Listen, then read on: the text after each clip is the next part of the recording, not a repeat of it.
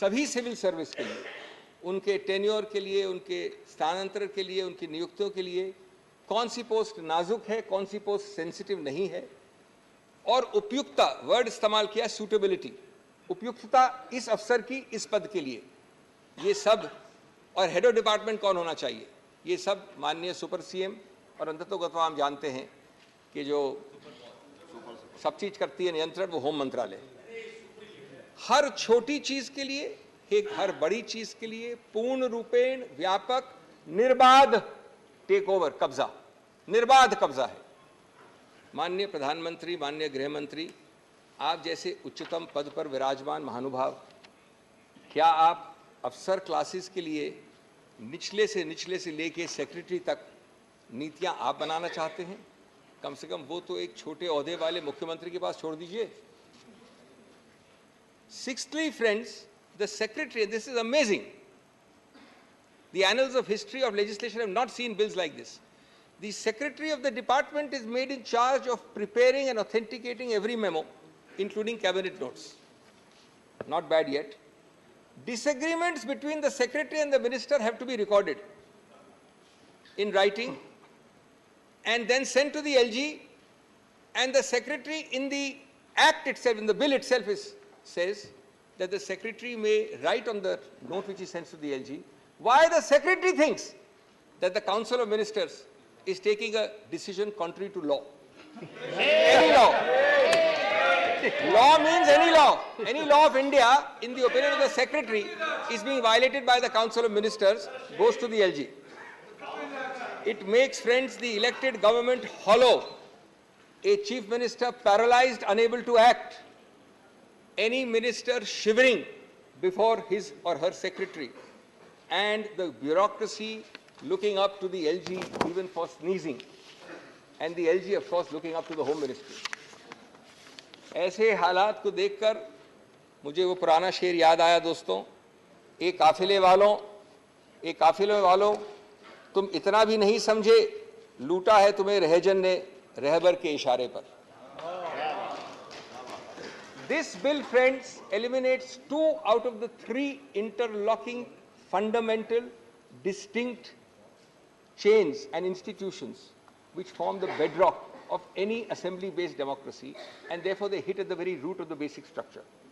These 3 interlocking chains, which are discussed in 10 paragraphs of the Supreme Court judgment, I wish somebody had read the judgment carefully before drafting the bill,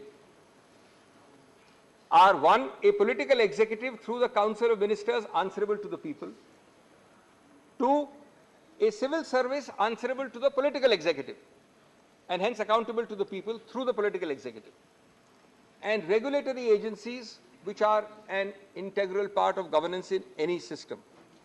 The bill simply eliminates number 2 and 3. Out of 3, it takes away 2.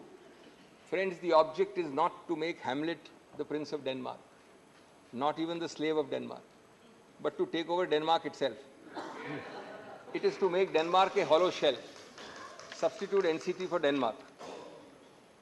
Its second impact is that it eliminates the accountability of the civil service completely. In doing so, it eliminates the very concept of Westminster-style democracy, which Delhi is supposed to be fully Westminster-style minus 3 subjects only. The civil service, friends, after this bill will jump, bend, crawl, answer at the behest of an external agency, be it the Home Ministry or the Super Chief Minister. There is not even a token diarchy of powers between the CM and the LG. It converts an impartial civil service into a dictatorial civil service. Shame. It gives a real example of that forgotten serial which I love to watch and all of you have watched. Yes, Minister. The civil servant is saying only no, Minister. Remember what Nehru said about the ICS. That time, Indian Civil Service says this is neither Indian nor civil, nor does it provide service. I'm not sure how accurately it will apply in 2023, but I think he came very close to it. एक म्यान में 2 तलवार नहीं है ये case. म्यान भी LG के पास है और तलवार भी केंद्र सरकार के पास है. मुख्यमंत्री एक कोने में खड़े होकर तमाशा देख सकते हैं सिर्फ. My third head of submission to this august House, friends, This bill seeks to amend the Constitution by an act of Parliament. The Constitution and the debates underlying it all wanted Delhi to have all powers minus 3. This bill adds a fourth to those 3, and it does it magically without a constitutional amendment. It is indeed magic, even if it is black magic, because you can amend a constitution without a constitutional amendment.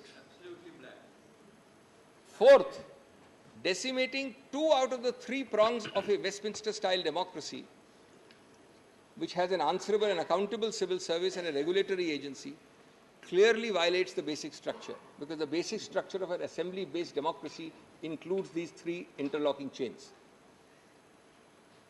I believe that that would be a very likely Supreme Court conclusion if at all this bill is passed. Fifthly, it also violates the basic structure in another manner. The principle of decentralized federal government that has already been a part of the basic structure from the days of Bombay in 1993, around the time, by the way, when 239AA was created.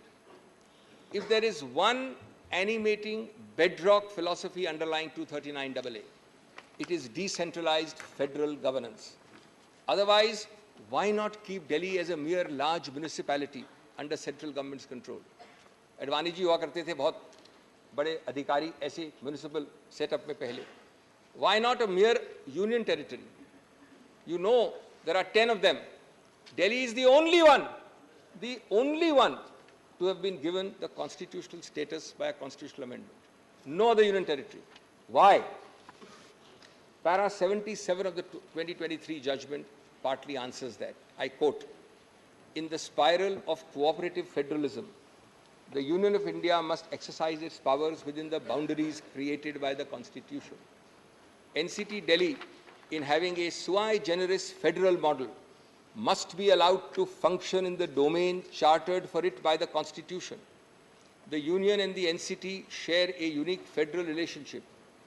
It does not mean that NCT is subsumed in the Union merely because it is not a state." ये मेरे शब्द नहीं हैं, ये उच्चतम न्यायालय के शब्द हैं. Friends, Delhi alone, out of 10 such territories, was given this constitutional status. Not only because federalism and the aspirations of the people of Delhi were recognized, but the idea was that you will not be able to amend it out of shape, out of character, without a constitutional amendment. You don't have it today. You have a statute. This arrogant government, and this is very interesting, this arrogant government first tried it by invading Delhi's special status in 2016 and 17. Forgotten now, by executive action without even a statute. We argued and we got a 2018 first Constitution Bench judgment which struck it down. It did it again by a second notification without a constitutional amendment and lost it, and the judgment came in 2023, few months ago. But friends, unfortunately there is no cap on deliberate foolishness. There is no bar to repetitive constitutional error. They have done this again. This time they've upgraded it from a notification to a statute, but still without a constitutional amendment. And even if this bill is passed, which I am sure it will not be, the result will be the same a third time. History will repeat itself. Friends, constitutional stupidity masquerading as power is by no means a new phenomenon, especially when reason falls on deaf ears. The result is always the same: जिहालत, हिमाकत और नफरत. संविधान का basic structure दोस्तों लम्हों की बात नहीं है, सदियों की बात है. और अगर संविधान को सदियां सुनेगी, लम्हे नहीं, तो हम सबका उत्तरदायित्व बनता है कि हम उस संविधान की आवाज की हिफाजत करें. क्योंकि अगर नहीं तो संविधान चीख चीख कर कहेगा मुझे लम्हे नहीं, सदियां सुनेंगी, हिफाजत से मेरी आवाज रखना. आज आप केंद्र में हैं, मैं आप पार्टी की बात नहीं कर रहा हूं, मैं बीजेपी की बात कर रहा हूं. आज आप ट्रेजरी बेंच में हैं, कल कोई और होगा. ये कायम रहेंगे कि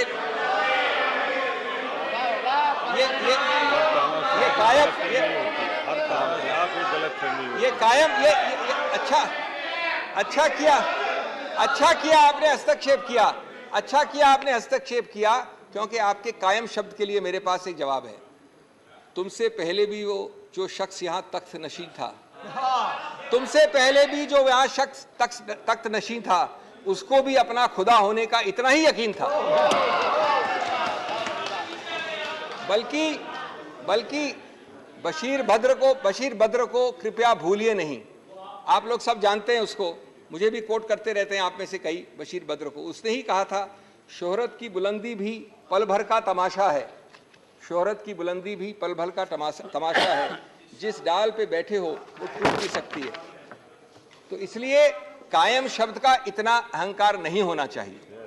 Sixthly, friends, let me read some seminal words in the 2023 judgment. Now, these are going to take a little bit of time. It's a longish quotation, but it's very important for this House. 10 paras, and I'm only reading selectively, of the Supreme Court. It's completely forgotten. I'll read a little quickly and fast. This is a unanimous judgment, not a single dissent. And these words have been ignored, and they are not my words. Even though it's long, pardon me, allow me to read it. It's the highest court of the country. In a democracy, each word I'm reading is a quotation, and I can assure you these words will come to haunt you. In a democracy, accountability lies with the people who are the ultimate sovereign. The cabinet, consisting of elected representatives, is collectively responsible for the proper administration of the country and is answerable to the legislature for its actions. The government is responsible for the decisions and policies of each of the ministers and of their departments. This creates a multi-linked chain of accountability, where the legislature is accountable to the people who elected them and the government is collectively responsible to the legislature. It's quite amazing. Collective responsibility is an important component of parliamentary democracies. The day-to-day decisions of the Council of Ministers are to be implemented by a neutral civil service under the administrative control of the ministers, in order to ensure that the functioning of the government reflects the preferences of the elected ministers and through them the will of the people. It is essential to scrutinize the link of accountability between the civil service professionals and the elected ministers who oversee them. Under the Westminster parliamentary democracy, civil service constitutes an important component of a triple chain of command that ensures democratic accountability. हर शब्द की धज्जियां उड़ा रहा है ये bill, हर शब्द की. The triple chain of command is as follows. Civil service officers are accountable to the ministers, ministers are accountable to parliament, and thirdly, parliament legislature is accountable to the electorate. An unaccountable and non-responsive civil service may pose a serious problem for governance in a democracy. It creates a possibility that the permanent executive, consisting of unelected civil service officers who play a decisive role in the implementation of government policy, may act in ways that disregard the will of the electorate. In a federal polity, a fundamental question which arises is which would be the more appropriate authority to whom the civil service officers would be accountable. Everything which the bill is saying is dealt with here. In a democratic form of government, only one more para is left, friends, the real power of administration must reside in the elected arm of the government, subject to the confines of the Constitution. A constitutionally entrenched and democratically elected government needs to have control over its administration.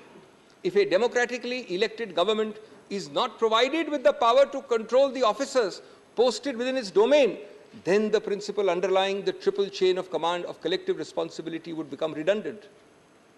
That is to say, if the government is not able to control and hold to account the officers posted in service, then its responsibility towards the legislature as well as the public is diluted.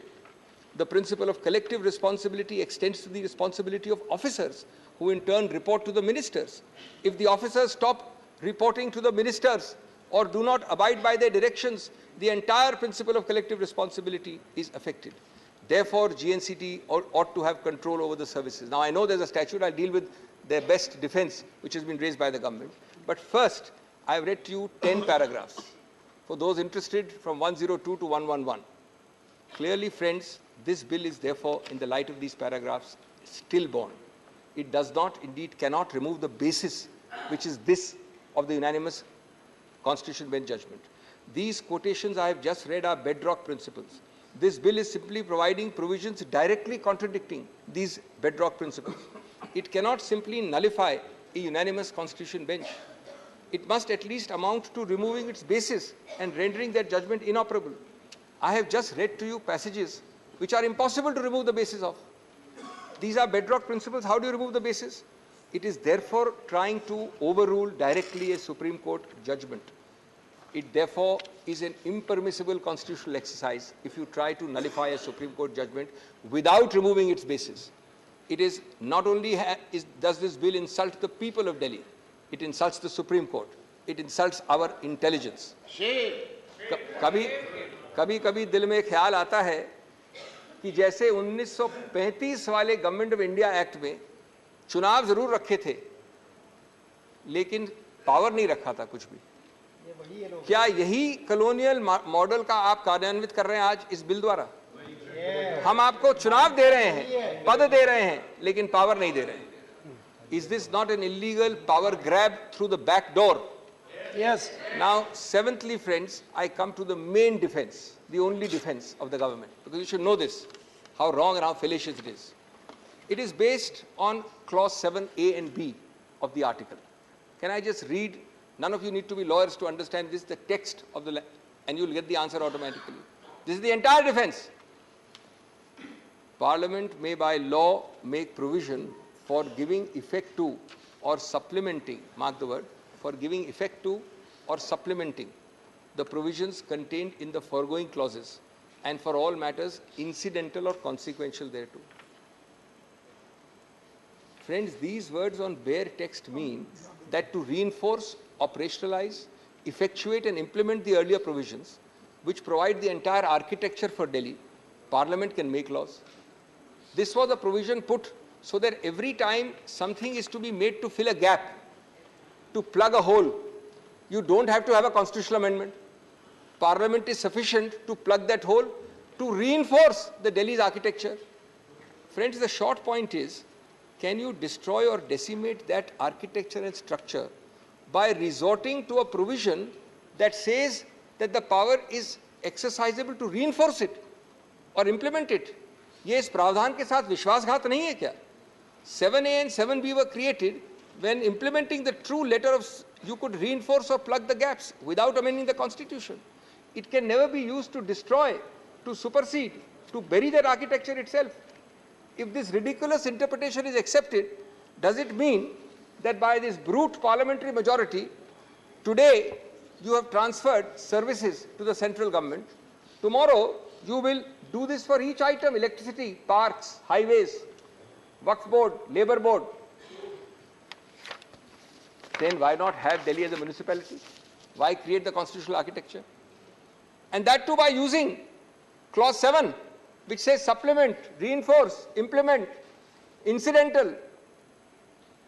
At the end of para 46 of the 23 judgment, which nobody appears to have read, as far as the bill makers are concerned, it says again, if we interpret the phrase insofar as such matter is applicable in a manner, insofar as such matter is applicable to union territories, in a manner to exclude a greater number of entries than what is already excluded, that is, in addition to 3, it will defeat the very purpose of granting a special status to NCT. This is the Supreme Court in para 46. In other words, friend, this government, like Alice in Wonderland, says words will mean what I say they will mean. That's their interpretation of 7. I will use 7 as a Brahmastra, not to supplement and implement 239AA, but to supplant it, to reduce it to vanishing point. The scalpel created to heal, to cauterize, to cure, to fill gaps, to make you more healthy, will now be used to stab and kill. Obviously, only Alice in Wonderland in this government is on the same page on this. दोस्तों, ये सब प्रावधान जैसे clause 7 है और इस तरह प्रकार के प्रावधान कई जगह होते हैं, आम चीज़ है। लोगों की आवाज़ को ज़्यादा सशक्त बनाने के लिए है, विकास और समृद्धि की गति और दिशा को प्रोत्साहित करने के लिए है, न कि वोट डालने वाली जनता को निहत्था बनाने के लिए, उसको बेबस करने के लिए। इस बिल ने ऐसे सभी उद्देश्यों को अपने माथे पे उल्टा करके रख दिया है। संविधान को इस प्रकार से विकृत करेंगे आप तो परवीन शाकर के शब्द पूरी तरह से लागू होंगे। ए मेरी गुलजमी तुझे चाह थी एक किताब की। अब संविधान वाली किताब की बात कर रहे हैं। ए मेरी गुलजमी तुझे चाह थी किताब की, अहले किताब का मगर क्या तूने हाल कर दिया। those in the treasury benches adopting this are actually distorting it out of recognition. The fundamental error of the central government and of the Honorable Home Ministry is to confuse the existence of power with the validity of its exercise. For the last several days, we've been hearing curtain raisers coming from the Home Ministry that we have the power. We are not talking about competence. The question is, if you have the power, its existence is subject to substantive limits. 3-4 minutes more. What you do not have is the power to cross the Lakshman Rekha, which this bill is designed to cross. The question of competence to pass a law, which I am not at all addressing here, is quite different from whether the law is a valid exercise of such competence. Not when it violates the basic structure, not when it violates substantive provisions. Friends, the bill is designed to violate specifically all those substantive limits. This is beyond the remit of any statutory bill.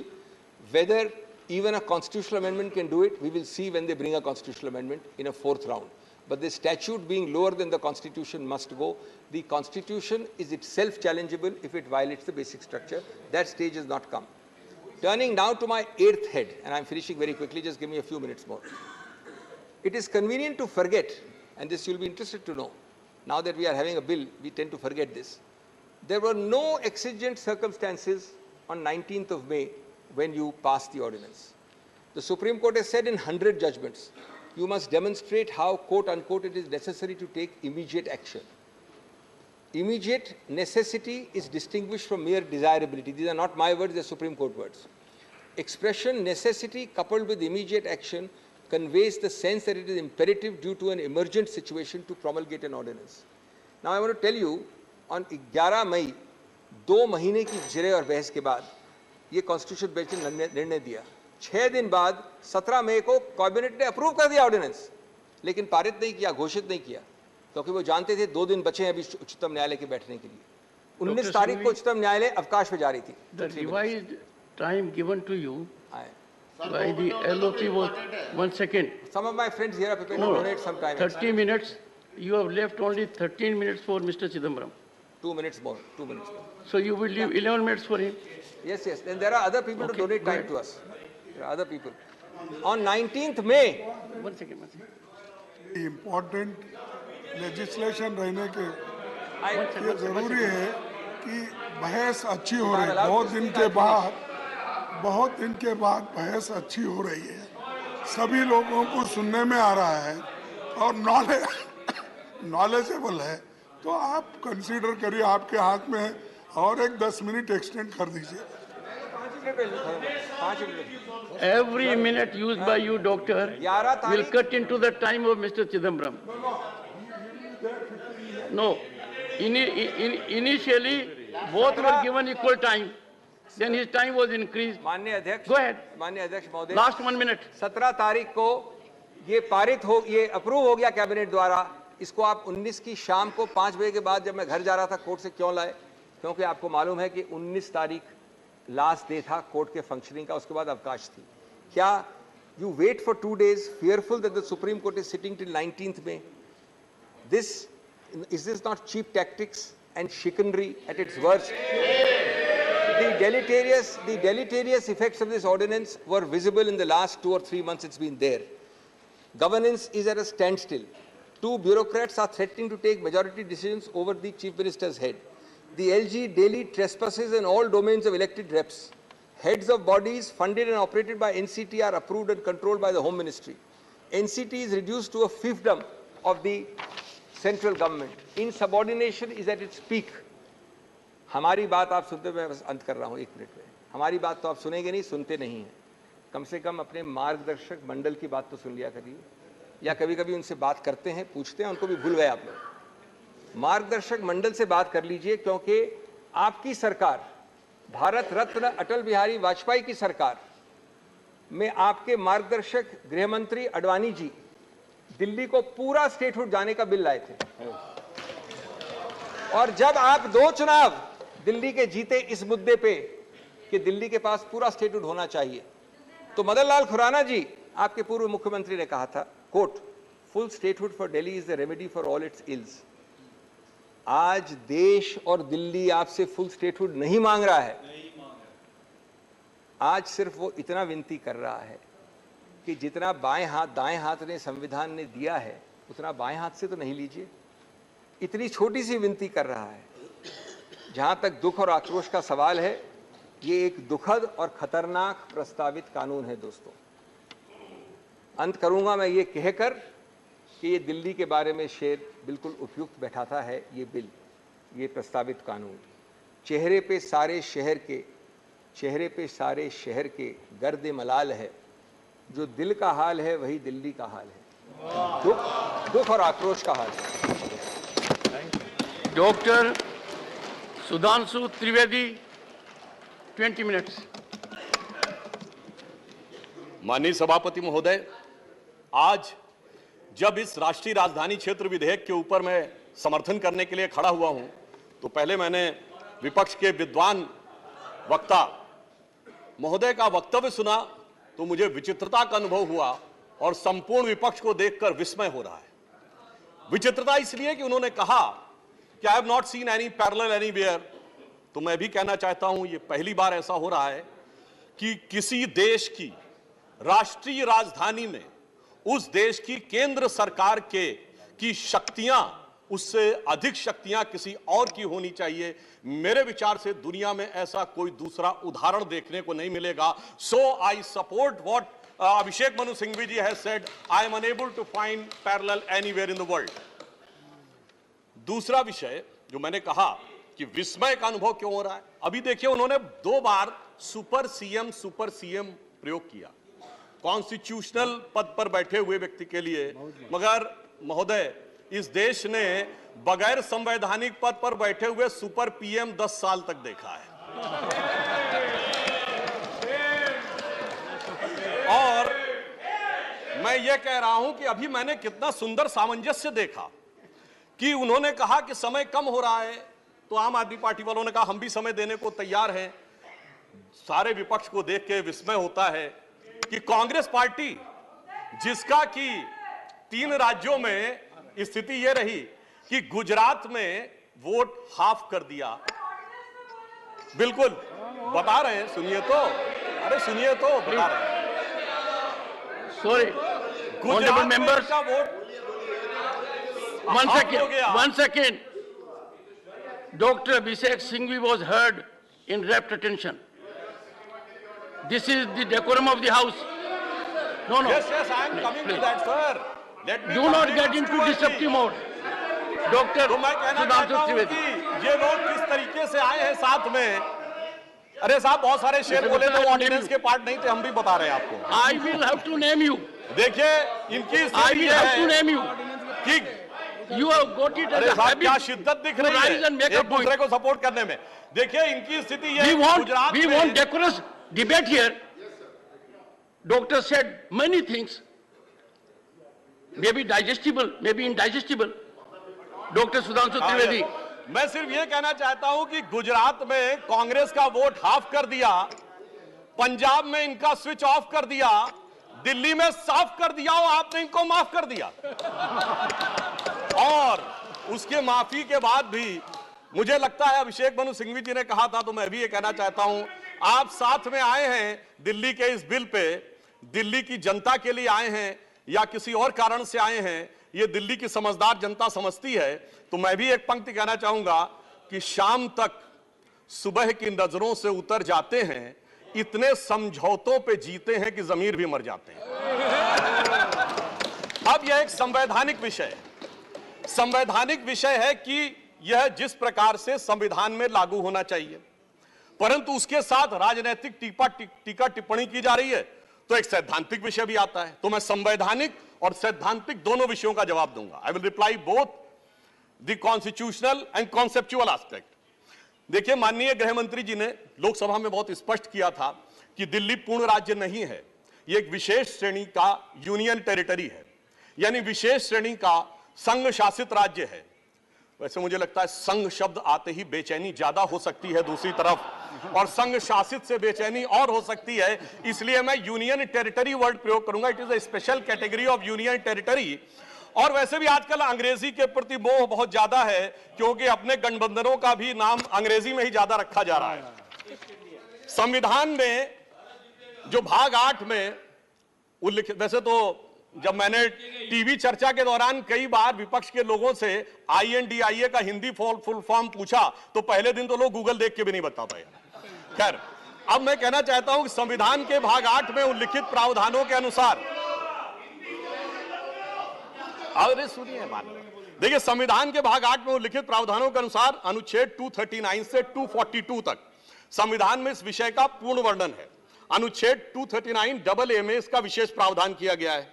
यदि उसके clause को 239 को देखें तो संसद को दिल्ली संघ राज्य यूनियन टेरिटरी से संबंधित किसी भी विषय पर कानून बनाने का पूरा अधिकार है। इसमें किसी भी प्रकार का कोई संशय नहीं है। सर्वोच्च न्यायालय के जिस निर्णय का बार बार उल्लेख किया जाता है और हमारे विरोधी उसको अपने हिसाब से प्रयोग करते हैं, उसमें भी बहुत साफ देख लें कि 105 पेज के उस निर्णय में कहीं पर भी सर्वोच्च न्यायालय ने संसद के द्वारा दिल्ली के बारे में कानून बनाए जाने के विषय के ऊपर किसी प्रकार की कोई टिप्पणी नहीं की है। इसके बाद भी न्यायालय के आदेश में पैरा 161 और 162 को कई बार उल्लेख किया जाता है, परंतु यदि पूरे संदर्भ में देखें तो पैरा 86, 95 और पैरा 164F को पढ़ें तो वहां पर संसद के द्वारा दिल्ली के संदर्भ में किसी भी विषय के ऊपर कानून बनाने की शक्तियों का विधिवत अनुमोदन है, कहीं पर निगेशन नहीं है। और स्पष्टता के साथ इसकी आवश्यकता क्यों थी? ताकि शासकीय आदेश को एक विधायी शक्ति भी मिल सके, एग्जीक्यूटिव ऑर्डर को एक लेजिस्लेटिव पावर भी मिल सके। इसलिए उस अस्पष्टता को दूर करने के लिए, to remove any an iota of suspicion, यह आवश्यक था। इसलिए मैं इस बिल का समर्थन करता हूं। अब कई बार लोग कहते हैं साहब अध्यादेश की आवश्यकता क्यों थी? वैसे तो माननीय गृह मंत्री जी ने भी इस विषय को लोकसभा में बताया था। अभिषेक मनु सिंघवी जी ने कहा कि 19 तारीख को अध्यादेश क्यों आया। शायद उन्हें ध्यान हो कि दिल्ली सरकार में जैसे ही चंद दिनों में ताकत मिली तो सबसे पहले किन फाइलों के बारे में, सतर्कता के साथ सतर्कता विभाग की फाइलों के बारे में कार्रवाई की गई। मीडिया में प्राप्त समाचारों के अनुसार सतर्कता सचिव ने यह रिपोर्ट किया कि रात 9 बजे मंत्री के द्वारा उनको कॉल किया गया, सुबह 3 बजे तक वह कार्रवाई चलती रही, 76 से अधिक फाइलें मंगाई गईं और उन्होंने उपराज्यपाल महोदय को यह आशंका भी व्यक्त की कि उसमें कई ऐसी फाइलें थीं जो कि गोपनीय थीं और उसके अनुसार उन फाइलों में किसी भी प्रकार की छेड़छाड़ भी संभव है। अब मुझे बहुत आश्चर्य होता है कि दिल्ली में बाढ़ आई तो दिल्ली फ्लड कंट्रोल अथॉरिटी की बैठक तो 2 साल से नहीं हुई, मगर विजिलेंस की फाइलें ओवरनाइट सर्च की गई। तो मेरे विचार से, और ये सर 16 और 17 मई की रात का था, तो मानी हुई बात है जब ऐसी परिस्थिति नजर आएगी तो उसके 1-2 दिन के अंदर अध्यादेश की आवश्यकता महसूस होगी। यहां मैं एक और बात भी कहना चाहता हूं कि ब्यूरोक्रेसी पर नियंत्रण की बात आम आदमी पार्टी की सरकार के द्वारा की जाती है, तो ये लोग तो अपनी एक पैरेलल ब्यूरोक्रेसी भी बना चुके हैं, क्योंकि अनेक प्रकार के समाचार पत्रों में आया है कि कई ऐसे लोग जो कि आम आदमी पार्टी के पदाधिकारी हैं, वो सरकारी पदों पर भी विद्यमान हैं और सरकारी पदों पर रहते हुए सरकारी शक्तियों का भी उपयोग कर रहे हैं। वैसे ये लोग बहुत दावा करते हैं कि उन्होंने बहुत सारी चीजें फ्री दिया, कुछ 100 रुपए दिल्ली की जनता को कुछ मामलों में फ्री मिला और अपने लोगों को कई मौकों पे, कई जगहों पे, दर्जनों से ऐसे लोग हैं जिनको लाख लाख 1.5 लाख की तनख्वाहें मिली। और यदि आरोपों को देखा जाए तो करोड़ों रुपए के घोटालों के आरोप हैं। एक कहावत होती है, माले मुफ्त दिले बेरहम। तो मैं कहना चाहूंगा इनकी तो स्थिति यह है कि माले मुफ्त दिले बेरहम, दिल्ली पे सितम और करोड़ों हजम। अब एक और बात जो ब्यूरोक्रेसी के नियंत्रण की बात है, तो मैं ध्यान दिलाना चाहता हूं, इस दिल्ली प्रदेश में एकमात्र ऐसा प्रकरण हुआ जो पूरे देश के इतिहास में बहुत विचित्र था कि दिल्ली के मुख्य सचिव ने दिल्ली के मुख्यमंत्री आवास के अंदर अपने साथ मैन हैंडलिंग का आरोप लगाया। मेरे विचार से पूरे भारत के इतिहास में ऐसा कोई उदाहरण नहीं होगा कि इस प्रकार की बात, इस प्रकार का आरोप लगा हो और वह भी मुख्यमंत्री की उपस्थिति में लगा हो। यह दर्शाता है कि ब्यूरोक्रेसी को नियंत्रण करने की जो छटपटाहट है उसमें वास्तविकता में वो फितरत क्या है। और मैं एक टेक्निकल पॉइंट कहना चाहता हूं, दिल्ली का कोई स्टेट कैडर नहीं है, जैसे राज्यों का कैडर होता है, तो राज्य का मुख्यमंत्री उस कैडर को नियंत्रित करता है।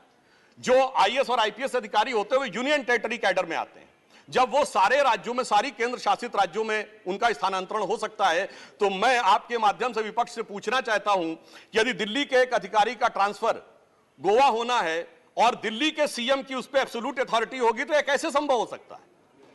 इसलिए यह आवश्यक है कि इस विषय के ऊपर केंद्र सरकार की शक्तियां परिभाषित हो।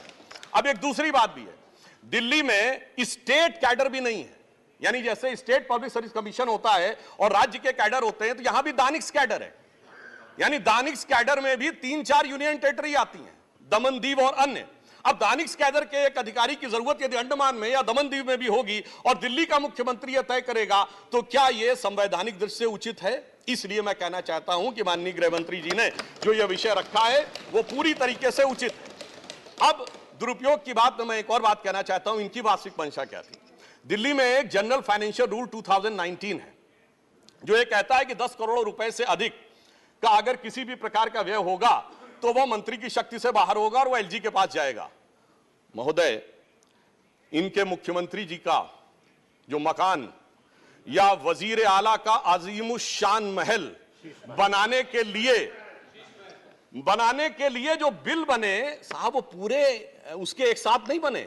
10 करोड़ से कम के 8.5, 8, 7.5, 9 करोड़ रुपए के डिफरेंट बिल बने, और एक मद ऐसा है जिसमें कि मुख्यमंत्री कार्यालय के कर्मचारियों के लिए, महोदय जानते कितने का बिल बना? 9.99 करोड़, यानी 0.01 से कैसे बचा जा सकता है कि टेंडर न करना पड़े, मन मुताबिक खर्चे कर लिए जाएं।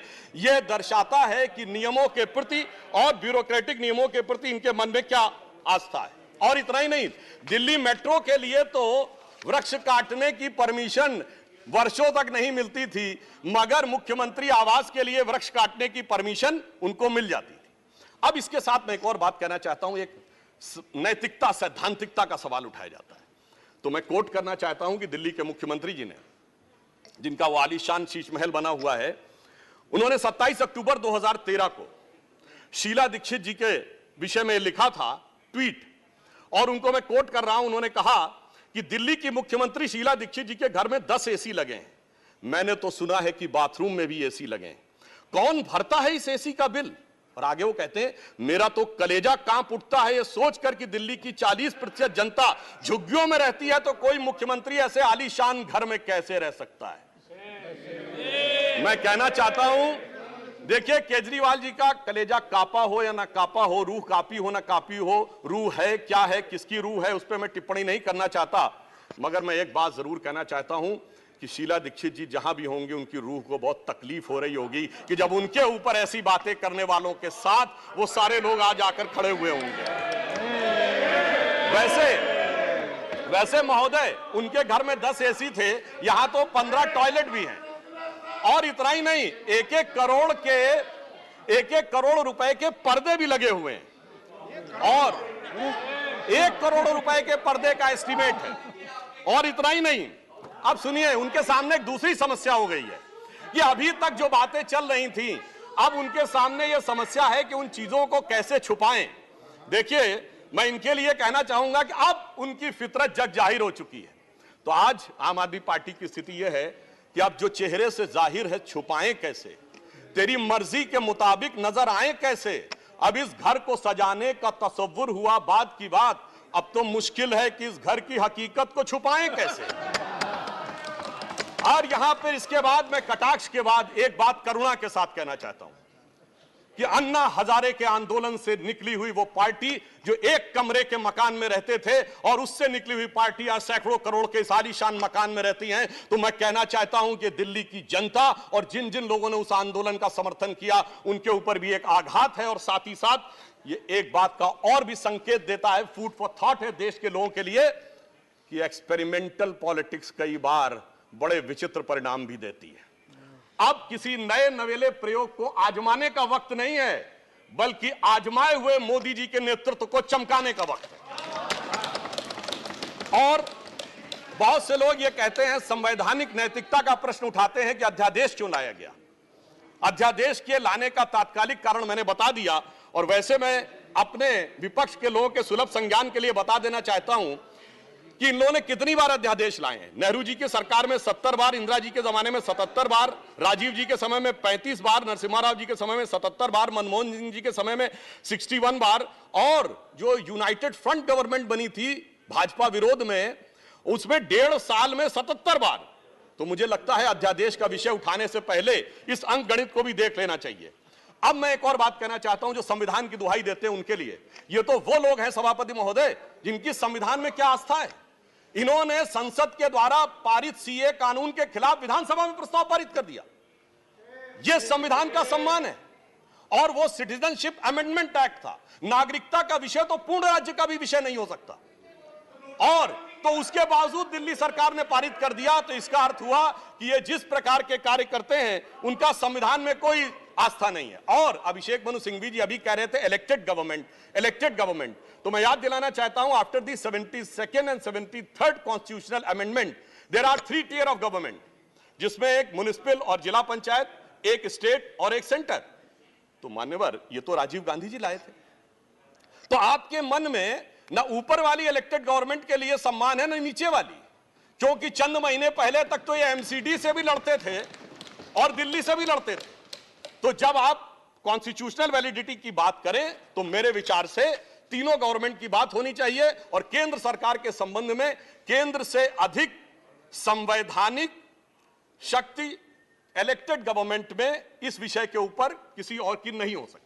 और मैं एक और बात वेदना के साथ कहना चाहूंगा, ये तो वो लोग हैं जिन्होंने गणतंत्र दिवस की परेड पर भी संवैधानिकता की बात करते हैं, जिस दिन संविधान लागू हुआ उसकी पूर्व संध्या पे प्रदर्शन किया था।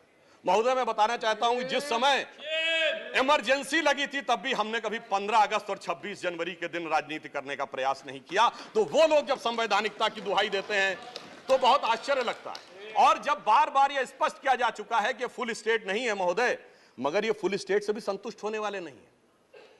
इन्हें तो सुपर स्टेट चाहिए, और फुल स्टेट से सुपर स्टेट की दौड़ में मुझे डर इस बात का है कि मेंटल स्टेट में भी ना पहुंच जाएं कहीं, तो कोई आश्चर्य की बात नहीं हो सकती है। और यह बात इसलिए कह सकते हैं कि 49 दिनों की वो सरकार, जब कांग्रेस पार्टी ने इनकी पालकी ढोकर सत्ता की दहलीज पहली बार पार कराई थी, उसके द्वारा अगर आप पारित इनका लोकपाल विधेयक देख लें तो उसमें संसद और सुप्रीम कोर्ट और जाने क्या क्या सारी चीजों को एक में मिला लिया गया था। और मैं एक बात और कहना चाहता हूं, ये तो वो पार्टी देश का संविधान छोड़िए, अपनी पार्टी के संविधान में आस्था नहीं रखती। जब आम आदमी पार्टी बनी थी तो उसके संविधान में व्यवस्था थी कि उनका अध्यक्ष या संयोजक 3 वर्ष के लिए होगा और अधिकतम 2 बार होगा। मगर जो मीडिया में प्राप्त समाचारों के अनुसार 3 साल पहले उन्होंने वो संविधान में चेंज कर दिया, यानी अब जीवन पर्यंत या अपनी इच्छा के प्रसाद पर्यंत केजरीवाल जी इस विषय के ऊपर रह सकते हैं। तो मैंने इसलिए कहा ना, अपने संविधान के बारे में बात करिए। और मैं यह भी कहना चाहता हूं कि इन्होंने अपनी कार्यकारिणी में ऐसे भी प्रस्ताव पारित किए हैं संविधान के संदर्भ में कि साहब इनके यहां परिवार के भी कितने लोग काम कर सकते हैं, जो मेरे विचार से बड़ी बड़ी परिवार वाली पार्टियों ने भी कभी अपने पार्टी के प्रस्तावों में इन प्रस्तावों को नहीं पारित किया होगा। और मैं ये भी कहना चाहता हूं कि बहुत आश्चर्य लगता था कि जब ये इंडिया अगेंस्ट करप्शन के स्वरूप से आगे बढ़े थे, तब एक ही पंक्ति में बता देना चाहता हूं, क्योंकि जब आप इसकी बात करते तो क्या क्या नहीं था, कहां से बात शुरू हुई थी। हम राजनीति में नहीं आएंगे, फिर कसम खाते कांग्रेस का साथ नहीं लेंगे, फिर उसके बाद बंगला नहीं लेंगे, फिर शपथ खाते गाड़ी नहीं लेंगे, फिर शपथ खाते सुरक्षा नहीं लेंगे, और आज स्थिति यह है। मैं सिर्फ यह कहना चाहता हूं कि जितनी बातें ये कहते थे वो सारी चीजें आवश्यक हैं, मगर यह दर्शाता है, क्योंकि मैं किसी की सुरक्षा के प्रति खिलवाड़ करने की बात नहीं करता। पंजाब जैसा राज्य संवेदनशील है, वहां के मुख्यमंत्री के पास सुरक्षा होनी चाहिए। परंतु मैं सिर्फ यह कहना चाहता हूं कि यह इस बात में जो कहना चाहते हैं कि इन्होंने कितना बदलाव किया है मान्यवर, इसलिए कभी कभी इनके 10 वर्ष के अंदर चरित्र में इतना बदलाव, ये कहते सबसे जल्दी सत्ता में आए। महोदय, मैं कहना चाहता हूं भारतीय जनता पार्टी और जनसंघ, हम 1951 बने, हमने 72 साल में कभी कांग्रेस से समझौता नहीं किया, इन्होंने 72 दिन में समझौता किया, तब ये सत्ता में आए। और इसलिए आज दिल्ली की जनता अपने को ठगा हुआ महसूस करती है। और शायद दिल्ली के लोग ये कह रहे होंगे कि मैं समझता था वो कितने मासूम थे, क्या से क्या हो गए देखते देखते। जिनको पत्थर से हमने बनाया सनम, वो खुदा हो गए देखते देखते। और मैं एक और बात भी कहना चाहता हूं संक्षेप में। मेरे विचार से इनको अध्यादेश पढ़ना चाहिए, संविधान पढ़ना चाहिए और दिल्ली का अधिनियम पढ़ना चाहिए, क्योंकि अपने को कहते हैं सबसे पढ़े लिखे मुख्यमंत्री। तो मैं ये भी बताना चाहता हूं कि ये सबसे पढ़े लिखे मुख्यमंत्री जो अपने को सबसे हाई क्वालिफिकेशन का नाज रखते हैं, 2-3 उदाहरण उनके ही बता देना चाहता हूं। जिस समय कोविड की वेव चरम के ऊपर थी, तब इन्होंने क्या कहा? इन्होंने कहा कोविड वैक्सीन का फार्मूला सारी कंपनियों को क्यों नहीं दे दिया जाता? मान्यवर, कोविड वैक्सीन तो छोड़िए, पैरासीटामोल जैसी जो दवा भी अमेरिका ने उस समय हमसे मंगाई थी। अब कोई पढ़ा लिखा व्यक्ति ये कह सकता है कि वो चूरन की तरह फार्मूला सबको दे दिया जाए? तो कभी कहते हैं कि यूट्यूब के ऊपर फिल्म क्यों नहीं लाद दी जाती है? अरे भाई, वो सरकार का अधिकार का क्षेत्र नहीं है। और फिर इतना ही नहीं, सिंगापुर में इनको बुलाया, इनविटेशन आता मेयर्स कॉन्फ्रेंस का, तो मुख्यमंत्री होते हुए जाना चाहते हैं। तो मेरे विचार से कम इनको थोड़ा पढ़ना लिखना चाहिए। और एक पढ़ने लिखने पे एक तथ्य मैं जरूर बताना चाहूंगा। जब न्यूयॉर्क टाइम्स अखबार में इनकी तारीफ निकली थी, तो इनके मुंह से निकल गया था कि दुनिया का सबसे बड़ा अखबार, और उसमें इतनी तारीफ निकलवाना आसान नहीं है। वैसे निकलवाना शब्द निकल गया था। मगर मैं पढ़े लिखे मुख्यमंत्री को यह भी बताना चाहता हूं महोदय कि न्यूयॉर्क टाइम्स दुनिया का सबसे बड़ा अखबार नहीं है, वो है यमुनी शिंबुन जापान का। अमेरिका का भी सबसे बड़ा अखबार वो नहीं है, वो यूएसए टुडे। और इतना ये समझिए, इतना ही नहीं, भारत का times of India, Dainik Bhaskar, और वो भी उनसे अधिक हैं। तो मैं सिर्फ ये बताता हूं, अरे भाई, जिस अखबार का नाम लेते हैं, कम से कम उनको तो पढ़ लेना चाहिए था। मैं आपको अधिक समय न लेते हुए मैं सिर्फ ये कहना चाह रहा हूं महोदय कि इनको ना पढ़ाई से मतलब है, इन्हें ना पढ़ाई से मतलब है, न लिखाई से मतलब है, इन्हें तो बस कमाई से मतलब है, और वो भी ऊपर वाली कमाई से। और अंत में मैं कहना चाहता हूं सर, अंत में एक लाइन और कहना चाहता हूं कि आज सब लोग मिले, आम आदमी पार्टी और कांग्रेस एक साथ मिले, भारत की सबसे पुरानी पार्टी, पुरानी धुरानी पार्टी, नई पार्टी, नई नवेली पार्टी, अजब अलबेली पार्टी, सब मिलकर एक हो गए। मगर प्राप्त क्या किया? दोनों ने सिद्धांतों से समझौता किया, और कांग्रेस ने भी इतना सयाना दांव चला कि इन्होंने अगर उनका हाथ पकड़ के दिल्ली अध्यादेश पर समर्थन लिया हो तो अविश्वास प्रस्ताव ले आए, लीड उनको मिल गई।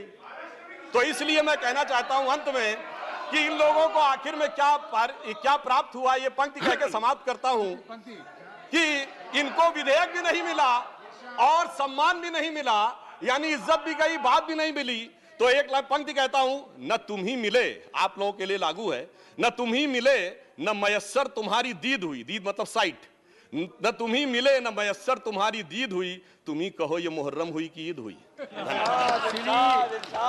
सुखेंदु शेखर रे, श्री सुखेंदु शेखर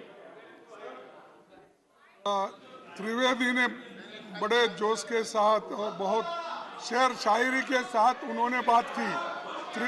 त्रिवेदी ने शेर शायरी के साथ बहुत लंबी तकरीर की। अगर उसको उत्तर हमारे पास चतुर्वेदी है, अगर आप त्रिवेदी है तो हमारे पास चतुर्वेदी है। माननीय प्रतिपक्ष के नेताजी, नहीं, डॉक्टर अभिषेक सिंघवी ने कवि का काम ज्यादा किया, वकील का कम किया। कितना कवि का काम आपने किया। श्री सुखेंदु शेखर रे, 9 minutes. Thank you. I am not going to make a political speech because the matter relates to a very important bill relating to National Capital Territory of Delhi. Sir, there is no sound from this microphone. I cannot shout. No volume. Volume, sir. No volume here. I can hear. But I cannot shout, sir. I cannot hear. There is no feedback. No feedback to my ear. Yes, some problem, sir. Good. Some problem. As I have stated, that I am not going to make any political statement, but my submission shall be confined within the parameters of this bill. On 19th of May this year, the Honorable President of India promulgated the Government of National Capital Territory of Delhi Amendment Ordinance 2023, which negates a Constitution bench judgment of the Supreme Court dated 11th May 2023 that brought services under GNCTD. There could be some symbolism in the ordinance being promulgated in the middle of the night, as already stated by some of my colleagues, just a few hours after the Supreme Court closed for summer vacation. But I am not on that. Meanwhile, the ordinance has been challenged in the Supreme Court, and the matter has since referred to a constitution bench. During the pendency of the matter before a constitution bench of the highest court of the land, the government has introduced this present bill to repeal the ordinance and for further amending the GNCT Act 1991.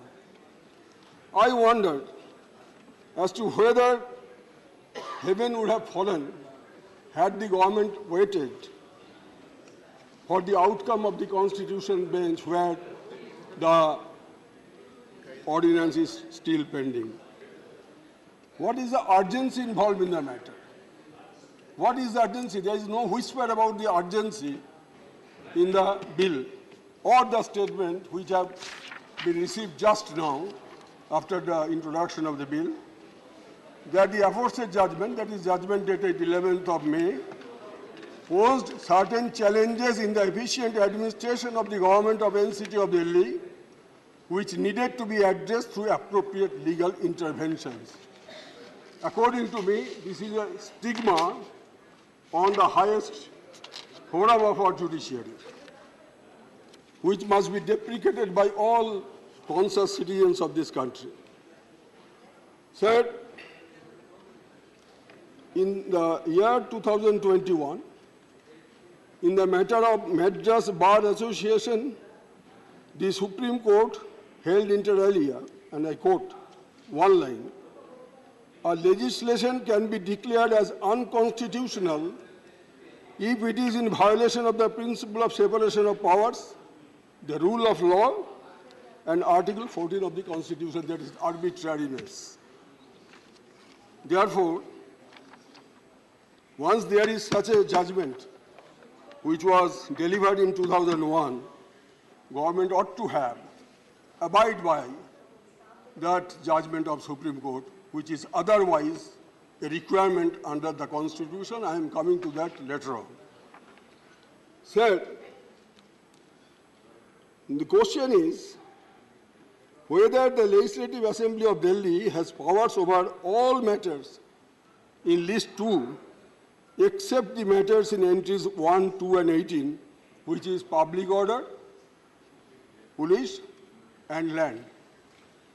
In apparent defiance of the 11th May judgment, this bill seeks to amend the GNCT Act for abridgment of the powers conferred upon the GNCTD legislation by the Constitution, because the entry number 41 is sought to be taken away, is sought to be inserted through this bill, so 3 will be 4, rightly pointed out by our senior counsel, Mr.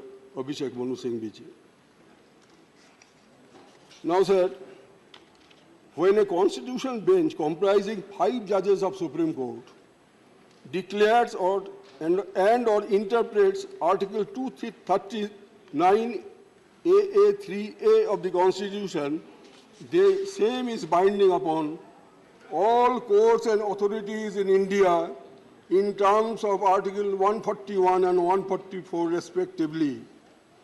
Neither Article 239 AA3A nor Articles 141 and 144 can be negated without a constitutional amendment. I repeat, without a constitutional amendment, this cannot be done. And if at all, the government brings, subsequently will have to bring, if they wish, because this legislation will be declared null and void. As a student of law, I understand. It will be done. But if the government at all in future brings a constitutional amendment bill, that will also hit by the principle of separation of powers, and federalism, which are the basic structures of the Constitution that was held by the Supreme Court right from the Keshavananda Bharati case till Minerva Mill case.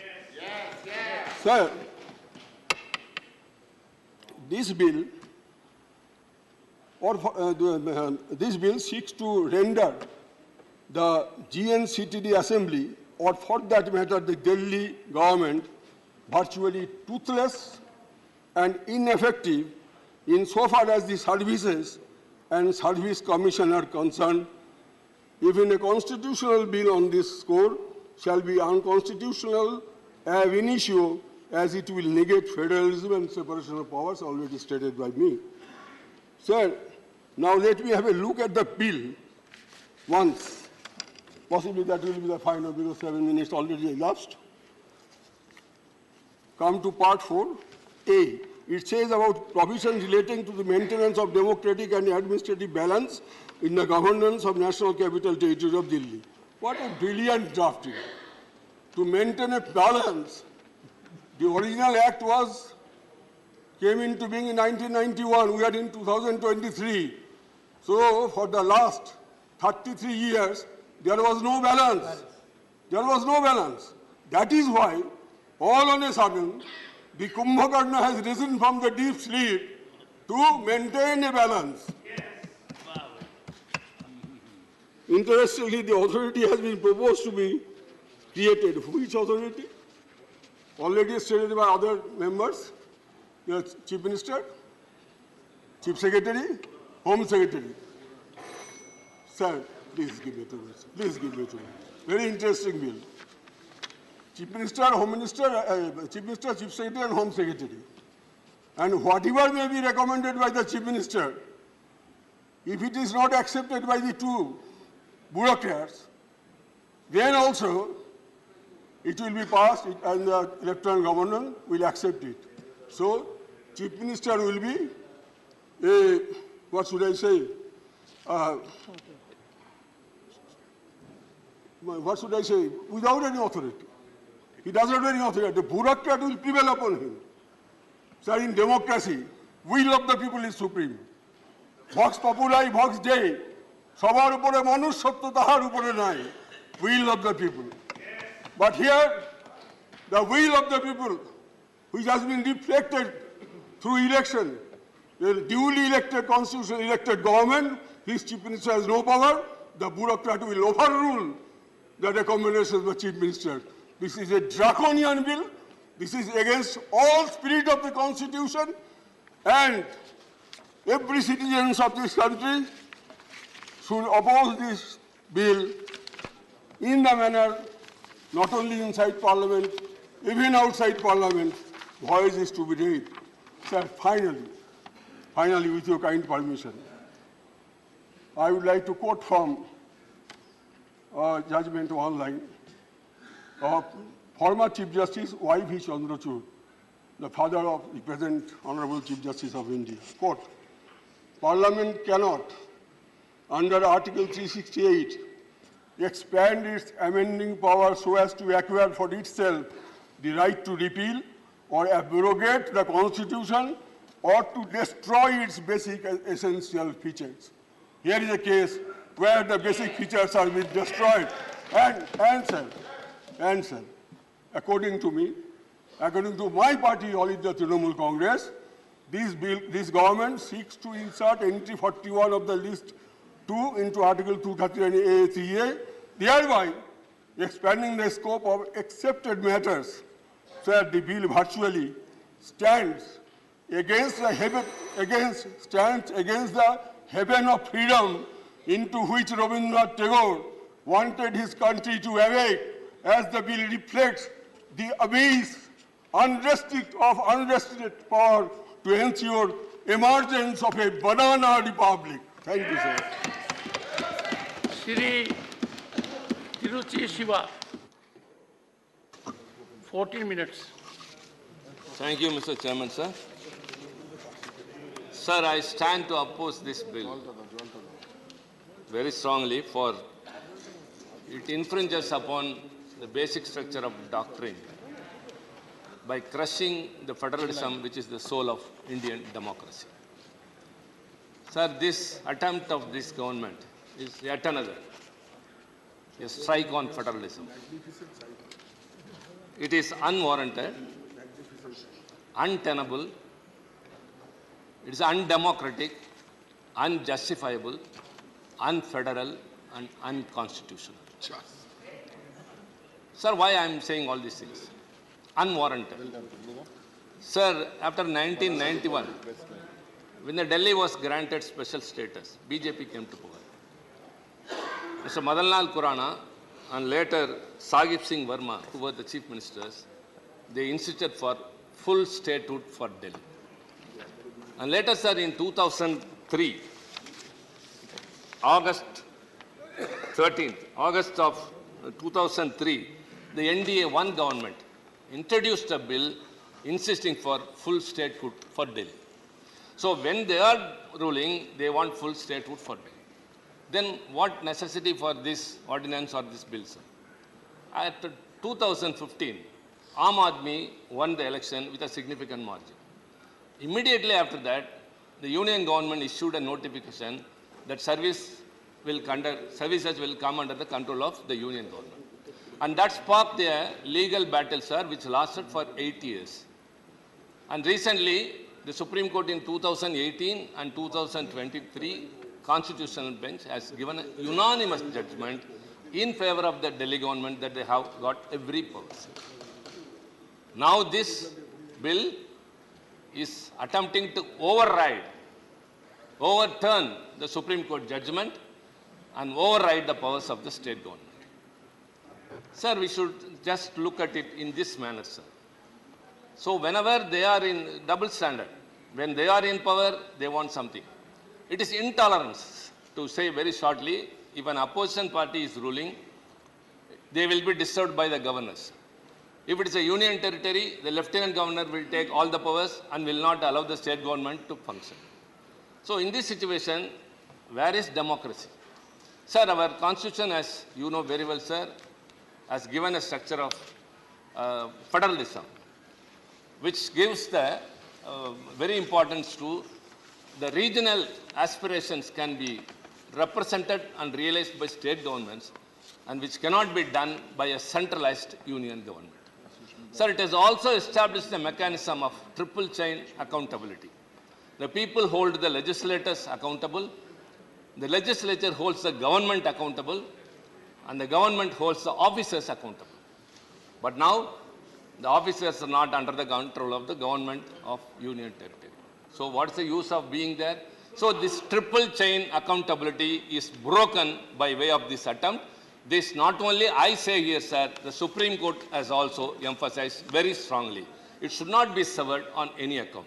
Sir, now coming detail into the bill. Why we are opposing? What are the contentious issues? What are the reservations we have? All others have spoken, sir, but we have to enlighten it.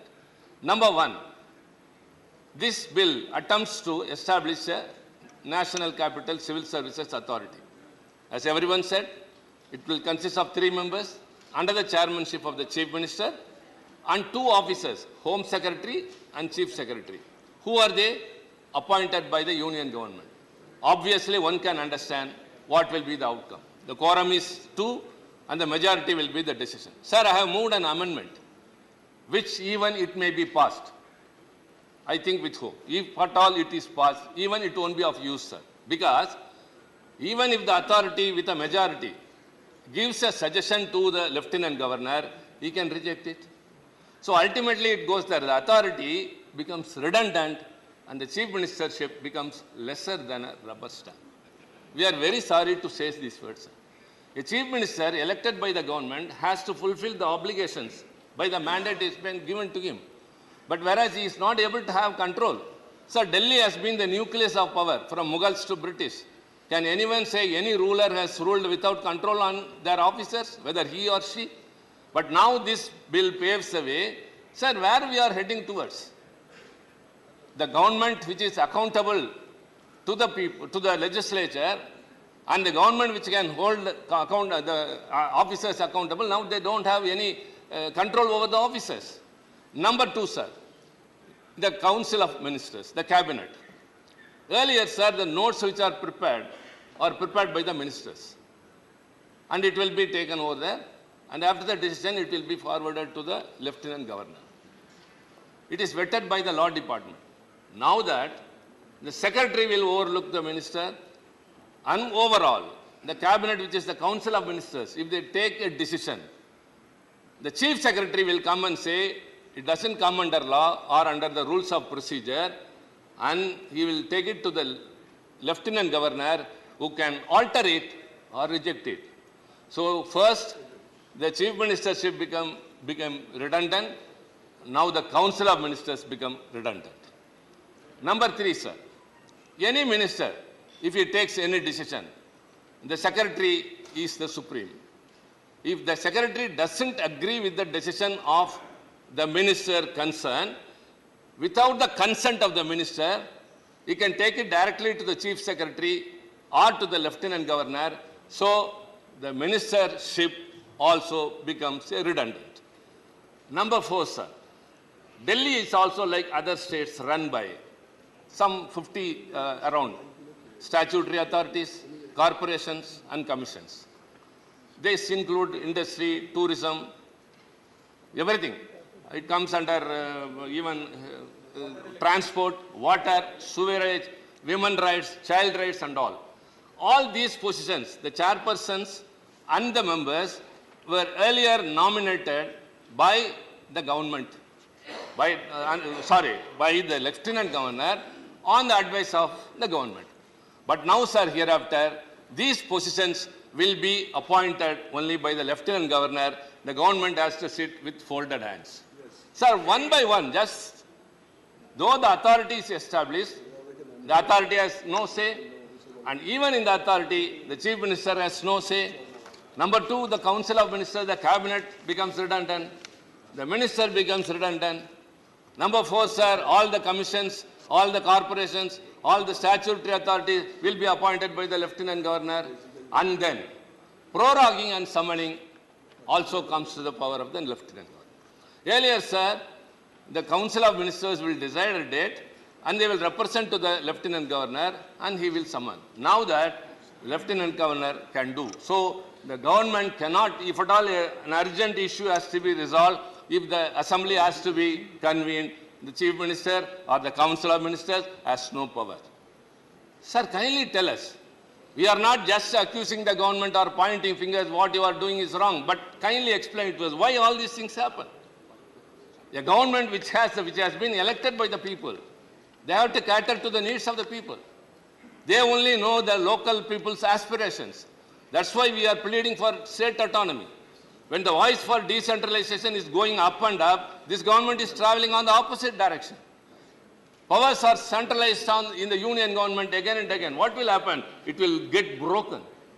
Sir, India, which is known for federalism, sir, everything is under threat now. Secularism is under threat now.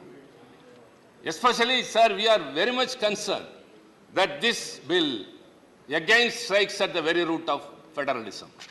Sir, let me quote Dr. Baba Saheb Ambedkar. Ambedkar, in November 4, 1948, this bill disregards the constitutional morality. That's what I'm trying to drive at. Dr. Ambedkar on November 4, 1948 in the Constituent Assembly, quote, while everybody recognizes the diffusion of constitutional morality for the peaceful working of a democratic constitution, there are two things interconnected with it, which are not, unfortunately, generally recognized. One is that the form of administration has a connection with the form of the Constitution. The other is that it is perfectly possible to pervert the Constitution. Sir, underscore. The other is that it is perfectly possible to pervert the Constitution without changing its form by merely changing the form of administration and to make it inconsistent and opposed to the spirit of the Constitution. Sir, it is not a statement by Tiruchi Siva. It is Dr. Ambedkar in the Constituent Assembly. And emphasizing that, the Supreme Court, in its judgment in 2018, refers to the Constitution in these words, quote, "Constitutional morality is that fulcrum which acts as an essential check upon the high functionaries and citizens alike, as experience has shown that unbridled power without any checks and balances would result in a despotic and tyrannical situation which is antithetical to the very idea of democracy." Sir, what is going on now? Unbridled powers without any checks. Everything is taken over. Sir, we are told now and then, again and again, many a time, that many of the acts that has been enacted during this regime, sir, are transgressing into the powers of the state governments. It is taking away the powers of the state governments. All are heaped with the union government. So this is what the Supreme Court has also said, unbridled power with no checks and balances.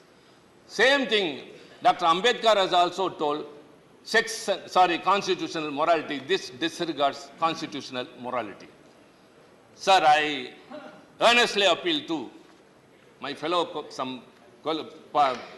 colleagues of some political parties who may support the government's decision. My earnest appeal, as Mr. Singhvi told, sir, we are living in an area where there are 100 huts, all thatched roofs.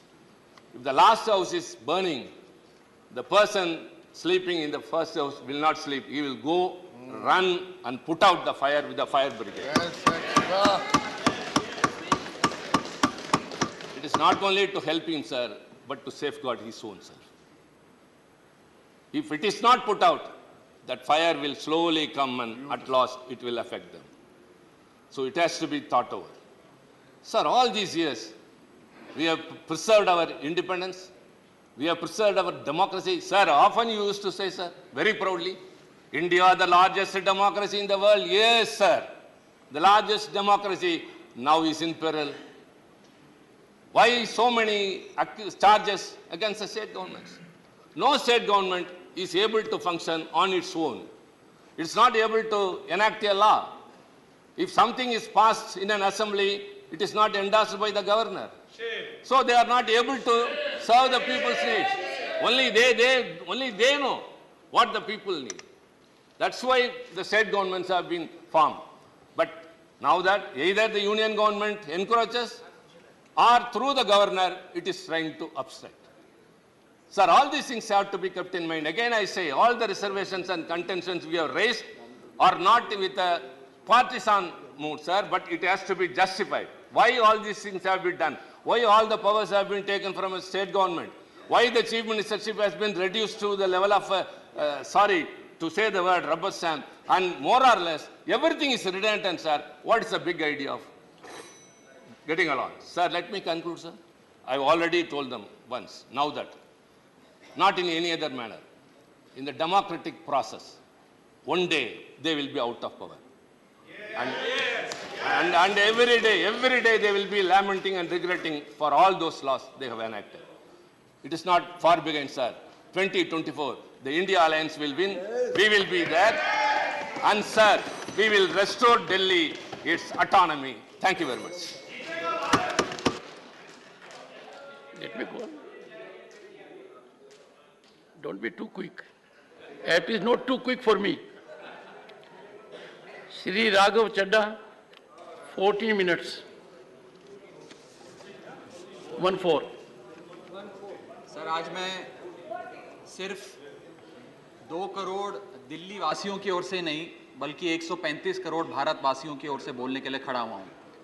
Sir, इससे ज़्यादा असंवैधानिक, गैर कानूनी कागज़ का टुकड़ा एक bill के माध्यम से शायद ही आज से पहले कभी संसद भवन के भीतर लाया गया होगा। और अपना वक्तव्य शुरू करने से पहले मैं महाभारत के एक अंश का वर्णन करना चाहूँगा, जिसे रामधारी सिंह दिनकर ने एक बहुत ही महत्वपूर्ण कविता में लिखकर बताया है, जिसमें भगवान श्री कृष्ण एक शांति दूत बन के पांडवों की ओर से हस्तिनापुर जाते हैं शांति का प्रस्ताव लेकर।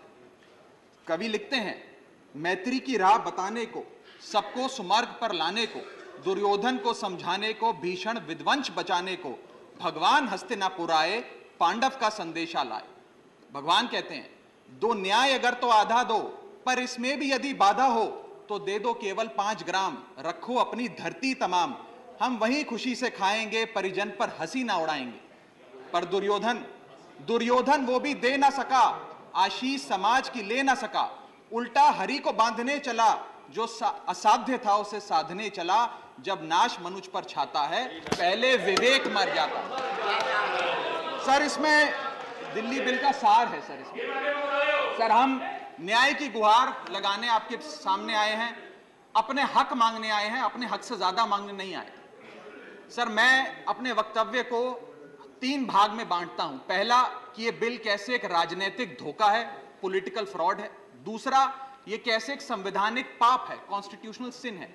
और तीसरा कि ये एडमिनिस्ट्रेटिव लॉकजैम यानी कि प्रशासनिक गतिरोध दिल्ली में कैसे पैदा कर देता है।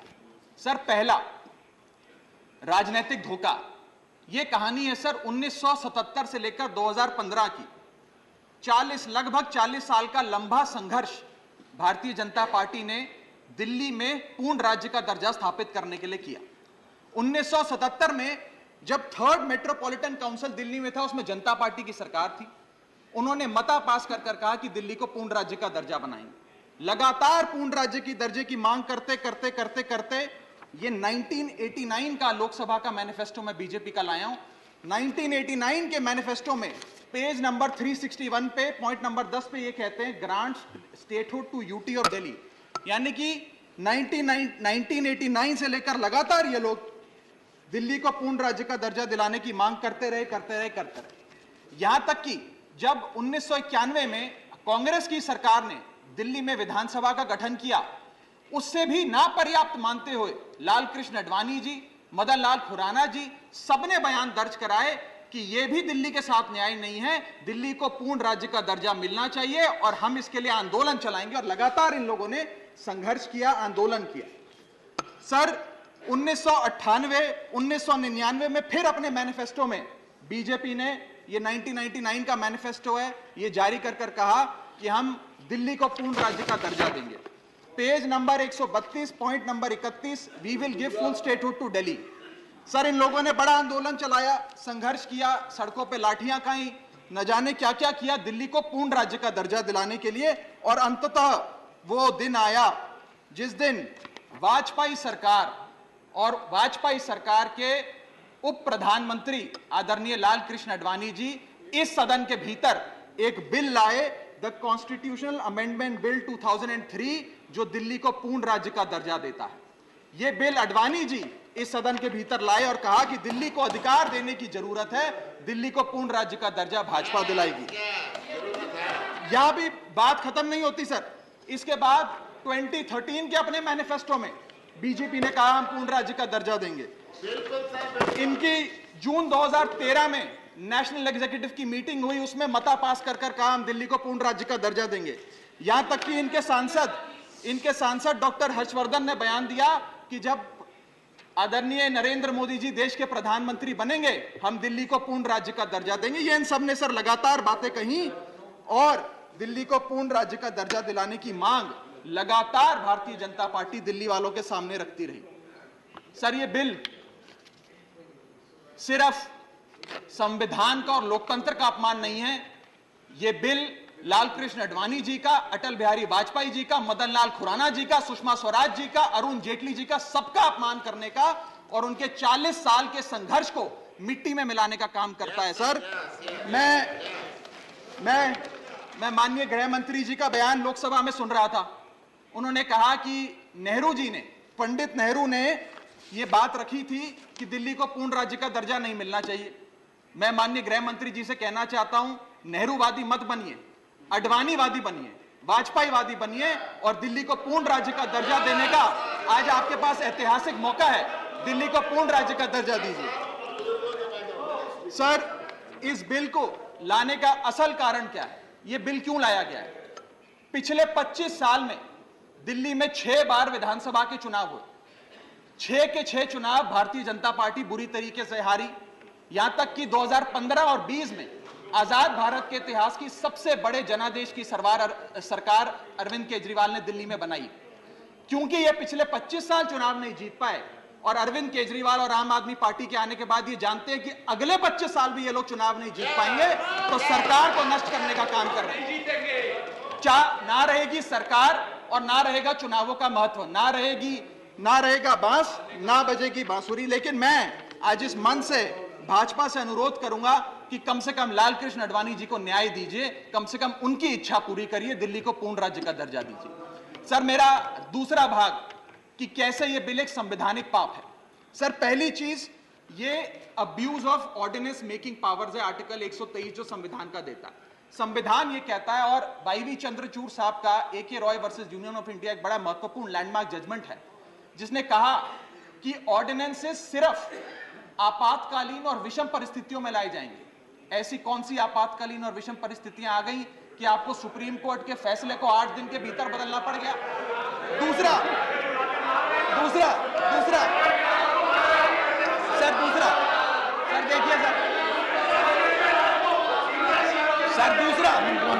सुप्रीम कोर्ट की दूसरा बिंदु, यह सुप्रीम कोर्ट का अपमान है। सुप्रीम कोर्ट के फैसले को 8 दिन के भीतर 5 जजों के संवैधानिक पीठ के सर्वसम्मति के फैसले को बदल के आज भारतीय जनता पार्टी ने एक मैसेज दिया है कि हम सुप्रीम कोर्ट को भी चैलेंज करते हैं, सुप्रीम कोर्ट के फैसले को भी नहीं मांगते, आपको जो ऑर्डर जारी करना है करो, हम चंद दिनों के अंदर ऑर्डिनेंस लाकर उस फैसले को बदल देंगे। They have challenged the majesty of the honourable supreme court sir. और मैं आपको ये कहना चाहता हूं कि आजकल जो ऑर्डिनेंस लाने की जो एक फेटिश इस सरकार ने देखी, चाहे वो लैंड एक्विजिशन बिल हो, चाहे वो फार्म बिल हो, चाहे ईडी के डायरेक्टर का एक्सटेंशन हो, जो ये सारी चीजें ऑर्डिनेंसेस के माध्यम से इन्होंने करी थी, इस बिल का हश्र भी वही होगा जो सारे पुराने बिलों का हुआ था। सर, थर्ड बिंदु कि कैसे ये बिल संघीय ढांचे को एरोड करता है। हमारा भारत का संविधान और सुप्रीम कोर्ट का 2023 का 2018 का संवैधानिक पीठ का फैसला कहता है कि दिल्ली के पास एक यूनिक फेडरल आइडेंटिटी है, यूनिक कॉन्स्टिट्यूशनल आइडेंटिटी है, और भारत का संविधान जो हमें संघीय ढांचा देता है, जो शक्तियां देता है, उन शक्तियों को एनक्रोच करने का काम यह सरकार करती है, हमसे अफसरशाही और तमाम शक्तियां छीनकर। मैं आपको सुप्रीम कोर्ट का वो एक वाक्य पढ़ के सुनाना चाहूंगा।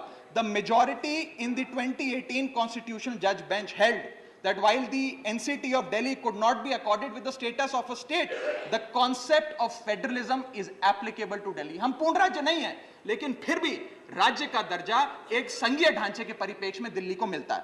उसके बाद सर, इन लोगों ने तो कमाल ही कर दिया, आज बिना संवैधानिक संशोधन लाए संविधान को बदल दिया, मात्र एक एक्ट ऑफ पार्लियामेंट से, जो आज तक शायद भारत के इतिहास में कभी नहीं हुआ। सर, इसके बाद ये बिल पार्लियामेंट्री अंडरमाइन करता है प्रिंसिपल्स ऑफ कलेक्टिव रिस्पांसिबिलिटी को। भारत का संविधान कहता है सर कि परमानेंट एग्जीक्यूटिव और पॉलिटिकल एग्जीक्यूटिव मिलके लेजिस्लेचर के प्रति जवाबदेही होंगे, ये प्रिंसिपल ऑफ कलेक्टिव रिस्पांसिबिलिटी है। इसमें से परमानेंट एग्जीक्यूटिव यानी कि अफसरशाही को छीनकर ये पूरी तरीके से कलेक्टिव रिस्पांसिबिलिटी का प्रिंसिपल, जिस पे सरकारें चलती हैं इस देश में, उसे ध्वस्त करता है। और आखिरी बिंदु संवैधानिक अपराध का, ये ट्रिपल चेन ऑफ अथॉरिटी को तार तार करता है sir. Triple chain of accountability ये होती है कि अफसरशाही की जवाबदेही मंत्री को, मंत्री की जवाबदेही लेजिस्लेचर को, और लेजिस्लेचर की जवाबदेही जनता को। इसमें से अगर आप अफसरशाही हटा देते हो तो फिर जवाबदेही की जो ये ट्रिपल चेन ऑफ अकाउंटेबिलिटी ध्वस्त हो जाती है। तो ये काम करके संवैधानिक अपराध एक प्रकार से सरकार ने किया है। सर, मेरा आखिरी भाग, ये कैसे एक एडमिनिस्ट्रेटिव हाराकिरी, एक एडमिनिस्ट्रेटिव गतिरोध पैदा करता है। ये कहता है सिर्फ उपराज्यपाल ही ट्रांसफर पोस्टिंग करेंगे एक समिति के माध्यम से, यानी कि अफसर अब मुख्यमंत्री की नहीं सुनेगा, मंत्रियों की नहीं सुनेगा। अगर अब दिल्ली में किसी के घर में बिजली नहीं आ रही, पानी नहीं आ रहा, किसी के बच्चे का स्कूल में दाखिला नहीं हो रहा, तो वो उपराज्यपाल के पास जाएगा, अपने मंत्री मुख्यमंत्री के पास नहीं जाएगा। क्या लोग जानते हैं उपराज्यपाल कहां रहता है? उपराज्यपाल कौन सी विधानसभा से चुनाव लड़ा, उपराज्यपाल ने कौन सा चुनाव जीता? लेकिन सारी शक्तियां एक चुनी हुई सरकार से निकालकर उपराज्यपाल को देता है। यह आगे कहता है सर ये बिल कि हम एलजी को सोल डिस्क्रिशन देते हैं, स्वयं के विवेक से फैसले लेने की तमाम शक्तियां। आज तक उपराज्यपाल और गवर्नर काउंसिल ऑफ मिनिस्टर्स की एड एंड एडवाइस से बाध्य थे, लेकिन यह बिल उपराज्यपाल को सुपरसीडिंग पावर देता है।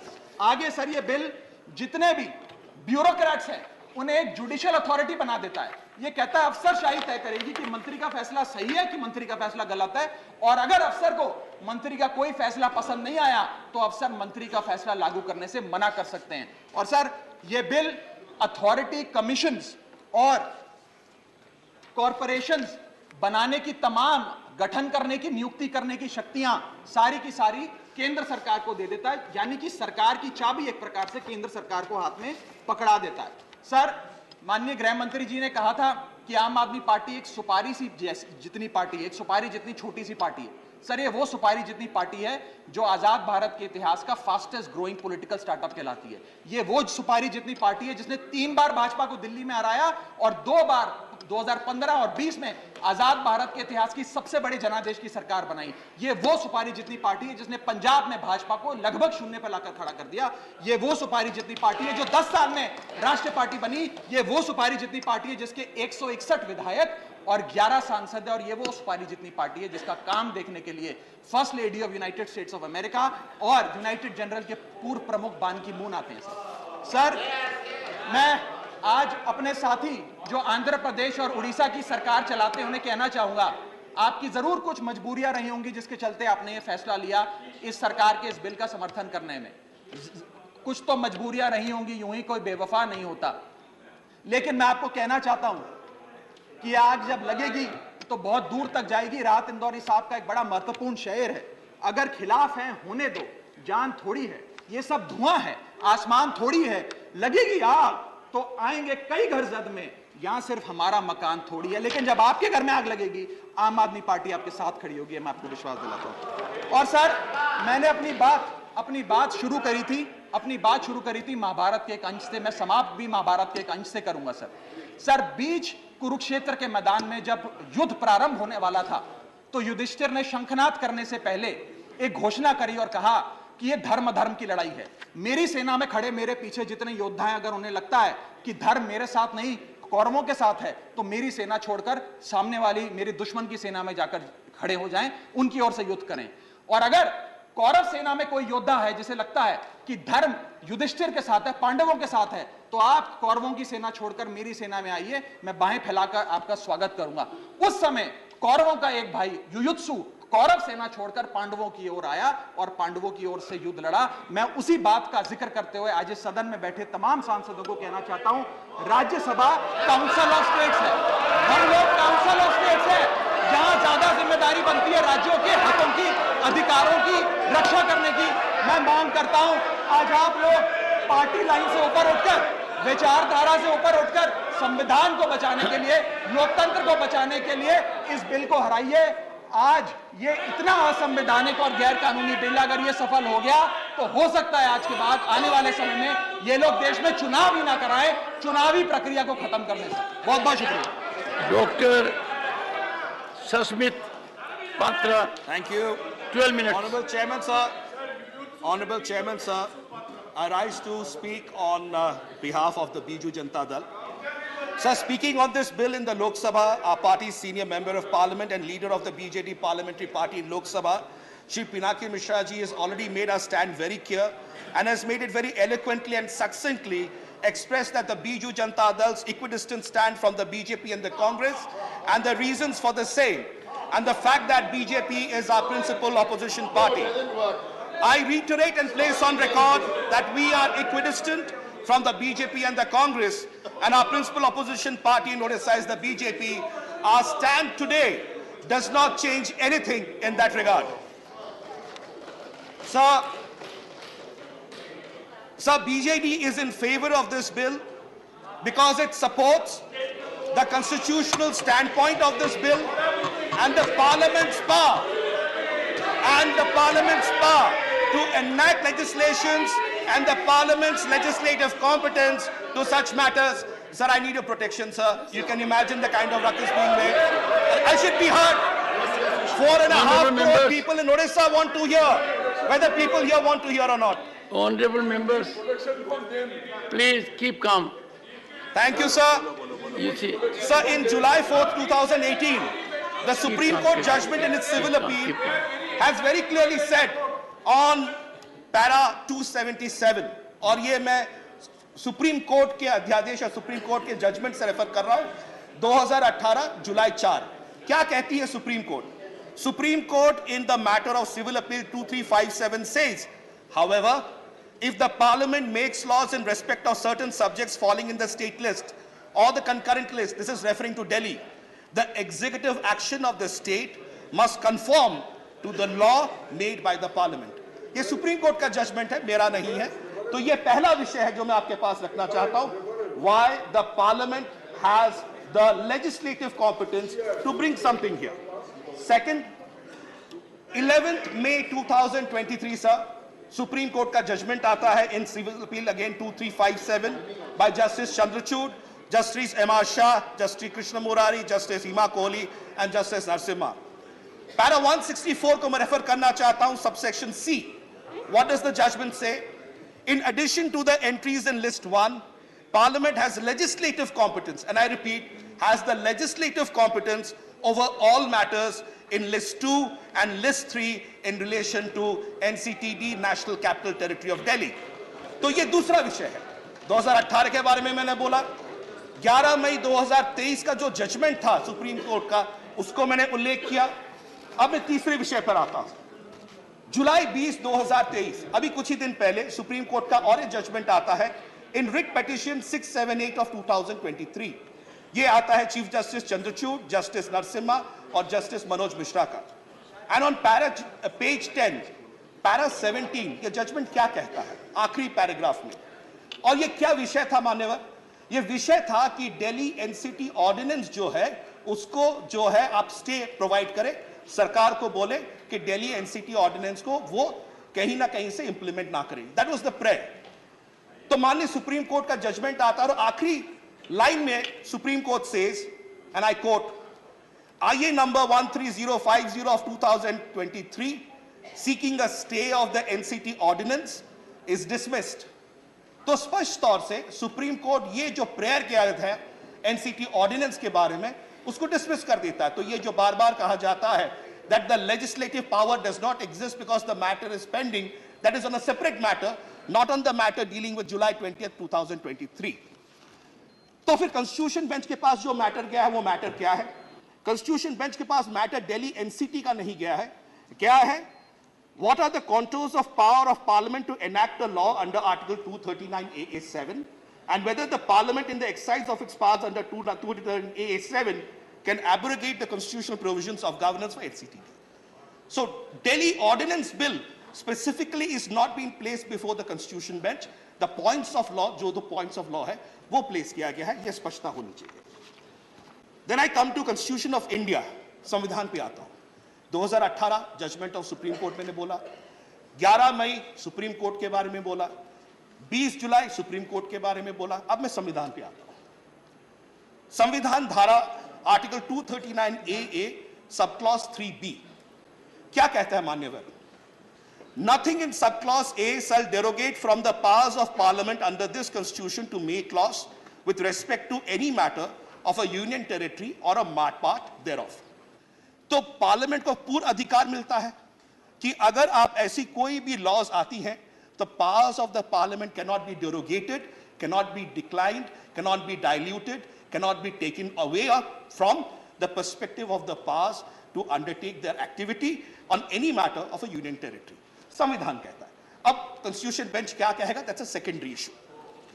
Now we come to 239 AA, 7A and 7B of the constitution. मैं आखिरी पड़ाव पे हूं। अब कहा जाता है कि whether the parliament has the legislative competence, Biju Janata Dal parliament के साथ है, बीजू जनता दल कॉन्स्टिट्यूशन के साथ है, Biju Janata Dal that the parliament has the legislative competence to undertake such an activity उसके साथ है। So what does the constitution say? 239 AA article clause 7A and 7B. What does 7A say, sir? 7A कहता है Parliament may, by law, make provisions for giving effect to or supplementing the provisions contained in the foregoing clauses and for all matters thereunto or consequential thereto. इसका मतलब क्या है? सारा आज बता देता हूं कि पार्लियामेंट के पास तमाम वो पावर्स हैं जिससे कि 239 AA जो कि दिल्ली एनसीटी के बारे में है उस पर अपने रूल्स, अपने लॉज कर सकता है। 7B, any such law as is referred to subclause A shall not be deemed to be an amendment of this constitution. तो जो बात आती है बार बार constitution amendment की, clause 7B बहुत clearly संविधान का बताता है that this is not any changes in 239AA, 7A and 7B के तहत is not considered as a constitution amendment. It can be undertaken. माननीय, अब मैं और 2-3 मिनट लूंगा और मैं खत्म करूंगा. So sir, this is a constitutional issue. This is a legislative issue. This is not a political one. This is an issue which is before the power of the parliament to legislate and its legislative competence. It's not about parties or governments. Sir, किसी ने कहा था, एक बहुत बड़े महापुरुष ने, एक बहुत बड़े लीडर ने, सरकारें आएंगी जाएंगी, पार्टियां बनेंगी बिगड़ेंगी, संविधान रहना चाहिए, इस देश का संविधान, इस देश की सोच रहनी चाहिए. Sir, with these words, and the matter is pending before the court, we will leave it at that.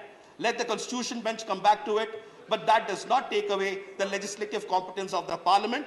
We will continue our equidistant policy from both the BJP and the Congress, and Biju Janata Dal, led by our leader and Honorable Chief Minister Shri Naveen Patnaik ji, will continue to support the constitutional position and the parliament's power to enact this piece of legislation. Thank you. Jai Hind. Bande Utkal. Thank you. Manya V. Vijay Sai Reddy. Reddy ji, you have 12 minutes. Please let him speak, please. Thank you. Please. Thank you, Deputy Chairman, sir. No comments while sitting chair. Sir, I, on behalf of my party and my Chief Minister, Y.S. Jagan Mohan Reddy Garu, raised to support this bill. And I need to respond in this regard while putting forth my arguments, observations. I will have to respond Manu Singh ji and also Raghav Chadda ji, who is not seen here. No. Please. No. Sir, the crux of the entire bill has to be understood in the light of the provisions of Article 239 AA, as my colleague has pointed out, sir. Sir, 239 AA Clause 3 has got 3 subclauses. Subclause A, Subclause B, Subclause C. Sir, Subclause A states, Delhi legislature has got the power to make the laws. Insofar as the issues are concerned, except public order, law and police. Sir, Subclause B states that Parliament shall have the power to make the laws with respect to any matter of our Delhi, any matter. Sir, the subclause C states that in the event of clash between the Delhi government and the Parliament, the law made by the Parliament shall prevail, and the law made by the Delhi government will become null and void. This is the Constitution clearly provides Parliament an upper hand when it comes to the making laws for Delhi.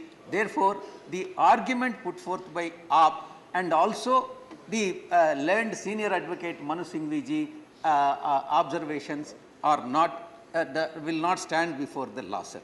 Then coming to the Supreme Court judgment, the second issue which I am dealing with, sir. Sir, on the issue, please. On the issue whether the Parliament can make the law on services in Delhi, that is the issue. The Supreme Court has categorically stated, quote, in verbatim, the power of Parliament to enact the law granting government executive power over services is not in contention. It is now a settled position of law. So therefore, Supreme Court has not stated anything against the government or said any Parliament is not barred. Parliament is barred in making the rules in respect of services, sir. The second point, sir, hence on the issue whether Parliament can make the law to limit the executive power of Delhi government over services. In this regard, the Supreme Court has said, quote, sir, the executive power of Delhi government shall be subject to and limited to the executive power conferred upon by the central government, by the constitution or law made by the parliament, sir. So Supreme Court is very clear and very categorical, sir.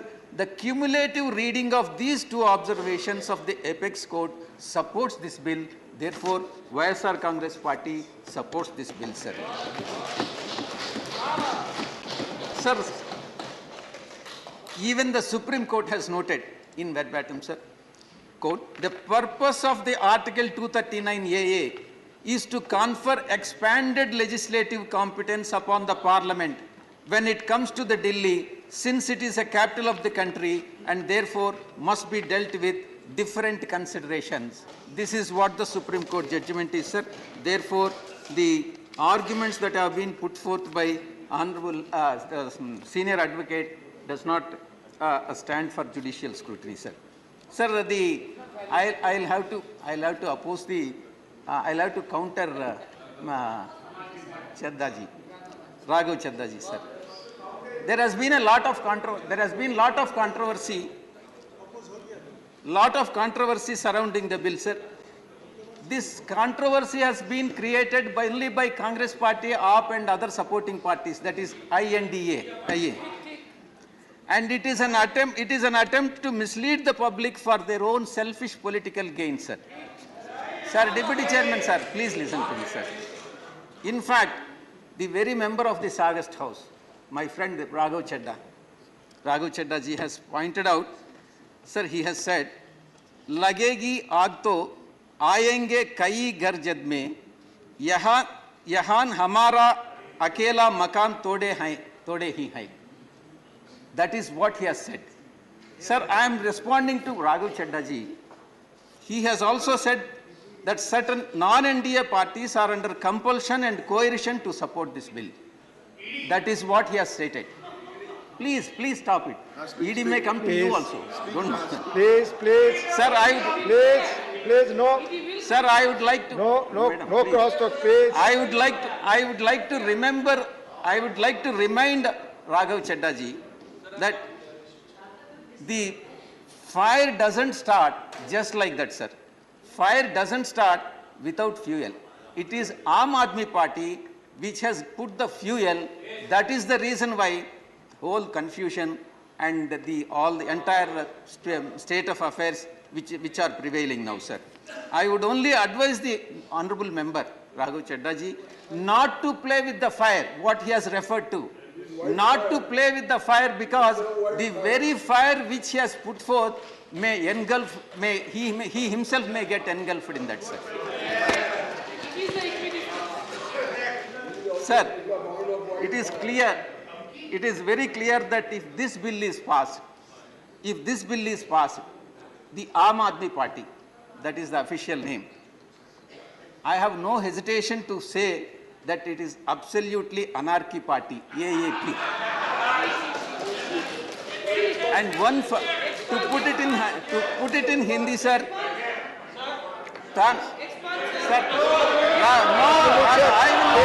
I will not yield to you. No, sir. Nothing in the record will be checked. Let them get an opportunity. Whenever they get an opportunity, they can speak. I will not yield, sir. He is not yielding. I am not yielding. I am not yielding, sir. Please continue. I will put one step forward and say, Tana Shahi Party. That is what they are doing now. Tana Shahi Party, anarchy party. What they are doing is that nothing but an anarchy, sir. Please take your seat. No longer Delhi for selfish and ulterior motives.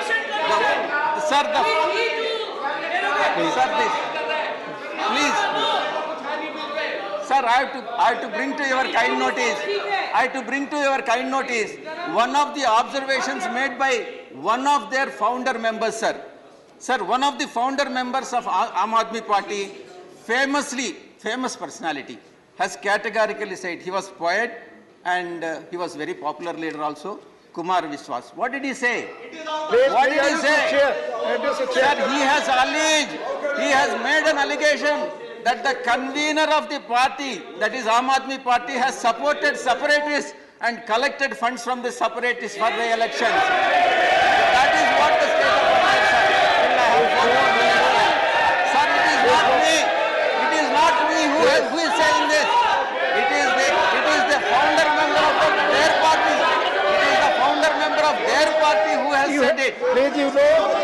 माननीय Vijay, please please please please please Raghav Chadha ji, take your there are some more issues.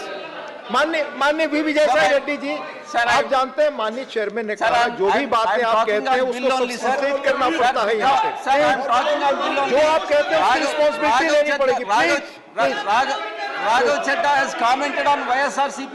That is the reason why I am responding to him, sir. आपस में comment ना करें, speak on the bill please please please please please address please please no comment. We won't collect the funds from the separatists. Please we have not collected the funds from separatists. आपस में comment नहीं, please address the chair. Sir, I will respond to him appropriately, sir. Please. Sir, I would like to know why they need power. Why they need power? Please. Is it to support the separatists? Is it to support? Is it to support the anti-nationals? They require power.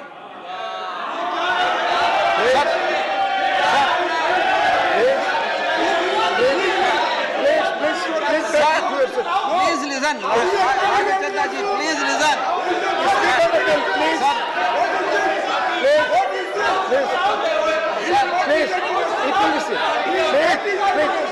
Raghav Chadha ji, back to your seat. Back to your seat. देशद्रोह करने के लिए क्या?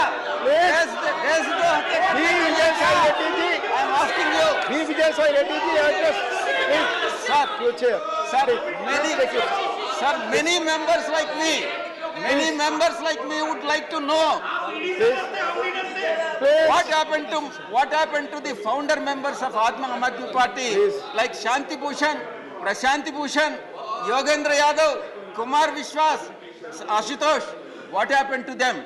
It is their opportunistic politics, and because of that they have backstabbed them, and then they have unseated them, and these people have captured the power, and it is I have no hesitation to say they don't fit to rule the Delhi government, sir. And finally, I would like to say one thing, sir, that Delhi is not belonging to Aam Aadmi Party. Delhi belongs to every citizen of this country. Every citizen of this country. Delhi, we have every right. And if at all something happens to Delhi, please go back to your seat. Please, दूसरे की seat पर न बैठे. Please go back to your seat. Please. Address. माननीय Vijay Sai Reddy ji, address to the chair. Yes, please. Sir. Sir. Or no cross talking. Okay, sir. Please. We are. Please. Sir, I am here to debate whether the bill is constitutionally valid, not the politics of Aam Aadmi Party, sir. Right. And whether the Constitution as well as the Supreme Court both have said that this bill is constitutionally valid and perfectly within the precincts of the law. Therefore, we support this bill, sir. I have not said anything against Aam Aadmi Party. I am just bringing it to the notice of this august house what their founder members have said. What their founder members have said. And I reiterate once again that absolutely anarchic party, Mr. Pathak, absolutely anarchic party, Mr. Sandeep Pathak, can't act like this. Thank you very much. Thank you. Thank you. Dr. Radha Mohan Das Agrawal. माननीय उपसभापति महोदय, मैं दिल्ली राजधानी राष्ट्रीय राज्य क्षेत्र शासन संशोधन विधेयक 2023 के समर्थन में बोलने खड़ा हुआ। महोदय, इस दुनिया में 3 तरह के लोग होते हैं। एक वो जो कोई भी परिस्थिति हो सत्य बोलते हैं, सत्यवादी हरिश्चंद्र। एक वो जो हमेशा सत्य बोलते हैं, कभी कभी मजबूरी में असत्य बोलते हैं, नरवा हस्ती, धर्मराज युधिष्ठिर। एक सामान्य नागरिक होते हैं जो मजबूरी में सत्य भी बोलते हैं, कभी कभी असत्य भी बोलते हैं। 2013 के बाद इस देश के राजनीतिक परिवेश में एक नया प्राणी उदय हुआ है, जो गीता पर शपथ लेकर कहता है कि मैं झूठ बोलता हूं, झूठा ही बोलूंगा और झूठा ही बोलता रहूंगा, मैं उसका नाम नहीं लूंगा। अध्यक्ष महोदय, 2014 में जब यह पार्टी सरकार में आई थी तो दिल्ली के व्यापारियों ने बड़े समर्पण भाव से इसका समर्थन किया था। दिल्ली के व्यापारियों के साथ इन्होंने एक बैठक की। बैठक में दिल्ली के व्यापारियों को कुछ सपने दिखाए। क्या थे वो सपने? हम ready to use and shift market बनाएंगे। 2014 एक भी मार्केट नहीं बना। उन्होंने कहा कि हम दिल्ली के सारे बाजारों को मॉडल बाजार बना देंगे। एक भी बाजार मॉडल नहीं बना। उन्होंने कहा कि हम दिल्ली के बाजारों को, चूंकि लोडिंग और अनलोडिंग नहीं होती है, हम रिलोकेट करेंगे। एक भी बाजार रिलोकेट नहीं हुआ। उन्होंने कहा कि हम दिल्ली में बिजली का बिल कम करेंगे। सच्चाई यह है कि कमर्शियल का बिल दिल्ली में सारे अधिभार को छोड़ करके सबसे अधिक है, पूरे देश में सबसे अधिक है। 9 रुपए से लेकर के 14 रुपए तक का बिल देना पड़ता है। इन्होंने कहा हम दिल्ली में आएंगे तो दिल्ली का विकास कराएंगे। 9 साल के इतिहास में अगर नितिन गडकरी न होते तो इन्होंने एक भी फ्लाईओवर दिल्ली में नहीं बनवाया है। इन्होंने दिल्ली के व्यापारियों से कहा 10 मिनट की बारिश में आपके यहाँ पानी लगता है, हम इसका इलाज कर देंगे। आज की स्थिति यह है कि 10 मिनट तो दूर, 2 मिनट भी पानी बरस जाए तो पुरानी दिल्ली पानी में डूब जाती है। इन्होंने कहा कि हम आपके हाउस टैक्स को, चुप रहो, इन्होंने कहा कि हम हाउस टैक्स को कम करेंगे। सच्चाई क्या किया इन्होंने? कमर्शियल टैक्स को 3 गुना किया। और उपसभापति महोदय, यह अकेला राज्य है जहां व्यापारी कमर्शियल टैक्स भी देता है और अपने दुकान के सामने का कूड़ा उठाने के लिए 500 रुपए से लेकर के 5000 रुपए तक का शुल्क भी अदा करता है। इन्होंने वादा किया था कि हम झोपड़ी झुग्गी वालों को पक्का मकान बना के देंगे। सच क्या है? भारत सरकार ने करोल बाग में 8000 मकान बनाए और शिफ्ट किया। जब इनको मालूम हो गया कि झोपड़ी झुग्गे वाले इस पक्के मकानों में चले जाएंगे तो हम इनका शोषण करके इनका वोट नहीं ले पाएंगे, तब से लेकर आज तक इन्होंने भारत सरकार को दिल्ली में झोपड़ी झुग्गी के पक्के मकानों बनाने के लिए एनओसी तक नहीं दिया। अध्यक्ष महोदय, इन्होंने वादा किया था कि हम दिल्ली के 351 सड़कों को रेजिडेंशियल की जगह पर कमर्शियल परमिशन देंगे। सच यह है कि आज 9 साल हो गया, एक भी सड़क को इन्होंने रेजिडेंशियल से कमर्शियल में बदलने का काम नहीं किया। जब अभी चुनाव हो रहा था एमसीडी का, एक मुख्यमंत्री गाजीपुर के पहाड़ पर जाता है, कुतुब मीनार की ऊंचाई पर चढ़ता है, कहता है दिल्ली कूड़े से डूबी हुई है, एमसीडी हमको दे दो, हम दिल्ली से कूड़ा खत्म कर देंगे। और सच्चाई क्या है? बजट में व्यवस्था करने के बाद कितनी क्रूर है यह दिल्ली सरकार। इसने अपने ही एमसीडी के लोगों से कहा हमने बजट में व्यवस्था की होगी, लेकिन जो व्यवस्था 850 रुपए करोड़ की कूड़े को हटाने के लिए की है वो हम तुमको नहीं देंगे। अपने ही सरकार को इन्होंने पैसा नहीं दिया। अध्यक्ष महोदय, इन्होंने कहा था कि दिल्ली में व्यापारिक विस्तार करने के लिए हम झोपड़ी और हम ट्रेड फेयर लगाने का काम करेंगे। दिल्ली के व्यापारी आज भी इंतजार कर रहे हैं कि दिल्ली में कोई ट्रेड फेयर लगाने का काम ये लोग कर सकें। इन्होंने कहा था कि हम दिल्ली की यातायात व्यवस्था को बेहतर करने के लिए रैपिड रेल ट्रांजिट सिस्टम लाएंगे। 700 करोड़ रुपया खर्च करना था। अभी सुप्रीम कोर्ट ने कहा विज्ञापन पर 1100 करोड़ खर्च करने वाली ये सरकार दिल्ली के यातायात पर 700 करोड़ रुपए तक नहीं खर्च कर पाई। अध्यक्ष महोदय, इन्होंने इस प्रकार से दिल्ली के लोगों को धोखा दिया तो किया क्या? मैं बैठा था कोपू की बैठक में, अमर पटनायक जी हमारे मेंबर थे। उन्होंने कहा जल्दी जाइए, दिल्ली डूब रही है, पानी लग गया। मैं उठ करके भागा। मैं वेस्टर्न कोर्ट में रहता हूं, वहां पहुंचा। वेस्टर्न कोर्ट में पीने के लिए पानी नहीं था। मैंने पूछा ऐसा क्यों? बोला वजीरपुर सेंटर डूब गया, इसलिए पूरे दिल्ली को पीने का पानी नहीं मिलेगा। कैसी शर्मनाक स्थिति पैदा कर दी।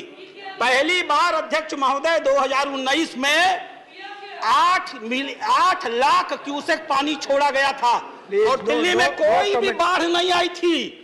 इस साल सिर्फ 3,59,00,000 क्यूसेक पानी छोड़ा गया और पूरी की पूरी दिल्ली डूब गई। इसलिए डूब गई कि इन्होंने काम भी नहीं किया। 2 साल तक सिंचाई विभाग की बोर्ड की इन्होंने बैठक नहीं की। बैठक की डेट तय की, दिल्ली ने मुख्यमंत्री ने आने का वादा किया, मुख्यमंत्री गायब हो गया। दूसरी महिला मंत्री पहुंची, वो भी गायब हो गई। आज तक इन्होंने दिल्ली को यमुना के बाढ़ से रोकने के लिए 9 साल की सरकार हो गई, किसी प्रकार की कोई व्यवस्था नहीं की। इन्होंने किया क्या? परिवहन बस घोटाला किया। इन्होंने किया क्या? उपराज्यपाल ने अभी 437 लोगों को निकाला है। कोई सलाहकार था, कोई रिसर्च फेलो था, कोई विशेषज्ञ था, कोई रिसर्च एसोसिएट था, कोई कंसल्टेंट था। और वास्तव में क्या था? कोई किसी विधायक का आसपास का था, उसका भाई था, कोई किसी मंत्री का रिश्तेदार था, कोई आप पार्टी का कहीं का कन्वेनर था।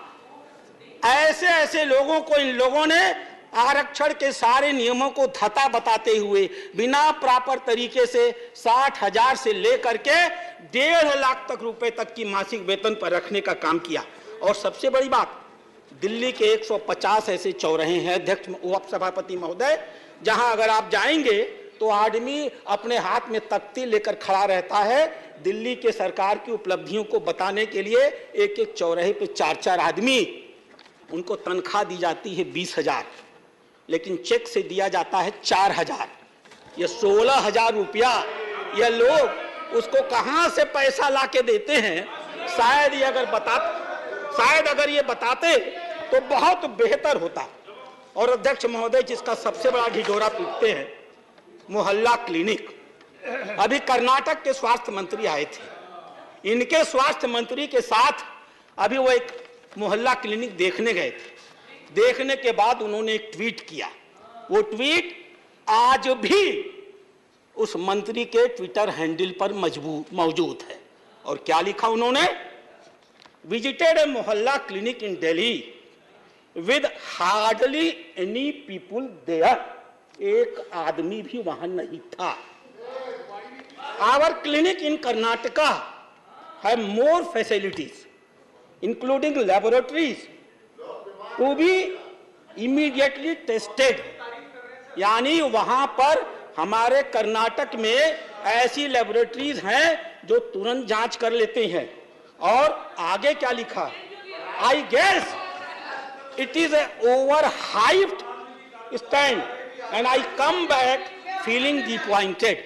यानी इन लोगों ने छोड़िए उन्हें मैडम, यानी उन लोगों ने ये कहा कि इन लोगों ने सिर्फ शब्द बयानी की है, झूठ बोला है, मुझे तो यहां से बहुत निराश होकर जाना पड़ेगा।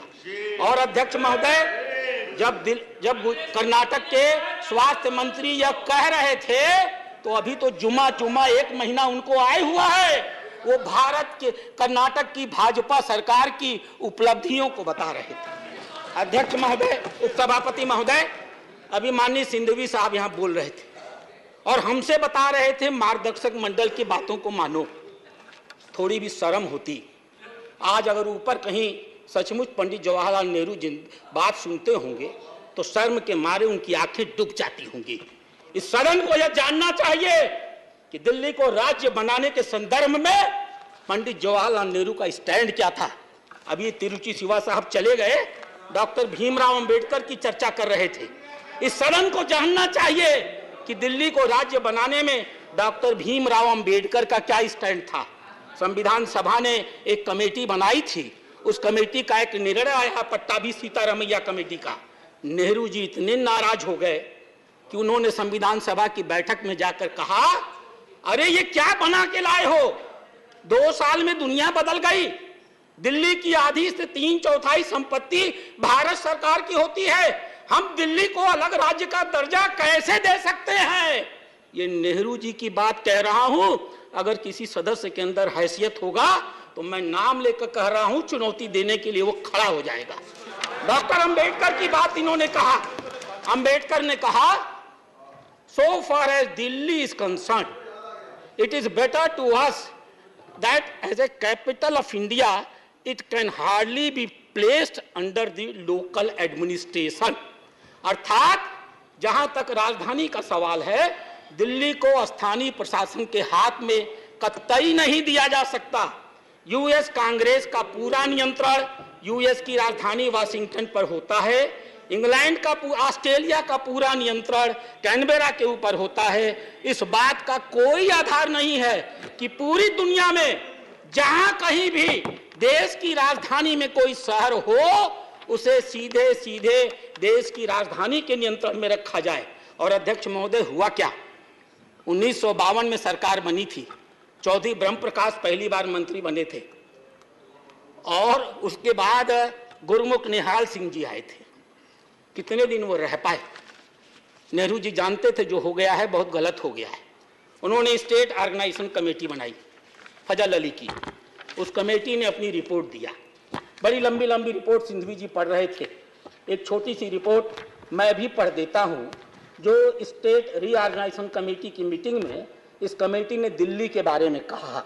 इन France for example there is a greater degree of central control over Paris than over other municipalities.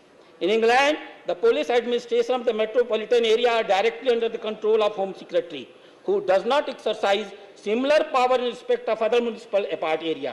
Apart from the regions which are peculiar to each country or city, there are some general considerations necessitating special arrangement in respect of national capital. Capital cities possess or come to possess some degree of political and social predominance. They are seat of national government. They are seat of national government. Any constitutional division of the power, if it is applicable to the unit functioning in the seats of national government, it is bound to give rise to embarrassing situation. और 1956 की इस report को आने के बाद हम आभारी होंगे इस देश के प्रधानमंत्री का, चाहे जो भी नाम। उन्होंने अपनी ही पार्टी के मुख्यमंत्री को हटा दिया, दिल्ली की विधानसभा को भंग कर दिया और दिल्ली को पुनः यूनियन टेरिटरी बना दिया। अध्यक्ष महोदय, चर्चा हो रही थी 1991 के विधेयक की। क्या है यह विधेयक?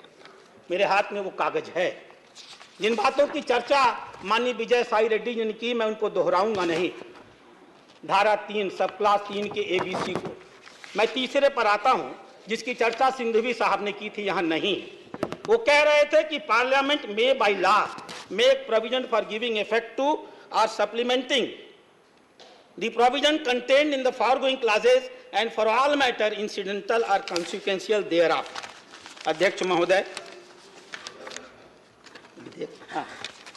महोदय, सभापति महोदय, वास्तव में ये जो विधेयक आया है वह दिल्ली के निवर्तमान विधेयक को सप्लीमेंट करने के लिए आया है। क्या प्राविधान है? 9 साल ये सरकार रहे, इन्हें मालूम था कि एंट्री 41 होती है। इन्हें मालूम था कि एंट्री 41 में लिखा हुआ है स्टेट पब्लिक सर्विस कमीशन। इन्हें मालूम था कि इनके सरकार में आने से लेकर 9 सालों तक दिल्ली में कोई स्टेट पब्लिक सर्विस कमीशन नहीं है, यूनियन पब्लिक सर्विस कमीशन के अधिकारी काम करते हैं।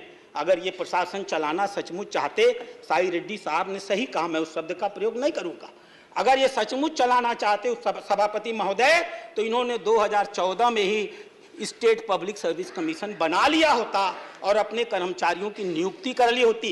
सच क्या है महोदय?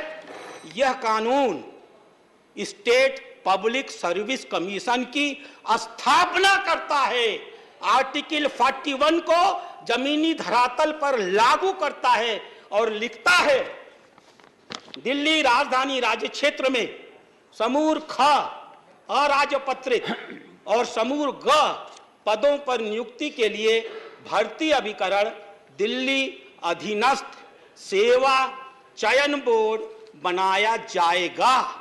तो अध्यक्ष महोदय, सभापति महोदय, वास्तव में यह विधेयक दिल्ली सरकार को इंपावर करने वाला विधेयक है। मैं अब अपनी बातें खत्म करूंगा।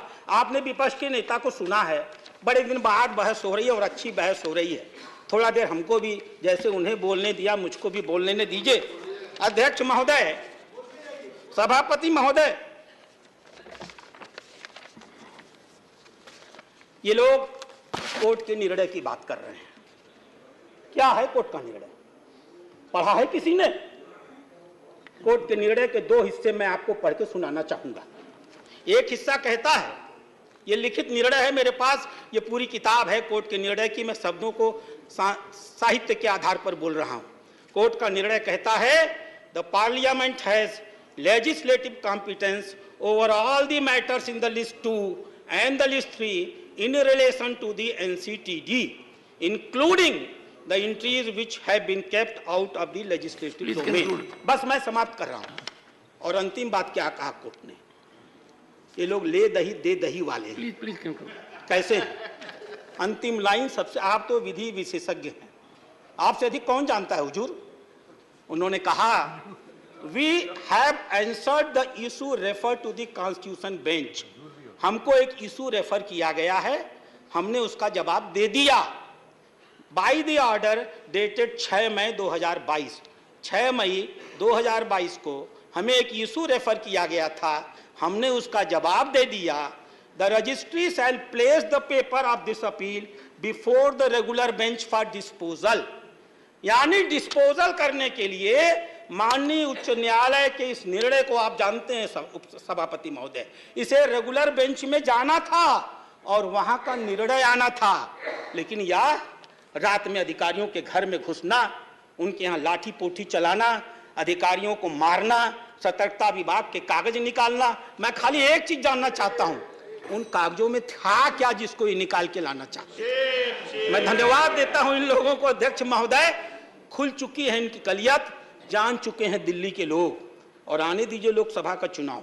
ये दो मिल गए हैं जो आपस में ना, ये हमको समझाना चाहते हैं आत्मा की आवाज, ये हम भाजपा के लोग हैं, सिद्धांत से जीते हैं, आपकी तरह अवसरवादी नहीं है कि कल एक दूसरे को गाली देते हैं।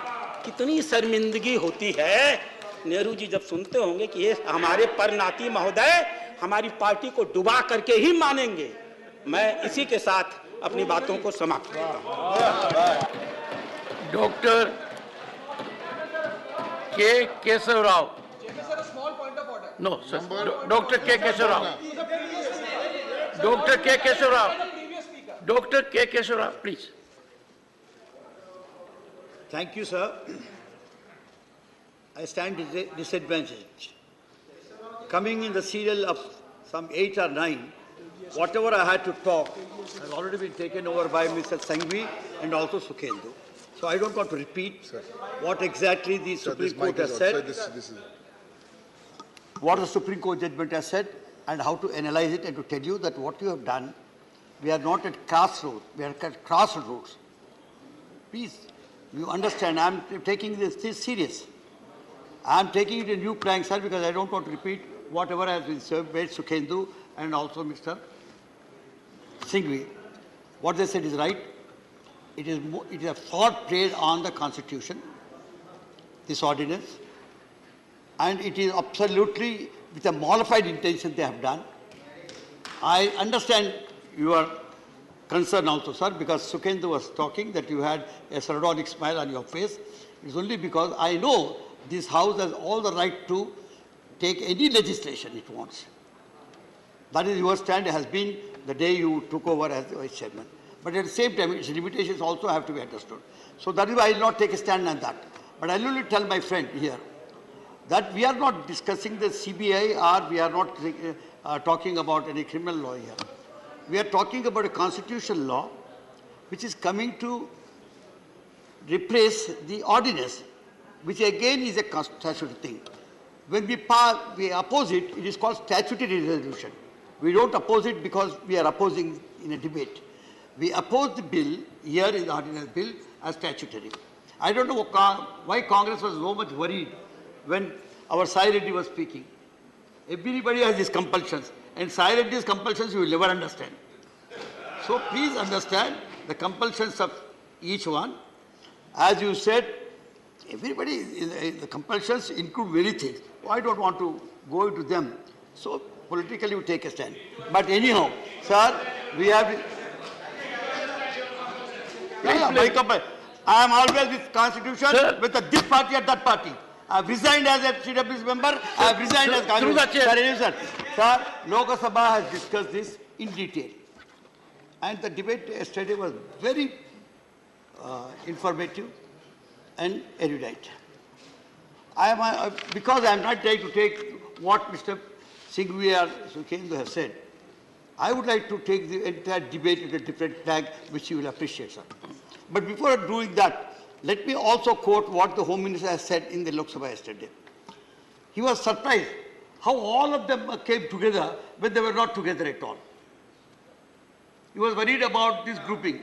Let me tell you, I am not part of India. I am udhar bol raha hu. I am not part of INDIA. But at the same time, when our nation is threatened, when there is a threat on the border, all of us join together to face the enemy. Like that, today I have an enemy in somebody who is trying to subvert Constitution. This subversion, I am against that. I stand against you because it is the Constitution that matters, not your politics. Unfortunately, the speeches that are being made, the debate that was involving itself into, was all about politics. One blaming the other. That is not the question. Today, right before you is something. And I would say, yesterday, while the debate was very good in the Lok Sabha, a suggestion, not a suggestion, a remark came from the one party, a recognized, known legal brain, Mr. Pinaki Mishra, who said he stood a very stout defense for you. He defended the ordinance, but at the same time he said, when it comes to the basic issue of the ordinance, when it comes to services, and when the Supreme Court sees the fit, I don't think we should rush through it, and we should wait for another few days. This is what exactly a constitution should do. Sir, I am trying to tell you what my view is. What Patra also agrees, that is, it is not keeping the equidistance. It is appreciating the constitutional point. Yes. What Pinaki was saying yesterday was, Pinaki Mishra was saying yesterday was, we are not sure of what is happening, and the Supreme Court is absolutely against the particular bill, and hence let us wait before I proceed. Sir, anyhow, sir, as I said, we all join together. The entire opposition is one when something serious of this nature happens. Sir, yesterday the Home Minister in the Lok Sabha, please, he was building a narrative. Not only he, his articulate minister, one of the ministers of state, was building a narrative against the Kejriwal. It was not against AAP. They were taking the Kejriwal's names, Shahenshah, some Sheesh Mahal, or this, somebody, even here also. But if somebody is really corrupt, if you are building a narrative for corruption of a state, you have a right. You are Home Minister of the country. Instead of that, why are you meddling with the Constitution of India? You do that now. That is what we are waiting. That is what the members here said. Even if you are removing the state. Dr. Keshav. Even if you are removing the state. Dr. Keshav. Take it, sir. Through me. Yes, Dr. So, I will reflect everything the other side. Yeah. So, I am a good reflector. So I don't know why Kejriwal should shake the BJP or the parliament so much. I never knew that he was that powerful man, that his corruption has made you pass constitutional amendment bills. Now, sir, one other point, because I am not getting into the integrities of the SC judgment, but one thing I tell you, what really surprises me, and it should have surprised you also, when a unanimous decision of 5 judges going along with the CJI sign a thing before the ink could dry, you have the pen of the president giving an ordinance. That too, it comes on the last day of the Supreme Court's working days. See, this really gives some kind of suspicion, and as a lawmakers, we get surprised over that kind of gestures. What we expect is, this is a house which discusses the law. If it is not good, we throw it out. If it is good, we opt it. Now, sir, as I have already said, it is a fraud, I will not say. Sir, why it is a fraud is, moreover, I will not again repeat, sir, more than 3 times the Supreme Court judgment said the representative character of a government is what is democracy is all about. And that cannot be replayed. Sir, now, this representative form of government is a triple chain of command, which he said. Again, I will not go into that because much has been said about it now. Sir, I want to take the entire flag on a different plan. I want to take a debate on the different flag. Now the Home Minister is smiling because he thinks I have no points. I think I have more points than Singhvi has. But I don't want to waste the time of speaking. I have the problem.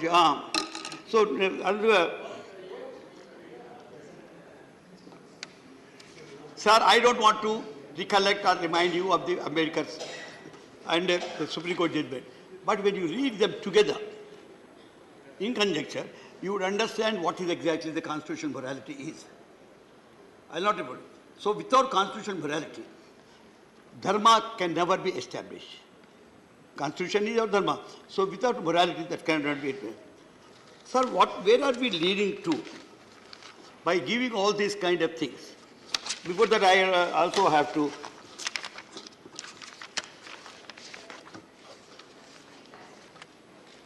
wait, my papers. Sir, Mr. Smita, you said this is not about Delhi at all. What was referred to in the Supreme Court is about the cantors of NCTD and also about 239 AAA. What is cantors? It is about functioning. Cantors of 239 NA is nothing but functioning. On that, the Supreme Court very clearly said, the further ordinance hands over the government Delhi to bureaucrats, and the ordinance hands over the governance of Delhi to bureaucrats. This is what is happening. That takes me to my subject today, sir. Sir, I'm afraid we are opening a new era.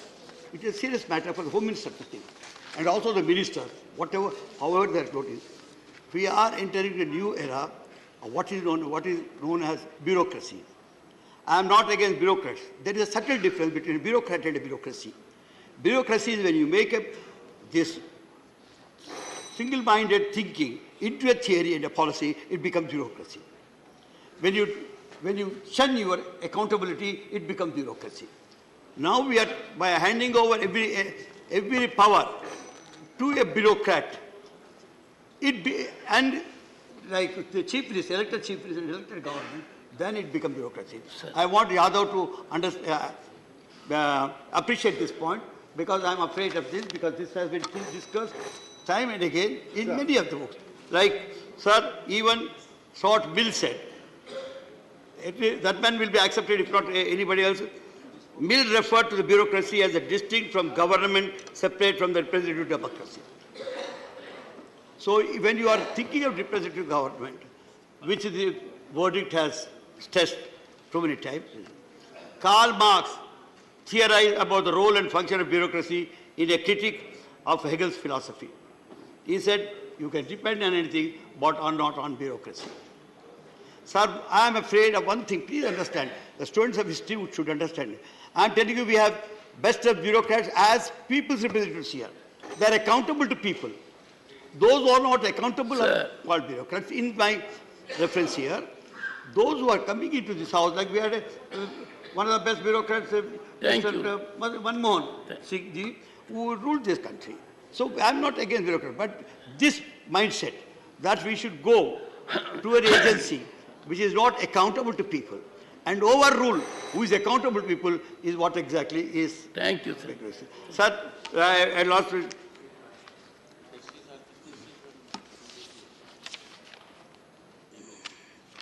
Sir, I am putting, but I will not take the names, but I have Mill and Wilson, Woodrow Wilson, and one answer to this problem is to say that bureaucracy has no place in all real democracy. Sir, time is over. So, yes, sir, you would appreciate, I would give a last sentence. Politics is an art of absurdities.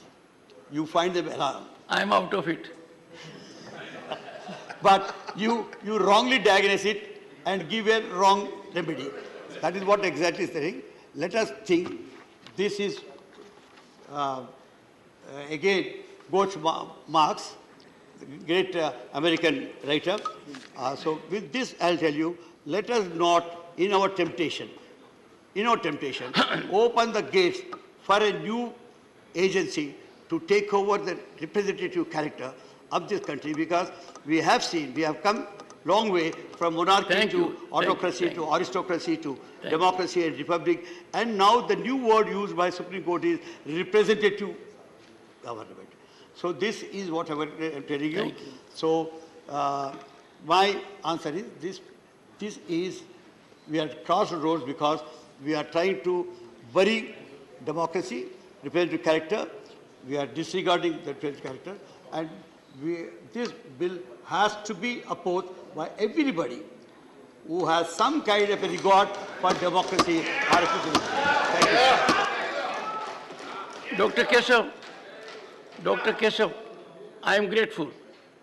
You have taken to paper glass because he sought my permission to have a glass of water. I said, don't have steel, don't have glass, have only paper glass. Thank you. Message from Lok Sabha, Secretary General. Sir, with your kind permission, I rise to report that the Lok Sabha at its sitting held on 7th August 2023 passed the Digital Personal Data Protection Bill 2023. I lay a copy of the said bill on the table. Professor Manoj Kumar Jha, 9 minutes. Ji sir, वाकिफ हूँ। शुक्रिया sir, बिल्कुल शुक्रिया सभापति महोदय। एक छोटी कहानी से शुरू करना चाहता हूँ। हमारे विश्वविद्यालय में एक शिक्षक थे, वो कह रहे थे कि एक सेठ थे राजस्थान में, अचानक सांप सांप चिल्लाने लगे। तो लोग आए, बोले क्या हुआ? बोला देखो सांप अभी पेट पर से चल के चला गया। बोले काटा तो नहीं ना? बोला नहीं काटा नहीं, रास्ता देख गया है। So when I rise today, Professor, this is my court. Everyone in the house knows. Not of your university. Sir, ये तो मैंने कहा है. Sir, I would want all of you to give me uninterrupted time. I'll not speak anything which is going to prick you or disturb your rhythm. What I wanted to say, sir, असल में कई वर्ष पूर्व भी देखा इस देश में, आज भी देख रहे हैं। जब बहुत बड़ी सत्ता आती है ना, तो कई ख्यालात आते हैं। कुछ अच्छे होते हैं और कुछ लगता है जिसको हम कहते हैं लोएस्ट हैंगिंग फ्रूट। मैं और मेरी सीनियर कलीग जया जी, हम लोग बात कर रहे थे, इतने पावर का करोगे क्या? कम है क्या? इतने राज्यों में सरकार है, केंद्र में सरकार है, 303 का बहुमत है। उसके बावजूद अगर किसी निर्वाचित सरकार को लेकर के ये आपकी प्रणाली हो, कार्य प्रणाली हो, जहां की सुप्रीम को 11 मई को सुप्रीम कोर्ट का ऑब्जर्वेशन हुआ, मेरे कई कलीग कह चुके हैं। संभवतः हमारी सरकार ने सोचा होगा कि वेकेशन में जाने से पूर्व उनको कुछ ऐसा पकड़ा दो कि अवकाश में भी वो सोचते रहे इसके बारे में। तो उन्होंने 19 मई को ये ऑर्डिनेंस लेकर के आए। तो अब जजों का काम था कि इस पर लगातार सोचते रहे। सर, इससे पहले कि मोटा मोटी कुछ बिंदु पे मैं आऊं, मेरे कुछ साथी वो जिन्होंने लोकसभा में वोट किया है, most likely they will do the same here. हालांकि लोकसभा के बारे में मैं जिक्र नहीं करना चाहता था, माननीय सभापति महोदय, डाइवर्सिटी शब्द का आप बहुत जिक्र करते हैं, हम सब उसमें रिजॉइस करते हैं, हमारी प्राइड है वो। लेकिन एक मंत्री महोदया डाइवर्सिटी बोलते बोलते बोल गई कि इंडिया इज कॉम्प्लिकेटेड। सर, बचपन से लेकर आज तक इंडिया कॉम्प्लिकेटेड नहीं लगा कभी। ये रिकॉर्ड में है पार्लियामेंट के, इसलिए मेरी चिंता है। इंडिया कॉम्प्लिकेटेड नहीं है सर, बड़ा सहज स्वभाव है इंडिया का, महासागर वाला है सर, सब कुछ समा जाता है, मजहब हो, धर्म हो, जाति हो, कौम हो, कोई हो। लेकिन इसको जब तालाब बनाने की आप कोशिश करते हैं तो महासागर तालाब नहीं बनना चाहता। सब फॉर ऑल दोज फ्रेंड्स, बड़ी अच्छी अच्छी बात कही, equi distance. Sir, equi distance का मतलब होता है न्यूट्रलिटी। जब चूहे की पूंछ पे हाथी का पांव पड़ा हो तो न्यूट्रलिटी उस चूहे से पूछिए कि उसको कैसा लग रहा है। तो मैं समझता हूं, इसलिए सर एक शेर अर्ज किया है, आज बड़े शेर पढ़े गए हैं, सुधांशु जी ने पढ़ा, तो मैं भी एक अर्ज करता हूं सर। ये पड़ोस के मुल्क से आया है। तुम तकल्लुफ को भी इखलास समझते हो फराज, तुम तकल्लुफ को भी इखलास मतलब ट्रू फ्रेंडशिप, तुम तकल्लुफ को भी इखलास समझते हो फराज। दोस्त होता नहीं है हर कोई हाथ मिलाने वाला, आपकी पेश नजर है जी। तो मैं ये कहना चाह रहा था sir, at a historical juncture एक चीज और मुझे बड़ी अच्छी लगी उस दिन, हमारे माननीय गृह मंत्री जी ने जवाहरलाल नेहरू जी को कोट किया। एक पल को मुझको लगा कि इस शांति वन में अस्थियां कसमसा गई होंगी। ये हुआ क्या? ये हुआ क्या? फिर अंबेडकर साहब को भी कोट किया, राजा जी को कोट किया, उन्होंने कन्हैयालाल मानिकलाल मुंशी को कोट नहीं किया, एचवी कामत को कोट नहीं किया, जो शायद ज्यादा उनके पक्ष में तर्क आ जाता। सर, विश्वविद्यालय में मैं पढ़ाता हूं तो पीएचडी के स्टूडेंट्स को साइटेशन हम लोग सिखाते हैं, जिसको कहते हैं एथिकल साइटेशन। एथिकल साइटेशन में यह नहीं होता है कि सेमी कोलोन के बाद का ले लिया और शुरू वाला छोड़ दिया। उदाहरण के लिए कहता हूं कि आज तक इस दुनिया में सबको लगता है इस देश में कि मार्क्स ने कहा था कि धर्म अफीम है, religion is the opium for masses. Sorry sir, the entire quote is religion is the sigh of the oppressed creature, the heart of a heartless world, and the soul of soulless condition. It is the opium of people. Sir, अब इसमें क्या किया हमने? सिर्फ opium वाला line निकाल लिया और मार्क्स को कह दिया कि धर्म विरोधी था। सर, मैं इसलिए कहता हूं साइटेशन बहुत इंपॉर्टेंट चीज है। बहरहाल जवाहरलाल जी की अस्थियों को मजा आया होगा, जहां तक मुझको लगता है शांतिवन में। सर, ये मूलतः मैं इसलिए नहीं कहता कि मैं बीजेपी के कार्यप्रणाली का विरोधी हूं सर, वो एक पॉलिटिकल रियलिटी है, हम भी एक पॉलिटिकल रियलिटी हैं। हम शत्रुता की जुबान से हमें एक दूसरे को संबोधन नहीं करना चाहिए, ना सदन में न सदन के बाहर। साहब, हम इंडियन मुजाहिदीन नहीं है साहब, हम ईस्ट इंडिया कंपनी नहीं है, हम वो भारतवर्ष हैं जिसको महासागर मैंने कहा, और उस महासागर में आप भी हैं, हम भी हैं। हम और आप एक दूसरे की कीमत पर नहीं है। तो सर, मैं ये कहना चाहता था कि ये प्रतिगामी बिल है। सर, आपको घंटी नहीं बजाना पड़ेगा, मैं प्रॉमिस करता हूं, पक्का उसी में खत्म कर दूंगा। सर, प्रतिगामी मैंने क्यों कहा? दुनिया देख रही है कि हम कितना प्रोग्रेसिव लेजिस्लेशन ला रहे हैं। सर, ये मुझे जो चिंता इसमें ये हो रही है कि माननीय सर्वोच्च न्यायालय ने एक निर्णय दिया। सर, कुछ सोच के दिया होगा ना। आप अक्सर कहते हैं कि नेहरू नहीं चाहते थे। अरे, नेहरू 56 में नहीं चाहते थे, 67 वर्ष बीत गए हैं, हकीकत नहीं बदलती क्या? नेहरू के टाइम में हम सार्वजनिक क्षेत्रों में कितना ध्यान देते थे और आज हम बेचने पे ध्यान दे रहे हैं। ये फर्क आया है ना सर। चूंकि ये फर्क आया है तो हर हकीकत में फर्क होता है। 56 की दिल्ली और आज की दिल्ली वही नहीं है सर। सर, मैं तो अरविंद केजरीवाल जी का बिल ही नहीं मानता हूं, दिल्ली गवर्नमेंट का बिल ही नहीं मानता हूं। मैं तो ये मानता हूं कि सर, अगर ये प्रयोग सफल हुआ, अगर सांप ने रास्ता देख लिया, तो कल को उन पर भी गाज गिरेगी जो आज न्यूट्रलिटी और इक्विडिस्टेंट के नाम पर न जाने क्या क्या सोच रहे हैं। सर, हम तब भी आपके साथ होंगे, ये तो गारंटी है सर, हमारे पास कोई विकल्प ही नहीं है। परेशान हताश लोगों के पक्ष में खड़ा होना। हम तो कश्मीर चल रहा था, उस वक्त आम आदमी पार्टी ने कोई और पोजीशन लिया था, आज उनको समझ में आ रहा होगा कि क्यों उस वक्त वो पोजीशन लिया। और आज मैं ये कह रहा हूं कि कल को किसी राज्य के साथ होगा, हम आपके साथ होंगे। सर, सेपरेशन ऑफ पावर को लेकर के मेरे कई कलीग कह चुके हैं, मैं कुछ नहीं कहना चाहता, बस ये 3 चीज कहूंगा सर। अगर ब्यूरोक्रेट्स मिनिस्टर को उत्तरदायी नहीं है सर, ये अराजकता को जन्म नहीं देगी क्या? मैं दिल्ली की जनता, अगर मैं दिल्ली सरकार हूं, मैं दिल्ली की जनता के लिए उत्तरदायी हूं। जैसे राघव कह रहे थे, अगर कोई विसंगति कहीं आती है, एलजी साहब के पास जाऊं सर, वो चुनाव जीते। हालांकि मैं जानता हूं कि इस देश में गवर्नर्स और लेफ्टिनेंट गवर्नर्स की भूमिका में विस्तार हो गया, अब तो वो राज्यों के नाम बदल दे रहे हैं। सर, आपकी मुस्कुराहट इंगित कर रही है कुछ। मैं ये कहना चाह रहा था सर, और मैं समझता हूं कि ये बात मैं कह करके, और 239AA के बारे में जो बातें कही गई हैं मैं उसको दोहराना नहीं चाहता। सिर्फ मैं एक चीज पे आऊंगा, कोरम। सर, ये कमाल का कोरम हुआ, 3 में से 2 होंगे। मुख्यमंत्री बेचारा चेयरमैन है, बहुत अच्छी बात कही उन्होंने, चेयरमैन विदाउट चेयर। मुख्यमंत्री चेयरमैन है, वो अगर 2 मिनट लेट भी पहुंचेंगे तो कोरम डिसाइड कर लेगा क्या करना है दिल्ली के लिए। Sir, it is not quorum. It is actually an instrument to decimate the very idea of elected government. Sir, sir घंटी मत बजाइए, केशव राव जी की श्रेणी में 1.5-2 मिनट और ले लूंगा। सर, एक सोल डिस्क्रिशन का मामला आया है, सोल डिस्क्रिशन, और ये मैं आग्रह करूंगा माननीय गृह मंत्री जी से, हमारी महामहिम राष्ट्रपति के लिए भी जो संदर्भ आते हैं ना, to aid and advice of the cabinet और द मिनिस्ट्री, सर उनका भी सोल डिस्क्रिशन नहीं होता है। ये तो एक तरह से मुझे सोललेस डिस्क्रिशन दिख रहा है, आत्मा विहीन डिस्क्रिशन।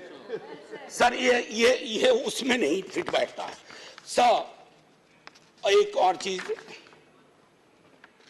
मैं अभी कल गूगल कर रहा था सर, फेडरलिज्म पर दो बहुत महत्वपूर्ण कोट मिले इंटरेस्टिंग लोगों की, एक चंद्रबाबू नायडू जी का, एक नवीन पटनायक जी का। वो कोट मैं पढ़ना नहीं चाहता हूं, बस मैं बता देना चाहता हूं। आखिरी सर, ये पेशे नजर तमाम लोगों के जो कहते हैं, अपील करते हैं कि साहब मदद करो इस बिल पे, तो दुष्यंत जी कह के गए थे कि उनकी अपील है कि हम उनकी मदद करें, चाकू की पसलियों से गुजारिश तो देखिए। सर ये चाकू पसलियों से कह रही है हमारी मदद करो। सर ये आसान मामला नहीं है। जय हिंद सर, जय हिंद। करीम Bigash is speaking, sir. Bigash, I was given the name. Bigash Bhattacharya. He is speaking for CPIM. For CPIM, Bigash Bhattacharya is speaking. I have given the name. Bigash Bhattacharya. Bigash ji, Chairman, sir. 7 minutes. I will finish before that. Yes. The 7 minutes starts from here. Sir. They end here. We are all rational animal. Human is rational animal. The difference is rationality and animality. This rationality has driven us to move forward. The human civilization has advanced step by step. We have never seen that the civilization has gone backwards. When the Constituent Assembly was discussing about the Constitution, you are well aware, the role of governors were discussed.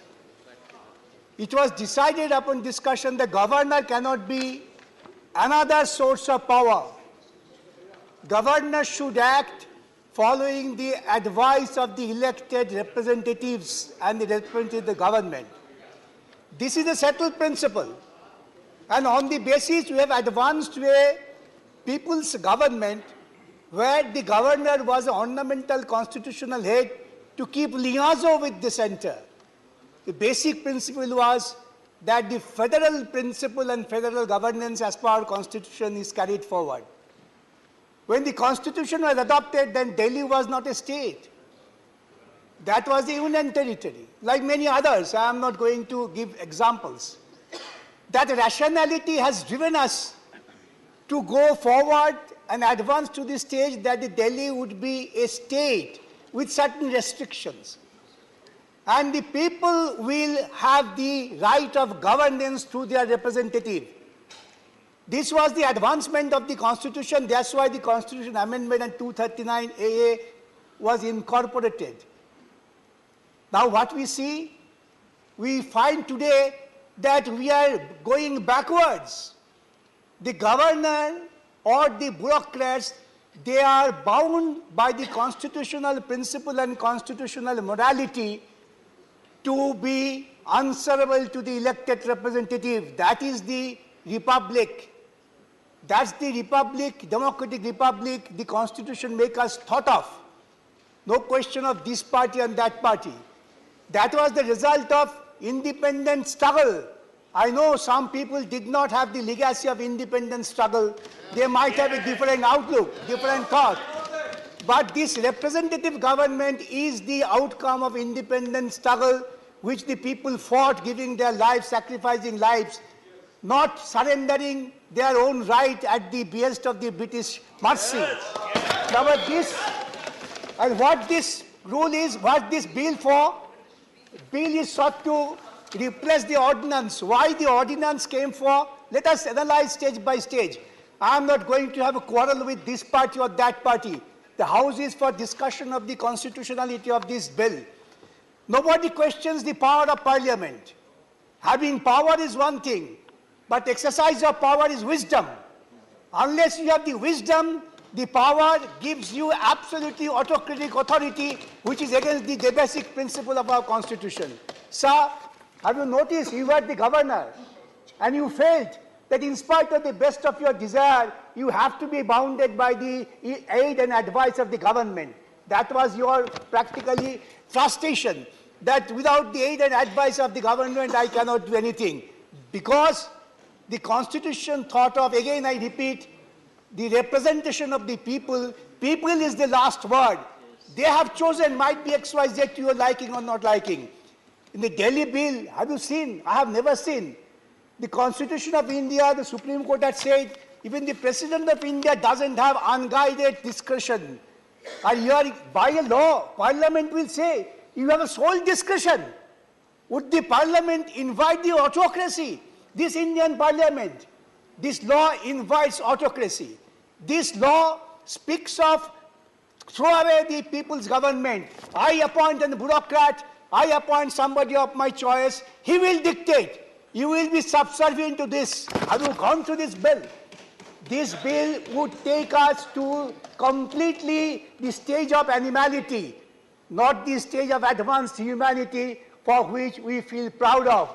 We, the people of India, we thought of governance. I was reading this bill. It reminded me the 1926 Act of Kolkata Corporation, where the executive was the superior. Mayor was just a subservient force. That was thrown away by the people. Now, here also, we have, under the Constitution, created third tier of government. Democracy means distribution of power. Democracy means not centralization of power. These bills only empowers a particular individual. He might be a wise man, but maximum power without any guidance would lead him to an autocrat, not less than the Hitlerite autocracy, which will take us to a doom. I have already submitted. Here, everybody has said, the chief minister is nothing but a puppet. Puppet of whom? The bureaucrats. Bureaucrats will dictate and chief ministers to follow. Is this the way you respect the constitutional principle and morality? Here the bill says, and in fact, this bill is total amber, reading through the clauses, abdication of the governance by the people's representative. I would request all, don't be guided by your petty political feeling.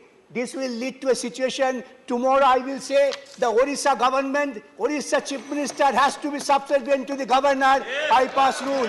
What would you do? The home minister's praise in the meeting would not give you result. They will say there is a precedent. Parliament has passed such a law. Lord, you have already given me a caution. I said I will finish within the time. I'll finish with the appeal to everybody, even to the Treasury bench. Don't be trapped with such a bill which ultimately will kill you. Don't make the democracy absolutely a farce. Let the representative government survive and the principle be extolled by the constitutional principles. With this, I appeal to you, reject this bill. I appeal to you to all, reject this bill. Thank you. Very good. Shri Anil Prasad Hegde, 7 minutes. 1 second. I'd like to say, there are a couple of references that have been made to Honorable Chief Minister Shri Naveen Patnaik ji. He is not a member of the House. So any remarks thereof may be kindly examined and dispensed. One, sir. Sir, I'm not done. The second is a reference. The second, sir, I'm not yielding. I'm not yielding, sir. The second is with reference to the Odisha government, sir, as well. We are open to discussions on that. We can talk about 239 AA and why it only serves the Delhi government, because Delhi has a special place, is sui generis, which has been provided by Supreme Court. Therefore, to talk about any other government is not appropriate. The same may kindly be examined, sir. I will examine and take a call. Thank you. Shri Anil Prasad Hegde, 7 minutes. Thank you, Chairman. 7 minutes. 7 minutes. Thank you, Chairman. I am rising on behalf of my party. When there was a time for you to say so, Mr. Siva, you did not say so. And now you are saying so. I pleaded with everyone to say so. Mr. Hegde, 7 minutes. I'll take your oath. Thank you, Chairman. I'm rising on behalf of my party to strongly oppose this bill. At the outset, I want to make it clear that this bill, which seeks to ratify an ordinance, has dealt a severe blow to democracy and cooperative federalism. Sir, the union government is usurping the powers of the state by blatantly bulldozing through laws on subjects in state list. The government is also bartering the sovereignty of this country, sir. यह विधेयक दिल्ली का मुख्यमंत्री और 2 अधिकारियों को मिलाकर national capital civil services authority का स्थापना करेगा, जिसमें सिर्फ 2 लोगों का कोरम से इस अथॉरिटी का मीटिंग संभव है। इसका मतलब दिल्ली का चुनी हुई सरकार को काम करने, निर्णय लेने के लिए दिल्ली के लोगों ने जो अधिकार दिया है, इस अधिकार को 2 अधिकारी लोग एलजी का सहमति से छीन लेंगे। सर, ये कैसे अनडेमोक्रेटिक है? सर, पिछले सप्ताह इसी सत्र में बायोडायवर्सिटी एक्ट और फॉरेस्ट कंजर्वेशन एक्ट संशोधन बिल पास हुआ। ये बायोपायरेसी को बढ़ावा देगा। बायोडायवर्सिटी एक्ट में जेपीसी द्वारा किया गया 21 रिकमेंडेशंस में से 20 को दरकिनार करके पास किया गया है।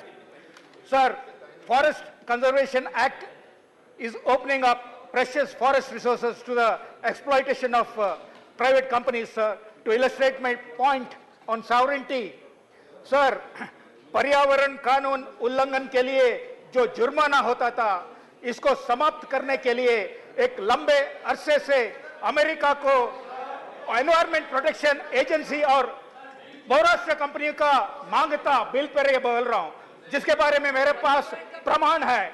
पिछले सप्ताह यहां पर बायोडायवर्सिटी संशोधन बिल पास करके उन लोगों को उनका मांग को पूरा किया गया। सर, ये दिल्ली के बारे में ही बोल रहा हूं। जैसे कैसे अनडेमोक्रेटिक है मैं बोल रहा हूं। विडंबना है यह है बिल। सर, पिछले 3 महीनों से मणिपुर में लगातार सामुदायिक हिंसा चल रहा है। इस संदर्भ में सर्वोच्च न्यायालय ने कॉन्स्टिट्यूशनल मशीनरी संपूर्ण ब्रेकडाउन बता रहा है। मणिपुर के मुख्यमंत्री को बदलने के बजाय दिल्ली में जहां पर सब कुछ ठीक है, यहां पर का कॉन्स्टिट्यूशनल मशीनरी में संशोधन लाना विडंबना है। ऑनरेबल मेंबर, बोलिए। मैंने बताया sir, honourable member, state list, state list. 1 second. You are a senior person, sir, knowledgeable person, sir. You have to confine to the issue at hand. I was talking how this is undemocratic. I was saying to drive home my point, that how the bill is undemocratic. I was giving an example, sir. Confine. मैंने बताया sir, ये bill state list में राज्य का अधिकार को छीना जा रहा है। सर, कृषि स्टेट लिस्ट में है सर। उदाहरण के लिए मेरे दल के मुख्यमंत्री नीतीश कुमार और दिल्ली के आम आदमी का सरकार जीएम मस्टर्ड और जीएम क्रॉप्स का विरोध किया है, जैव परिवर्तित फसल को। लेकिन पहली बार खाद्य क्षेत्र में जीएम फूड क्रॉप्स में दिल्ली यूनिवर्सिटी का DMH11 जीएम मस्टर्ड को 25 अक्टूबर 23 को केंद्र सरकार अप्रूवल दिया है। विदेशी कंपनियों को खाद्य क्षेत्र में जैव परिवर्तित फसलों को लाने के लिए दिल्ली यूनिवर्सिटी ट्रोजन हॉर्स बन के रास्ता साफ किया है सर। Go ahead. बोलो। Sir,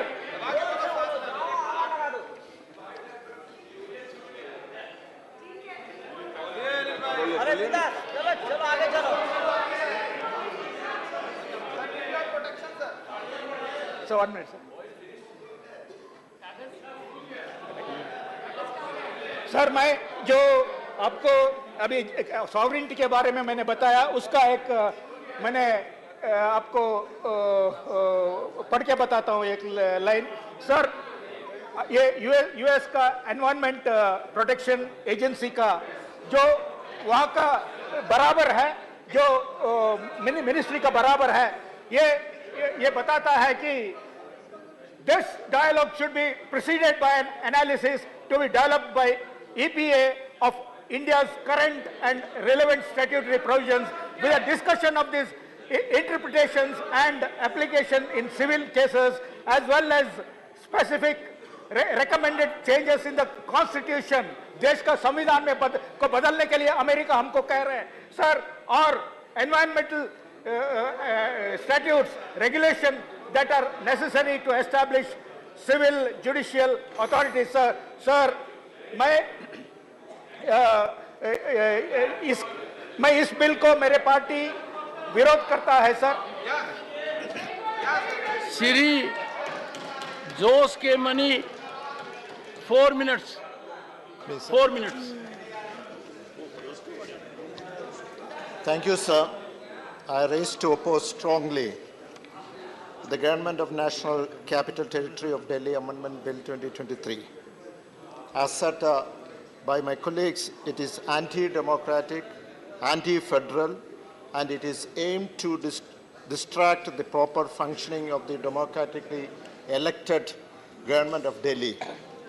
When you talk about democracy, it is centered around the other people. It is made for the people.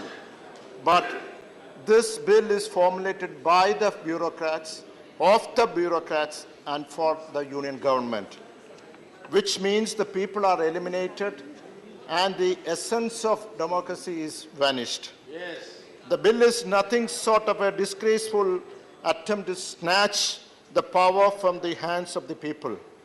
The way the ordinance was sneaked in without any valid justification is nothing short of the abuse of power.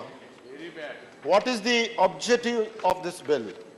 What is the emergency of passing or creating the ordinance? It is only a politically motive gain. The bill undermining the very essence of parliamentary democracy and the right of its citizen. It undermines the state's right and authority, turning Delhi into a mere puppet under the central government control. Yes, sir. The provision of the Honorable LG's sole discretion on matters recommended by the National Capital Civil Service Authority is a cruel joke on the concept of autonomy and self-governance. The bill is another betrayal of our democracy and federal system.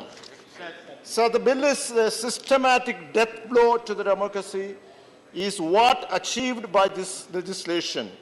The central government, with the majority which they gained by decisive strategy, is now chopping the branch they sit. So we can cite a number of cases, like to establish this newly the various bill which is passed in the parliament, the multi-cooperative society bill, the agriculture bill, and also the intruding upon the sovereign domain of the state and so on. All these are trying to crush the federal system of our country. Exactly. The bill also adds to the list of actions undermining the federalism in the country. Basically, we understand that BJP is not able to get the power of the state of Delhi from the people of Delhi democratically, that is through election. Hence, they are trying to curb the powers of the state government. The only question is, if BJP was in power in Delhi, would they accept this bill? I am sure that they will never ever think of it. Let me conclude by saying this bill and the ordinance is an insult to the spirit of the nation. This legislation I will vehemently oppose until justice prevails. Thank you. Shri Abdul Wahab, 4 minutes. Shri Abdul Wahab, not present. Shri P. Chidambaram, Shri P. Chidambaram, not present.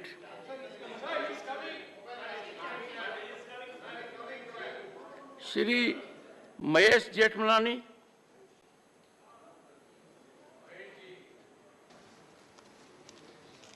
Honorable Chairman, I rise to support this very, very important bill.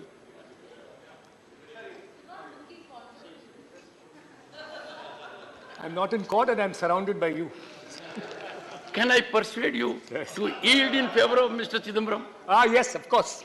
I was actually supposed to speak after him. No, no. Call has been taken by the chair. Shri P. Chidambaram, I'm just looking for the time. 9 minutes. Sir. There is a request from your party. 15 minutes. All right, all right. Sir, my good friend Dr. Abhishek Singhvi has marshaled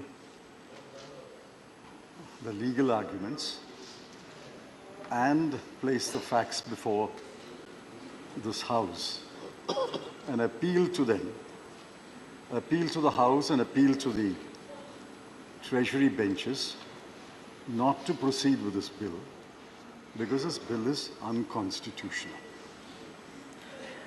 Now, I can understand the full-throated support given by the BJP. But what I do not understand is the half-hearted support extended by two of my learned friends representing the BJD and the YRCP. They know that this is unconstitutional. I think the Law Ministry knows it is unconstitutional. It's like a moth which burnt once when it approaches a fire, again approaches the same fire, and again approaches the same fire because it's a moth.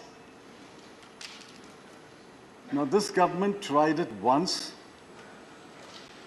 it failed. It tried it a second time, it failed. And you're trying it a third time.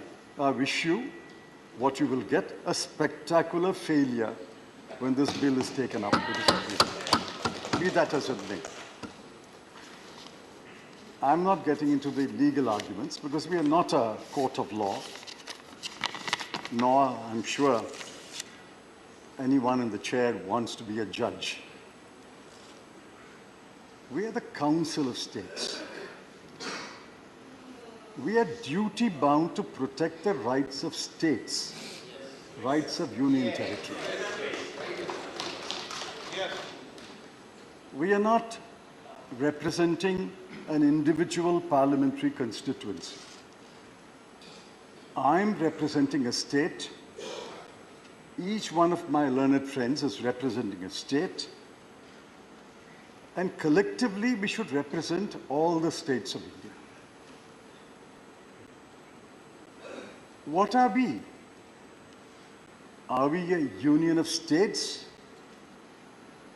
Or are we going to become a union of moth-eaten states?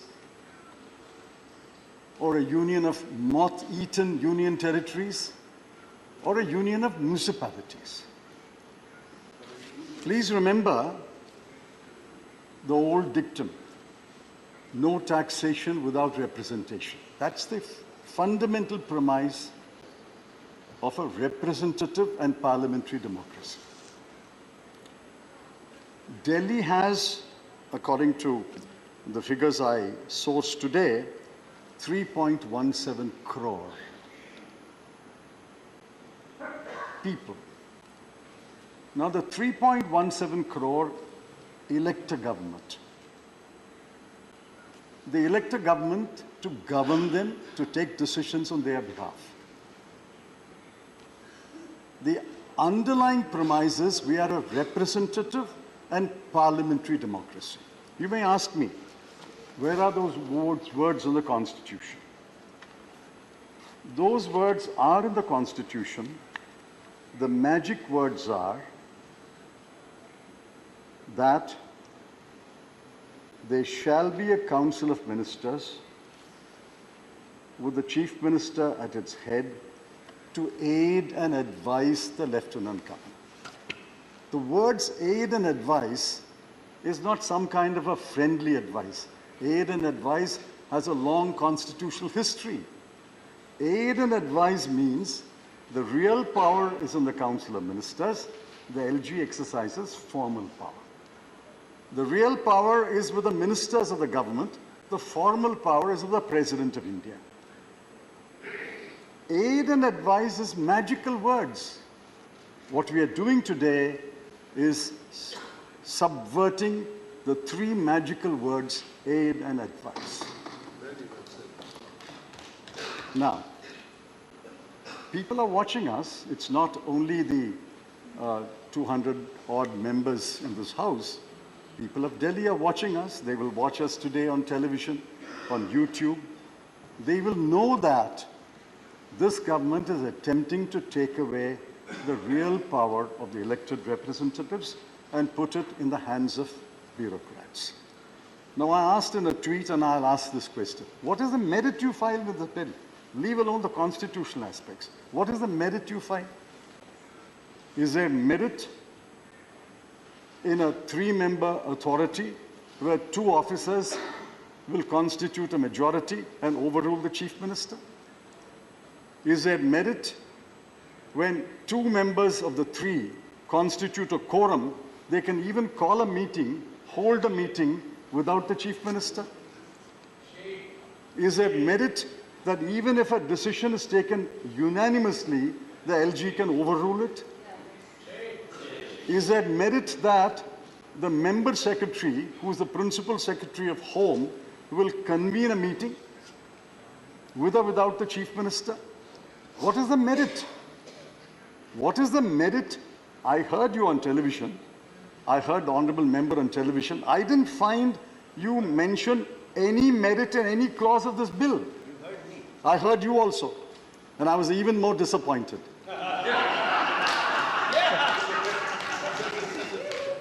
Therefore, what is the merit? What is the merit? What is the merit? What is the merit and what is the merit in this clause? They are sitting in the opposition. What is the merit in any clause? There is which clause has any merit in it? I would urge the honourable member to get into a groove that We are does not not getting into the invite. constitutionality. I'm saying, irrespective of the constitutionality, which clause has any You went on a merit in it? tangent, physically and thoughtfully. Therefore, the honourable member had an occasion to be on his feet. I would urge you to confine to that list. Very well, this is my view. It is expected of you, sir. No, I have great respect for their view. All I'm saying is, I didn't find them point out the merit in the clause of the bill, irrespective of the Constitution. So we have a bill today, which the government thinks is the model for Delhi.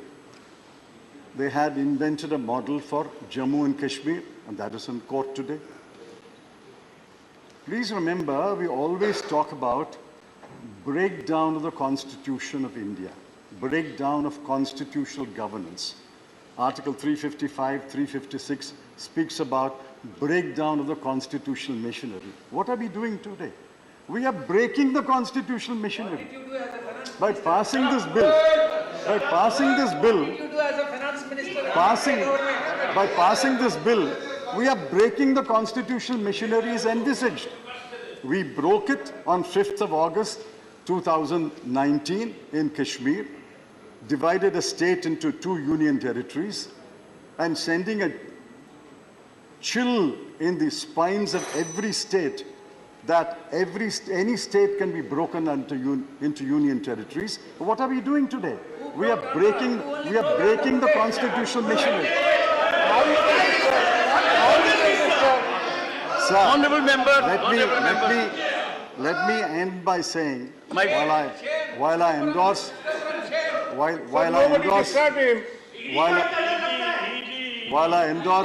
while I endorse whatever my good friend Dr. Singhvi said about the constitutionality, and there is another forum which will argue, please remember, you have no constitutional authority to pass this bill, be that as it may. You have not even a moral authority to pass this bill. Yes. The treasury benches, when did they last win an election in Delhi? 15 years, Mrs. Sheila Dikshit was chief minister. I think there were 2 or 3 lieutenant governors. Please, 1 minute. 2 or 3 lieutenant governors, and I was home minister for a while. Never once did the present present arrangement come in the way of Mrs. Sheila Dikshit functioning as perhaps one of the best chief ministers of this country. Just one minute. I asked you before I started, you said 10 minutes, therefore I'm speaking. It's not 10 minutes yet. 9 minutes. It's 9 minutes. It's 9 minutes. Sir, it's not you 10 said minutes if I... Sir, Now, my problem is that everyone needs support of Jairam. When did the BJP last win an election? They won an election before 1998. 1998 to 15 years, Congress government was there. And after 2013, it's the AAP government. You won an election 25 years ago. What moral rights have you to speak for the people of Delhi and say this is what the people of Delhi want? This is not what the people of Delhi want. This bill must be rejected.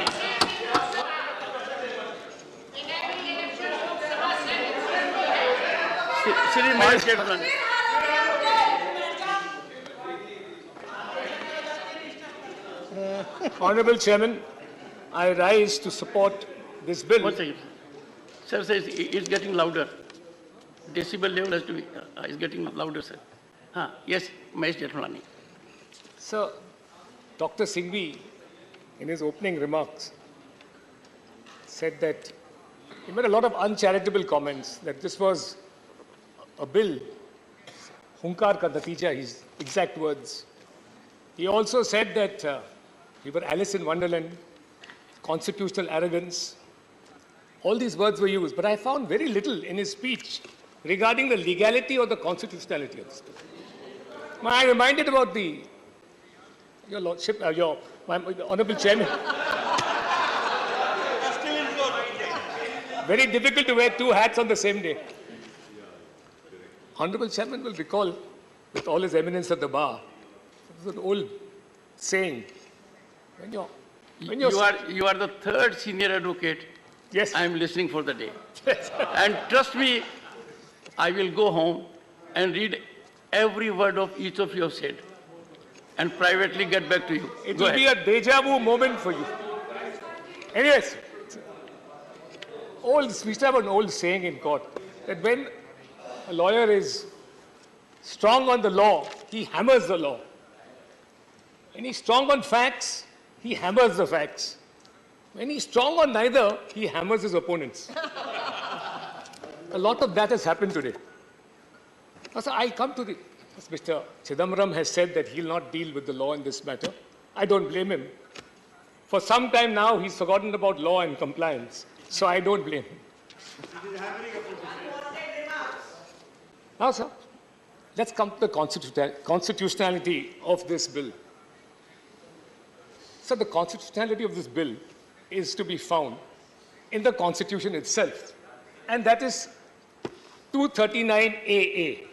And I'll just read one provision. It may be a little pedantic for most people, but I'll just read. After all, sir, the Union Territory of Delhi is sui generis. The Supreme Court has said so in the 2023 May judgment.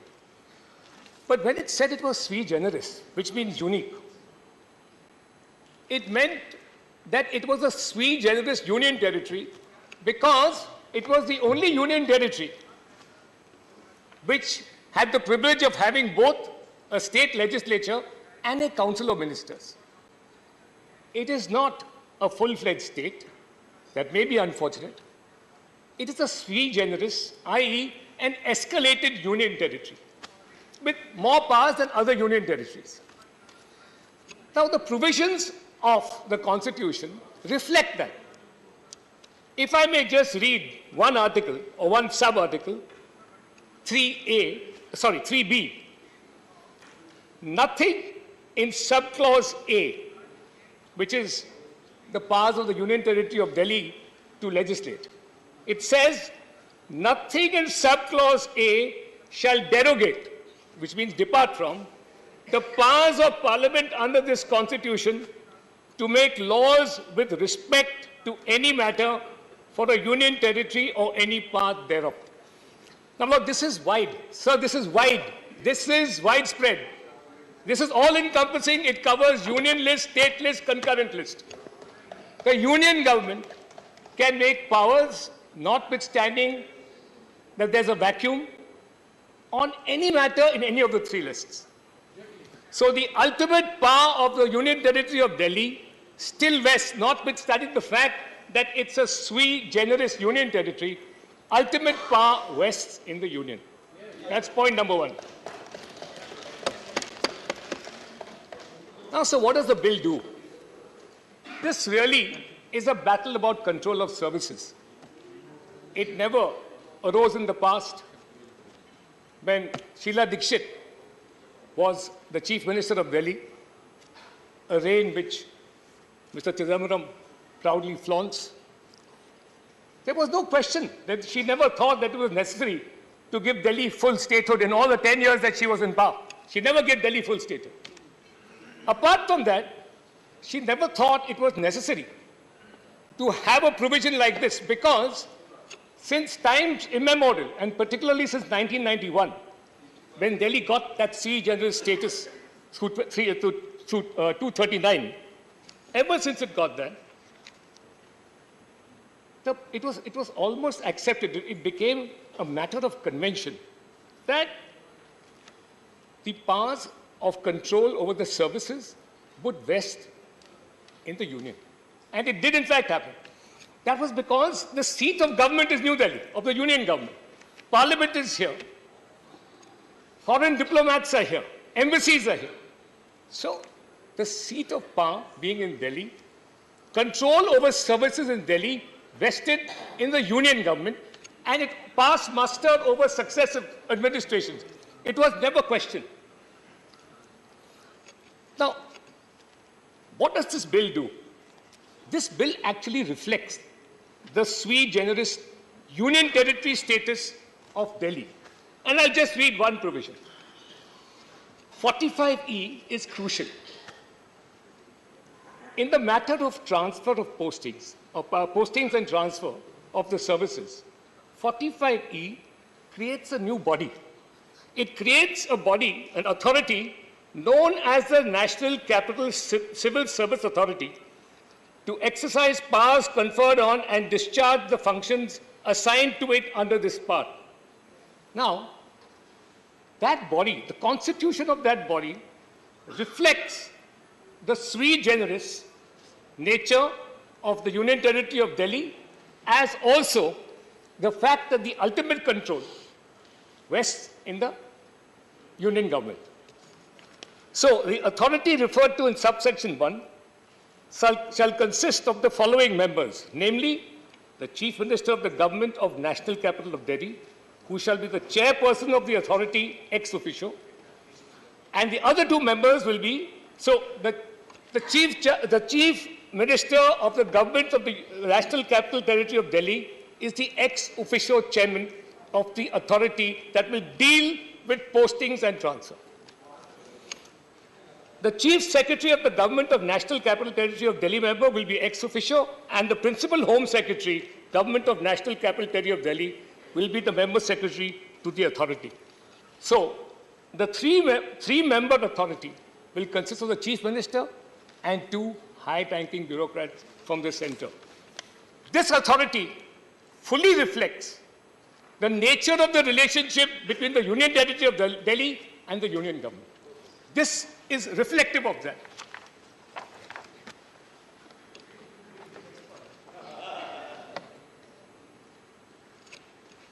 Now, sir, what is the reason for this departure, if I may say so?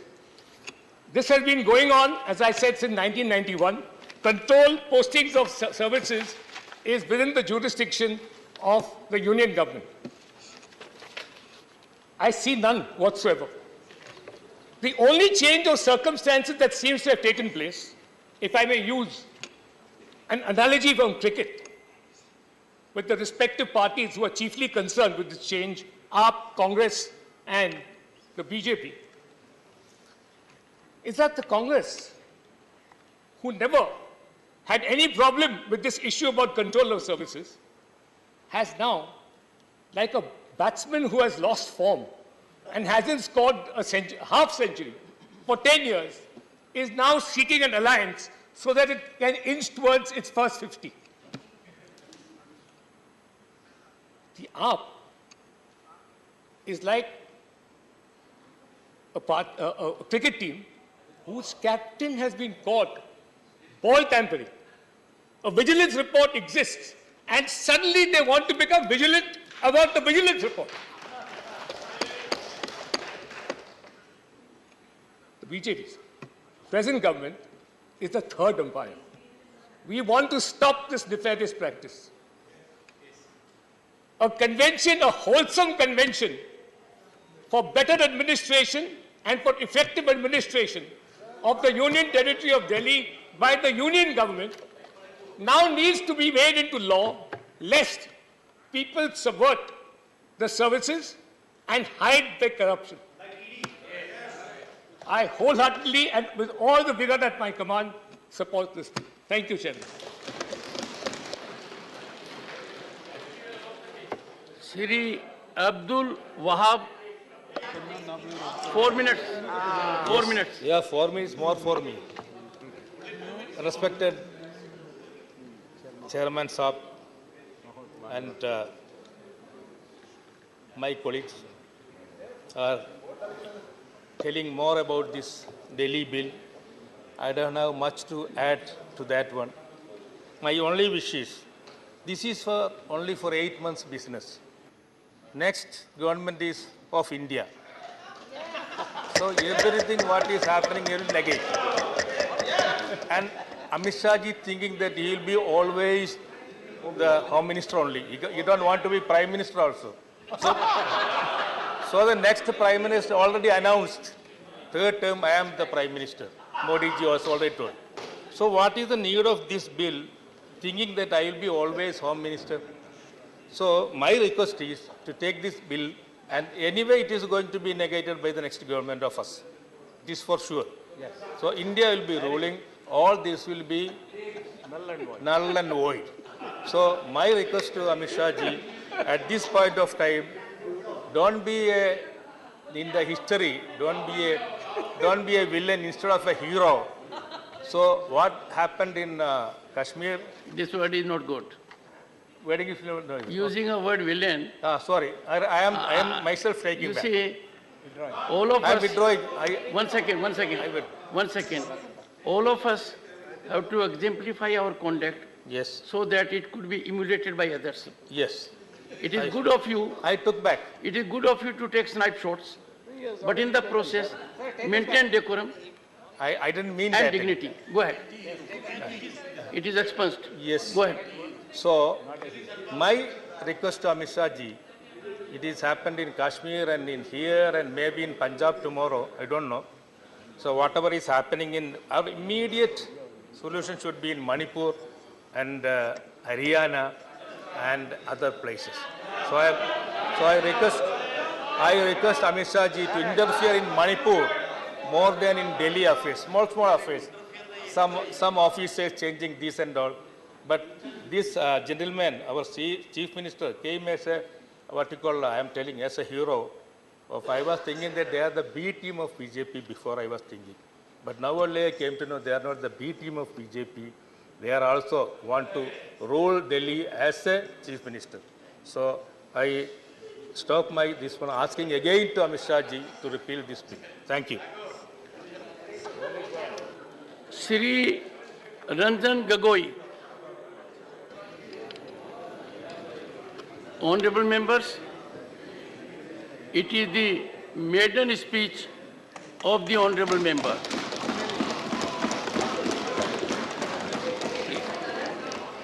I thank the Chairman, sir, for the opportunity. It's a great day, a maiden speech on a subject that is very dear to my heart and a subject that can be as related to law as possible. So a maiden speech, I believe the chair is a little indulgent and gives a little more time, but I won't take much time. A maiden speech also has the protection of the House. It is freedom of speech in an absolute form. The member has a right to say on the first day whatever he wants. So, I would confine myself to the legality of the proposed legislation. And I will address the House and the chair, of course, from three standpoints: sub judice, overreaching the Supreme Court's order, and the constitutional validity. So there is some faint voice about impropriety, sub judice. As a layman, it is not sub judice. What is pending before the Supreme Court is the validity of the ordinance. What the House is debating is on the validity of a law. Please. Would you please take your seat? No. Absolutely no. No. No. Don't force me. The House was going well. This is the replacement of that ordinance. One second. No, there is a difference. All right. Do you want me to go further?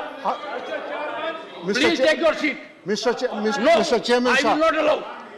This is not good. Mr. No one Chairman, was sir. interrupted. You suddenly rise. The House is getting enlightened. Trust me. Mark every word. The House is getting enlightened, as was enlightened by others also. Please go ahead, sir. Mr. Chairman, sir, what is pending before the Supreme Court is the validity of the ordinance and specifically two questions referred to the Constitution bench. That has nothing to do with what is being debated in the House, number one. Number two, this is for all the members of the House, and it has some importance so far as the relation between the judiciary and the executive is concerned. I would request all the members of the House to have a relook at Articles 105, 121, and 122. There is absolute freedom of speech in Parliament, and whatever a member says in Parliament cannot be questioned in a court of law. I do not find a similar constitutional provision restricting the debates in courts. What the courts cannot do under 121 is question the conduct of a judge in relation to a pending matter. The restriction that the House imposes on its own speech is self-imposed by the rules. And what do the rules provide? Mr. Chairman, sir, the rule says a member shall not discuss a matter of fact, which is a court pending before a court of law. It's not a matter of fact that is what is being debated. It's a question of law. It is not even an interpretation of law. It's on a debate on law. Now, Mr. Chairman, sir, so where as sub judice is concerned, the bill takes away 3A from the ordinance. To my mind, it's a perception, I may be wrong. To my mind, when 3A has been taken out of the ordinance and it is not there in the bill, the questions referred to the Constitution bench stands self-answered. Because if you read the order of the Supreme Court referring the matter to the Constitution bench, a copy of which I have got and I have read, my view is that the entire reference has been necessitated by the provision of 3A of the ordinance, which no longer exists. Therefore, it is the prerogative, the right of the members of the House to debate. The question of sub judice doesn't come in. So far as overreaching or outreaching the order of the court, Supreme Court is concerned, very shortly put, the position in my perception is this. The state legislature makes laws for the states, the parliament makes laws for the union territories. For the National Capital Region of Delhi, which has a special status, the state legislature or the legislature of Delhi makes the laws on the state subjects, except 3. But as Mr. Jethmalani read out, by virtue of 239 3B, Parliament has a power to frame laws beyond these 3. And that is exactly what the bill is seeking to do. Therefore, there is no question of overreaching. And what has the Supreme Court repeatedly said? Paragraph 164, 2 conclusions. These are the 2 conclusions. May I read out these 2 conclusions?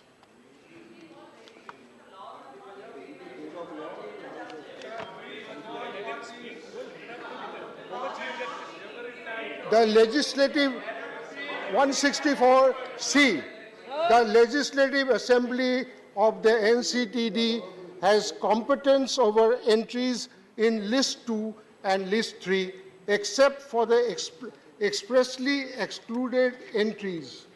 In addition to entries in List 1, in addition to entries in the Union List, Parliament has legislative competence over all matters in List 2 and List 3 in relation to NCTD.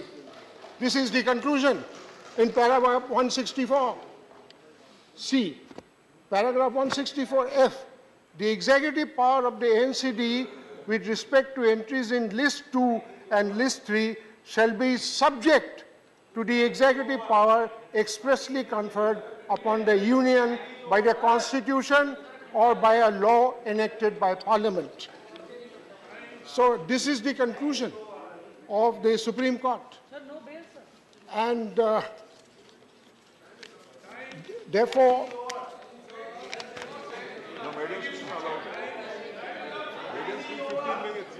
now, what has the Supreme Court repeatedly held in the 2018 judgment and the 2023 judgment? Precisely this. And I'm very grateful for the fairness shown by the first speaker, Dr. Singhvi. If I'm not mistaken, what Dr. Singhvi said, the power of Parliament is not in dispute. He said it very fairly. The power of the legislative competence of Parliament is not in dispute. Then why would this law be bad? This law would be bad if it violates the fundamental rights, number 1. Number 2, if it violates any other provision of the Constitution, and if it violates the basic structure of the Constitution. Right. Honorable members, yes. I don't have to remind honorable members, it's a maiden speech. Yes, please. And the honorable member is making his point very rationally. Sir, it is one point of view. I will take. Well, the chair has taken a call. I will take 2 minutes. And bear with it. No, sir, Sorry. you have 15 minutes. You have 15 minutes. should we? So far as One second. Fundamental right is concerned. Honorable member, one second. One second. Yes. This House should not set an example that an honorable member with huge experience in his matter is making a point. And every time you rise and tell me time is over. It is my authority on a maiden speech. Sorry. Honorable members, I have given adequate time to every member on the maiden speech. Yes. And I had every time pleaded with you to show respect. Merely because what the point is being made, it is required not to be registered, but to be digested. And you will have an opportunity to deal with it. We are getting input in this House from a very experienced legal mind. We got it from Dr. Singhvi. We got it from Mr. Chidambaram. We got it from Mr. Mahesh Jethmalani. We have to get also from Mr. Gagoi. Please, sir.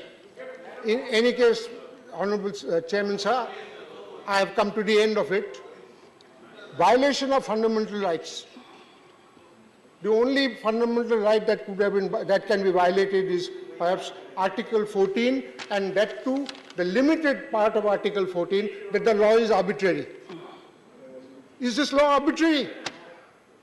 This doesn't appear to be so. The law may not be to my liking. That does not make it arbitrary. Absolutely. Next, does it violate the basic feature of the Constitution? Sir, I have to say something about the basic feature. Please. There's a book by Mr. Andarajuna. Yes. The former Solicitor General, on the Keshavananda Bharti case. Yes. Having read the book, my view is that the doctrine of basic structure of the Constitution has a very debatable jurisprudential basis. I would not say anything more than this. I wouldn't say anything more. The doctrine of basic structure has a very debatable jurisprudential basis. In any case, Honorable Chairman, sir, what the bill provides is diluted form of what federalism, because it's a union territory, not a full-fledged state. Therefore, what you have is a diluted form, an asymmetrical form of federalism. And the third thing is, does it violate any other part of the Constitution? The Supreme Court mentioned about triple autonomy. What you have under the bill is a modified form of triple autonomy. The bureaucrat is responsible to a lieutenant governor, who is responsible to the Home Ministry, who is responsible to the House. You have a modified form. If you want a full-fledged federalism, which today is a basic feature, though I have my own perceptions there, you can go for an amendment, for a constitutional amendment, and make Delhi a full-fledged state. Now, the most important thing, Chairman Sir, is Article 239AA, starting from 1 to 7, is not under challenge before the Supreme Court. Challenge it! That is not under challenge.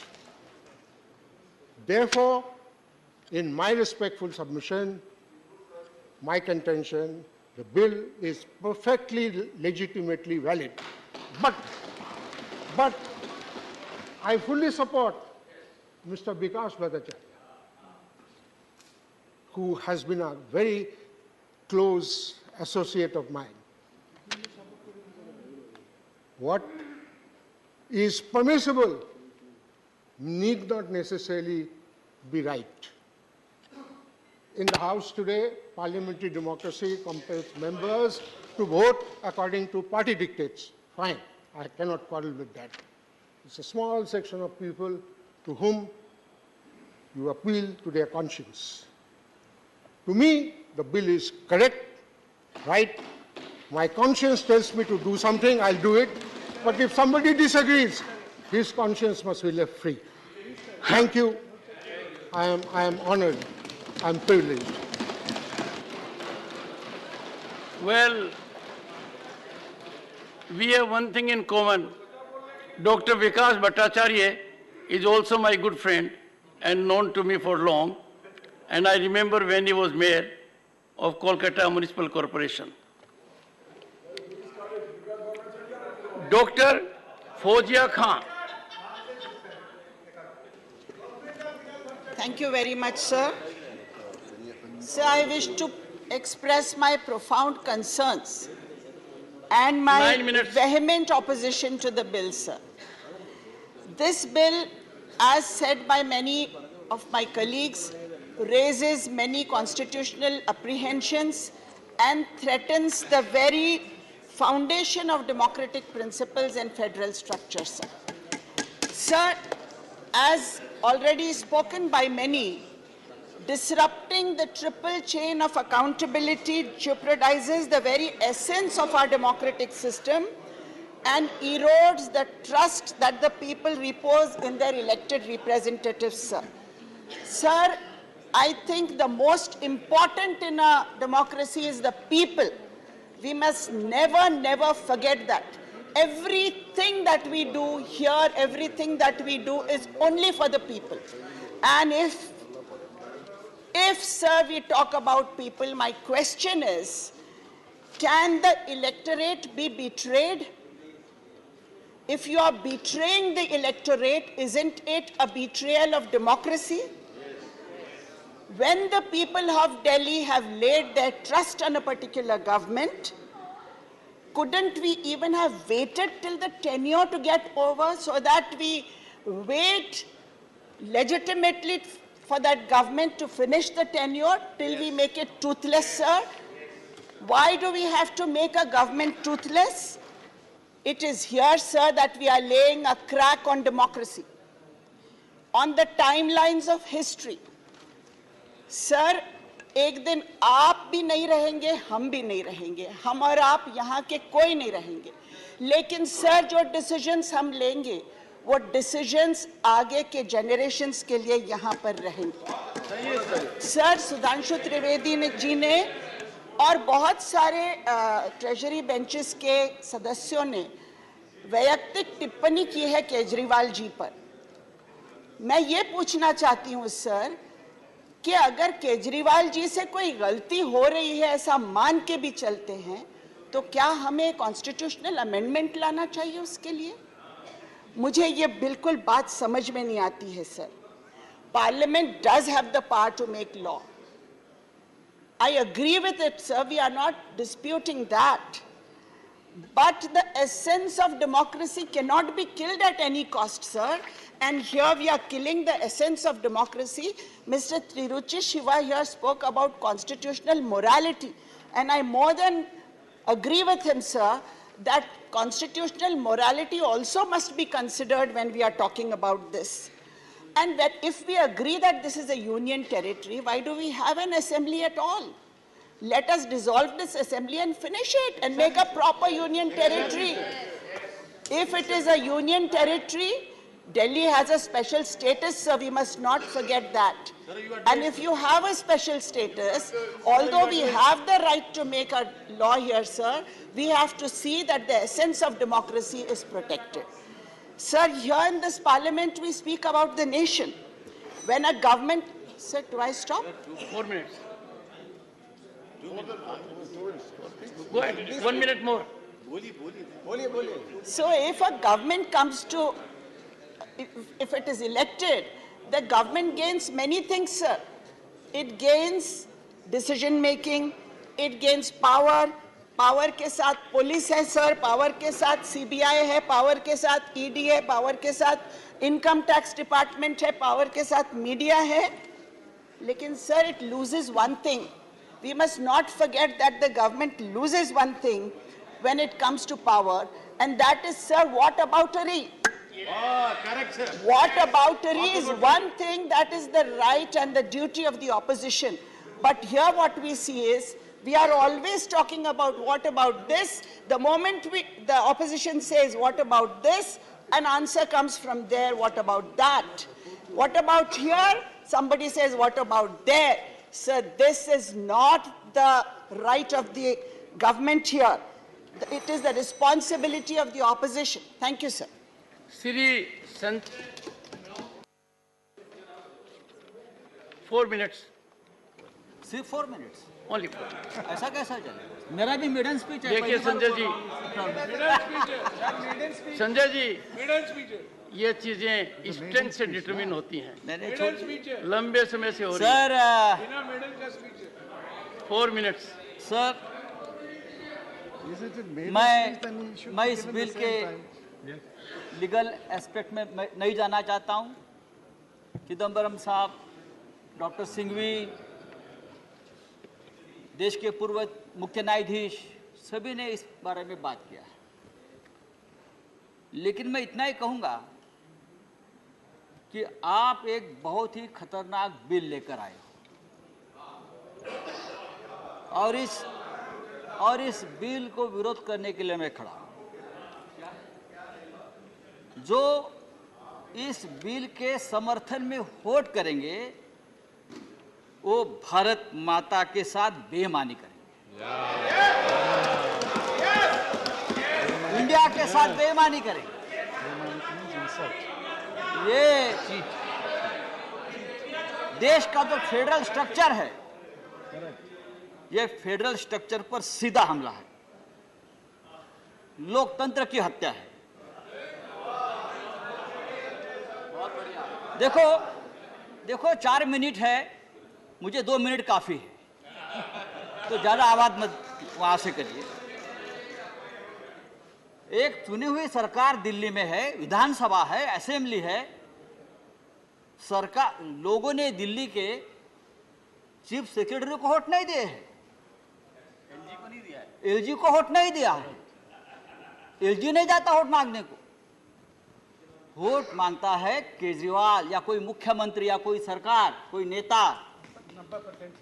हाँ, आप 5 बार चुनाव हार गए, 6 बार चुनाव हार गए. आज भी दिल्ली के विधानसभा में आपके 5 विधायक नहीं है, और इसलिए आप दिल्ली विधानसभा हो, चाहे महाराष्ट्र हो, चाहे पश्चिम बंगाल हो, चाहे तमिलनाडु हो, आप कब्जा लेने चाहते हैं. सरकारें कौन चलाएगा? हम लोकतंत्र की बात अगर करेंगे, मैं वहां की बहुत से लोगों के मेरे मित्र हैं, भाषण सुन रहा था. मुझे लगा उनको पुराने दिन याद आएंगे, जब लोकतंत्र के बारे में बड़ी-बड़ी बातें आप कर रहे थे. लेकिन आपके आंखों में मुझे कोई लज्जा नहीं दिखी. मुझे 2 पंक्तियां याद आई गोपाल दास नीरज की. मत पूछो कि इस दौर में क्या क्या नहीं बिका. आपने तो सब कुछ बिक दिया है, पब्लिक सेक्टर से लेकर लोकतंत्र तक, विधायक, सांसद, सरकारें. मत पूछो कि इस दौर में क्या क्या नहीं बिका. आपके आंखों की शर्म तक आपने बेची है.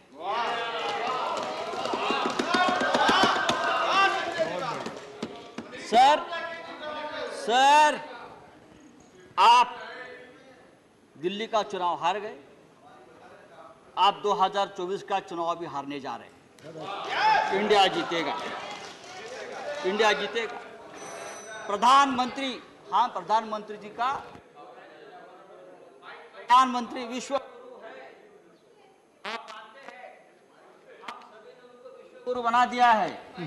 लेकिन उनका जो सम्मान होता है, उनको जो लोग बाइडेन से लेकर फ्रांस के प्रेसिडेंट तक जो गले लगाते हैं, वो नरेंद्र मोदी जी को नहीं गले लगाते, एक महान लोकतंत्र वाले देश के प्रधानमंत्री को गले लगाते हैं, इंडिया के प्रधानमंत्री को गले लगाते हैं, और आप उस महान परंपरा को, उस महान संस्कृति को आप खत्म करने जा रहे हैं। अभी अभी प्रधानमंत्री पुणे में गए थे, लोकमान्य तिलक का नाम से उनको सबसे बड़ा अवार्ड मिला। I requested the honorable members, and this is not a good tendency. Sir मैंने क्या बोला? No, no. मैंने गलत क्या बोला? One second. It is. प्रधानमंत्री जी को Mr. Sanjay Rahul, it is not that. के नाम No. से पुरस्कार मिला। Okay, your time is over. Lokmanya Tilak का No, Mr. Your time is over, Sanjay Rahul, and when I say your time is over, I mean time for this address only. मेरा और 2 minute Digvijay Singh ji, आप इतने सीनियर आदमी हैं। सर मेरा और 2 minute बाकी। In this house, we must have respect for constitutional functionaries. Let us not create a system which is not good. नहीं। No. Priyanka. Message from Lok Sabha Secretary General. Message from Lok Sabha Secretary General. Sir, with your kind permission, I rise to report that the Lok Sabha at its sitting held on 7th August 2023 passed 1. The Anusandhan National Research Foundation Bill 2023 and 2. The Pharmacy Amendment Bill 2023. I lay a copy each of the said bills on the table. Shri Ghanshyam Tiwari, 15 minutes. आदरणीय सभापति महोदय, मैं आपके माध्यम से आज इसकी बहस की शुरुआत करते समय माननीय श्री अभिषेक मणि सिंघवी जी थे, उन्होंने चेतावनी दी बीजेडी को, वाईएसआर कांग्रेस को। उन्होंने कहा कि भाई आप इनके साथ जा रहे हैं तो आपके साथ अच्छा नहीं होगा, क्योंकि आग दूर तक आएगी। लेकिन सभापति महोदय, वो मेरे मित्र हैं, जोधपुर के हैं, मैं उनको याद दिलाना चाहता हूं कि वो केजरीवाल जी के पास वो गए हैं, इसलिए वो अपने आप को संभालें, क्योंकि केजरीवाल साहब के साथ जितने भी लोग थे जो शुरू में उनके साथ आए, चाहे प्रशांत भूषण जी आए, चाहे स्वर्गीय शांति भूषण जी आए, चाहे योगेंद्र यादव जी आए, चाहे कवि जी आए, या जितने भी लोग आए, वो सबसे पहले अन्ना हजारे आए।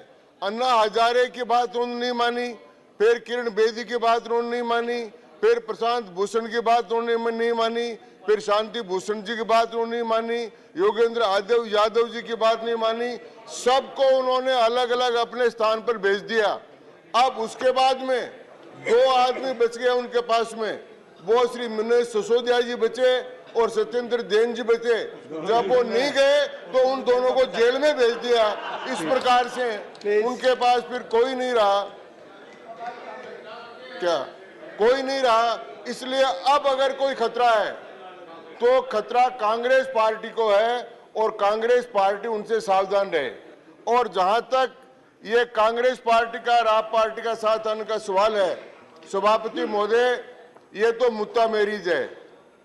ये तो कॉन्ट्रैक्ट हुआ था कि हमारा इस बिल में आप समर्थन करोगे तो हम आपके साथ आएंगे, और ये बिल लोकसभा में पास हो गया। अब ये राज्यसभा में पास होने वाला है। इसके बाद में ये मुद्दा मैरिज टूट जाएगी और ये केजरीवाल जी कांग्रेस के लिए सनीसर बनकर उनके सामने ही खड़े हो जाएंगे।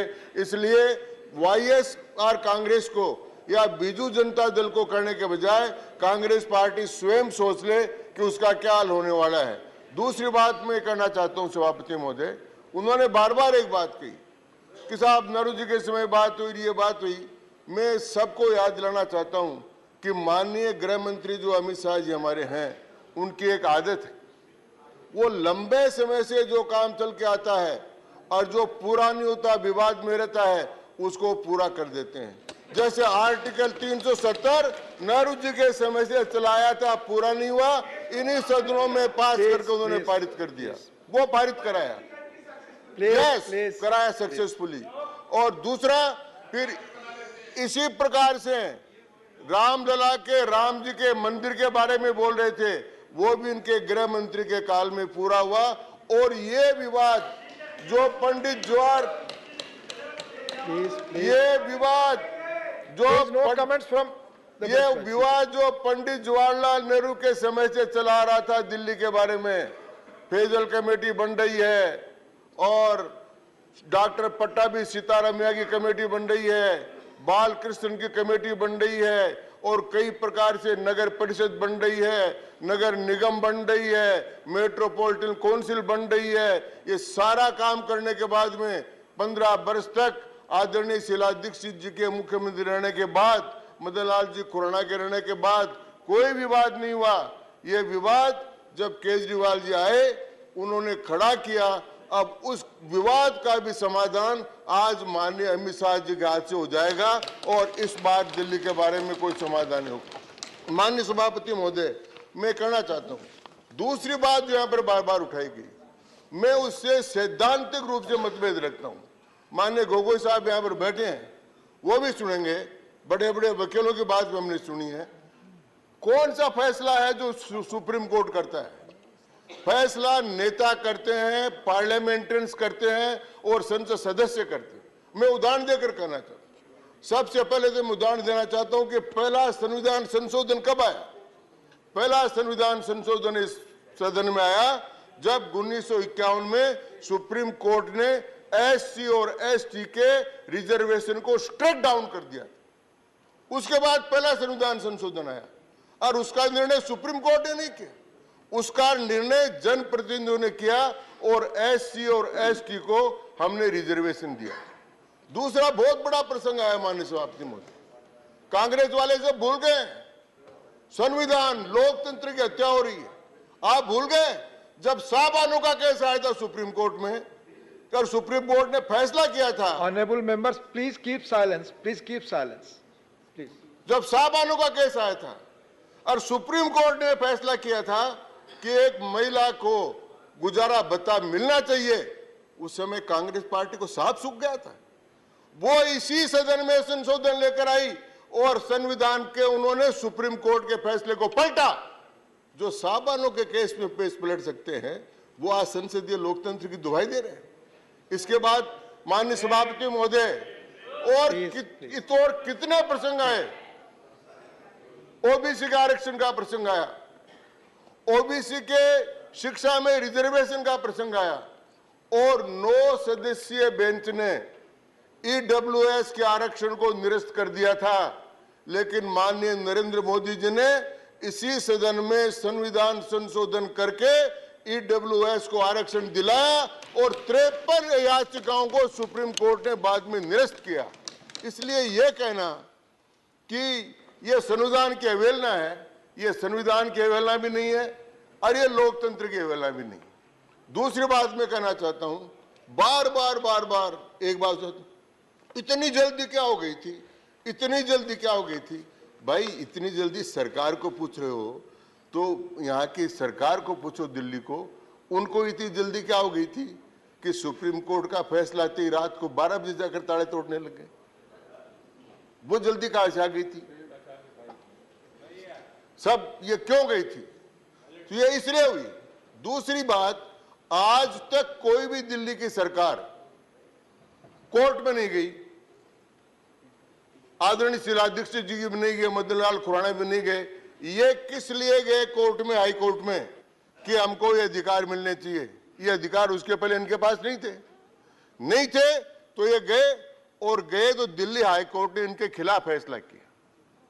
जब ये कोर्ट के इतने ही भक्त हैं तो फिर दिल्ली हाई कोर्ट का फैसला मान लेते, तो दिल्ली हाई कोर्ट का फैसला भी नहीं माना। इसके बाद में ये गए सुप्रीम कोर्ट में, और सुप्रीम कोर्ट में क्या हुआ, सुप्रीम कोर्ट का जो फैसला है उसका केवल एक आख्यान पढ़ते हैं, बाकी 2 आख्यान जो भी माननीय महेश जी ने भी बताए और माननीय गोगोई जी ने भी बताए, उनको पढ़ नहीं रहे।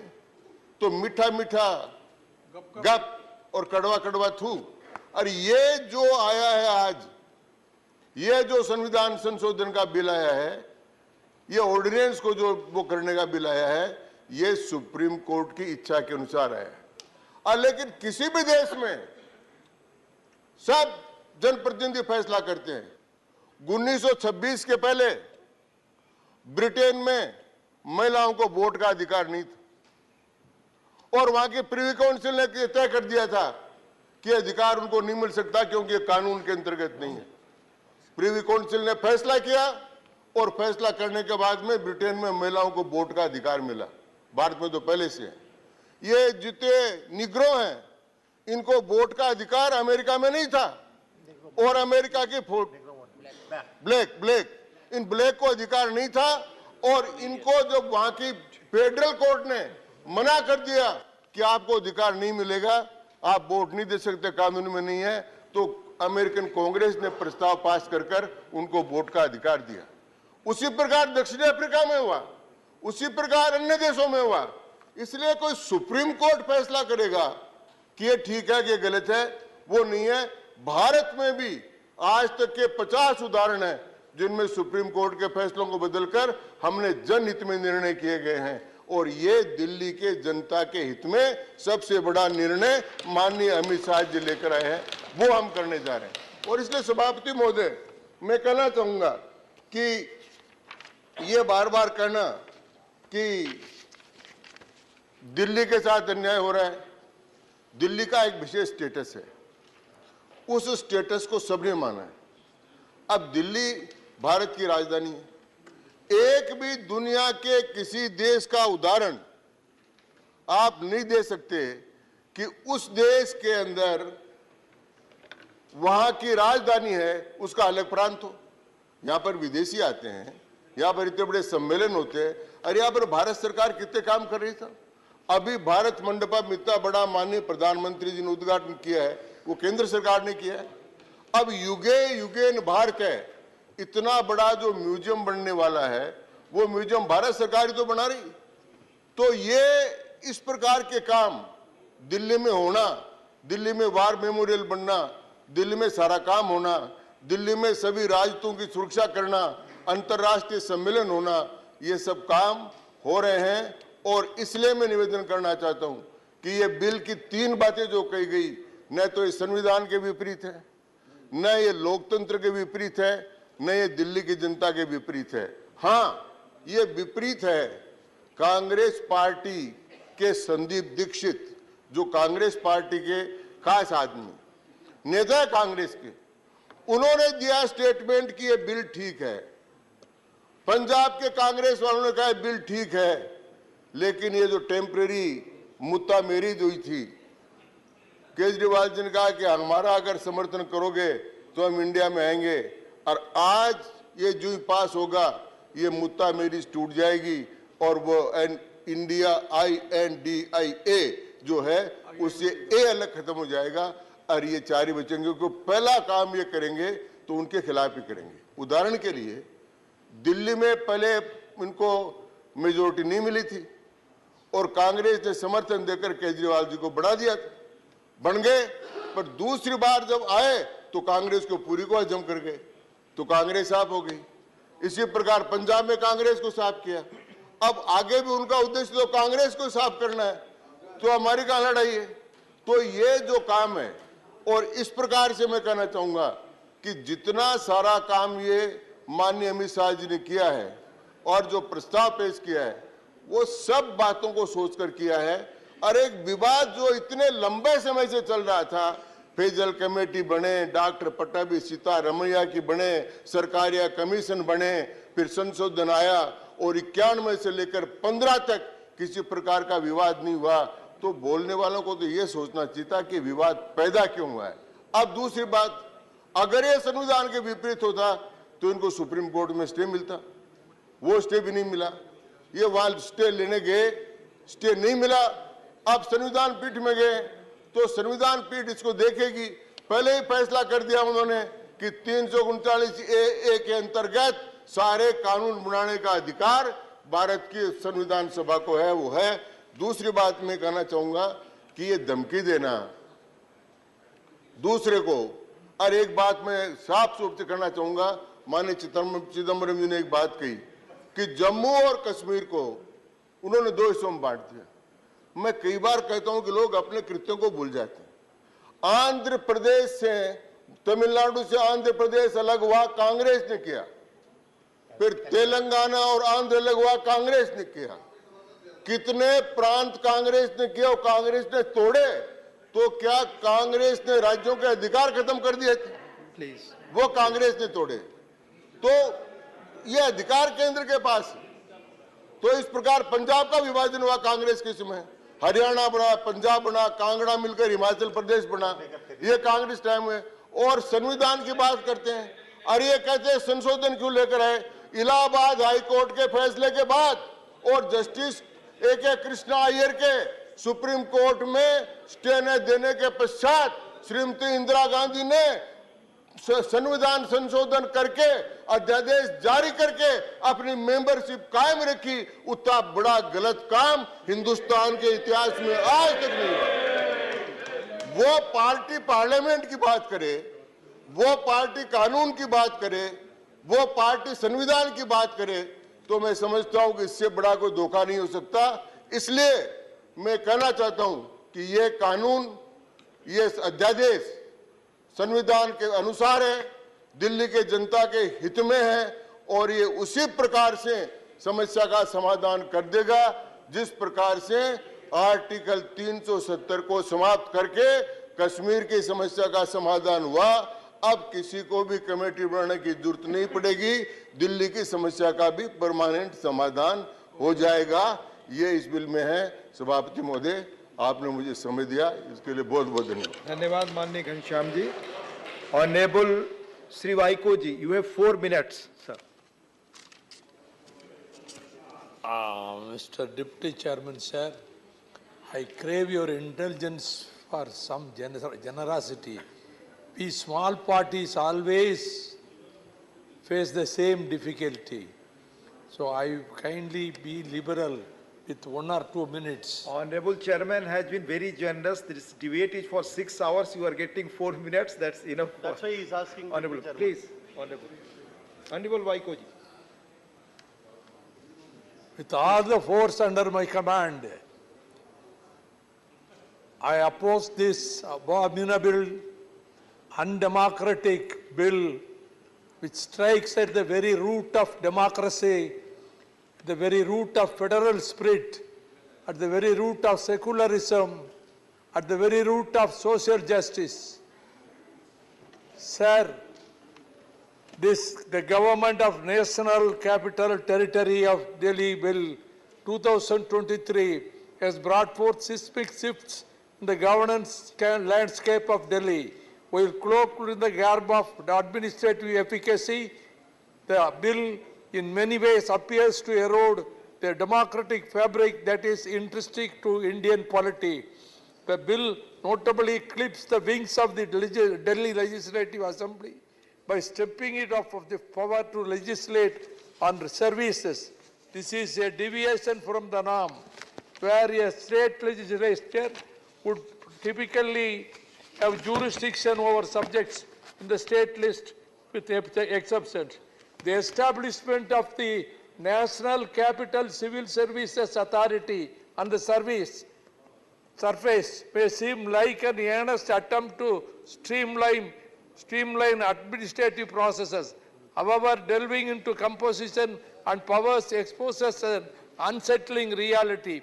The Chief Minister, an elected representative, is rendered virtually, I should not use the word impotent, so he is rendered puppet within the authority.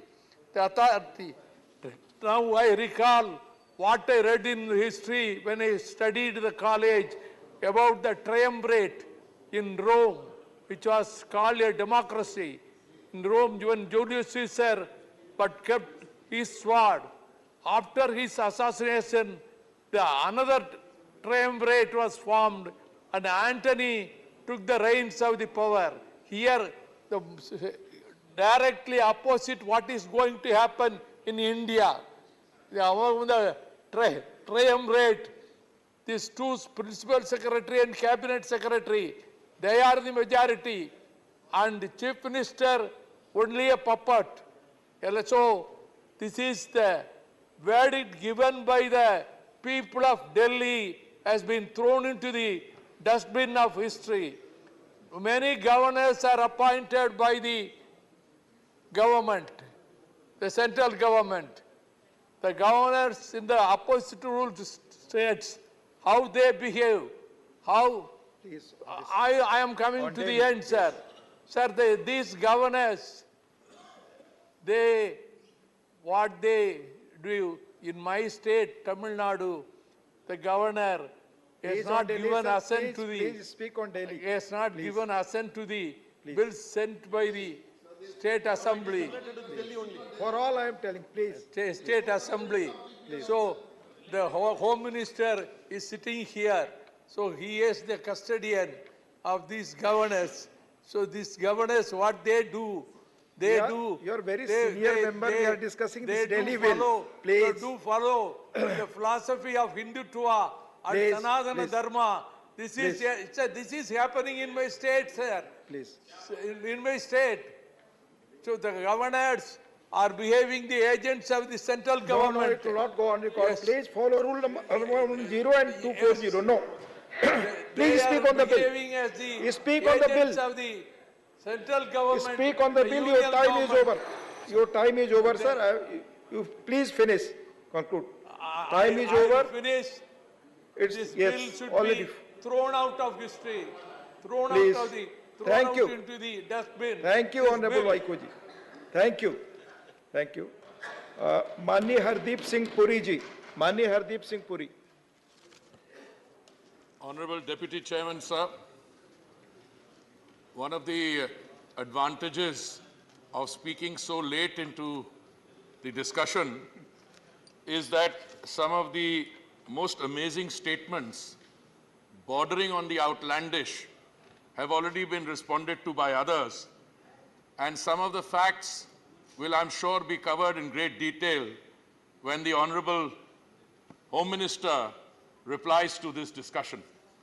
But I picked up some gems, and I thought I will share them with you.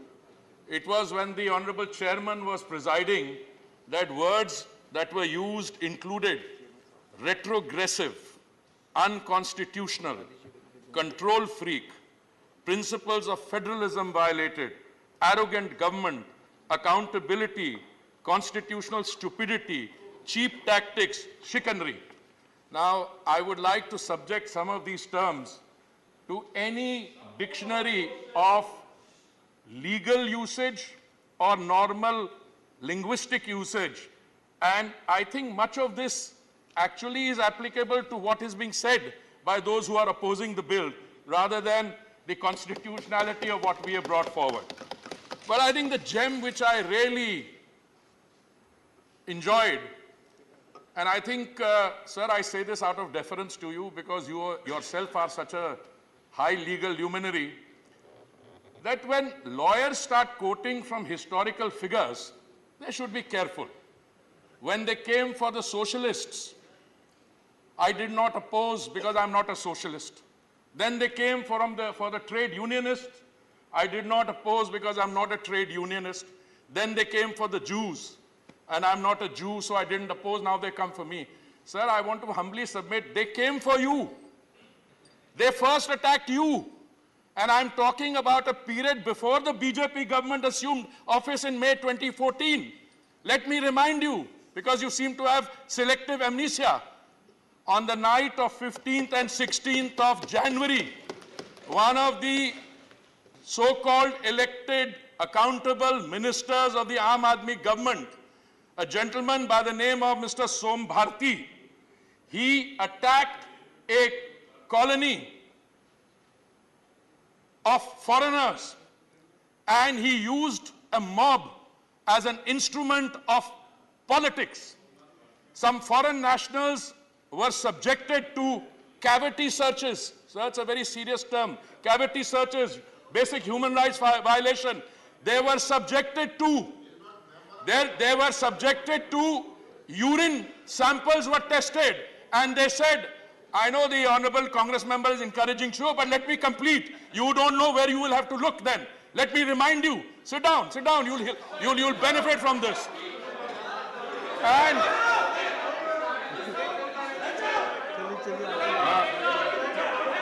Honorable Chairman, sir. Honorable Chairman, sir. One second, sir. One second. Oh, no, first ask your colleagues to take the seat. 1 second. One second. First ask your colleagues to take seat. Yes. Now what is your point? Point is, because he is naming the person who is not a member of this house. How he can name that person? Yes.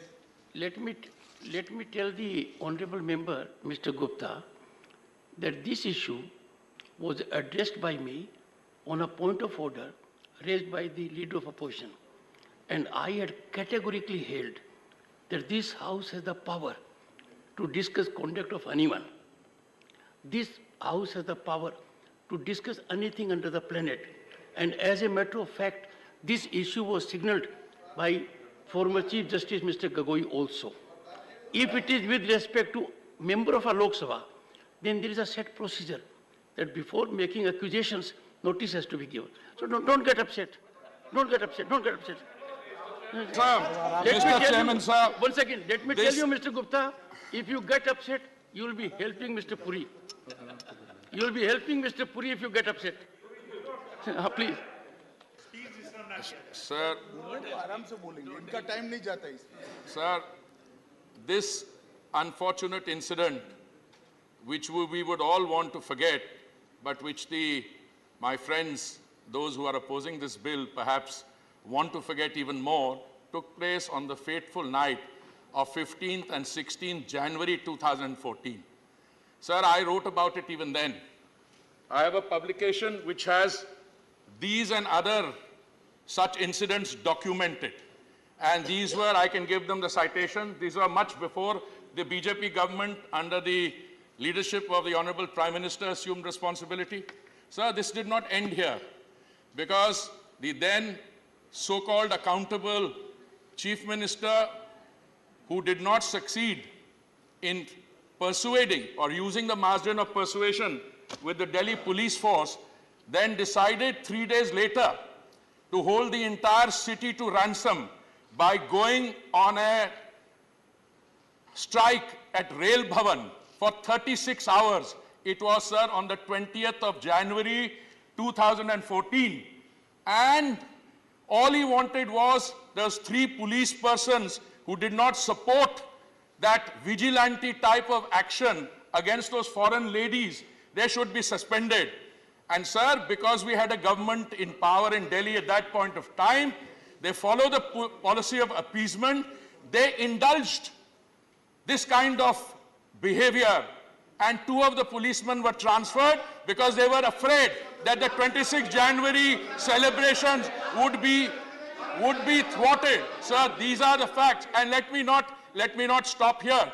This was an action in January 2014. Now, this bill speaks to the heart of governance. Heart of governance. What does governance say? Sir, what does the heart of governance say? And I'm very happy that my chance to speak came after my learned friend Shri Mahesh Jetmalani and others.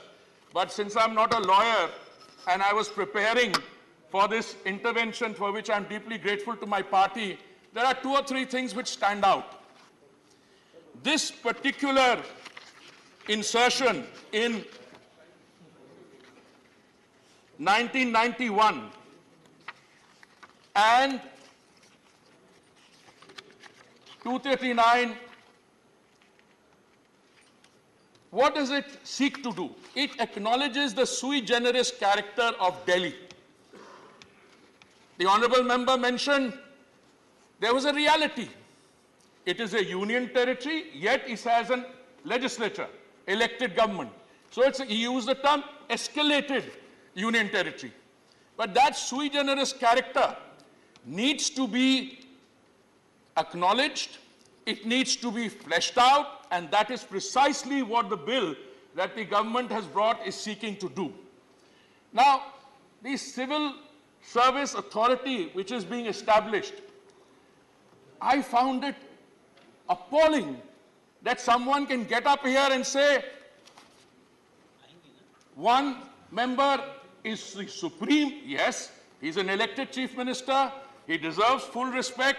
He deserves to have his position as primus inter pares in this three-member committee acknowledged and respected. But to say that the other two are against the whole system, or they have been appointed and their integrity is in doubt, is an outlandish statement, if I may submit. Let me now read out to you how they treat their chief secretaries. Sir, I have in front of me the copy of an FIR filed a few months later. It was filed on 20th February 2018. The then chief secretary says that he received an information yesterday, that is 19th February.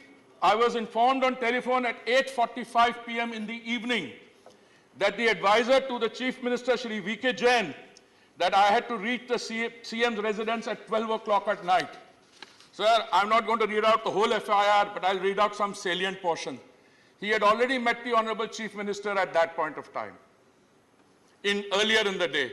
He was to meet the Chief Minister again the next day because there was a cabinet meeting. And the contents of this FIR, sir, are amazing. He says he was told that if some advertisements that were the Honorable Chief Minister desired and some of their MLAs desired, if those advertisements are not released, he better come there at 12 o'clock. The Chief Secretary reached the Honorable Chief Minister's residence. He thought only the Deputy CM would be there, Shri Manish Sisodia. But to his surprise, 11 other MLAs were there. And they sat down and started questioning the Chief Secretary in an aggressive manner why those advertisements were not released. To which the Chief Secretary replies, as part of the FIR, part of the subsequent legal records, that those advertisements could not be released in the light of the Supreme Court directives. Then what happened is even more amazing. The Chief Minister and the Deputy Chief Minister are present, and the Chief Secretary is physically assaulted.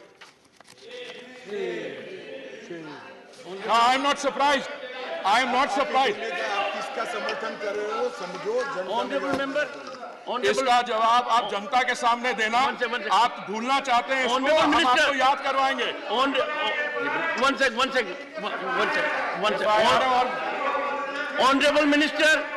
Honorable Minister, a copy of this FIR be laid on the table of the House. Here and now. Okay. Now I want to come to the subsequent stages of what happens. Sir, initially when the case came up in the preliminary legal stages, the government of the National Capital Territory of Delhi took the view that no such incident took place.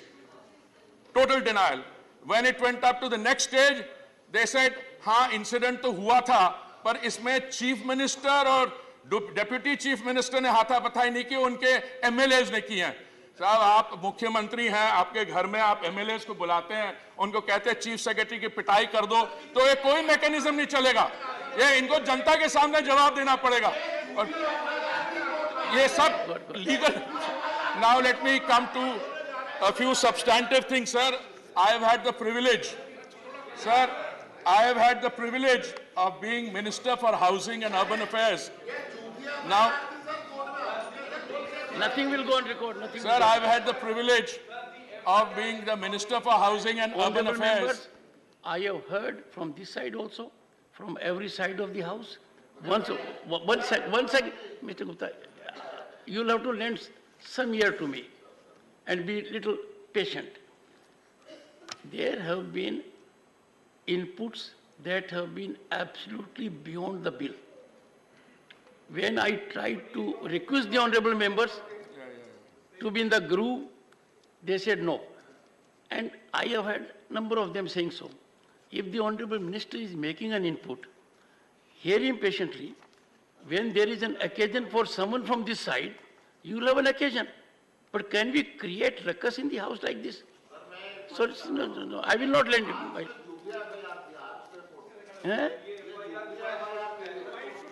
क्या कहा? ये झूठी FIR देंगे court से खत्म होगी. Sir, let me shift now to a second segment of my submission to this August House through you, sir. I've had the privilege of being the Minister for Housing and Urban Affairs at least now nearly 6 years, sir, from 3rd September 2017. Sir, on many such occasions, I have had to appeal to the Honorable Chief Minister for the implementation of central schemes. When it came to the unauthorized colonies and their regularization, I had to write a letter to him. I'm placing that on the table of the House also, about the false narratives that they were creating. But let me come to some basic issues, sir. When it comes to schemes which have the capital territory of Delhi as an equal participant, let me give you, sir, something like the Delhi metro system. Sir, they are still sitting. There have been constant delays in getting approvals for metro and RRTS projects. The signing of the tripartite MOU for DMRC Phase 3 and Phase 4 for 3 priority corridors is pending despite several reminders to the GNCTD. Recently, sir, they are co-partners with us for the RRTS, and they would refuse to part with the remaining 415 crores. The matter was agitated before the Honorable Supreme Court, and the Supreme Court asked them, how much money have you spent on advertisement? So the reply given to the Supreme Court by the Capital Territory of Delhi government was that they have spent 1,100 crores on advertisements in the last 3 years. In 3 years. And they could not release 415 crores for the RRTS. So this again, एक ऐसा मुद्दा है जिसपे इनको दिल्ली की जनता को जवाब देना होगा. Or so let me give you one or two other some examples, sir. A reference is already made in terms of dealing with institutional mechanisms. Let me also tell you, sir, that the 400 or so specialists or consultants who were hired, well, I'm very happy that the Lieutenant Governor has finally terminated their services. What services they provided at exorbitant salaries, perhaps they might like to inform the House about that. But there was another expenditure, sir, where they incurred 60 lakh का खर्चा किया कुछ equipment खरीदने के लिए. Equipment 60 lakh की है और उन्होंने विज्ञापन उस पे किया 23 करोड़ के. I will place those facts in front on the table of the House also.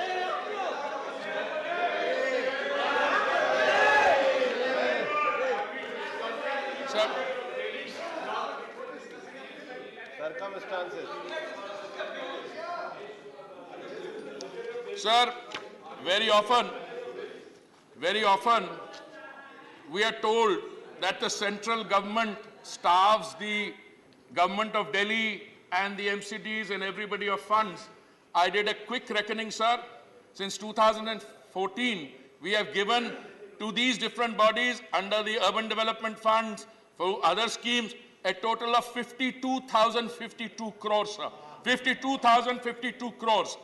And what we witness, जो हमारी केंद्रीय योजनाएं हैं, मैं इसलिए एक का उदाहरण दे रहा हूं क्योंकि मनसुख भाई मेरे साथ, my honorable colleague is sitting next to me. Some of the most successful schemes, sir. Ayushman Bharat, जिसके तहत एक परिवार को एक वर्ष में 5 लाख रुपए की सुविधा है इलाज करवाने के लिए, दवाइयों के लिए, ऑपरेशन के लिए, पोस्ट ऑपरेशन केयर, ये इन्होंने दिल्ली में लागू ही नहीं की. इन्होंने कहा कि हमने शानदार वर्ल्ड स्टैंडर्ड के मोहल्ला क्लिनिक बनाए हुए हैं. वो हमारे कुछ लोग हैं, उनको शुरू में पसंद आते हैं, फिर वो समझते हैं कि यहाँ पे वर्ल्ड क्लास नहीं है, ये तो काफी फटीचर टाइप है, तो फिर उनकी निंदा कर देते हैं. देखिए सर, ये आपने एक शब्द इस्तेमाल किया, कन्वीनियंट मैरिज. कन्वीनियंट मैरिज क्या होती है सर? कन्वीनियंट मैरिज मेरे हिसाब से वो होती है जो एक अपॉर्चुनिस्टिक अलायंस होती है.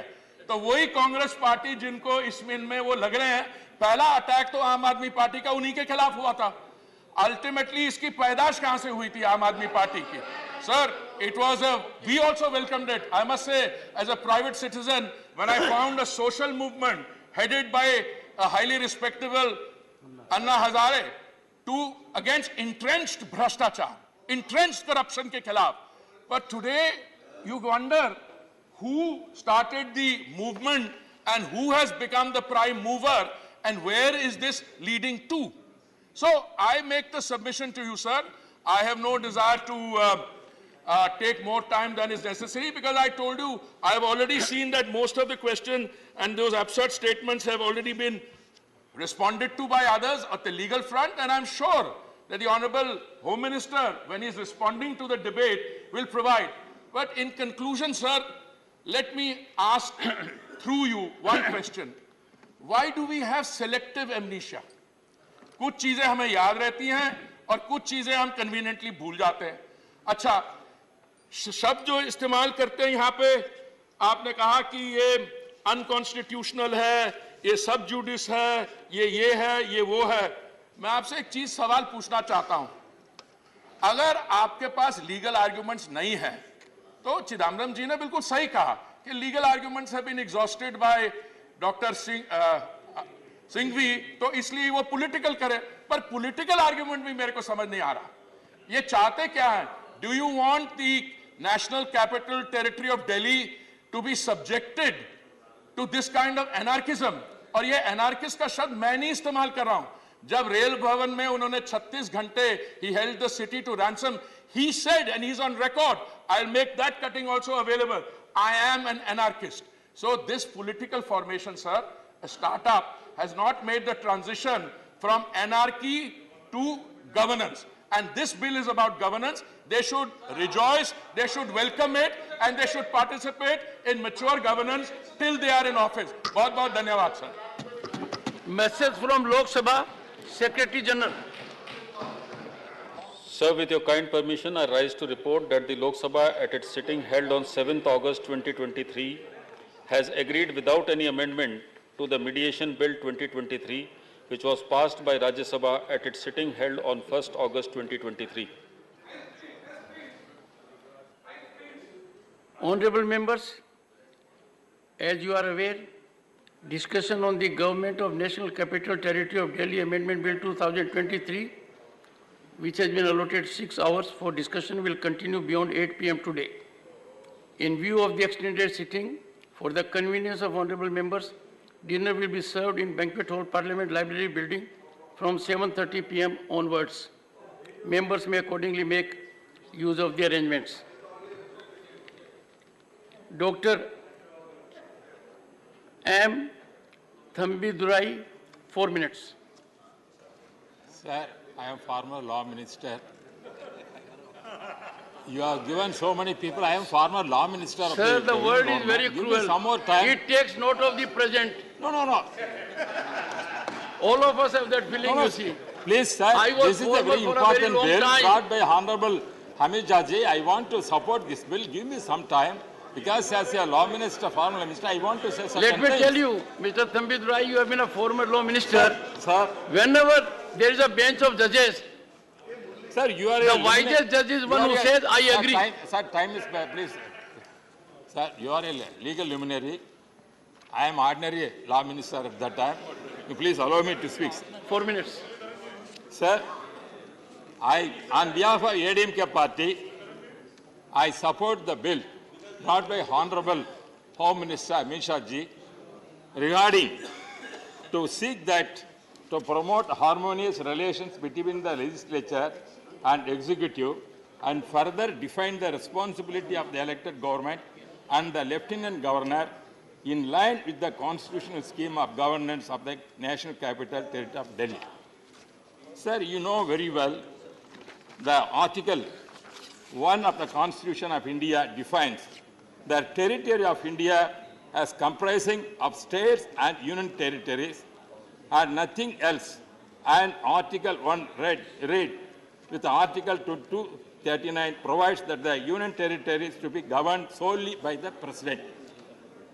Sir, I want to make certain points because our eminent lawyers, Abhishek V. and Chidambaram, they argued about the bill against that. They are the eminent lawyers. If they come this side also, they will defend the bill also. They have the capacity. Therefore, as lawyers, they made their points. That is different, sir. But the crux of the point what they said regarding the federalism and the rights of the union territory, the union state governments and union territories, everything they argue. I want to know what is the present status for federalism? Who is responsible for decentralization of this government? This is your government, Congress government. The Congress government, they are responsible for this kind of anarchy and take away the state rights. That is, everybody knows that. Especially 1976 emergency period, nobody can forget the Indian history.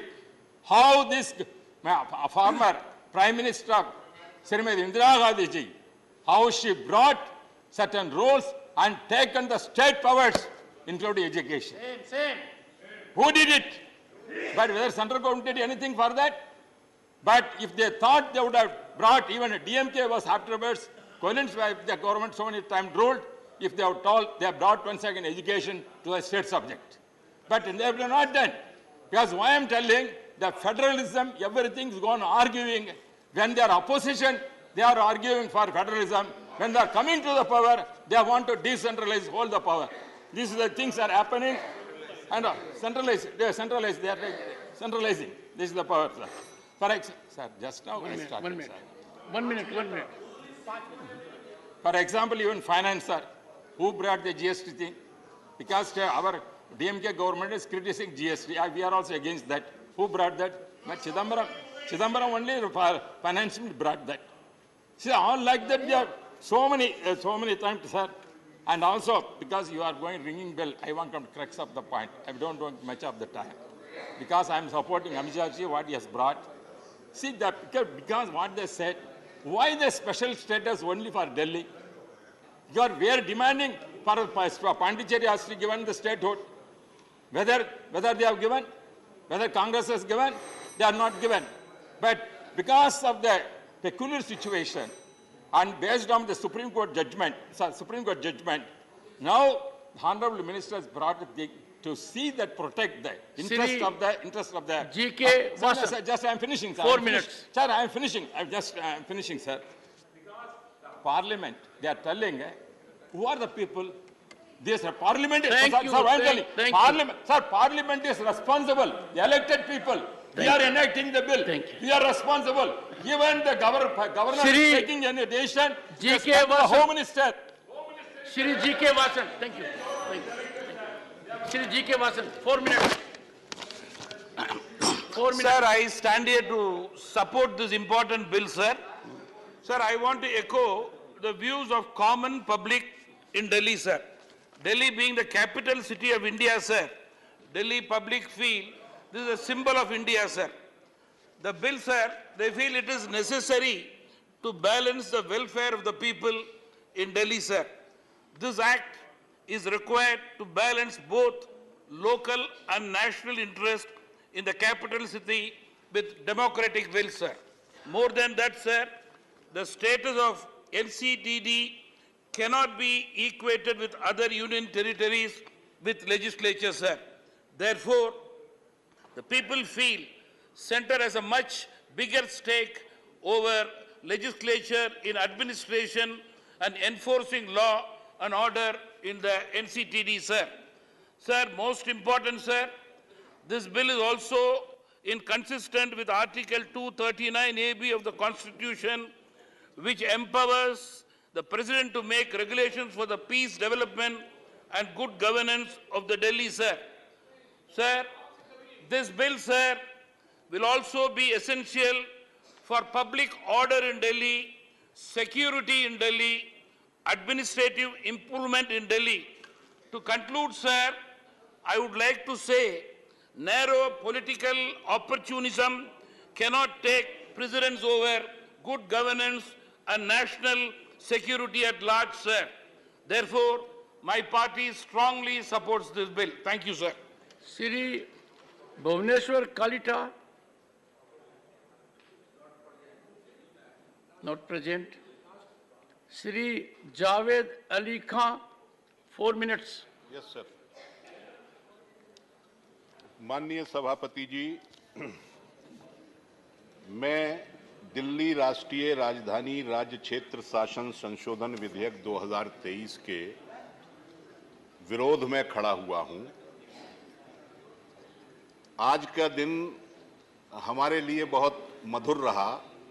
बहुत सारे वकीलों की बात भी सुनी और जज साहब की बात भी सुनी, सीनियर लोगों की बात भी सुनी और कुछ जो हमारे बाद सदन में आए थे उनकी बातें भी सुनी।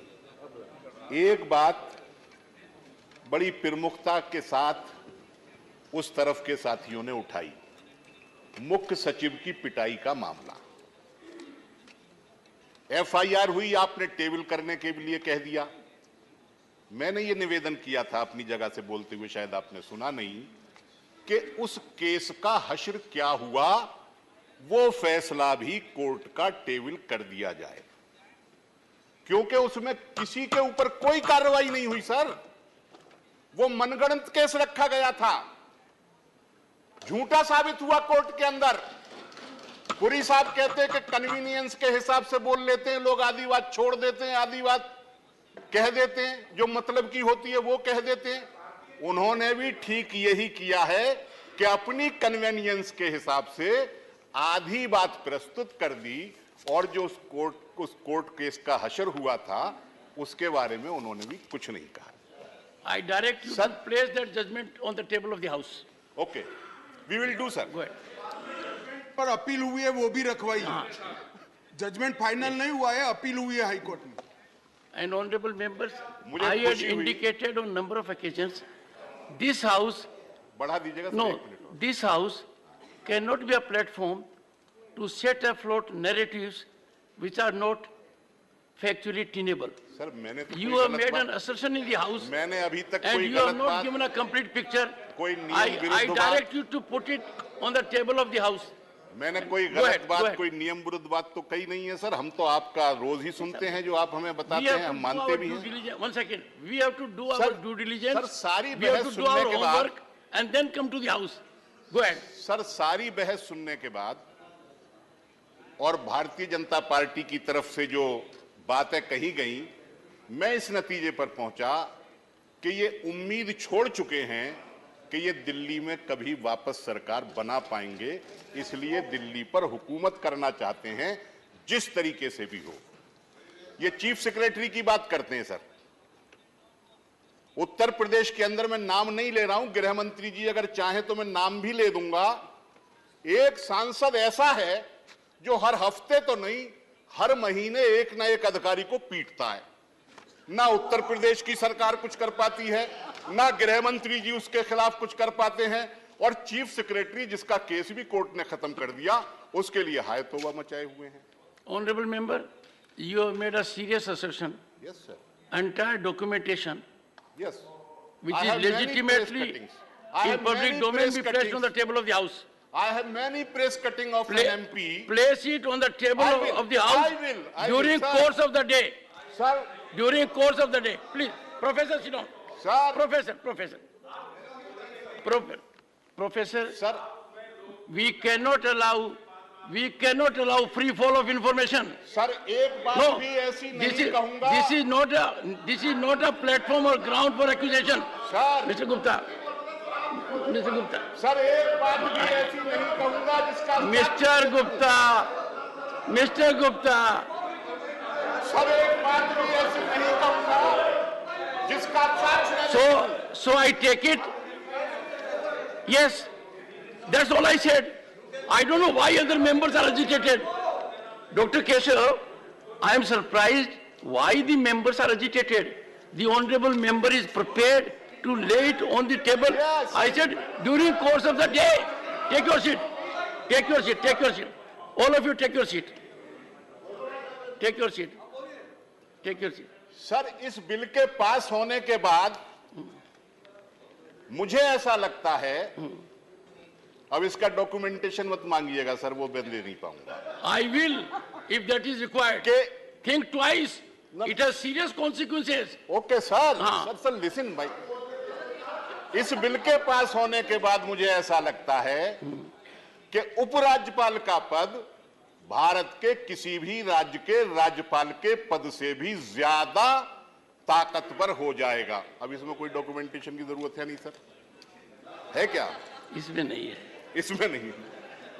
और मुख्यमंत्री की हालत दिल्ली के एक नगर पंचायत के चेयरमैन से, टाउन एरिया के चेयरमैन से भी गई गुजरी हो जाएगी। लिहाजा मैं बीजेपी के साथियों को और सरकार को यह सजेस्ट करना चाहता हूं कि आप इधर उधर की बात मत करिए। अगर आप सही सोचते हैं कि दिल्ली में बहुत गलत शासन चल रहा है, तो दिल्ली की विधानसभा को ही खत्म करके यहां इसको नगर पालिका या महानगर पालिका जो बनाना चाहे बना दीजिए। मेरा कुछ टाइम खराब हो गया था सर, बीच में बातचीत अकोमोडेट कर लिया है, अकोमोडेट कर that time has been accommodated. No, it has to be accommodated. It started late. Shri Bhubaneswar Kalita sir, मेरी बात Shri Thank you. Thank you, Honorable Chairman, for giving me this opportunity to speak on this very, very important bill on the government, on this amendment bill. Sir, some of the questions, the opposition members has raised few questions on the unconstitutionality and morality and the undemocratic nature of the bill. So that all has been tackled and handled by our jurists like Mahesh Jatmalani, Justice Gogoi has very well explained the constitutionality of this bill, and I think our friends in the other side will be satisfied with that. So I will not go much into that. I only want to explain certain things which has come from the opposition members, and some of the members have, and most of the members are comparing with their state, like Tamil Nadu, like West Bengal or Bihar. They are talking about a state, but here in this bill we are not talking about a state, because Delhi is not a state in the true sense. It is national capital territory, and it falls under special provisions mentioned in Article 239 to Article 242 of the Constitution, The Article 239AA 3B grants Parliament the authority to legislate for Delhi and its related matters. Delhi's government functions according to the procedures outlined in the Constitution. It is a unique administrative unit with specific legal provisions governing in governance. So it is a completely different case. It's not like any other state that they are comparing and they are making their statements. So the question that was raised by was about Supreme Court, that this is pending in the Supreme Court. So the matter which is pending in the Supreme Court is different. The issue is different, and this is a different issue. The Supreme Court explained that the union government wants control over certain services. A new law is needed. That is what the Supreme Court says. This new bill is being passed to make that happen.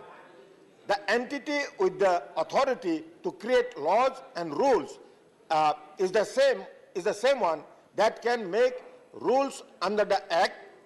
In this case, it's the union government. So here I want to point out certain things which has been raised by our friends in the opposition in the other side. So they say that the bill is undemocratic. So the bill is not undemocratic. Had it been undemocratic, it would not have come in the parliament at all. So, and what kind of democracy they are talking about? The democracy, the legislature which is functioning in Delhi, the Legislative Assembly of the NCT of Delhi is unique as it does not experience prorogation. In 2020, there was just one session. So, just one session in 1 year, comprising 5 brief sittings over 2 days, solely for budget purposes. for the passage of the budget.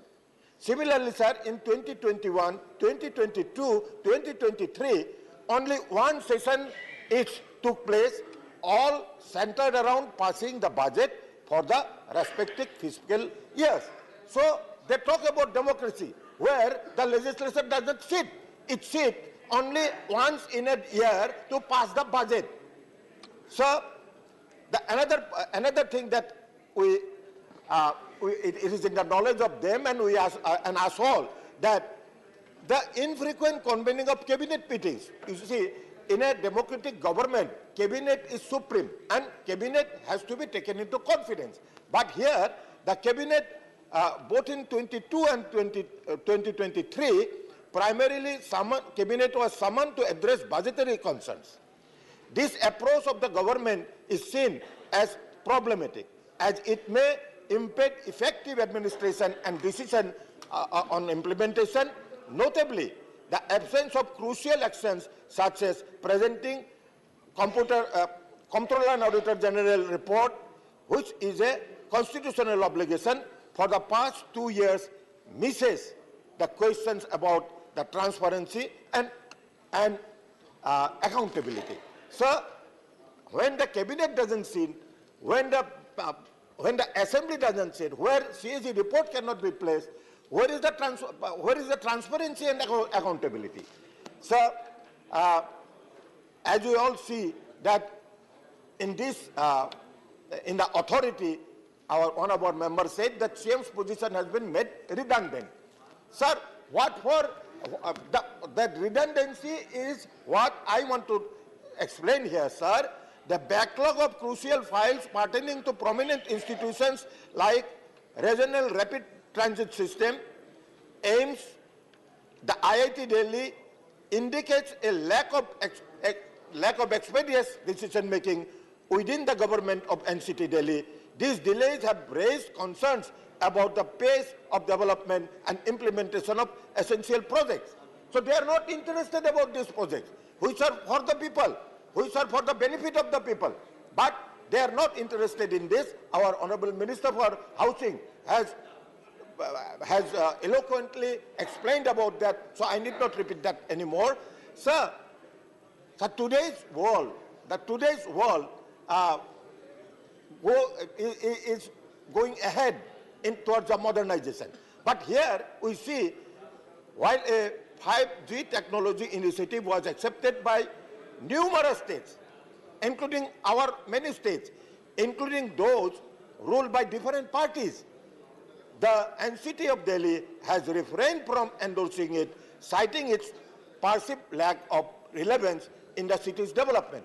So, sir, they are not interested in public work. They are not interested in work of the digital world. They do not want 5G.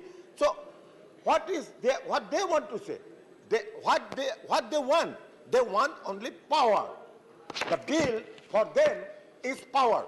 Because the Chief Minister power has been clipped.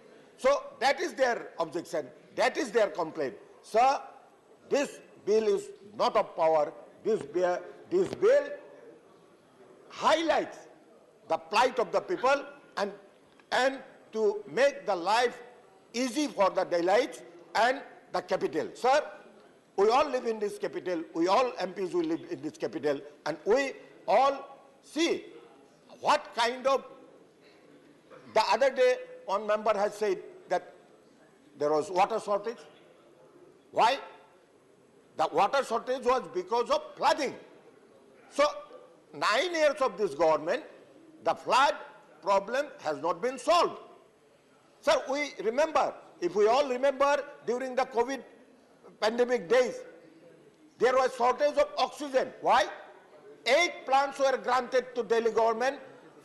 8 oxygen plants were allotted to government of Delhi, but they did not put up those plants. 1 or 2 they have put up, others were not put up, and that is why there was oxygen shortage. But for that also, they blame the government of India, the central government. So, sir, I want to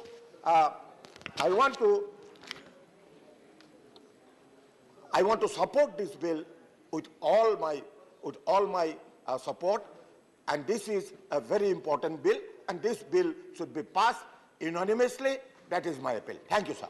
Shri Santosh Kumar P, 4 minutes. Thank you, Chairman, sir. I take this opportunity to oppose this undemocratic, anti-federal, unconstitutional bill introduced by the Manipur Shame Union government. Sir, if you go through the pages of history, one thing can be easily understood. That one organization, I don't want to name it, based on Nagpur, was from the very beginning itself opposing the concept of federalism. They thought the concept of federalism is actually anti-Indian, so they always stood against that concept. And I think my party, the Communist Party of India, thinks that this attack in the form of this bill is a new addition to that continuing attack on federalism. And I would like to ask the Honorable Home Minister, who is present in this august house, the statement, objects and statements, a detailed list is given.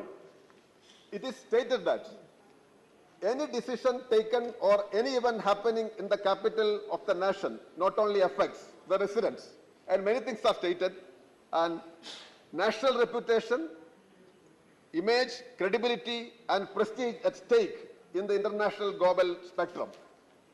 So I would like to ask you, Mr. Home Minister, can you cite even a single incident, single example to justify your position? You are insulting the people of Delhi. The democratically elected government, is the democratically elected government of Delhi is responsible in any of the international forums? Anyone discuss about these issues? Unfortunately, so as to say, the international community is discussing about Manipur. I am sorry to say, the tertiary benches were vocal against the failure of the Delhi government. May I ask you, it was the European Union Parliament which discussed about one particular Indian state. I don't want to name that because that will create problems here. They don't want to hear the name. More than 6,500 cases were registered, FIR. Not even 500 were arrested. So, in one state, your government have failed like anything, and now you are blaming the union territory and its government, Delhi government. So it is so shameful from your side. And let me ask you one more thing. There are many provisions which is unconstitutional, anti-federal in this. Because of the shortage of time, I don't want to mention more. Let me ask you one important question. Most of you people may be indebted to the BJP recently because of many factors. But at least you should learn the history of BJP political party. As a political party, BJP once upon a time stood for the Delhi statehood. Full statehood. Advani, L.K. Advani, the forgotten hero of your party, in 2003, drafted the bill suggesting the full statehood of Delhi. And what is your position now? Why you are forgetting all these things? And this thing, this Delhi bill actually makes the Chief Minister's position fourth. First, the Lieutenant Governor, secondly, the Secretary, third, another officer, and the fourth one is Chief Minister. And what a shame is that. So why we need a democratically elected government in Delhi? Amit Shah could have brought with a new bill suggesting the abrogation of the Delhi administration. This was the best thing. This was the best thing. So this is an insult to the democracy. And let me tell you, sir. Conclude, please conclude. Yes, I am going to conclude. Some of our friends, especially from Orissa and Andhra Pradesh, were very vocal today. ED might have knocked more on the doors today, but we are not fearful of the ED. We oppose this bill. This is anti-India, anti-democratic. So we appeal all of you to oppose this bill. Dr. Anil Jain. धन्यवाद सभापति महोदय। 10 minutes. महोदय मैं राष्ट्रीय राजधानी क्षेत्र दिल्ली सरकार संशोधन विधेयक 2023 के समर्थन में बोलने के लिए खड़ा हुआ। महोदय मेरा स्पष्ट मानना है कि यह विधेयक न केवल दिल्ली बल्कि देश के नागरिकों की भावनाओं को ध्यान में रखकर लाया गया है। यह विधेयक दिल्ली की विशेष ऐतिहासिक, भौगोलिक, राजनीतिक एवं प्रशासनिक स्थिति को देखकर लाया गया। महोदय, मैं इस बिल की संवैधानिकता और वैधता के बारे में बहुत सारी बातें हुई हैं, लीगल और कॉन्स्टिट्यूशनलिटी के बारे में बहुत बात हुई है, मैं उस पर बहुत ज़्यादा चर्चा नहीं करना चाहता, लेकिन इतना जरूर कहूँगा कि सुप्रीम कोर्ट की आदेश की पैरा 86, पैरा 95, पैरा 164C, इसके तहत इसमें साफ कहा गया है कि संसद को अनुच्छेद 239A के तहत दिल्ली संघ राज्य क्षेत्र के किसी भी विषय पर कानून बनाने का अधिकार है। और इसकी बात मुझे लगता है कि अब इसमें कोई विवाद नहीं रहा है, उस पक्ष के लोग भी और इस पक्ष के लोग भी इसके बारे में अब विवाद से दूर हैं। तो ये एक बात तो तय होती है कि संवैधानिकता से परिपूर्ण है और ये अधिकार क्षेत्र में आता है माननीय। लेकिन प्रश्न ये है कि ये अध्यादेश लाने की जरूरत क्यों पड़ी। एक माननीय सदस्य ने बोला था कि अध्यादेश कब लाए जाते हैं, कि विषमता हो या आपात स्थिति हो। ये सही मायने में विषमता ही पैदा कर रहे थे, इस दिल्ली में ये विषमता पैदा कर रहे थे, इसलिए अध्यादेश लाना पड़ा मान्यवर।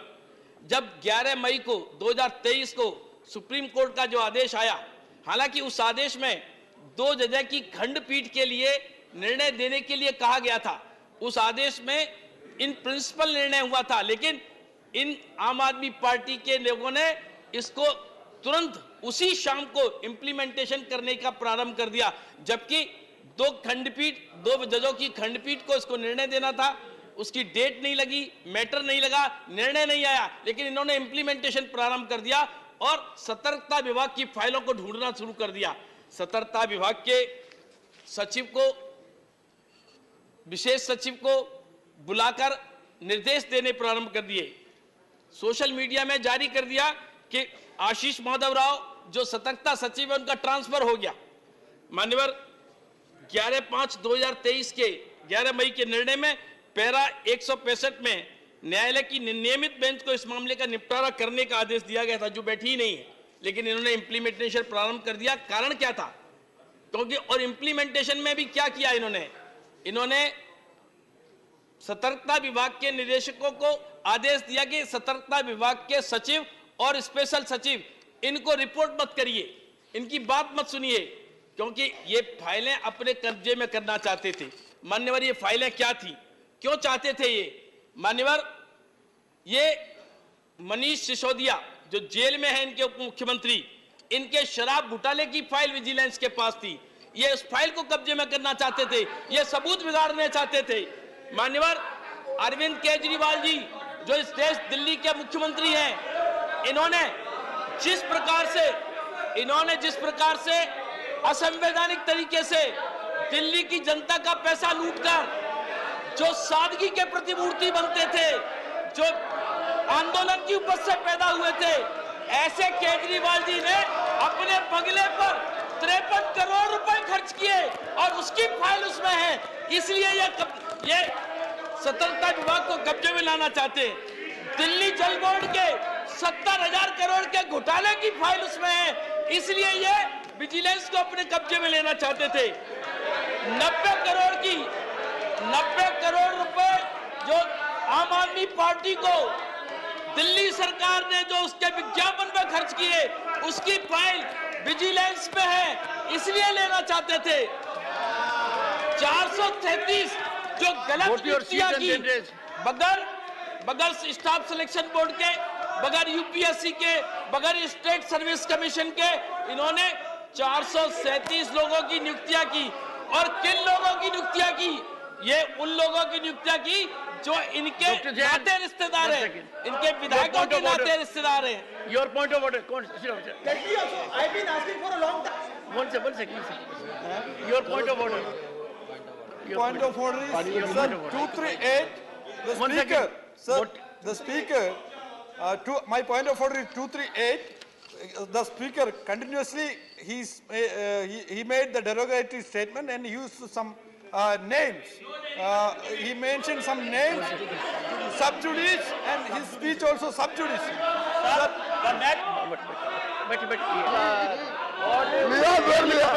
Yes, Mr. Pathak. Sir, there are Mr. Pathak. two specific points of order. One second. Mr. Pathak, raise your point. Whatever you're saying. Sir, I just have one small point to submit. No, not point. What is point of order? I have a point of order. Then why Mr. Pathak is standing? The point of order is Can you that take your seat? 238 and Mr. 238 Pathak, continuously, sir. Mr. Pathak, are you raising a point of order? Yes or no? 238, sir. The No, point you are of raising order. a point of order. Yes. Please yes. do that. 238. Mr. Raghav, take your seat. I also have a separate point of order. Doesn't matter. Sir, this Let me deal one by 238 one. says a member while speaking shall not refer to any matter of a fact on which a judicial decision is pending. He has been continuously alleging, sir, the matter which is sub judice. He has been also naming a leader. So make a personal charge against the member. He's Mr. Jain, Mr. Jain, you take your seat. Mr. Jain, Mr. Jain, take your seat. Please. One second. Only Mr. Pathak. Right, sir. One second, please. Let Mr. Pathak raise a point of order. Mr. Pathak, what is your point of order? My point of order is this, sir. It is 238. I am reading it out. Yes. A member while speaking shall not refer to any matter of fact on which a judicial decision is pending, number one. Number two, make a personal charge against a member. Reflect upon the conduct of a person in high authority unless the discussion is based on a substantive motion drawn in proper items. Sir, the said member has been using name of a leader and the matter is sub judice. For the same thing, you have called the name of another leader. Pathak, so I would request... Mr. Pathak, can you give details of a judgment which is pending? Details of money, Mr. Manish Sisodia's name. Can you give some details? Can you give some details? What is it? What is it? You must raise a point of order. Yes. I'll explain, sir. Please let me know, sir. Mr. Gupta. One second. Please. Take your seat. The kind of gesturing in which some members have engaged cannot be overlooked. I would urge the honorable members to maintain decorum. I am prepared to give floor to every member concerned. There is a point of order from Mr. Pathak, but he has failed to give with judgment. One second. Let Mr. Pathak continue. Mr. Pathak, 1 second. Bear out your assertion. Sir, I'm just... You have read 238. Right, sir. I have noted it. Right. Can you give the fact foundation of it? Fact foundation, sir. Member Manish Sisodiya जी के against जो matter sub judice है, उनका नाम बार-बार लेके allegation लगा रहे हैं.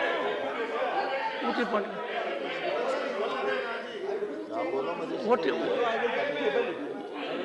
I fail to understand, Mr. Pathak, what is your point of order? I will table it, sir. I will table it. Sir, I have a separate point of order. I will table it, sir. I know you will have Mr. Raghav Chadha, and you may have a better point of order. But first, allow that member to, in his own right, to make out a point of order. I will, sir. I have raised Dr. the point of Vikas. order under Rule 238, and I will table it. Okay, noted. Dr. John Vikas. Sir, Rule Your point of order. Sir, please. Sir. Rule 240. 240. 240. I am reading, sir. The chairman, after having called the attention of the council to the conduct of a member who persists in irrelevance, he is persisting in irrelevance, or tedious repetition either of his own arguments, repeating again, or of the arguments used by other members, Trivedika arguments. I get your point. Dr. John Vikas. To discontinue his speech. Dr. John Vikas. Sir. You are thinking for a moment that you are the chairman. Your misfortune is, I am the chairman. I have never called out such attention. Take your seat. Take. Mr. Raghav Chadha. Allow Mr. Raghav Chadha. I have 2 points of order. No. Only Mr. Raghav Chadha. And the last one. I have two separate points of order. You first raise one. I heard him. He has no point of order. We can't allow time to be so utilized. Please, Mr. Raghav Chandra, go ahead. Sir, my first point of order is Rule 110, which is, sir may have 110. Go ahead. Sir, Rule 110, which is the scope of the debate. The discussion on a motion that the bill be passed shall be confined to the submissions of arguments either in support of the bill or on the rejection of the bill. In making his speech, a member shall not refer to the details of the bill further than what is necessary for the purpose of his arguments. मैंने कहा कि 437 जो गलत नियुक्तियां हुई हैं, जिसको LG ने निकाला है, ऐसी नियुक्तियां जो इन्होंने अपने एमएलए, अपने पार्टी के लोगों के रिश्ते नातेदारों को की, जिसमें ना सर्विस कमीशन लिया, ना स्टाफ सिलेक्शन बोर्ड लिया, ना यूपीएससी की, इस तरह की धांधली इन्होंने की है, असंवैधानिक कार्य किए हैं। इसकी वजह से असीम स्थिति पैदा हुई है। मान्यवर सुप्रीम कोर्ट ने आरआरटीएस वाले मामले में जब इन्होंने फंड का रोना रोया तो सुप्रीम कोर्ट ने कहा कि तुम्हारे पास विज्ञापन के लिए पैसे हैं लेकिन आरआरटीएस के लिए पैसे नहीं है। ये दिल्ली का विकास नहीं चाहते, मान्यवर, ये दिल्ली का विकास नहीं चाहते, ये अपना प्रदर्शन चाहते हैं। मान्यवर, इनके 1.5 दर्जन से ज्यादा नेता जेल गए हैं, 1.5 दर्जन से ज्यादा। देखिए, I'll give you the list, sir. Okay, honorable member will put it on the table. शिक्षा मंत्री, he will. स्वास्थ्य मंत्री, मनी लॉन्ड्रिंग घोटाले में,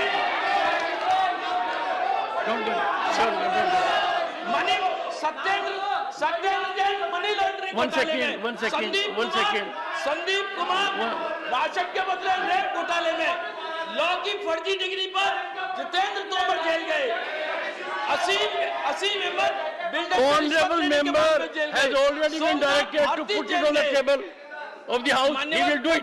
मामले में He will do it. Jail जा चुके हैं, विधायक प्रकाश चेरवाल जेल जा चुके हैं। इनके नेताओं Mr. Raghav की लंबी है। One second.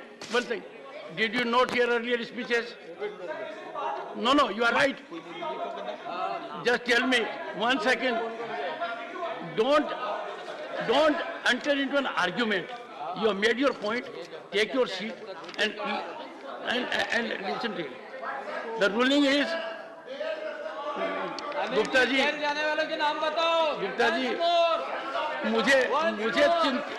मुझे आपके स्वास्थ्य की काफी चिंता होती है। कि नहीं है?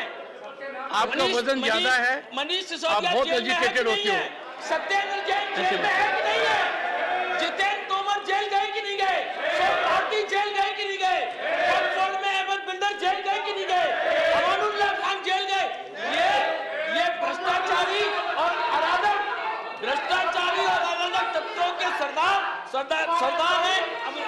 ये अरविंद केजरीवाल इनके सरदार हैं। मान्यवर, जब अरविंद केजरीवाल जी जब चुनाव लड़ने गए थे तो उनको पता था कि दिल्ली पूर्ण राज्य नहीं है। मान्यवर, दिल्ली पूर्ण राज्य नहीं है, लेकिन तब भी इन्होंने चुनाव लड़ा, जीत कर आए। इन्हें पता था कि दिल्ली पूर्ण राज्य नहीं है। अब ये दिल्ली के पूर्ण राज्य के मुख्यमंत्री मानकर अपना जलवा दिखाना चाहते हैं। और तो और इनकी एरोगेंस देखिए, इनका मेगालोमेनिया देखिए, कितनी पराकाष्ठा है। ये अपने आप को दिल्ली का मालिक कहते हैं। इन्होंने टीवी पर कहा है दिल्ली का मालिक। क्या बात है। इस तरह के एरोगेंस वाले व्यक्ति पर अंकुश, सेवाओं पर अंकुश निश्चित रूप से केंद्र सरकार का होना चाहिए। मान्यवर, जबकि इस देश के प्रधानमंत्री, उनकी विनम्रता देखिए। देश के प्रधानमंत्री माननीय नरेंद्र मोदी जी, मान्यवर मेरे 3 मिनट और बाकी हैं। देश के प्रधानमंत्री माननीय मोदी जी अपने आप को देश का प्रधान सेवक कहते हैं और ये मालिक कहते हैं। ये अंतर है। और इस सोच के अंतर के कारण से माननीय प्रधानमंत्री जी गरीबों का कल्याण करते हैं, दुनिया में भारत का नाम ऊंचा करते हैं, अर्थव्यवस्था को संभालते हैं, और ये दिल्ली का नाम डुबोते हैं और देश का नाम बदनाम करते हैं। मान्यवर, केजरीवाल जी ऐसे मुख्यमंत्री है। मान्यवर, केजरीवाल जी ऐसे मुख्यमंत्री जिनके पास कोई विभाग नहीं है। मान्यवर देखिए, केजरीवाल जी ऐसे मुख्यमंत्री जिनके पास कोई विभाग नहीं है। ये चालाकी है। इसका क्या अभिप्राय है? ये अभिप्राय ये है कि अगर घपले घोटाले होते हैं, भ्रष्टाचार होते हैं, तो मंत्री जेल जाए, अधिकारी जेल जाए, मुख्यमंत्री साफ बचे रहे। ये चालाकी है। अकाउंटेबिलिटी नहीं लेना चाहते, जिम्मेदारी नहीं लेना चाहते और अधिकार पूरा रखना चाहते। और इनको सपोर्ट कर रहे कांग्रेस के लोग, इनके राहुल जी ने भी यही किया है। राहुल जी भी यही करते हैं ना, पार्टी की जिम्मेदारी लेंगे नहीं, अकाउंटेबिलिटी लेंगे नहीं, अधिकार पूरा रखेंगे। ओके मिस्टर केजरीवाल जी ने राहुल जी से सीखा है या राहुल जी से श्रीमती महुआ माझी, श्रीमती महुआ माझी। धन्यवाद, धन्यवाद माननीय सभापति महोदय। महुआ माझी। धन्यवाद माननीय सभापति महोदय। मैं अपनी पार्टी जेएमएम की तरफ से इस national Capital Territory of Delhi amendment bill 2023 के विरोध में बोलने के लिए खड़ी हुई हूँ और हमें लगता है कि यह बिल अलोकतांत्रिक है। आज दिल्ली की चुनी हुई सरकार के अधिकारों को कम करने का जो प्रयास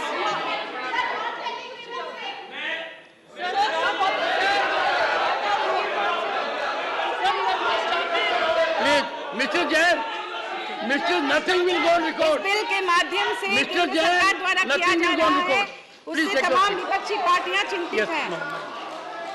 एकाध विपक्षी पार्टियां जो किसी विवशता के कारण खुलकर नहीं बोल पा रही है, वे भी शायद अंदर ही अंदर चिंतित है। लोकतंत्र की खूबसूरती इस बात से है कि सत्ता का विकेंद्रीकरण हो, न कि केंद्रीकरण। ओवर सेंट्रलाइजेशन ऑफ पावर अधिनायकवाद को बढ़ाता है। हिटलर और मुसोलिनी ने पावर का ओवर सेंट्रलाइजेशन किया था। सब जानते हैं उसका हर्ष और उनका परिणाम क्या हुआ। अभी जो भारतीय स्टेट का नेचर होता जा रहा है, वह वैसे ही ब्यूरोक्रेटिक स्टेट की तरफ बढ़ रहा है। दिल्ली में भी अगर ब्यूरोक्रेट्स के ट्रांसफर पोस्टिंग का अधिकार केंद्र अपने हाथों में लेकर उन्हें इतना पावर दे देगी, तो लोकतंत्र के लिए निश्चित रूप से यह खतरनाक होगा। इस बिल के द्वारा चुने हुए मुख्यमंत्री को असहाय और कमजोर करने की कोशिश की जा रही है। दिल्ली के बाद उन दूसरे राज्यों की भी बारी आ सकती है जहां विपक्षी पार्टियां सत्ता में हैं। जब केंद्र ब्यूरोक्रेट्स को अपॉइंट करेंगे तो उसी के इशारे पर उन्हीं की आइडियोलॉजी इच्छा के अनुसार वे अपनी पॉलिसी इम्प्लीमेंटेशन करेंगे। और इससे संस्रोतों का बंटवारा समान रूप से नहीं हो पाएगा, फिर तो जनतंत्र का उद्देश्य ही खत्म हो जाएगा। जो पावर स्टेट्स के हाथों डिस्ट्रीब्यूट होना चाहिए, उसे अगर सेंट्रल अपने ही अधीन ले लेगा, उस पर कब्जा कर लेगा, तो लोकतंत्र का क्या अर्थ रहेगा। आप सोचिए कि कॉलेज को चलाने के लिए principal, clerk, non teaching staff, professor सबकी जरूरत पड़ती है। और मिस्टर मुरलीधर, प्रिंसिपल ही चाहे कि हम पूरे कॉलेज को चलाएं, तो क्या वो कॉलेज चलेगा? उसी तरह से वर्तमान केंद्र सरकार केंद्र की रवैये से झारखंड जैसे छोटे राज्य भी भयभीत और चिंतित हैं। उनकी स्वतंत्रता सबसे ज्यादा प्रभावित होगी। इससे उनकी स्वतंत्रता प्रभावित होगी। पिछले दिनों फॉरेस्ट कंजर्वेशन अमेंडमेंट बिल 2023 को पास कर लिया था। आप लोगों ने बिना यह पता किए कि उससे जंगलों में रहने वाले जनजाति आदिवासी इससे कितनी बड़ी तादाद में अफेक्टेड होंगे, इसका उन्होंने विरोध किया था। यह उनके अस्तित्व के लिए खतरा था, लेकिन उनकी संस्कृति भी इससे नष्ट होने वाली है। लेकिन आप लोग ब्यूरोक्रेसी की बात सुनकर इस तरह के कानून भी पास कर देते हैं, बिल पास कर देते हैं, जो कि लोकतंत्र के लिए खतरा है। वैसे ही केंद्रीय जांच एजेंसियों के माध्यम से चुनी हुई सरकारों को परेशान करने के दृष्टांत विभिन्न विपक्षी पार्टियों द्वारा शासित राज्यों में देखे जा रहे हैं।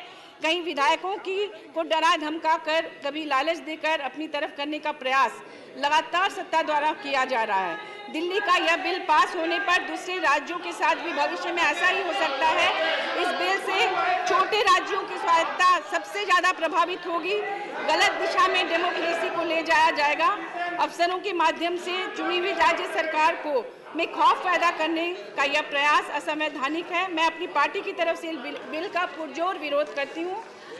और मैं ये भी कहना चाहूँगी कि सवाल यह है कि जिन्होंने शाबानों के मामले में सुप्रीम कोर्ट के फैसले के संसद में बदले जाने पर सवाल खड़े किए थे, उनके लिए आप सुप्रीम कोर्ट की महत्ता कहाँ चली गई? दरअसल दिख रहा है कि केंद्र सरकार लोकतंत्र के दूसरे पायों को लगातार कमजोर कर रही है, सारी संस्थाएं खत्म की जा रही हैं। और मणिपुर जैसे राज्यों में जहां पर आप केंद्र सरकार डबल इंजन की सरकार की बात करती है, वहां हम लोगों ने जाकर देखा कि वहां क्या हश्र हो रहा है। इसलिए मुझे लगता है वहां पूरा आग लगा दी है, और यह हरियाणा में भी हो रहा है। झारखंड को भी बार-बार परेशान किया जा रहा है। Shri Ajit Kumar Bhuyan 4 minutes. Shri Ajit Kumar Bhuyan 4 minutes. Thank you, Chairman, sir. It is difficult to place my points in such a short time. So I would like to read because the reading is faster than speaking. Go ahead. Chairman, sir, spirit of our constitution lies in cooperative federalism. Our constitution is not unitary. Dr. B.R. Ambedkar, participating in Constituent Assembly debate, had said, the states under our constitution are in no way dependent upon the center for their legislative and executive authority. The center and the states are co-equal in this matter. He further said, the chief mark of federalism, as I said, lies in the partition of the legislative and executive authority between the center and the units by the Constitution. This is the principle embodied in our Constitution. It emerges from Constitutional Assembly debates that India adopted a federal model in which union and the states were meant to operate within their assigned legislative domain. The legislative domain of the states is exclusive and cannot be interfered by the union. Sir, federalism is soul of Indian Constitution, and that is how democracy prevails despite anarchical attitude of few leaders. Chairman, sir, I stand to oppose the bill not because of political alliance but to empower the smaller states. As we all are aware that similar states of Northeast region and Goa are threatened by the might of the center, and they have to depend on the center all this time. Sir, if the mandate of the people will not be honored, how we can claim that federalism is safe in the country? There has been established norms and tradition for the government of Delhi, but suddenly the government led by Modi Shah Dio decide to derail the norms. The party which Modi Shah Dio belonged had been champion of more autonomy to the Delhi government, but now the Dio is banned to bring the Delhi government to the level of municipal government. Sir, several Northeast states have been vying for more autonomy, and there is a high level of fear that they will lose some special provision enshrined in the Constitution if the center continue to concentrate more power at the cost of the states. Sir, what has happened in Sikkim by diluting Article 371 to bring non-Sikkimese subject citizens under tax rebate has agitated the mind of Northeast states. Sir, I conclude by saying that small is beautiful, and center should not bulldoze its might on the small entity. The mandate of small and big is the same in democracy, and that is how federalism has been taking part for India and outside India. Thank you, sir. Shri Surendra Singh Nagar. धन्यवाद सभापति जी। 15 minutes. मैं आज दिल्ली राष्ट्रीय राजधानी राज्य क्षेत्र शासन संशोधन विधेयक 2023 के समर्थन में बोलने के लिए खड़ा हुआ। माननीय सभापति जी, केंद्र सरकार को संविधान के तहत जो अधिकार है उसी के तहत ये बिल आज पार्लियामेंट में लाया गया। और ये बिल भारत की स्वतंत्रता के बाद भारत की संविधान के लिए बनाने के लिए जो समिति बनाई गई उसके चेयरपर्सन डॉक्टर बाबा साहब भीमराव अंबेडकर जी, उनकी भावनाओं के अनुसार ये बिल लाया गया है। ये बिल जिस पर चर्चा हुई, सब लोगों ने अपनी राय रखी, संघीय ढांचे की भी बात हुई, लेकिन यह बिल इस तरीके का संघीय ढांचे में राष्ट्रीय राजधानी क्षेत्र की अगर बात करें तो पूरी दुनिया के कई देशों में इस तरीके की व्यवस्था है। चाहे आप ऑस्ट्रेलिया, मैक्सिको, अमेरिका, बहुत से देशों में यह व्यवस्था है।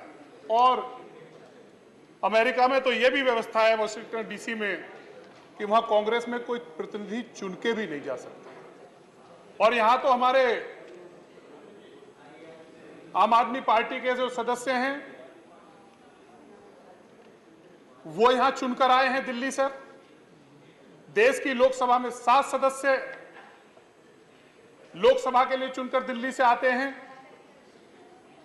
इस तरीके की व्यवस्था पूरे देश में है। लेकिन यह व्यवस्था जरूरी क्यों है? क्योंकि राष्ट्रीय राजधानी क्षेत्र का एक अपना महत्व होता है।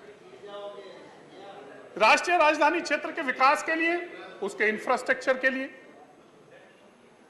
उसके विकास के लिए पूरे देश के लोग, पूरी दुनिया के लोग राष्ट्रीय राजधानी में रहते हैं। उसी को ध्यान में रखते हुए इस बिल को यहां लाया गया है। और इस बिल से फायदा क्या होगा? इस बिल से दिल्ली में उच्च स्तर पर जो शासन प्रणाली है वो बनाई रखी जा सकेगी। इस बिल से भारत सरकार और दिल्ली सरकार की संयुक्त और सामूहिक जिम्मेवारी और लोगों की जो आकांक्षाएं उन्हें पूरा किया जा सकेगा। इस बिल के माध्यम से राजधानी क्षेत्र में पारदर्शी और प्रशासनिक निर्णय सुनिश्चित करने का काम यह बिल करेगा। माननीय सभापति जी, इस बिल को लेकर हमारे विद्वान वक्ताओं ने, हमारे जेठमलानी साहब ने, सिंघवी जी ने, गोगोई जी ने अपनी बात रखी। मैं लीगलिटीज उनके बारे में नहीं जाना चाहता, लेकिन एक बात जरूर मैं थोड़ा समय लूंगा, थोड़ा पीछे जाना चाहूंगा। समय हमारे पास है और समय भी हमारा है, आने वाला समय भी हमारा है। आपका खत्म हो गया, ये समय भी हमारा, आने वाला समय भी हमारा है, इसकी चिंता आप मत कीजिए। माननीय सभापति जी, मैं कई बार चर्चा करता हूं, मुझे भी एक बार इस देश की लोकसभा का सदस्य रहने का मौका मिला।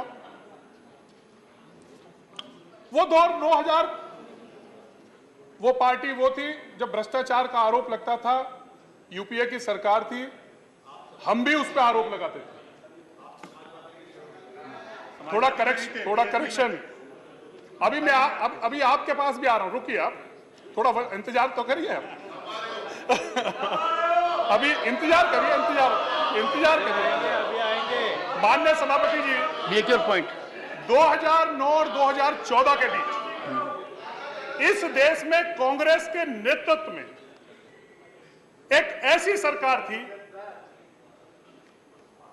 कि मैं कहूं तो इस देश के इतिहास में सबसे ज्यादा अगर भ्रष्टाचार के किसी पर आरोप लगे वो 2009 से 14 के बीच में कांग्रेस के नेतृत्व में यूपीए की जो सरकार थी उस पर आरोप लगे।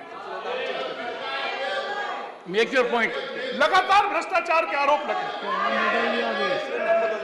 और पूरे समय 5 वर्ष तक लगातार घोटालों की चर्चा होती रही।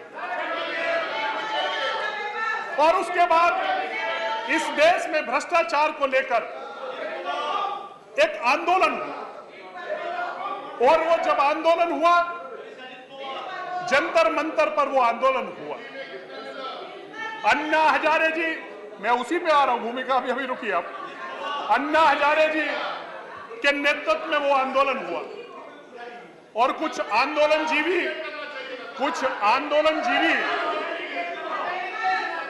उस भ्रष्टाचार के आंदोलन के खिलाफ जिन्होंने इस देश के दामाद पर भ्रष्टाचार का आरोप लगाया,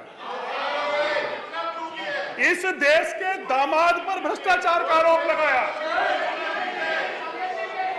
और वो दामाद कौन है आप अच्छी तरीके से जानते हो।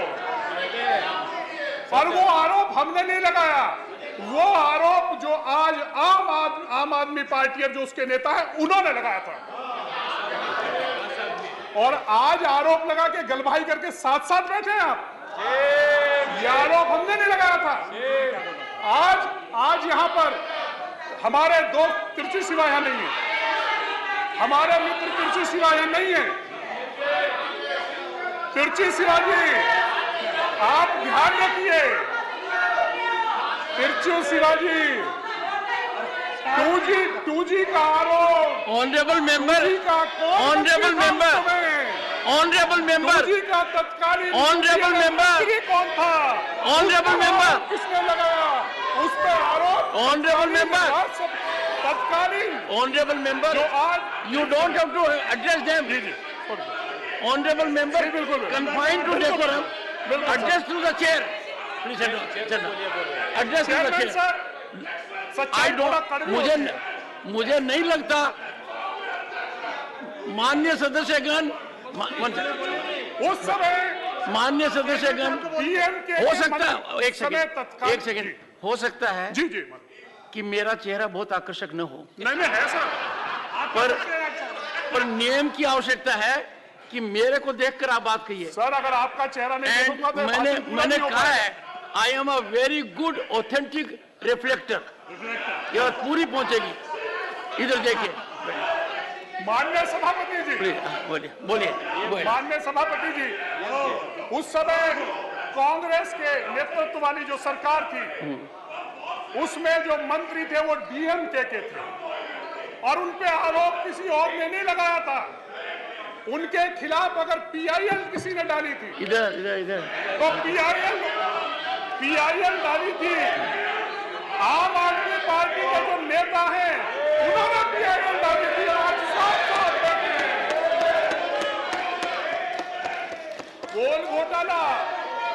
गोल घोटाले में किसने पीआईएल डाली थी? कांग्रेस की सरकार थी, लेकिन पीआईएल किसने डाली? वो और किसी ने नहीं डाली थी।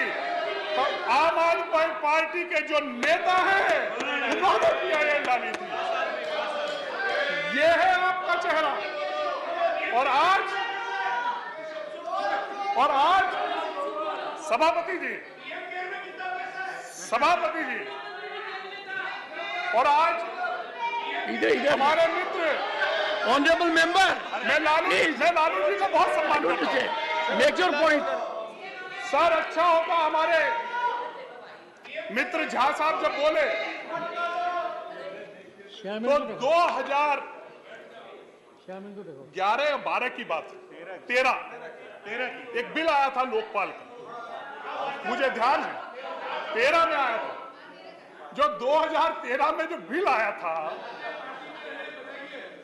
उसमें अगर आप आम आदमी पार्टी की सच्चाई जो वर्तमान नेता हैं और जो आंदोलन जीवी हैं, अगर उनके बारे में उनके विचार सुन लिया होते तो आज आप इनके साथ नहीं बैठे होते, नहीं बैठे होते।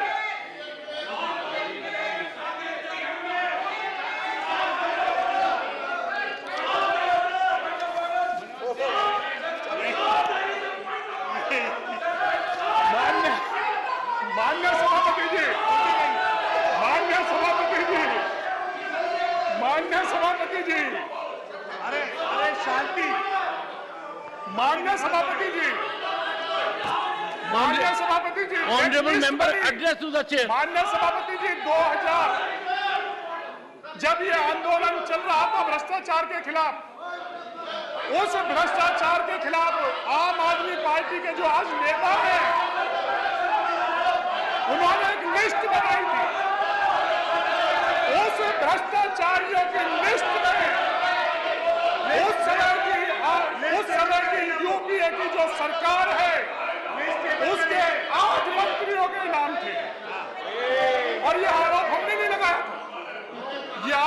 किसी और ने भी लगाया था। ये आरोप लगाया था उस समय के आंदोलनजीवी जिन्हें कहते हैं, उन लोगों ने उससे तत्काल यूपीए की जो सरकार है उसके मंत्रियों पे लगाया। Take your seat. All of you take your seat. All, please take your seat. Please. Let there be pin drop silence. Good. Professor, you are raising a point of order. There has been a tradition in the 261. There has been a tradition in the House that the members who are not members of this House, they are not referred to. Today, you have referred to the Sri Lalu Prasad Yadav. Then you refer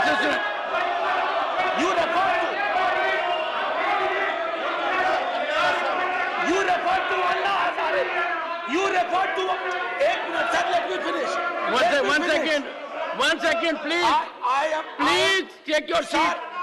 Take your seat. Sir, so your point of 1 second. So your point of order is expunction. Expunction of words, because references have been made to lot many people who are not members of this House. This is going against the traditions of this House. Take it. Would you kindly please have some patience? Maintain order. 1 second. The honorable member has raised a point of order. Honorable members, honorable member Professor Jha has raised a point of order. Similar point of order was raised by leader of the opposition. And when a point of order is raised by leader of the opposition, it is raised at the highest level. I had reserved my ruling on that, and then I had come back to the House. I had indicated to the House everything about the issue. Perhaps the professor has not read it. You read it, you'll get your answer. Please go ahead and maintain order. Please. माननीय सभापति जी. Address the chair. Yes. No, every time Mr. Nagar, you look at that side. I will take care of it. Look at this side. And make your point. It will be more impactful. सभापति जी केवल सिर्फ मैं ये जिक्र इसलिए किया कि आखिर इस बिल को लाने की जरूरत क्यों पड़ी, इसकी पृष्ठभूमि के बारे में मैंने बात किया. आपको भी पढ़ा रहे हैं माननीय सभापति जी. उस आंदोलन के बाद वो आंदोलन ने खत्म हुआ और एक नई पार्टी का जन्म हुआ. और उस नई पार्टी का जब जन्म हुआ तो उसके नेता उस समय जो अब नेता हैं उन्होंने एक बात कही थी, और आश्चर्य की बात है कि बच्चों की भी कसम खाई थी. और बच्चों की कसम खा के ये कहा था कि मैं कभी जीवन में कांग्रेस के साथ समझौता नहीं करूंगा. क्या हो गया? ये खाई थी कसम. और इसके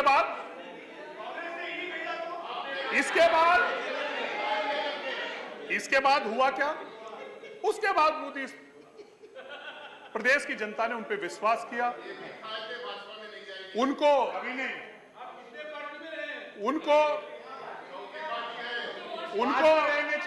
आपको तकलीफ क्या हो रही है? कांग्रेस में कभी नहीं आऊंगा.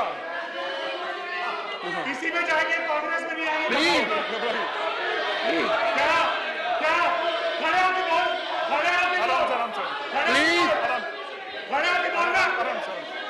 Mr. Leader of the House. अरे कोई नहीं पढ़ा सर. आराम से. Conclude. Please conclude. चेयरमैन साहब, प्रदेश की जनता ने उन पे विश्वास किया और उन्होंने वादा किया था कि मैं भ्रष्टाचार को जड़ से निपटा. बहुत से वादे भी उन्होंने किए. प्रदेश की अपेक्षाएं भी थी. दिल्ली राष्ट्रीय राजधानी क्षेत्र है, पूरी दुनिया के लोग यहां आते हैं. और उन्होंने कहा था कि अगर उनकी सरकार बनेगी तो वो दिल्ली को भ्रष्टाचार मुक्त सरकार देगी. लेकिन आज दुर्भाग्य से आज मुझे कहना पड़ रहा है कि भ्रष्टाचार तो खत्म नहीं हुआ, लेकिन भ्रष्टाचार में उनका आधा मंत्रिमंडल जेल में जरूर चला.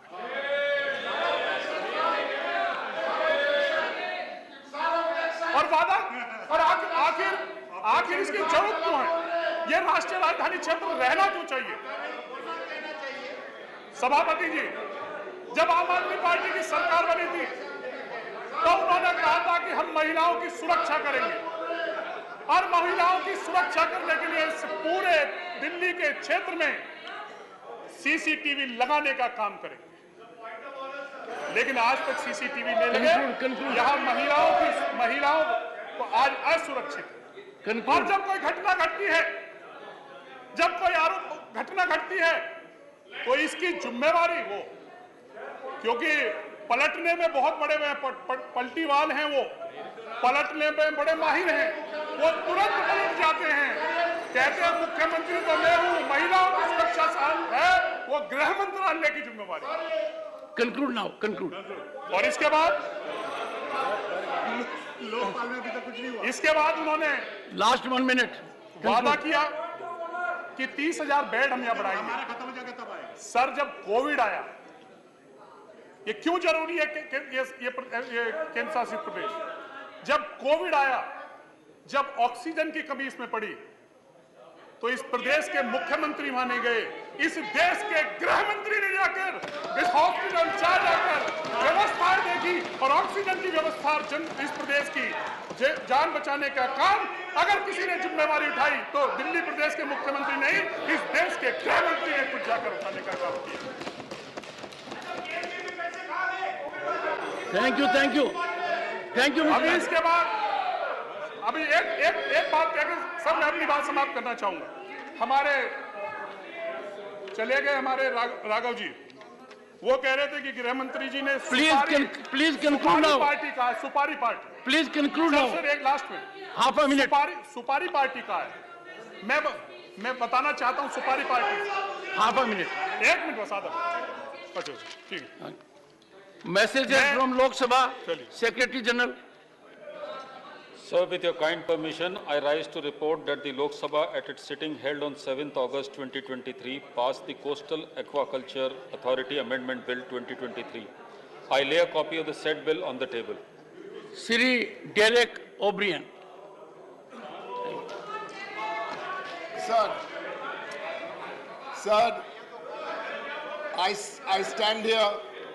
I stand here to strongly oppose this bill. Sir, Mr. Narendra Modi is the first Prime Minister to be born in independent India. It is a unique privilege. Mr. Narendra Modi is a child of federalism. He was the Chief Minister. And we are told a very successful one, some people say he was not good, but whatever, he was Chief Minister before he came to Delhi. He is a child of federalism. Why would a child of federalism mutilate federalism? Why? Why would a child of federalism come to Parliament and in the last 3 years ensure that about 1/3 of the bills passed here in Parliament is anti-federal? Why? Why would a child of federalism sanction 40,000 crores as a special budget for education, for higher education? And from those 40,000 crores, why would a child of federalism give only 700 crores to state universities?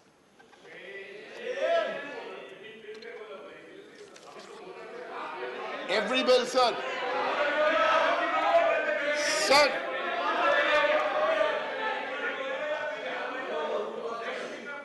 Sir, protect me because the time is limited. Sir, 7 minutes. Mr. Modi and his cabinet believe in transactional federalism. And what do I mean by transactional federalism? Quick message first from somebody the BJD might listen to. Mr. Biju Patnaik. Mr. Biju Patnaik said, the center will also have to truly respect the federal nature of our constitution, quote unquote. Sir, you don't do transactional federalism with Mamata Banerjee in Bengal. It won't work. We will oppose your bill Whether you give us the 12,000 crores which you owe us, 7,000 from Manrega and 4,000 crores otherwise. Sir, transactional federalism chalega nahi. October the 2nd, to fight for the rights of the states and for what is our right, we will not beg. We will have a big rally here for our 12,000 crores. Sir, I want to ask, you are sending delegations, 160 delegations in 30 months. Every time, what do you do in the BJP states? If 3 dogs are barking in Chennai, you will send a delegation there. If 4 cats are fighting on the street in Bengal, you will send a delegation there. My question is, how many delegations do you send to Uttar Pradesh, which has had the highest number of murders in this country? How many delegations do you send to Assam, which has the highest crimes against women? How many delegations do you send to Madhya Pradesh, which has the crimes against children? One second.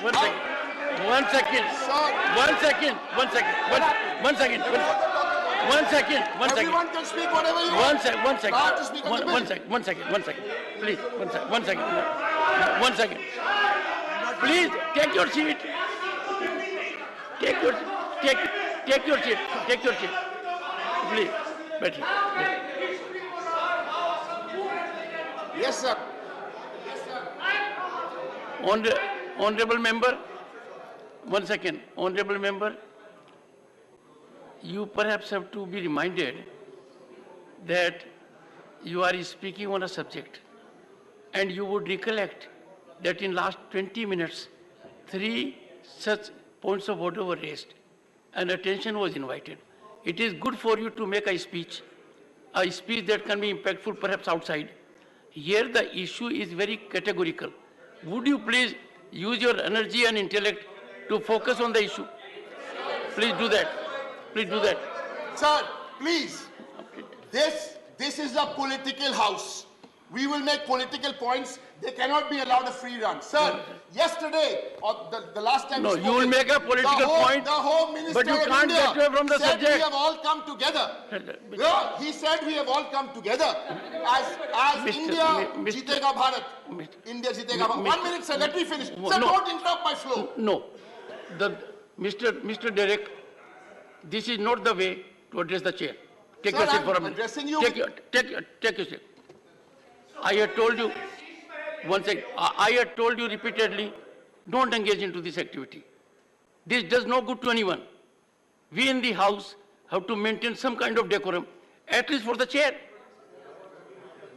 I have given you floor. One second, take it. I hope sir, you will believe in decorum. Sir, I'm and talking on the to subject, you. on issue. I'm talking to you because we've all come together, according to one theory, is because we are all for corruption. Look who's giving us lectures on corruption, sir. This government has 3 most important ministers: the PM, the HM, and the WM. He's not here today, the WM, the washing machine. Sir, let me tell you. No, sir, let me tell you. Delete it. Sir, please let me tell you. You cannot. No. Sir, please. No. I will not allow these theatrics. Sir, you cannot interrupt. Sir, please allow me to speak. Not these theatrics. Sir, what theatrics? This is not the way to engage into this kind of theatrics. Sir, what happened in Maharashtra is theatrics. No. You are in the process. Ridiculing constitutional functionaries by equating them with a washing machine. No, I did not. What are you saying? Sir, what is going Sorry, on? Mr. Telegobrian. What? Sir, only by time. If you don't keep... Sir, do you want to clock the time down? No. If you don't keep to the subject, you may forfeit your right to make an address. You can't do it. You have to confine to the rules. Sir. Within the rules. Sir. This is not done. Sir, this is just not done. My time. Sir. Conclude sir, now. This is a government which talks about corruption. Sir, in Maharashtra, 3 weeks ago, these same people were saying that side has got corruption. Now these same people are saying You have always belonged to us. In other words, what? You are supposed to go to jail. Now you are like us. So both of you should be in jail actually. Because that's the logic. So corruption, this is the state of corruption. This government, yesterday we heard in Lok Sabha, is telling us about dynasty. I'll give them a free idea for dynasty. You bring a bill in parliament stopping every member from a family, saying only one member, one person. Will they bring that bill in parliament? Sir, they will not. They will not. Sir,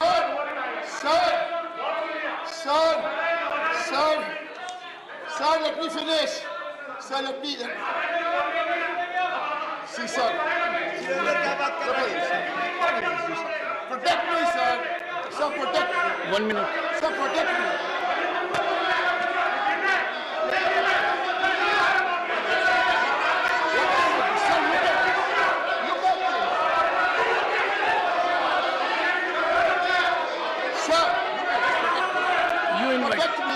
You invited me.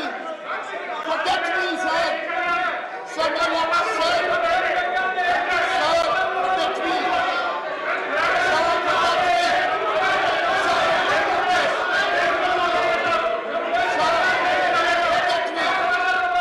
Take your seat. Take your seat, all of you. All of you, take your seat. Please, Give me 2 minutes. take your seat. Let me speak. Take your seat. Take your seat. Take your seat. Mr. Tiwari, please. We want decorum in the house. Please. One second. First, take your seat. Take it. First, take your seat. Take your seat. Would you please take your seat now? Honorable members, we started discussion today with an expectation and with fructified also that the decorum will be there in the house. Schedule once. Can't you wait for some time? No, before you conclude, one second. Don't conclude in a manner to put everything in disorder. Good enough. Go ahead. Please. Sir, I will not say anything. Last 1 minute. Very good, sir. Last 1 minute. We have a clear difference of opinion here on this bill. That's why even a former Prime Minister has found it important enough to be present here to come and vote with us on the bill. We acknowledge that. That's why a member of the JDU has come in an ambulance. So we believe, sir. And the last, Mr. Shibu Soren is here, also unwell. He's come here, sir. So I agree. We have a different view on the bill. It's our view. It's their view. Sir, before we end, I want 15 seconds. Sir, 15 seconds. 15 seconds. Miss Kavita Patidar. बहुत धन्यवाद माननीय सभापति महोदय।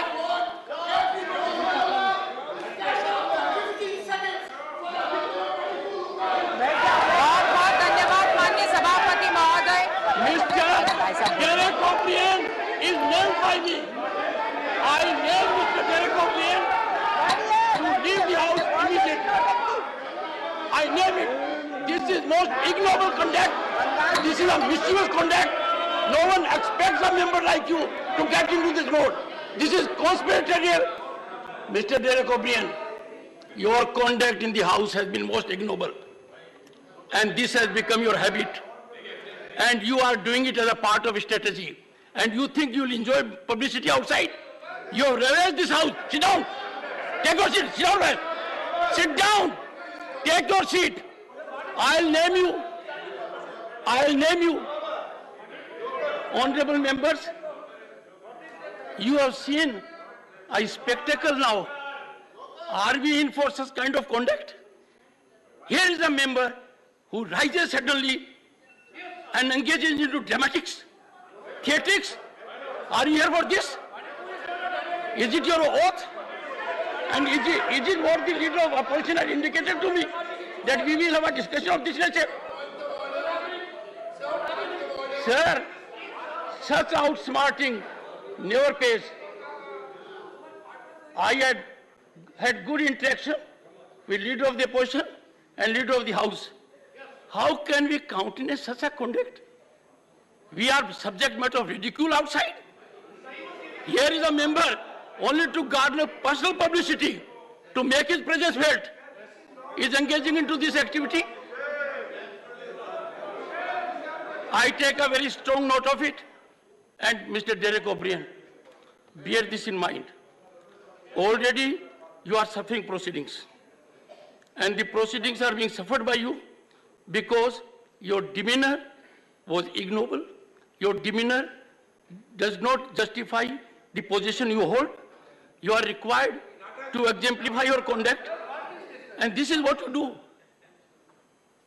What happens to the consensus we had in the House? That on this issue, we will have sober discussion. You have upset the entire decorous ecosystem of this House. You have done it for a purpose.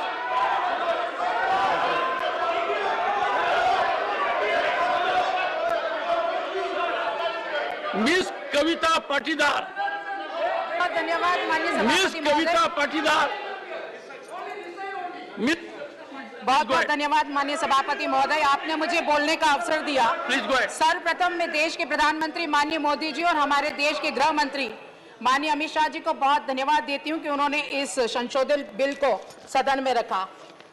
माननीय महोदय, एक तरफ माननीय देश के प्रधानमंत्री है, जो देश के हित में उनकी रीति है वैसी ही उनकी नीति है।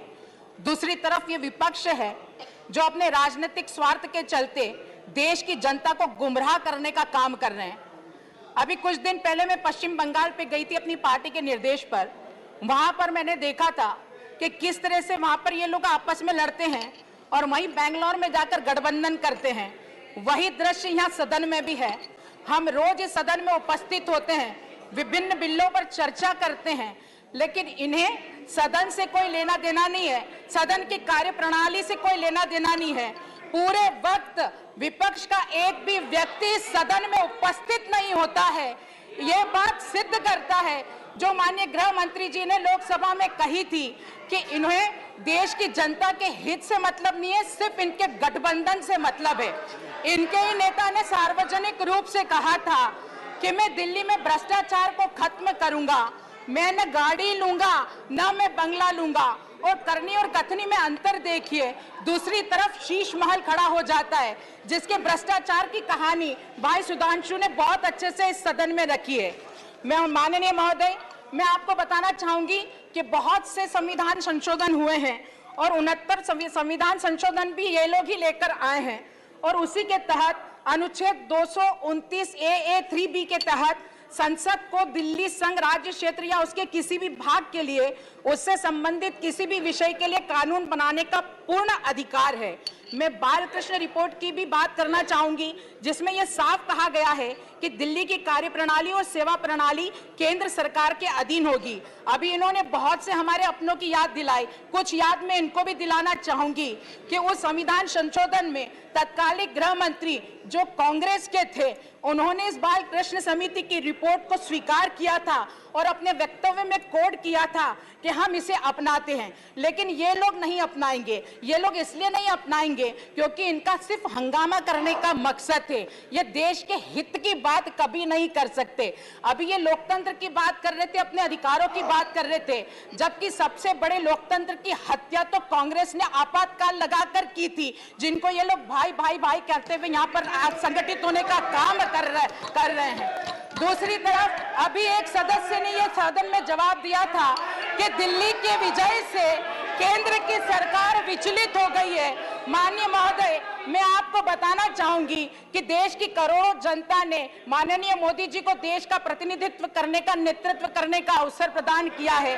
वो दिल्ली की विजय से विचलित नहीं है, बल्कि दिल्ली की आप सरकार की कार्यशैली से विचलित है, इनके भ्रष्टाचार से विचलित है, इनके कुकर्मों से विचलित है, दिल्ली की जनता के कल्याण के कारण विचलित है।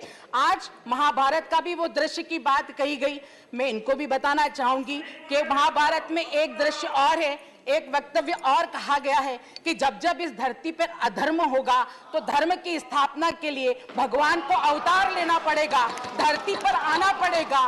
उसी प्रकार दिल्ली की आप सरकार के अधर्म को मिटाने के लिए मोदी जी को आना पड़ेगा, माननीय अमित शाह जी को आना पड़ेगा, संशोधन बिल लाना पड़ेगा और इस संशोधन बिल के आधार पर दिल्ली की आप सरकार के अधर्म को मिटाना पड़ेगा। ये केंद्र की सरकार पर आरोप लगाते हैं। ये तो वही बात हुई कि जिनके खोटे सिक्के नहीं चले बाजार में, वो कमियां निकाल रहे हैं सोने के किरदार में। ये सोने का किरदार है, कितनी भी आग लगा लो तब कर और निखर कर ही बाहर आएगा। माननीय महोदय, मैं पुरजोर इस बिल का समर्थन करती हूं और माननीय प्रधानमंत्री और माननीय गृह मंत्री जी को दिल्ली के इस विशेष परिस्थिति को ध्यान में रखकर गंभीरता पूर्वक इस बिल को लाने के लिए मैं बहुत बहुत धन्यवाद देती हूं। और अंत में इतना जरूर कहना चाहूंगी कि धारा 370 को हटाकर देश को जोड़ने वाले हैं हम। अब आपकी नीतियों से देश टूटने नहीं देंगे। धारा 370 को जोड़कर, धारा 370 को हटाकर देश को जोड़ने वाले हैं हम। अब आपकी नीतियों से देश को टूटने नहीं देंगे। ये प्रधानमंत्री और गृह मंत्री कुछ अलग है जनाब। ये आपको दिल्ली लूटने नहीं देंगे, ये आपको दिल्ली लूटने नहीं देंगे। बहुत बहुत धन्यवाद।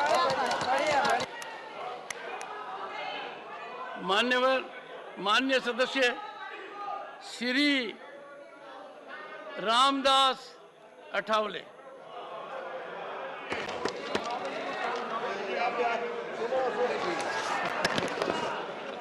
Please observe silence. सभापति महोदय, ये सभागृह में एक बहुत ही इम्पोर्टेंट बिल पर चर्चा हो रही है। नहीं, भारत के संविधान ने दिल्ली केंद्र के सरकार को जो अधिकार दिए हैं वो अधिकार छीनने की कोशिश हो रही थी और इसीलिए माननीय अमित भाई को ये बिल लाना पड़ा है। डॉक्टर बाबा साहब अम्बेडकर जी ड्राफ्टिंग कमेटी के चेयरमैन थे। इसी सेंट्रल हॉल में रोज संविधान सभा होती थी और उसमें दिल्ली जो है केंद्र शासित थी और दिल्ली को मतलब दिल्ली सरकार को मतलब केंद्र सरकार को दिल्ली को हैंडल करने का पूरा अधिकार होना चाहिए। ये संविधान सभा ने पास किया है। मैं कांग्रेस वालों को पूछना चाहता हूं कि क्यों आप आपको सपोर्ट कर रहे हैं? मतलब आप लोग संविधान को मानने वाले हैं साहब बोलते हैं। आपने 70 साल तक राज किया है। जब आपका राज था तब भी मतलब अधिकार आपके पास थे। जब आपकी सरकार थी तब वो अधिकार आपके पास थे। दिल्ली में जब बीजेपी की सरकार थी तब भी मतलब अधिकार केंद्र सरकार के पास थे। दिल्ली में जब कांग्रेस की सरकार थी तब भी अधिकार केंद्र सरकार के पास थे और आम आदमी पार्टी को बहुमत मिला, अच्छी बात है। केजरीवाल जी हमारे अच्छे मित्र हैं। भ्रष्टाचार के खिलाफ अन्ना हजारे साहब ने आंदोलन शुरू किया, उसी आंदोलन में वो भी रहे। उसके बारे में हमको बड़ा आदर है कि भाई भ्रष्टाचार के खिलाफ आपने आंदोलन किया। लेकिन मैं इतना ही बताना चाहता हूँ कि अमित भाई का इतना अच्छा आ गया है बिल, अमित भाई का इतना अच्छा आ गया है बिल, लेकिन सामने वालों को हो रहा है फील। नरेंद्र मोदी जी के पास है बहुत ही अच्छी बिल, नरेंद्र मोदी जी के पास है बहुत ही अच्छी बिल, लेकिन दिल्ली में हो रही है दारू के ठेके की डील।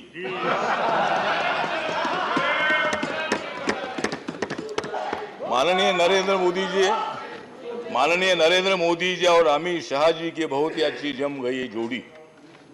माननीय नरेंद्र मोदी जी और अमित शाह जी की बहुत ही अच्छी बन गई है जोड़ी। फिर कांग्रेस वालों की और आप वालों की कैसे आगे जाएगी गाड़ी? नरेंद्र मोदी जी जानते हैं जनता की नाड़ी, नरेंद्र मोदी जी जानते हैं जनता की नाड़ी, इसलिए बढ़ाई है मैंने दाढ़ी।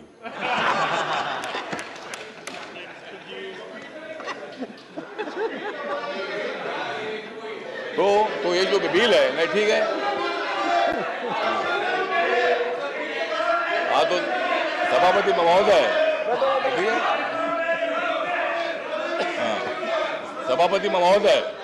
सभापति महोदय ये बिल बहुत बड़ा इंपॉर्टेंट है।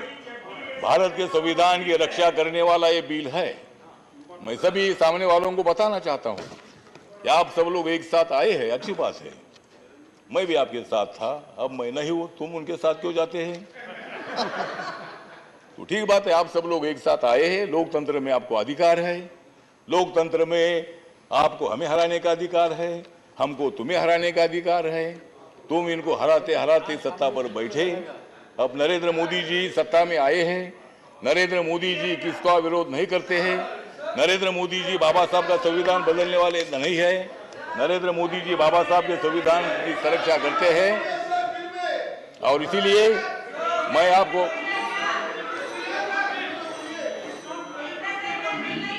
ऑनरेबल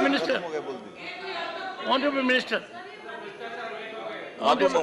मुझे लगता है कि सर ये जो बिल है भी आप लोग बिना मतलब हंगामा करते करते आप हंगामा करते बैठो, उधर ही बैठो, हम इधर बैठने वाले हैं, तो इसीलिए आप शांति से चर्चा होनी चाहिए, एक दूसरे का सुनना भी चाहिए। और आप जब से आए हैं तब आप डांटते भी हैं, सब पे प्यार भी करते हैं, हाउस भी चला रहे, बहुत अच्छी बात है, हाउस भी चलना चाहिए, हाउस भी चलना चाहिए। और 2024 में नरेंद्र मोदी जी की सरकार भी चलना चाहिए, मतलब ये सरकार भी हमारी चलेगी। और इसीलिए मैं मेरी जो रिपब्लिकन पार्टी ऑफ इंडिया है, मेरी पार्टी की तरफ से इस बिल का समर्थन करता हूं और अपोजिशन को भी मैं आह्वान करना चाहता हूं कि आप लोगों ने भी इस बिल का समर्थन करना चाहिए और ये बिल एक मत से सम्मत होना चाहिए, ये मैं आपको अपील करता हूं। जय भीम, जय Bharat. Honourable members, as per the list of business, the statutory resolution disapproving the Government of National Capital Territory of Delhi Amendment Ordinance 2023 was listed in the name of 12 honorable members. As per practice and parliamentary conventions, the names of the listed members are called by the chair successively, and the member who moves the resolution becomes the mover of the resolution, and the rest of the names thereafter become infructuous. The mover of the resolution also gains the right to reply after participation of members in the discussion. In the instead case, Shri A.D. Singh has moved the statutory resolution, and therefore I now call upon Shri A.D. Singh to reply to the discussion. Thereafter, the Honorable Minister will reply to the debate. Shri A.D. Singh. Sir, with your permission, I move the statutory resolution that the House disapproves the Government of National Capital Territory of Delhi Amendment Ordinance 2023, brackets number 1 of 2023, promulgated by the President on 19/5/2023. I will start with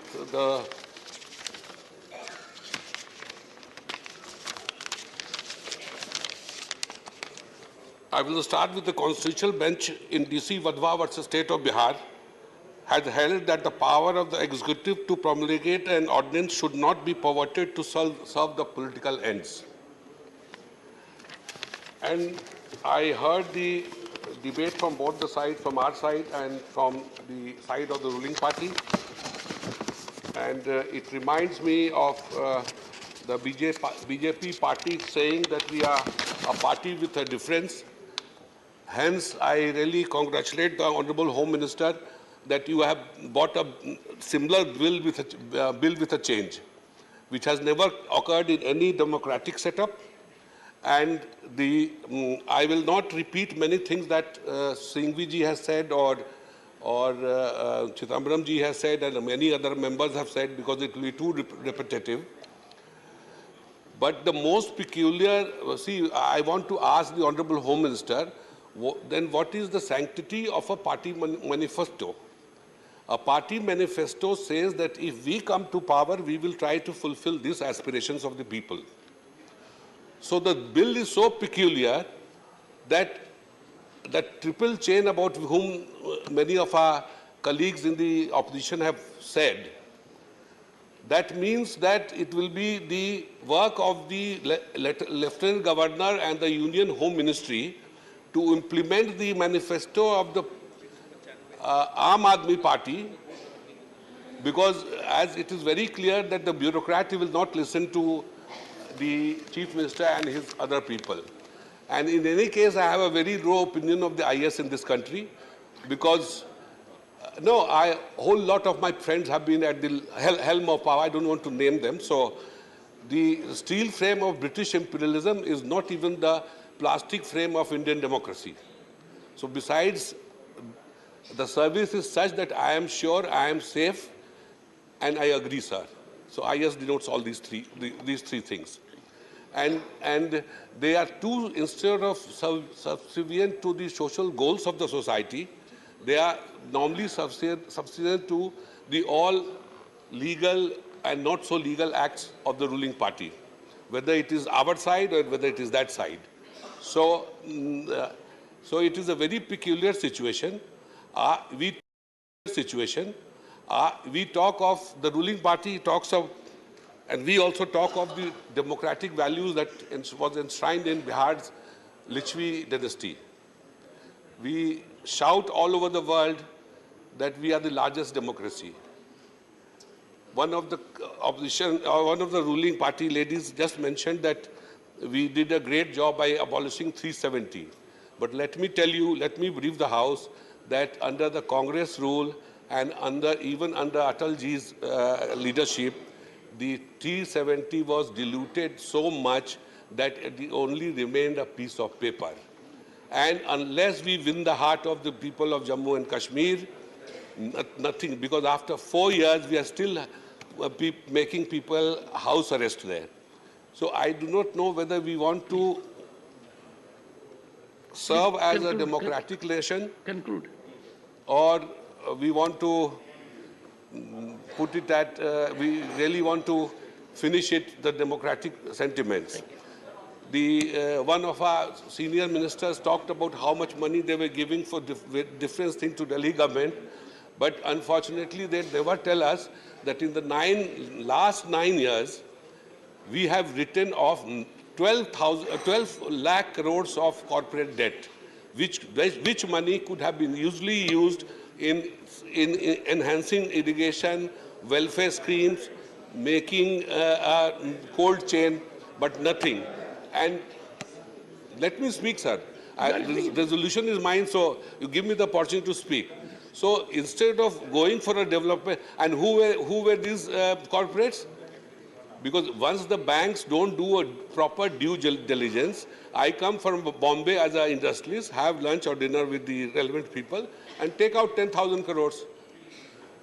So 12 lakh crores is a lot of, and I saw the list, which was, and the recovery, after recovery, it was 12 lakh crores. And in most of the cases, the recovery was just 10%.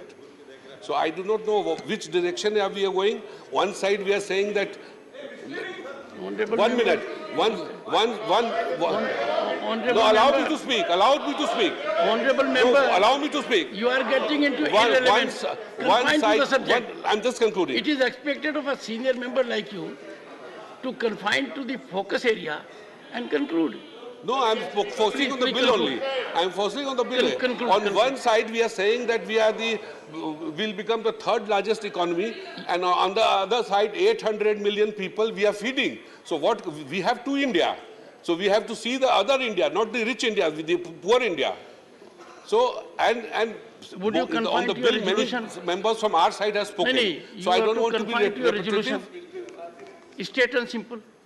Beg pardon, sir. Resolution. You have to confine to that. Okay, thank you. Anyone will tell you. Thank you. Shri Amit Shah to reply the discussion.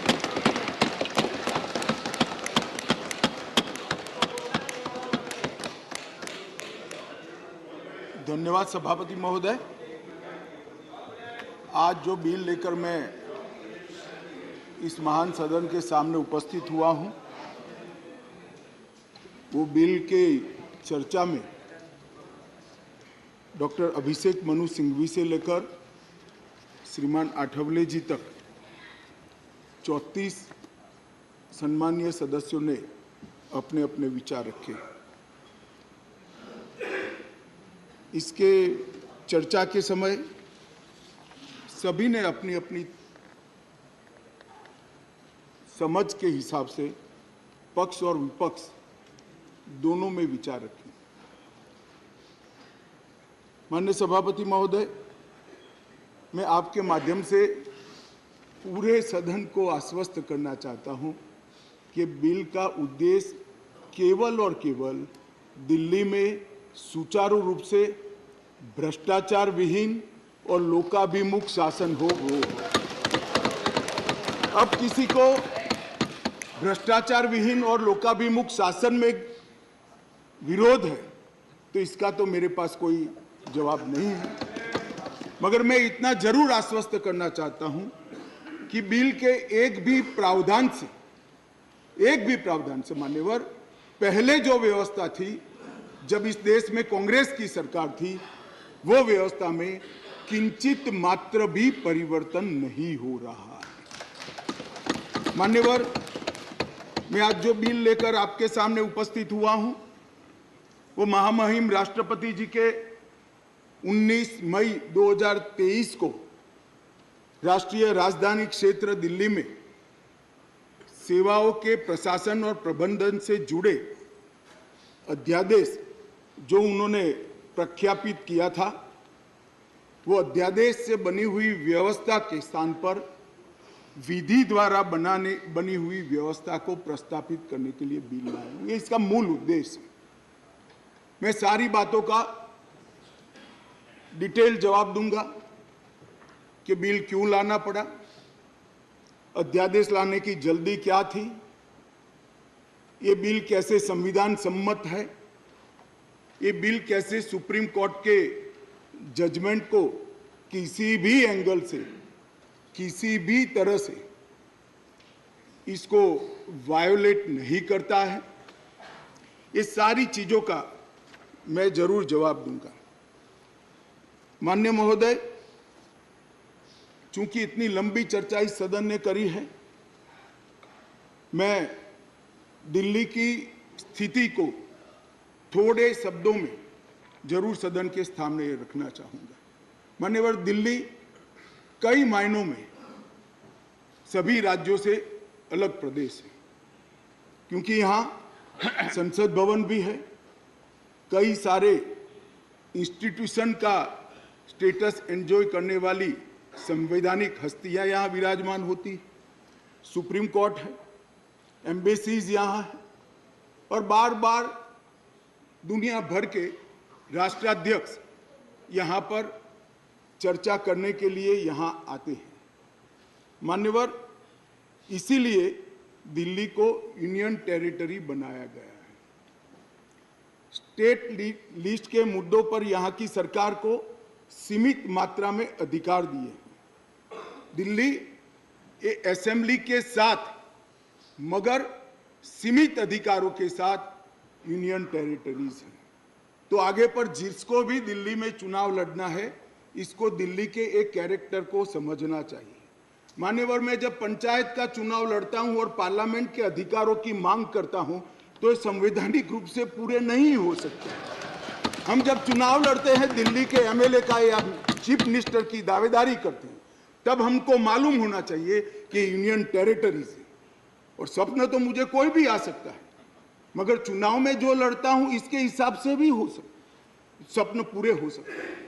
और अगर देश का प्रधानमंत्री बनना है तो संसद का चुनाव लड़ना पड़ता है, दिल्ली के एमएलए का चुनाव से नहीं लड़ना पड़ता है। माननीय अध्यक्ष महोदय, दिल्ली के शासन का इतिहास भी मैं जरा बताना चाहता हूं।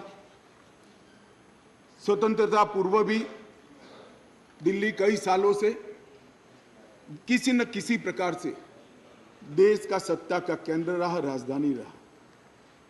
नजदीक के भूतकाल में चले जाइए तो 1911 में दिल्ली तहसील और महरौली थाना, ये दोनों को अलग कर राजधानी बनाया गया।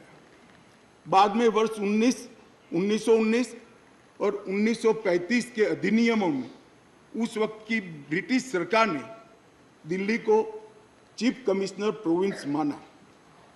स्वतंत्रता के समय के जब संविधान बनने की प्रक्रिया हुई, उस वक्त दिल्ली के स्टेटस के बारे में पट्टाभी सीतारामैया और बाबा साहेब आम्बेडकर की एक कमेटी बनी और ड्राफ्टिंग कमेटी ने दिल्ली की स्थिति को लेकर विस्तृत विचार विमर्श किया। माननीय सभापति महोदय, पट्टाभी सीतारामैया समिति ने दिल्ली को लगभग राज्य स्तर का दर्जा देने की सिफारिश की थी। उसी कमेटी के चर्चा के वक्त पंडित नेहरू, सरदार पटेल, सी राजगोपालाचारी, डॉक्टर राजेंद्र प्रसाद और स्वयं डॉक्टर अंबेडकर जैसे नेताओं ने इसका अलग अलग तर्क देकर विरोध किया था। मान्यवर, 1949 में संविधान के अंतिम मसौदे के साथ संविधान सभा के अध्यक्ष को भेजी गई डॉक्टर अंबेडकर की रिपोर्ट का मैं पेरा पढ़ना चाहता हूं। जहां तक दिल्ली का सवाल है, हमें ऐसा लगता है कि भारत के राजधानी के रूप में शायद ही किसी स्थानीय प्रशासन के अधीन दिल्ली को रखा जा सकता है। संयुक्त राज्य अमेरिका में संसद राजधानी के संबंध में पूर्ण विधायी शक्ति का अधिकार रखती है। ऑस्ट्रेलिया में भी ऐसा है।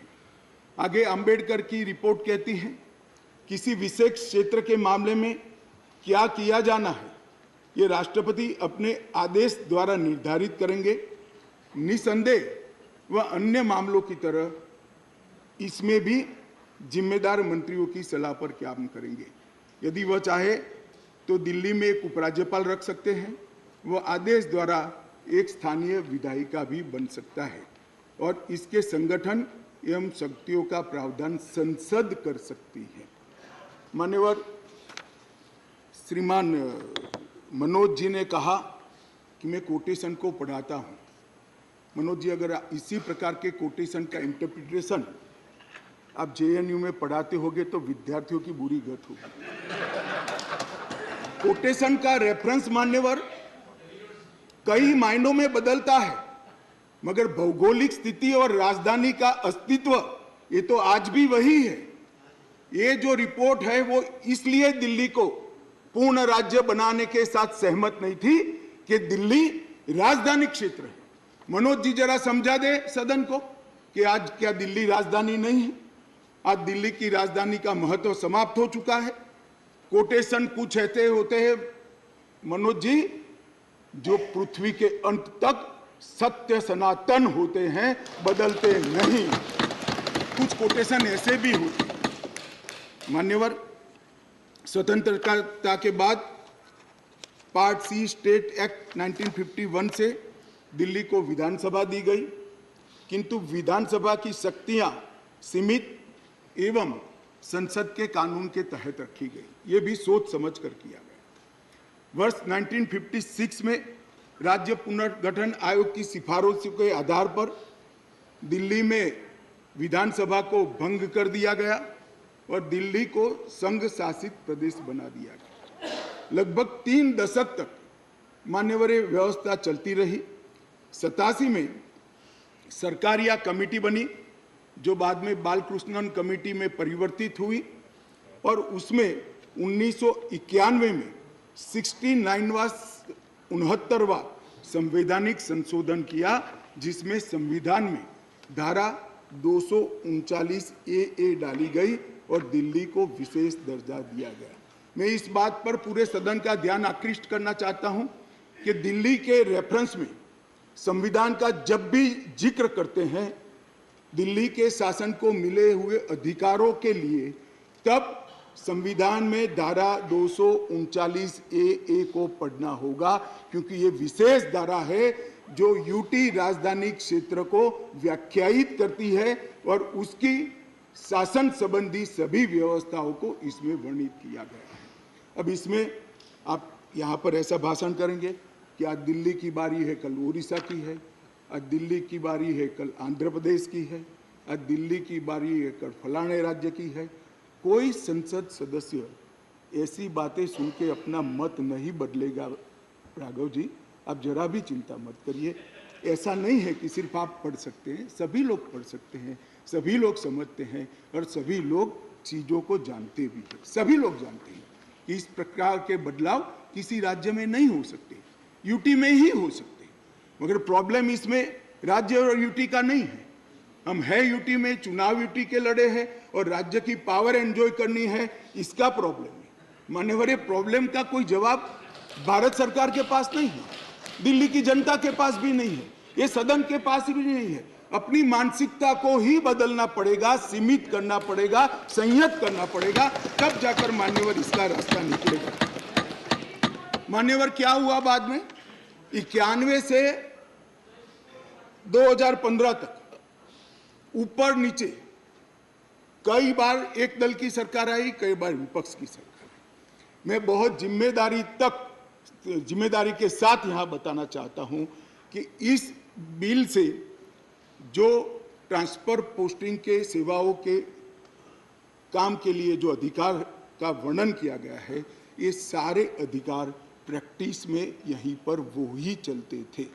91 से लेकर 2015 तक मदन लाल खुराना जी मुख्यमंत्री रहे, फिर साहिब सिंह वर्मा बने, फिर थोड़े समय के लिए स्वर्गीय सुषमा स्वराज जी बनी, फिर थोड़े शीला दीक्षित जी बनी, मगर किसी से केंद्र सरकार से झगड़ा नहीं हुआ, किसी को नहीं हुआ, क्योंकि सब लोग विकास करना चाहते थे, सब पावर लेना नहीं चाहते थे। मान्यवर, उस वक्त कई बार कांग्रेस की सरकार थी और हमारी सरकार ऊपर रही, कई बार हमारी सरकार नीचे थी, ऊपर कांग्रेस की सरकार रही। ट्रांसफर पोस्टिंग के लिए कभी झगड़ा नहीं हुआ। उस वक्त यही व्यवस्था से निर्णय होते थे और किसी मुख्यमंत्री को कोई तकलीफ नहीं थी। मगर 2015 में एक आंदोलन के आधार पर बनी हुई सरकार है और फिर जो बताया कई सदस्यों ने कि केंद्र सरकार पावर हाथ में लेना चाहती है, भैया केंद्र सरकार को पावर हाथ में लेने की जरूरत नहीं है। 130 करोड़ की जनता की कृपा से हमें पावर भारत की जनता ने ही दे दिया, ये अधिकार हमें भारत की जनता ने दिया और कई राज्यों में, पूर्ण राज्यों में भारतीय जनता पार्टी की पूर्ण बहुमत की सरकार चल रही है, कोई पावर लेने की जरूरत नहीं है। एक बिल हम लाए हैं पावर केंद्र में लाने के लिए नहीं, केंद्र ने दिए हुए पावर पर दिल्ली यूटी की सरकार अतिक्रमण करती है, इसको वैधानिक रूप से रोकने के लिए ये बिल लेकर हम आए। मान्यवर, शब्दों के श्रृंगार से असत्य को सत्य नहीं बनाया जा सकता।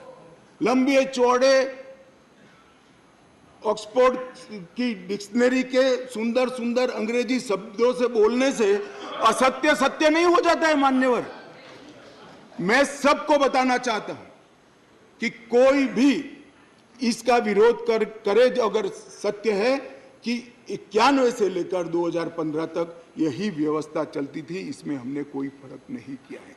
मान्यवर, मैं इसलिए बात करना चाहता हूं कि नई व्यवस्था आई, कई सदस्यों ने कहा, मैं तो तब बोलना नहीं चाहता मगर कहा है इसलिए सिर्फ रिपीट करता हूं कि अराजकता फैलाने का काम दिल्ली में शुरू हो गया। मान्यवर, शासन व्यवस्था के एक फ्रेमवर्क में चलना पड़ता है। अगर मैं मंत्री हूं तो मेरे मंत्री के नाते अधिकार है तो दायित्व भी है, मैं किसी और के अधिकार का हनन नहीं कर सकता।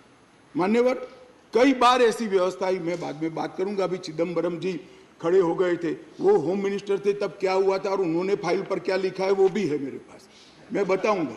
मान्यवर, परंतु मैं इतना स्पष्टता से कहना चाहता हूं कि 91 से लेकर 2015 तक ये व्यवस्था जस की तस थी, जिसको बदलने के लिए 2015 में एक परिपत्र किया गया दिल्ली सरकार द्वारा, जिसको नलीफाई करने के लिए भारत सरकार ने एक परिपत्र सेवाओं के बारे में इश्यू किया। उसको उच्च न्यायालय में चुनौती दी गई, उच्च न्यायालय में भारत सरकार के पक्ष में फैसला आया, फिर सर्वोच्च न्यायालय की खंडपीठ को वो डिफर कर दिया गया। 2018 में सर्वोच्च न्यायालय की खंडपीठ ने एक आदेश दिया जिसका सार है कि मंत्री परिषद की अधिकारों को सर्वोच्च न्यायालय ने प्रस्तावित किया। मान्यवर, फिर वो डिवीजन बेंच के अंदर, 2 जज की बेंच के अंदर गया, वहां सहमति नहीं बनी और फिर से खंडपीठ को रिफर कर दिया गया और 11 मई को सर्वोच्च न्यायालय की खंडपीठ ने सेवाओं के मामले में अपना निर्णय दिया। ये जो निर्णय है मान्यवर, इसमें सर्वोच्च न्यायालय ने ये विषय तय किया है, भारतीय संघ को केवल 3 विषयों पर पॉलिसी और पुलिस, पब्लिक ऑर्डर और लैंड, ये 3 विषय पर ही कार्यकारी अधिकार प्राप्त है। सेवाओं का अधिकार दिल्ली सरकार के पास रहता है। परंतु उसी जजमेंट में ये कहा गया, हालांकि 239 AA को कोट कर कि संसद को दिल्ली राजधानी क्षेत्र के सभी विषयों पर और किसी भी क्षेत्र पर कानून बनाने का अधिकार है। मान्यवर, अब जो लॉयर होते हैं वो बातों को बहुत खूबसूरत तरीके से रखने में माहिर होते हैं। एक ही अधिवक्ता एक बार एक धारा को डिफेंड करता है तो वही अधिवक्ता दूसरी बार वही धारा का विरोध करता है।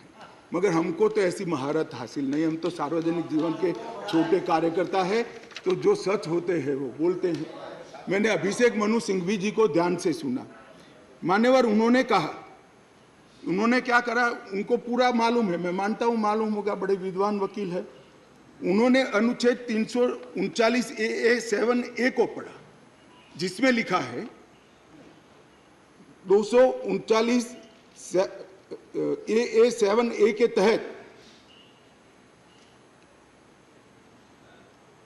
संसद को केंद्र सरकार के प्रावधानों को इफेक्ट देने या सप्लीमेंट करने के लिए कानून बनाने का पूरा अधिकार है। ये उन्होंने पढ़ा, मगर इसके ऊपर 3B में नहीं गए। मैं अब पढ़ता हूं 3B क्या है। पहले मैं 239 AA में दिल्ली के विषय में विशेष प्रावधान किए गए हैं।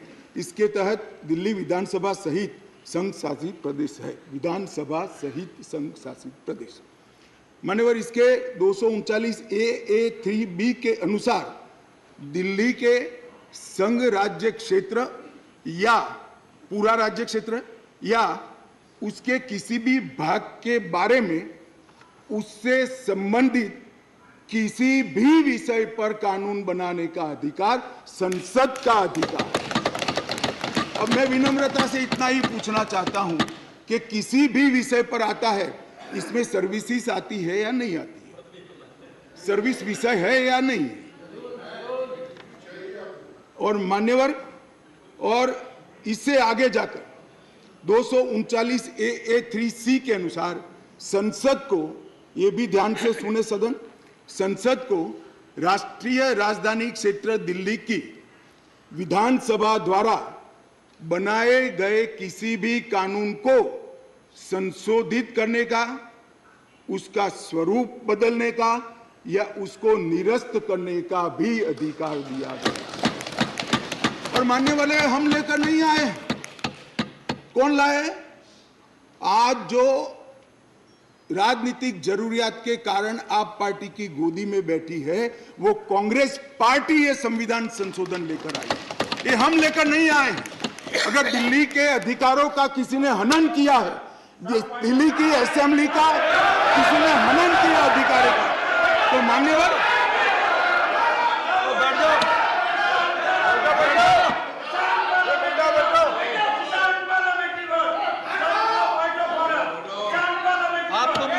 लगी होगी, बैठ जाओ बैठ जाओ।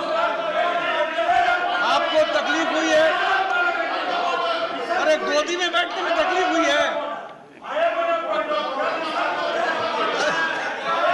माननीय अध्यक्ष जी, इनको करने में तकलीफ नहीं और सुनने में क्यों तकलीफ होती है? करते हैं तो सुनना पड़ेगा। गोदी में बैठ गए।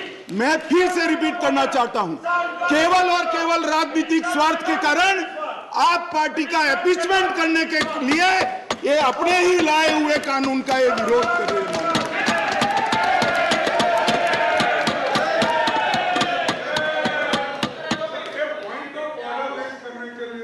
कैसा point of order?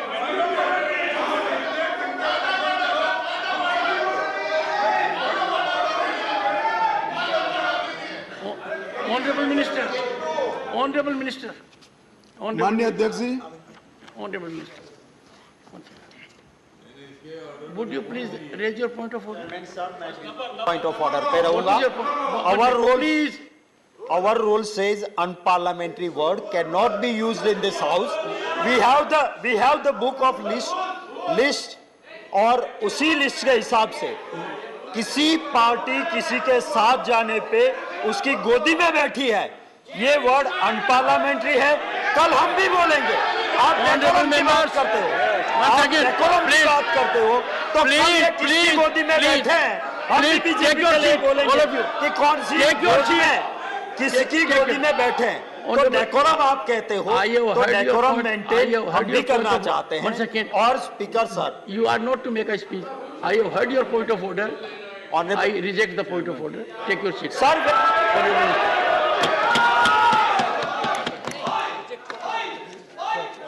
Honorable Minister.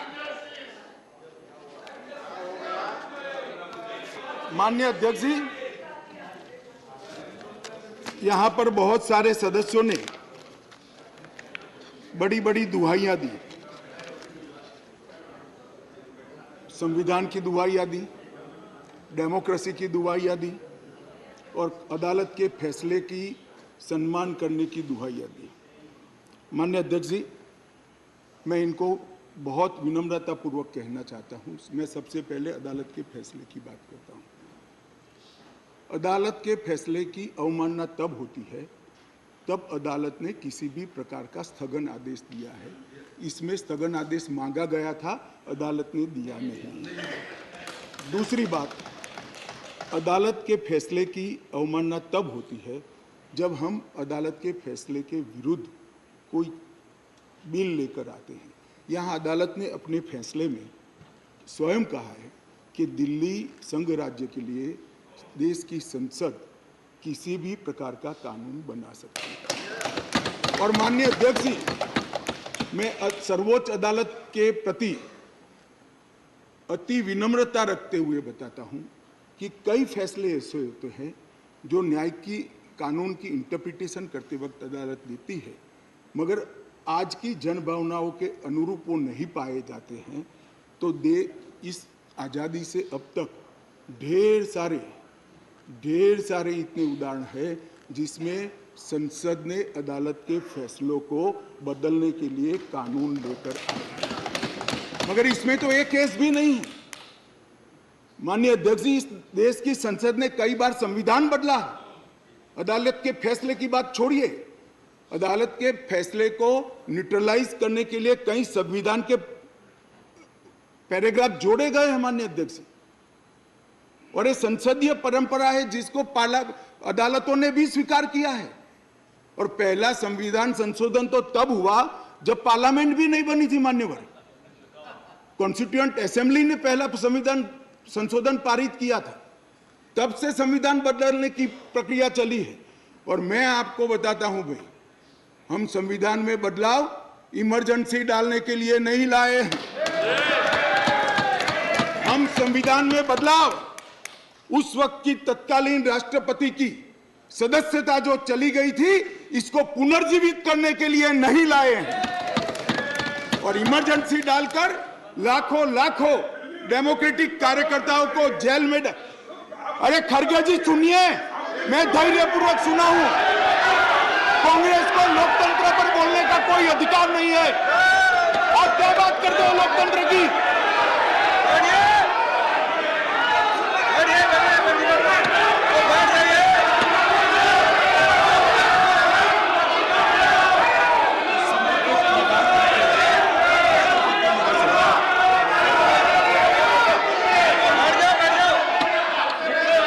Honorable members, please take your seat. Take your seat. Nothing will go on record. Take your seat. Take your seat. One second, please. Honorable members, the Honorable Home Minister was throughout present by and large, and he heard everyone very patiently. And everyone in the House, now he has a right and duty as Home Minister to address the House. He is... Something wrong? Honorable Home Minister Nothing will go regard. Please. मान्यवर, मैं थोड़ी जल्दबाजी में प्रधानमंत्री की जगह राष्ट्रपति बोल गया, इसलिए मैं थोड़ा फिर से रिपीट करना चाहता हूं। इस देश के पूर्व प्रधानमंत्री की सदस्यता बचाने के लिए हम ये बिल नहीं लेकर आए। ये बिल संविधान की भावनाओं को संभालने के लिए हम लेकर आए। और मान्यवर, इमरजेंसी डाली गई, हम तो बहुत छोटे थे उस वक्त। ये बिल पर ही है, ये बिल पर ही है। भैया डिस्कस, मान्यवर ऐसा है कि जब ये लोग बिल पर चर्चा कर रहे थे, मुझे डेमोक्रेसी समझा रहे थे, तो मैं उनको डेमोक्रेसी समझा रहा हूं कि डेमोक्रेसी क्या है। इमरजेंसी के अंदर मान्यवर 3 लाख से ज्यादा राजनीतिक दलों के बड़े बड़े नेताओं को जेल में डाल दिए गए, जेल में डाल दिए। माननीय अध्यक्ष जी, सारे अखबारों पर सेंसरशिप डाल दी गई।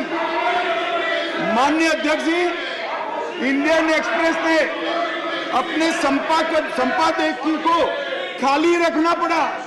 माननीय अध्यक्ष जी, ये लोग डेमोक्रेसी की बात कर रहे हैं, ये लोग डेमोक्रेसी की बात कर रहे हैं। माननीय अध्यक्ष जी, और जब माननीय अध्यक्ष जी, इन्होंने पूछा कि भाई अध्यादेश अब लाए थे, तो एक बहुत सुंदर क्रोनोलॉजी देश के मतदाताओं को गुमराह करने के लिए। माननीय अध्यक्ष जी, इसका जवाब मुझे देना ही पड़ेगा, फिर से उनकी भावनाएं उद्वेलित होगी अगर मुझे देना पड़ेगा।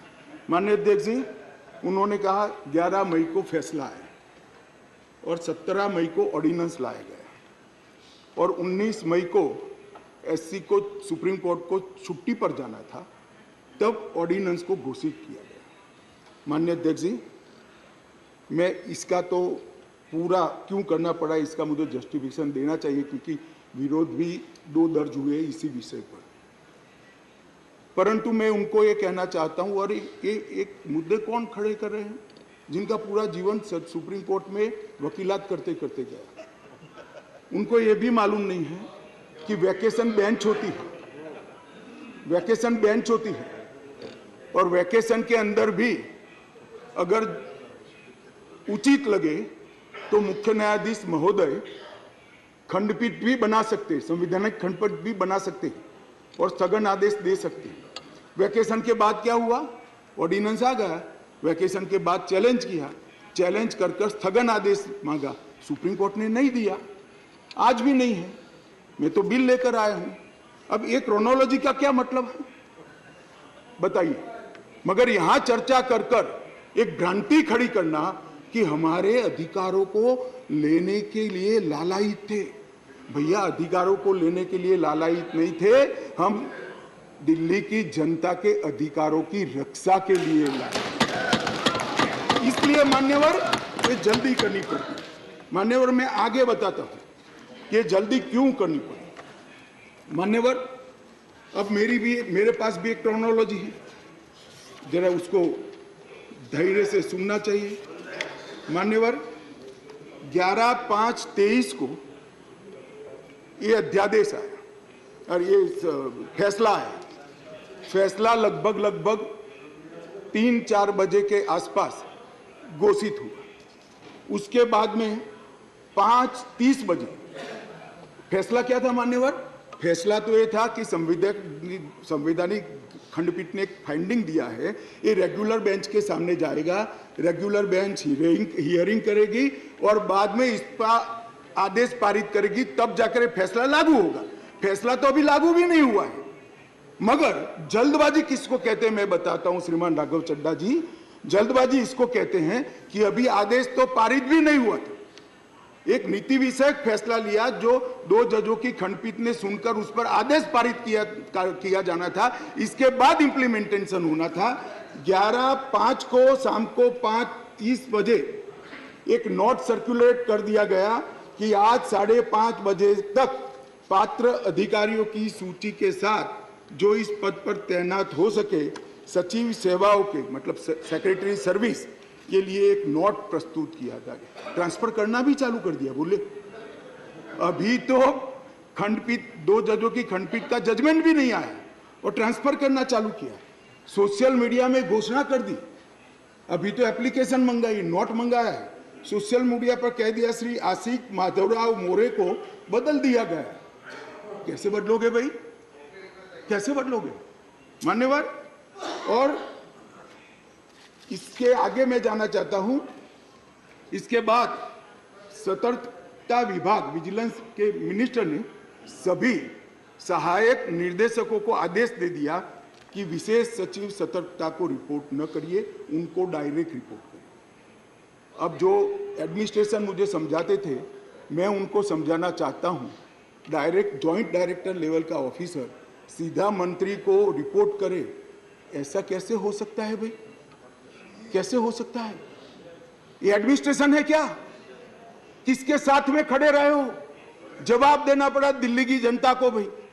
मान्यवर, इसके बाद सतर्कता विभाग के मंत्री जी ने आदेश दे दिया 13 तारीख को कि मैनुअल के पैरा 2.22 के उल्लंघन किया, जिसमें विजिलेंस सेटअप के कार्यबल सीवीओ के परामर्श से संगठन के प्रमुख संगठन में प्रभावी सतर्कता प्रबंधन के लिए कार्यबल तैनात करने के निर्देश बनाने के लिए सूचना कर दी। अब मुझे ये समझ नहीं आता है, अभी तो संवैधानिक खंडपीठ ने खंडपीठ को आदेश भेजा है, इंटरप्रिटेशन भेजा है, इस पर खंडपीठ ने 2 जजों की खंडपीठ ने सुनवाई करनी है और फिर जजमेंट देना है। यहाँ पूरा इम्प्लीमेंटेशन कर दिया।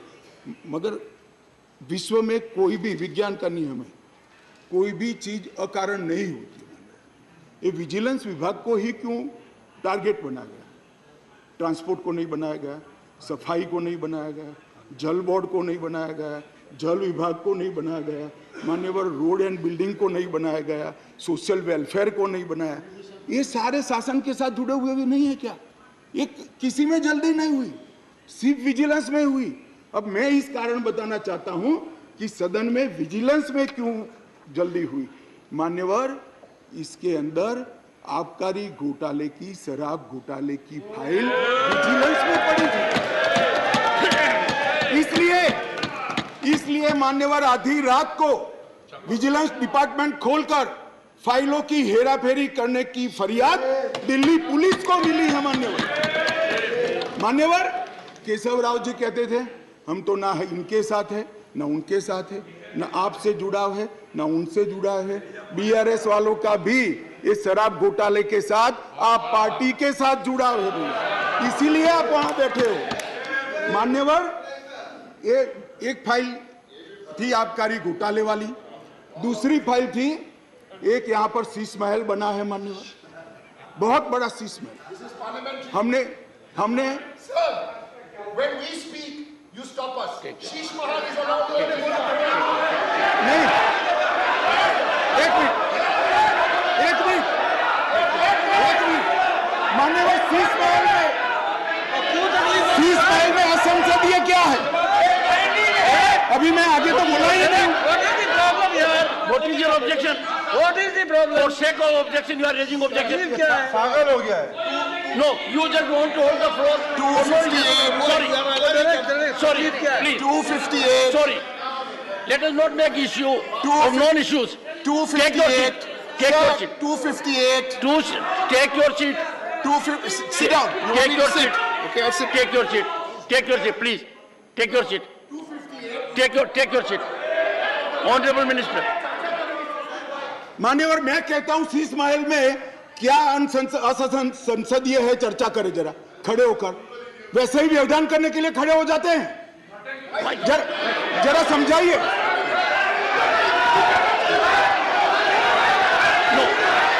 मान्यवर, मेरा निवेदन है, मान्यवर मेरा निवेदन है, असंसदीय क्या है इसमें इसकी चर्चा की जाए। मेरा निवेदन है। Take your seat, please. Take your seat. Sheesh Mahal पे चर्चा हो जाए। Take your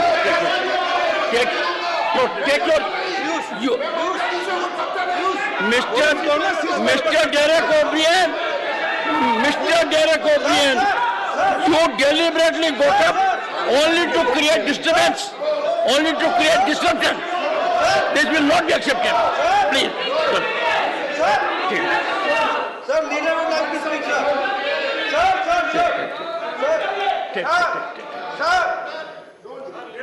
Sir, leader of the house. Please. Sir, leader of the house. No. Sir, leader of the house. Honorable Minister.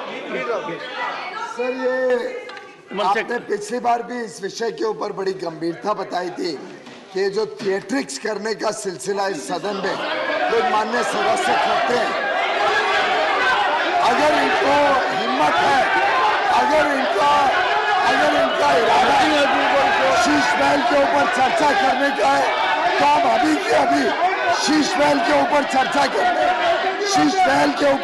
करने के लिए तैयार है। हो जाए शीश महल के ऊपर पूरी चर्चा। जो ये शीश महल को ऑब्जेक्ट कर रहे हैं, Take your seat.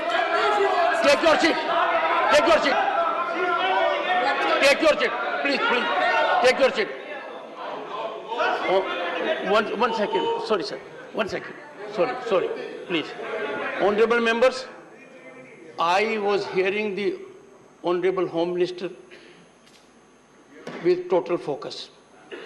And there was nothing in the discourse of the Honorable Home Minister which could have invited the kind of disruption in which Mr. Derek operated. I urge the House, I urge the Honorable members, we have been decorous during the whole day. Don't act on a plan. Let us believe in decorum. Honorable Home Minister. Honorable Home Minister. Honorable Home Minister. माननीय अध्यक्ष जी, यही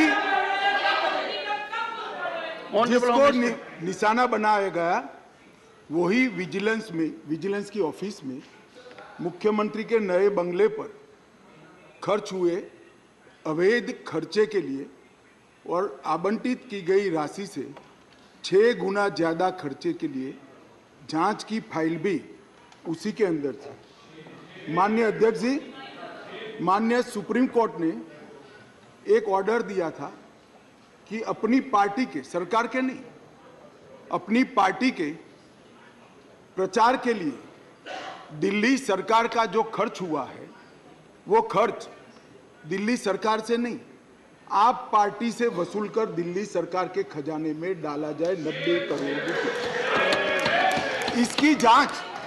इसकी जांच भी यही vigilance department ने की। मान्यवर, इन्होंने दिल्ली सरकार के पास लॉ एंड ऑर्डर नहीं है, इसका मतलब पुलिस नहीं है, इसलिए वहां इंटेलिजेंस डिपार्टमेंट नहीं हो सकता है, मगर उन्होंने एक फीडबैक यूनिट बनाया और फीडबैक यूनिट से राजनीतिक जानकारियां इकट्ठा करना शुरू करी। मान्यवर, इसके खिलाफ भी एक जांच चली और ये जांच की फाइल भी विजिलेंस डिपार्टमेंट ने दी। मान्यवर, BSES और BYPL ये 2 वीज वितरण कंपनियां हैं जिनका 21,000 करोड़ रुपया दिल्ली सरकार को बकाया है, देना है, फिर भी 2,000 करोड़ का उनको पेमेंट कर दिया गया। इसकी भी जांच चल रही है, वो जांच की फाइल भी इसी विजिलेंस डिपार्टमेंट में थी। मान्यवर, और ये आधी रात को जो कागज इधर उधर कोड़ने का प्रयास किया गया वो ही इमरजेंसी थी। चिदम्बरम साहब को शायद मालूम नहीं था, इसलिए पूछते थे कि क्या इमरजेंसी थी, तो भाई ये इमरजेंसी थी, इमरजेंसी ये थी। और मान्यवर, अगर ये न करते तो सारे घोटालों की फाइलों को गुम करने का एक नया घोटाला रजिस्टर करना पड़ा और इसलिए इमीडिएटली ऑर्डिनेंस लाना पड़ा जो संविधान सम्मत है। संविधान में ऑर्डिनेंस की व्याख्या और अधिकार ऐसे स्थितियों के लिए ही दिए गए हैं और सबको मालूम है जब ऑर्डिनेंस लेकर आते हो तो 6 माह के अंदर या सबसे पहले सदन के अंदर, जो सदन जब मिलेगा तब सदन के सामने रखना पड़ता है। तो आज मैं लेकर आया हूं। अब इसमें गैर संवैधानिक क्या है भाई, बताओ तो। इतनी सारी 5 घंटे से चिल्लाट करते हैं, इसमें गैर संवैधानिक क्या है? क्या प्रीपेड? क्या कर रहे हैं? क्या कर रहे हैं? नहीं नहीं, एक सेकंड। मान्यवर खड़गे साहब की बात सही है, चिल्लाना शब्द निकाल दीजिए। बार बार रिपीटेशन के साथ इसको आप दोहरा रहे हो, इसलिए मैं बता रहा हूं बस। खड़गे साहब की बात सही है सर। मान्यवर, अब ये विधानसभा के अधिकारों की बात करते हैं। हम सब ये सम्मानीय सदन के सदस्य हैं। सदन जब राष्ट्रपति महोदया आहूत करती है, बाद में इसका सत्रावसान होता है। ये संविधान की एक बनाई हुई सदन को चलाने की कार्यरीति है। इस पूरे देश में एक ही असेंबली है जिसका सत्रावसान ही नहीं हुआ ना, सत्रावसान होता ही नहीं। स्पीकर साहब सदन को मुलतवी करते और फिर जब बोलाना है, राजनीतिक भाषण करना है, तब सदन को बुलाकर 3 घंटे चलाकर फिर से बंद कर देते। दिल्ली असेंबली ऐसी है जिसका आज तक सत्रावसान ही नहीं हुआ है। मान्यवर, आप मुझे बताइए ऐसे चल सकता है? माननीय अध्यक्ष जी, विधानसभा के rules of procedure and conduct of business 1997 के नियम 70 में विधानसभा अध्यक्ष को सदन को स्थगित करने का अधिकार दिया है। ये अधिकार इस तरह से देश के किसी भी असेंबली के स्पीकर ने नहीं उपयोग किया है। मैं इस पर कोई टिप्पणी करना नहीं चाहता। अगर उचित है तो कांग्रेस पार्टी ने जरूर इसका समर्थन करना चाहिए कि भाई विधानसभा को या संसदों को स्थगन कर ही चलाना, कभी सत्रावसान नहीं करना, वो सेशन में ही रहेंगे। अब सेशन में ही रहेंगे तो कानून कैसे बनाओगे? अब कैबिनेट बुला ही नहीं सकते। इसलिए क्या स्थिति है समझिए साहब। 2020 में सत्र की संख्या कितनी हुई दिल्ली के? 1 बजट सत्र। 2021 में कितनी? 1 बजट सत्र। 2022 में कितनी बार सदन बुलाया गया? 1 बार बजट सत्र। 2023 में कितनी बार सदन बुलाया गया? 1 बार बजट सत्र। उसके अलावा असेंबली की जरूरत ही नहीं है। इसके अलावा मान्यवर असेंबली की जरूरत ही नहीं है। ये किस तरह से असेंबली चला रहे हैं मान्यवर? कैबिनेट के अधिकारी की दुहाई दे रहे हैं। 2022 में 6 कैबिनेट बैठक सिर्फ हुई है, 1 साल में सिर्फ 6। इसमें से 3 बजट रिलेटेड है और 3 एक बिजली कंपनी को सहायता करने के लिए बुलाई गई, बाकी एक भी कैबिनेट नहीं बुलाई। मान्यवर, 2023 में सिर्फ 2 ही कैबिनेट बुलाई गई और दोनों बजट के कामकाज के लिए बुलाई। अब आप क्या भैया कैबिनेट का दुहाई देते हो, क्या अधिकार का दुहाई देते हो? ना कैबिनेट मिलती है, ना सदन मिलता है, और हमें डेमोक्रेसी पढ़ाते हो भाई। ऐसा कभी नहीं होता भाई। ये जो कहते हैं ना कि क्या विशेष हुआ था, इसलिए मैं समझाता हूं मान्यवर क्या विशेष। मान्यवर, IRTS, AIIMS, Delhi metro, IIT Delhi, UR जैसे ढेर सारे योजनाओं का क्लियरेंस न मिलने के कारण ये इंस्टीट्यूशन और ये डेवलपमेंटल काम दिल्ली की जनता को नहीं मिल पा रहे हैं। वो राजनीतिक रूप से रोक कर बैठे हैं। 5G टेक्नोलॉजी लाने का रास्ता मोदी जी सुगम करना चाहते थे। हमारे अश्विनी भाई बार बार पत्र लिखते हैं। 2016 से झगड़ा चल रहा है मगर इस पर कार्यवाही नहीं करी और ट्रांसफर पोस्टिंग के लिए इनको सुप्रीम कोर्ट में जाने का समय है, मगर 5G टेक्नोलॉजी को इंस्टॉल करने के लिए जो सहायता चाहिए भारत सरकार को, वो करने का समय नहीं है। माननीय अध्यक्ष जी, मैं इसलिए कहता हूं कि कुछ परिस्थितियां ऐसी होती है जिसको अलग दृष्टिकोण से देखना पड़ता है। दिल्ली के अंदर 91 से 2015 तक यही व्यवस्था, इसी तरह से ट्रांसफर पोस्टिंग होती थी मान्यवर, और कोई कानून या कोई नियम बनाने की जरूरत नहीं पड़ती। मान्यवर, मैं फिर से एक बार सदन का ध्यान आकृष्ट करना चाहता हूं। कुछ सदन के सदस्यों ने कहा कि ये बिल संविधान सम्मत नहीं है और संविधान के अधिकारों को ये बिल कानून के द्वारा संविधान सुधारने का प्रयास है। मान्यवर, मैं इनका ध्यान दिलाना चाहता हूं कि अध्यादेश और बिल के अंदर थोड़ा फर्क। अध्यादेश के अंदर धारा 3A है जो बताती थी कि दिल्ली विधानसभा को एंट्री 41 यानी सेवा मामलों पर कानून नहीं बना पाएगी, ये अध्यादेश के अंदर। फिर हमने इसको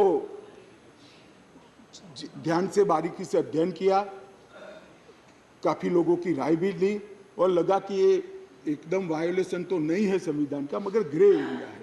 इसलिए जो मैं बिल लेकर आया हूं, विधेयक लेकर आया हूं, इसमें धारा 3A को भारत सरकार ने ही हटा लिया है, इसलिए वायोलेशन का क्वेश्चन डज नॉट अराइज।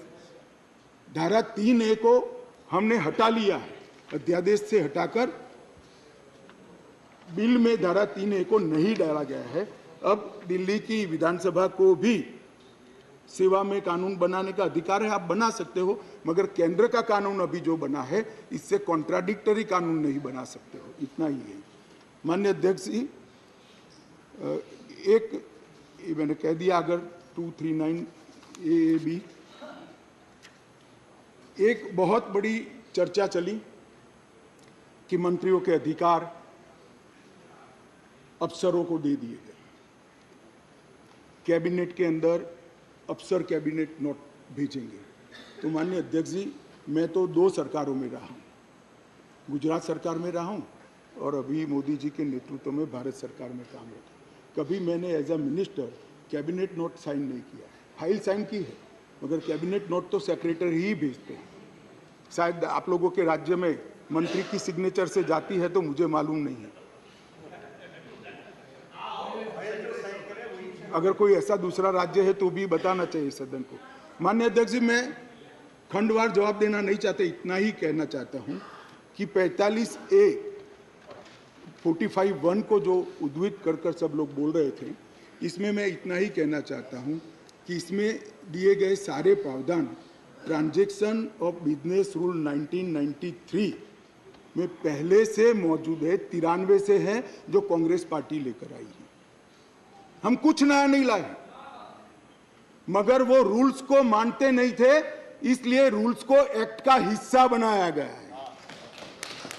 93 से रूल्स के हिसाब से दिल्ली चलती है, फुल स्टॉप कॉमा का फर्क नहीं है साहब इसमें। ट्रांजैक्शन ऑफ बिजनेस रूल 1993 जो है, जो कांग्रेस पार्टी ने बनाए थे, उसको ही हम एक्ट में आमेज किए हैं और इसलिए करने पड़े हैं कि एक ऐसी सरकार चुनकर आई जो रूल्स को मानती नहीं है, इसलिए एक्ट में डालना पड़ा। मान्यवर, ये सारे अधिकार जो है, अधिकारों का बंटवारा है, कार्य विभाजन है और कार्य पद्धति है, ये सारी की सारी कांग्रेस पार्टी ने बनाई है। अगर कांग्रेस पार्टी में अंतरात्मा है तो इस बिल का समर्थन करना चाहिए। मैं तो आपकी चीज को लेकर खड़ा हूं, मगर ये नहीं करेंगे, मुझे मालूम है मान्यवर, क्योंकि उनको गठबंधन बचाना है,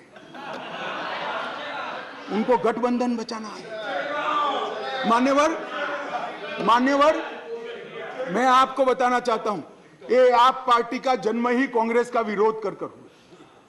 लगभग 3 टन जितनी गाली कांग्रेस की सरकार को बोले और बोलकर सरकार में आए, और आज अनधिकृत अधिकार प्राप्त करने के लिए कांग्रेस का समर्थन ले रहे हैं। और कांग्रेस वालों को भी ठीक है, चलो हमारा गठबंधन बढ़े। भाई, मैं बताना चाहता हूं खड़गे साहब, जैसे ही आज शाम को ये बिल खत्म हुआ, पारित हुआ, केजरीवाल जी पलट जाएंगे, ठेंगा दिखाएंगे और कुछ नहीं होने वाला। तो उनका लक्ष्य हम नहीं है, कांग्रेस पार्टी है। जरा इनका चुनावी इतिहास देखिए, उनका लक्ष्य आप हो, वो आपको नहीं छोड़ेंगे। खैर, वो आपको देखना है। और माननीय अध्यक्ष जी, ये सारे लोग सिद्धांतों की मुझे दुहाई दे रहे थे। मैं पूछना चाहता हूं, तृणमूल कांग्रेस और कम्युनिस्ट पार्टी आज एक मंच पर है, किस सिद्धांत के तहत है? जरा बताइए तो मुझे, किस सिद्धांत के तहत है?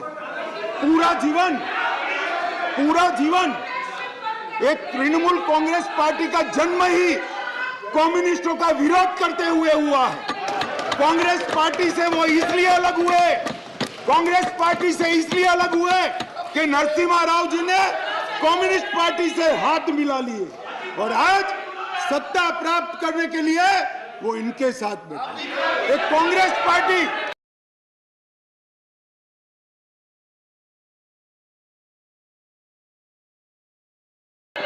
एक कांग्रेस पार्टी और कम्युनिस्ट पार्टी केरल में तो यूडीएफ एलडीएफ कर एक दूसरे की जान लेने पर आमादा है और वहां इलू इलू कर रहे हैं। माननीय अध्यक्ष जी, ये जनता दल, ये जेडीएस, माननीय अध्यक्ष जी जेडीएस, ये नीतीश कुमार जी है, जेडीयू ये नीतीश कुमार जी है जिनकी राजनीति चारा घोटाले का विरोध कर हुई। इनके राष्ट्रीय अध्यक्ष लल्लन सिंह जी कहते थे मैं पान का बनवारी बन जाऊंगा मगर कांग्रेस पार्टी के साथ नहीं जाऊंगा, लालू के साथ नहीं जाऊंगा। मान्यवर ये साथ में आ गए। साथ में क्यों आए?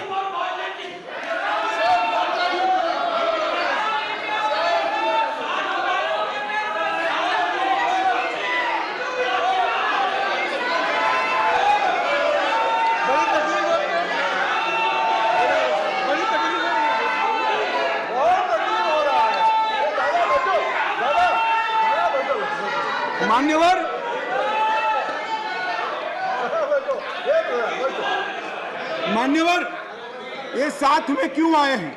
ये साथ में इसलिए आए हैं कि उनको भरोसा है कि अकेले कुछ हो नहीं सकता, इकट्ठा हो जाओ तो कुछ तो कर पाएंगे। मगर मैं आज बताना चाहता हूं मान्यवर, और 5-10 लोगों को जोड़ दो, कुछ नहीं होने वाला है। 24 मई में फिर से नरेंद्र मोदी प्रधानमंत्री मान्यवर।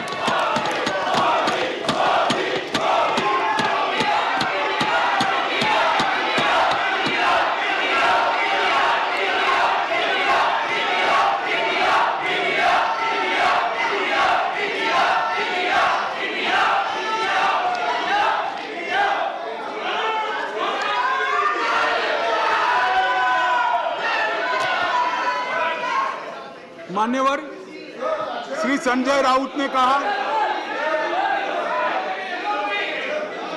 मान्यवर श्री संजय राउत ने कहा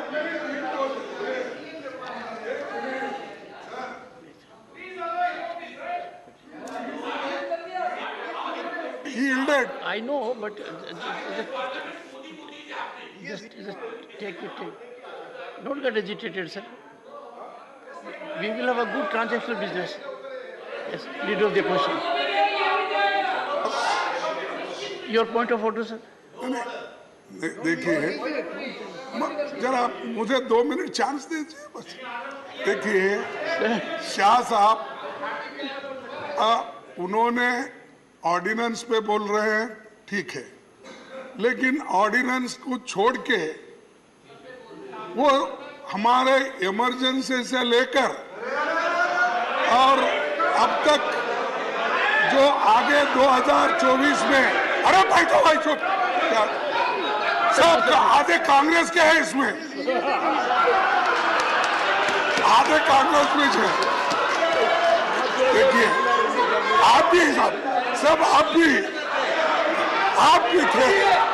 तो सर मेरा एक ही निवेदन है कि शाह साहब अच्छे भाषा में बोलते हैं, हिंदी में अच्छा, जैसा अंग्रेजी में हार्वर्ड को उन्होंने बोले कि अच्छे शब्दों में ऐसा वैसा ही वो भी हिंदी में बहुत अच्छे तरीके से व्याकरणबद्ध हिंदी बोल रहे हैं, ठीक है।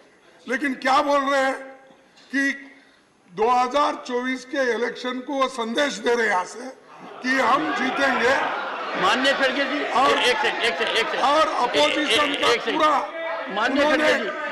अपोजिशन के टीका टिप्पणी कर रहे हैं। आप अपने विषय पे बोलिए।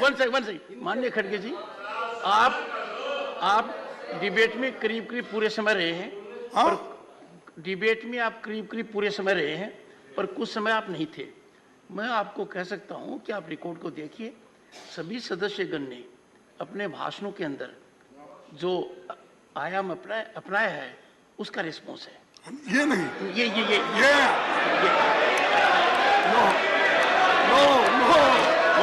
Honourable home minister, honourable home minister, honourable home minister, honourable home minister. खड़गे साहब, मैं ध्यान रखता हूं, मैं ध्यान रखता हूं।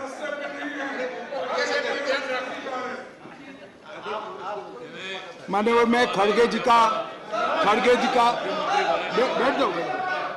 मान्यवर, मैं खड़गे जी का धन्यवाद करता हूं। इन्होंने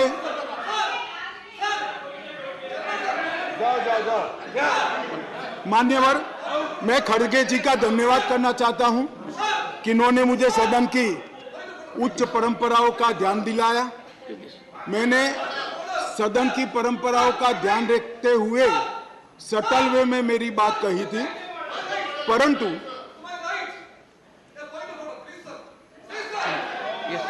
मान्यवर, मैंने सटल वे में ही करी थी।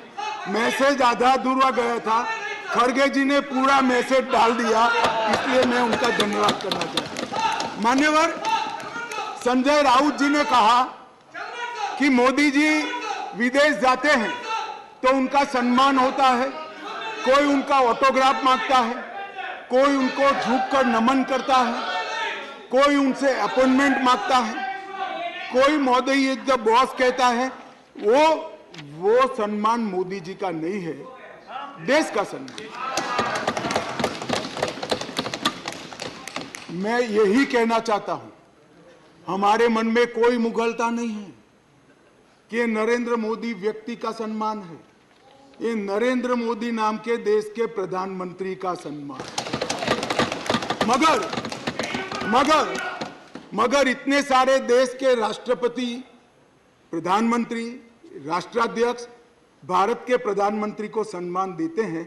इससे देखकर आप भी जरा देना चालू करो तो थोड़ा अच्छा दिखेगा। मान्यवर, कम्युनिस्ट पार्टी के 2 सदस्यों ने मेरी पार्टी का उल्लेख देकर कहा कि मेरी पार्टी का आजादी के आंदोलन में कोई इतिहास नहीं है, हिस्सा नहीं। सुनिए, मगर मैं उनके एक व्यवहारिक जनरल नॉलेज पर क्वेश्चन उठाना चाहता हूं कि जो व्यक्ति का, मतलब इंस्टीट्यूशन के नाते कहता हूं, जो पार्टी का जन्म ही 1950 में हुआ हो, वो आजादी के आंदोलन में कैसे हिस्सा ले सकते हैं भैया? हमारी पार्टी का जन्म ही 1950 में हुआ, हम कैसे आजादी का आंदोलन लड़ेंगे? मान्यवर, मगर कई ऐसे हमारे फाउंडर मेंबर थे, श्यामा प्रसाद मुखर्जी से लेकर कई सारे।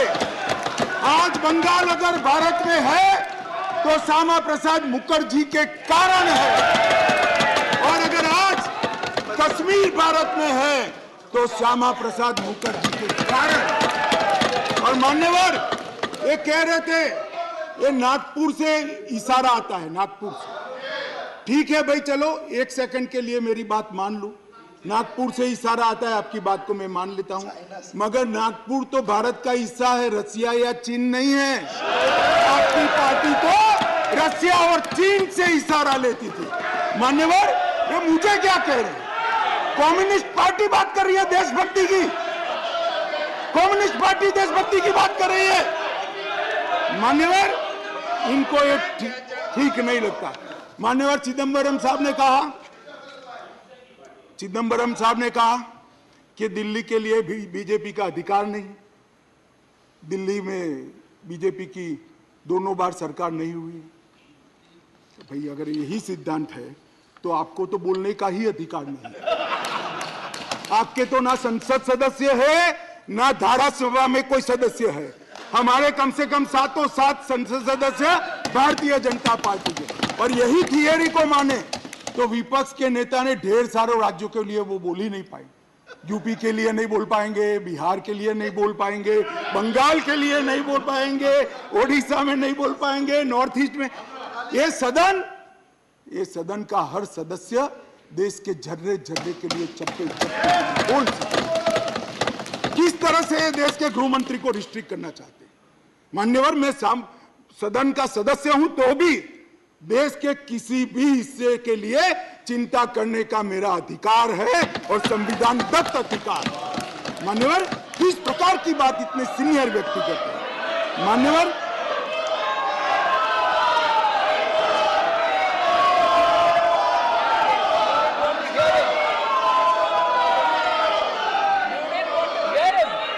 मान्यवर, मान्यवर, मान्यवर, मणिपुर के लिए भी मैंने सदन से पहले ही आपको पत्र लिखा है कि मणिपुर के लिए चर्चा के लिए मैं तैयार हूं। आज भी कहता हूं, अभी 11 तारीख बाकी है, हमें कुछ छिपाना नहीं है।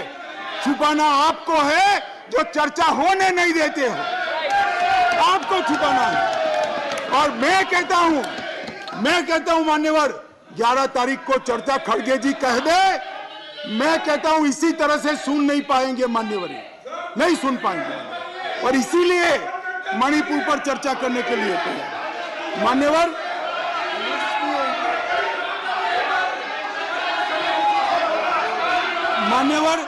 उनको मालूम है कि बिजनेस एडवाइजरी कमेटी समय तय करती है। मैं अभी देश की जनता के सामने कहता हूं, 11 तारीख को, एक सेकंड,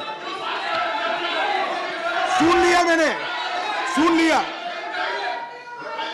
बैठिए। मान्यवर, मैं सदन के सामने स्पष्टता करना चाहता हूं। एक चर्चा वो 267 के तहत चाहते हैं। एक सेकंड, बैठ जाओ। 267 के तहत चाहते हैं, जिसमें मतदान का प्रावधान है। मान्यवर, ये प्रावधान क्यों बना है?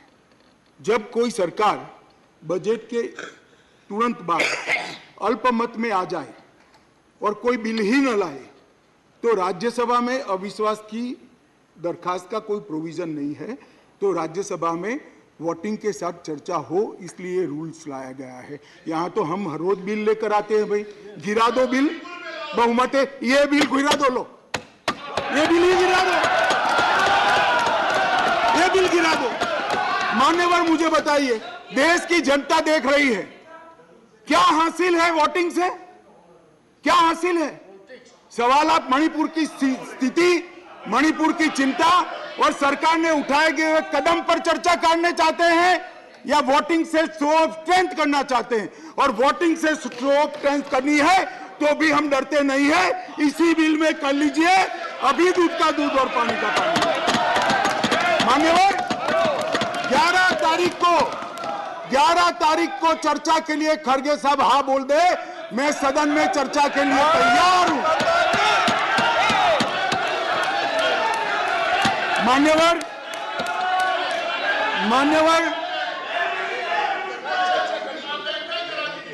ऐसा है जयराम जी, आपको भी मालूम है अभी नहीं हो सकती। कल अविश्वास का प्रस्ताव है, आपको मालूम है।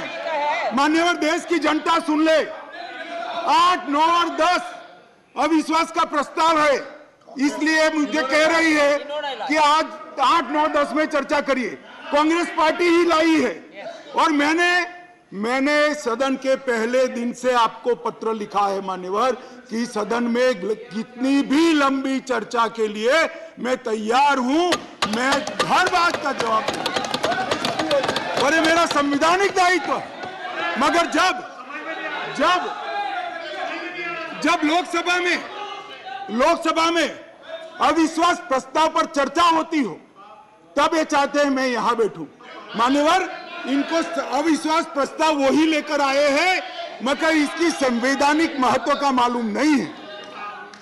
अविश्वास का प्रस्ताव होता है, मैं वो सदन का सदस्य हूं, मुझे वहां रहना पड़ता है मान्यवर।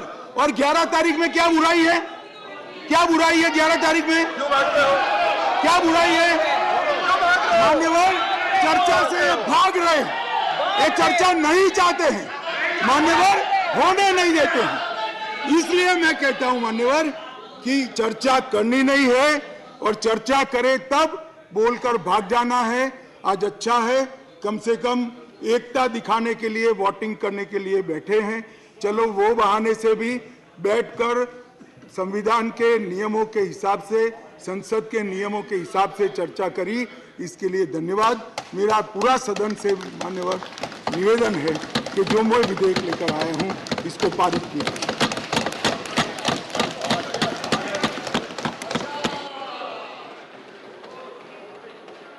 I shall first put the statutory resolution moved by Sri A.D. Singh to vote.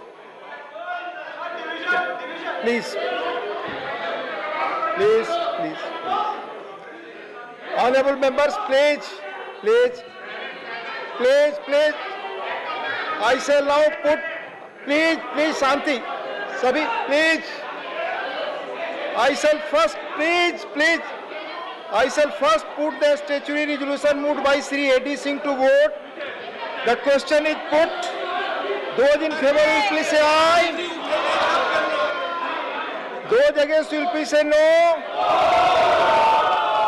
I think the no's have it, the statutory resolution is negative. I shall now put the amendment moved by Sri Trichu Siva for reference of the Government of National Capital Territory of Delhi Amendment Bill 2023 as passed by Lok Sabha to a select committee of the Rajya Sabha to vote.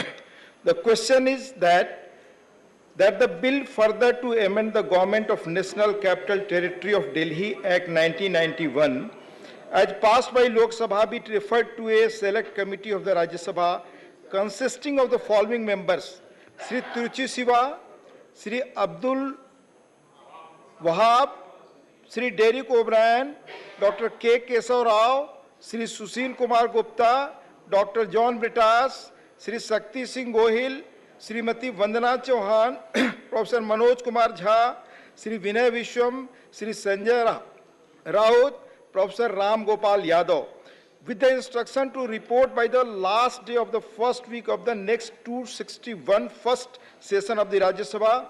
Those in favor will please say aye. Those against will please say no.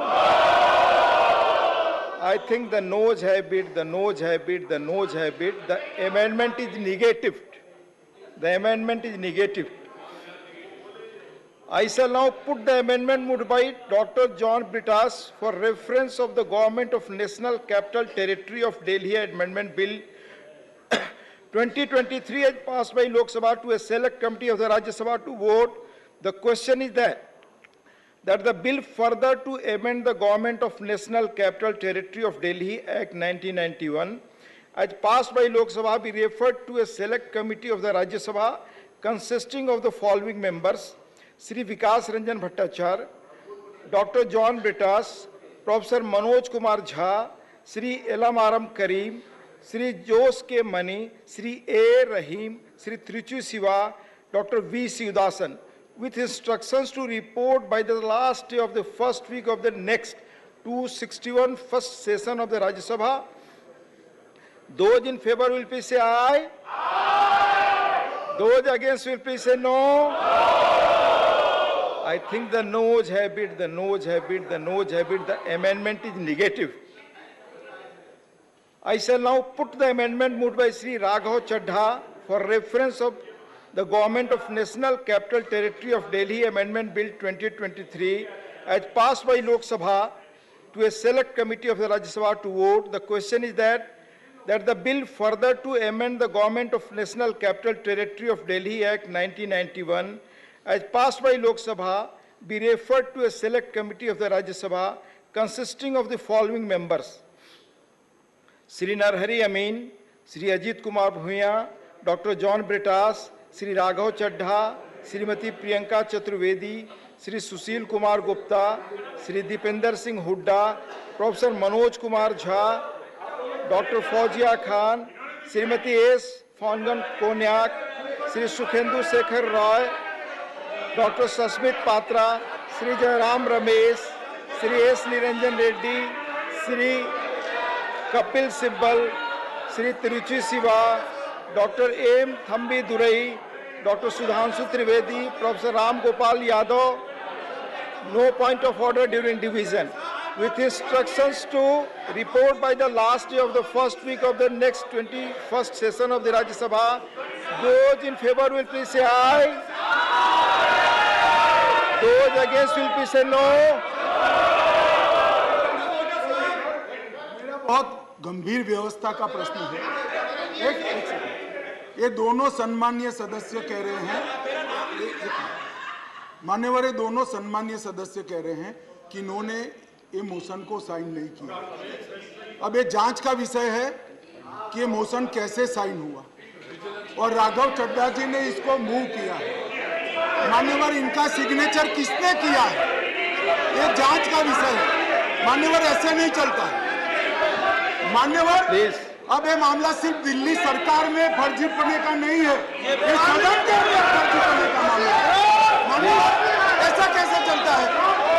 मान्यवर मेरा आपसे निवेदन है कि दोनों सदस्यों का statement record पर लिया जाए अभी और बाद में इसकी जांच की जाए कि ये कैसे हुआ। माननीय सदन खड़े हो please please please please. Sir, rule, rule. Sir, I'd like to draw your attention to Rule 72.2. Rule 72.2. Sir, just one second. 72.2. It says, no member shall be appointed to a select committee if he is not willing to serve on the committee. The mover, and I repeat again, the mover shall ascertain whether a member proposed to be named by him is willing to serve on the committee. Sir, no such discussion has been done by me. Thank you. My name has been taken without my permission, Dr. sir. Susmit Patra This is a matter of privilege. How did my name come on there? Take your case. I do not understand. This is completely wrong, sir. This is a privilege issue, sir. माननीय सदस्य please please please take your seats please please Sasmit Patra ji please please please अपनी अपनी माननीय सदस्य अपनी अपनी seat पर बैठे प्लीज। ऑल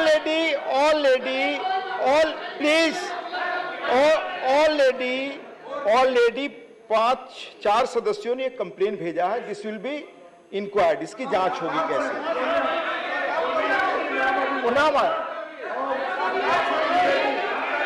ऑलरेडी मान्यवर ये पांचों के प्लीज मान्यवर ये पांचों सदस्यों का नाम आसन की ओर से उद्घोषित किया जाए या उनको बोलने की मंजूरी दी जाए और इसका रिकॉर्ड बनाकर, ये प्रिविलेज का मामला है मान्यवर, इसको प्रिविलेज कमेटी में भेजा जाए। हम तो यहाँ चर्चा कर रहे थे, फर्जीवाड़ा दिल्ली सरकार में चल रहा है, ये सदन की कार्यवाही में फर्जीवाड़ा।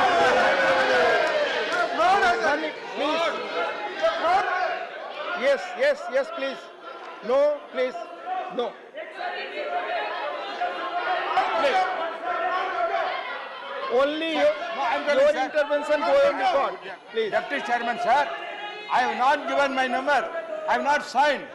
How this is a misuse? It's a privilege of my. Somebody is misused my name. You have to take any action that. Along with you, I am joining that. You are whoever. माननीय सदस्यगण, my name I have not given. Ponyak ji, please. Ponyak ji, please. Deputy Chairman, sir, under Rule 72.2, I object.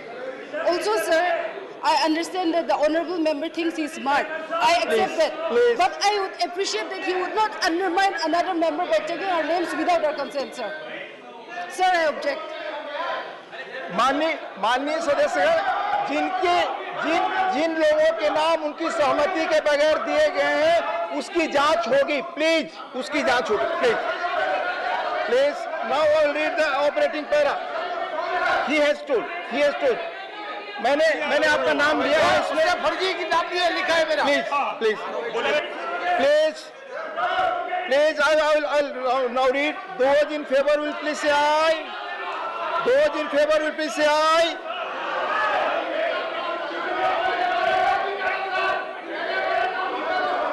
Please, those favor? I'm going ahead, please. No. Those in favor will please say aye. Those against will please say no. I think the noes have it, the noes have it, the noes have it. The amendment is negative. I shall now put. I shall now no. I shall put the motion moved by Sri Amit Shah to vote. The question is that the Government of National Capital Territory of Delhi Amendment Bill 2023 as passed by Lok Sabha be taken to consideration. Those in favor will please say aye. Aye. Those against will please say no. I think the ayes have it, the ayes have it, the ayes have it. The motion is adopted. We shall now take up, honorable members, we shall now take up clause by clause consideration of the bill. Clause 2 stands part of the bill. Those in favor will please say aye. Aye. Those against will please say no.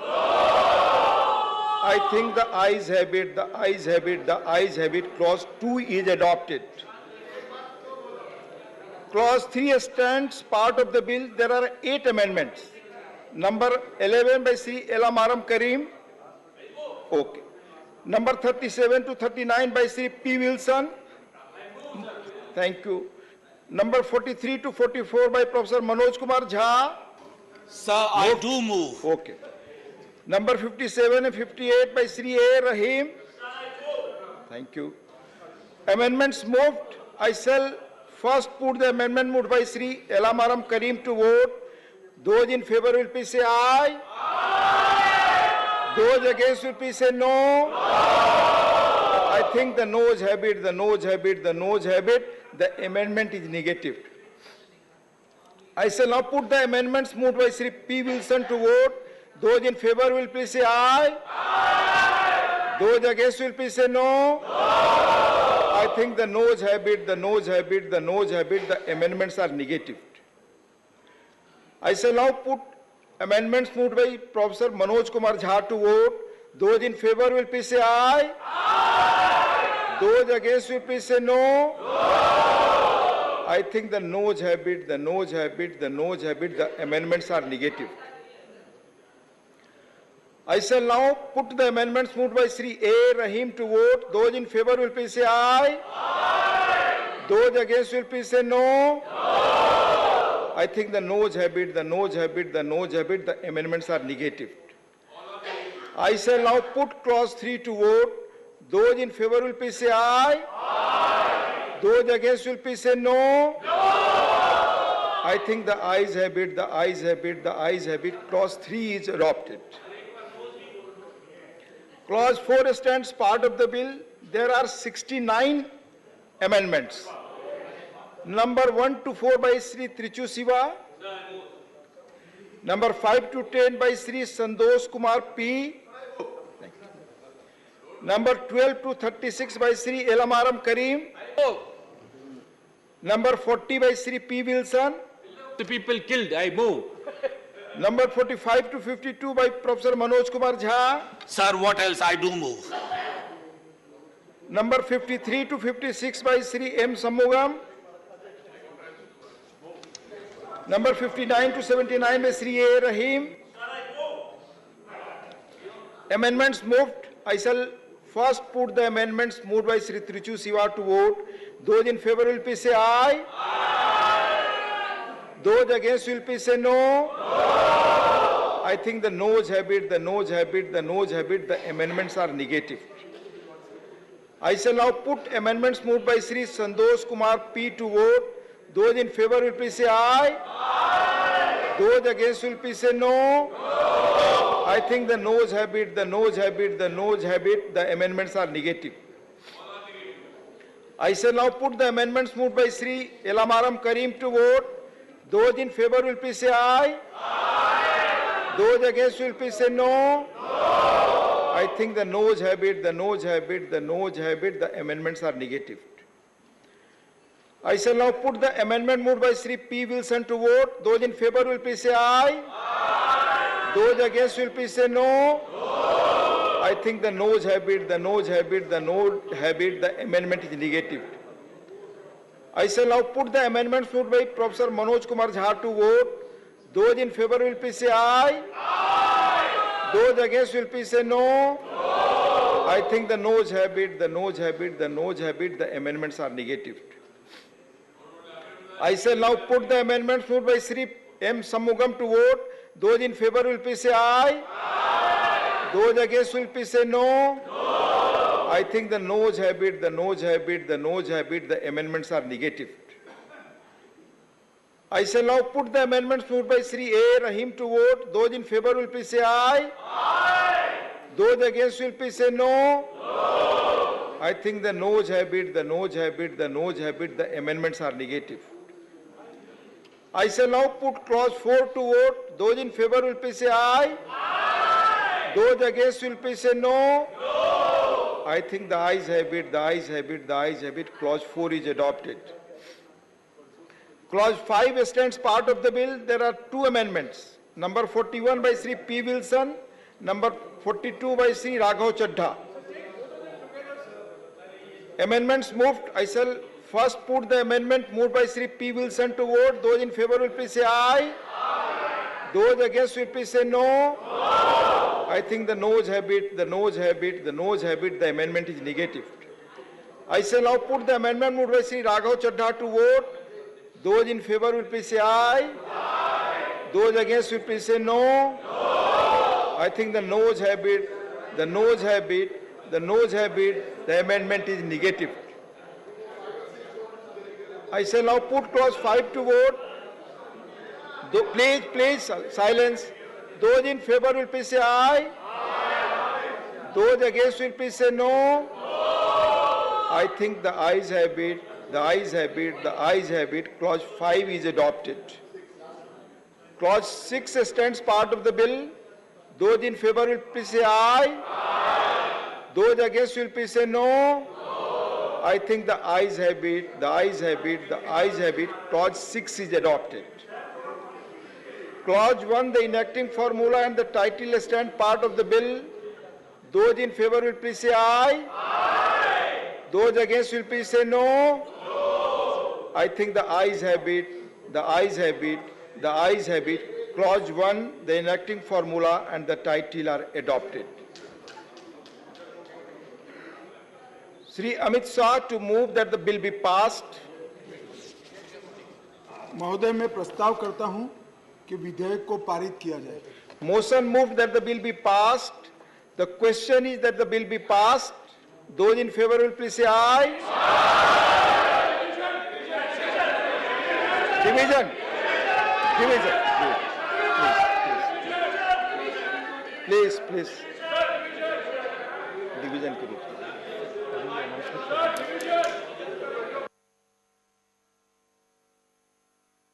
Announcement for division, please, please, please. Honorable members, honorable members, honorable members, please. Division has been requested on the Government of National Capital Territory of Delhi Amendment Bill 2023.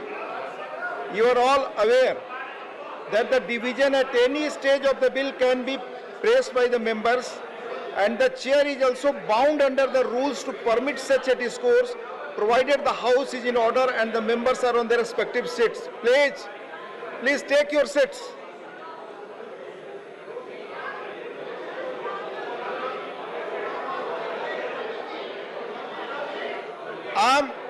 Please take your seat. Manly members, please. I am constant that if at any point during the division it is noticed that the process of division is violated, as I stated above, the chair will be equally bound not to accede to the request of division pressed by the members. I therefore urge upon you all to maintain decorum, discipline in the House during the entire process and cast your vote from your respective seats.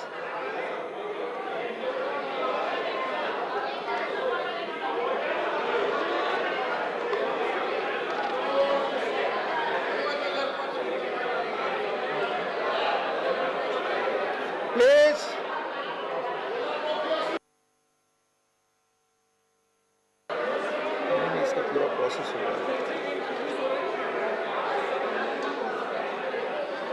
Honorable members, you have desired division. Let the lobbies be cleared. Please, let the lobbies be cleared. Please, let the lobbies be cleared.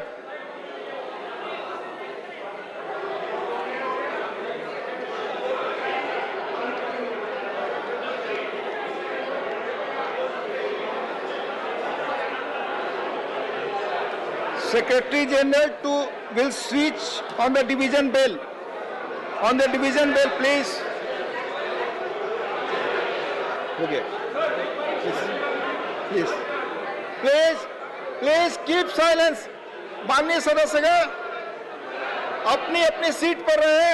माननीय सदस्यगण अपनी अपनी seat पर रहे और silence.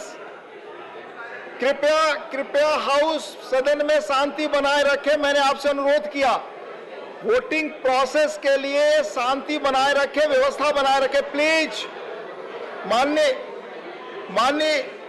माननीय सदस्य पर अपनी अपनी सीट पर जाएं। प्लीज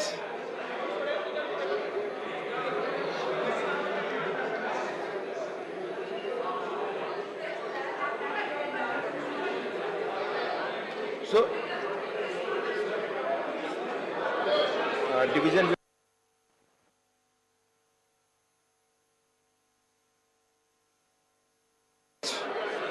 please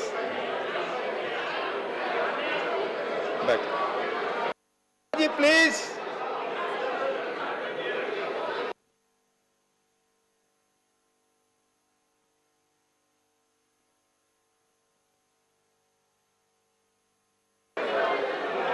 माननीय सदस्यगण please let lobbies be cleared. Let lobbies be cleared, please. Bell चल रही है, प्लीज बेल चल रही है। बेल खत्म होते ही लॉबीज प्लीज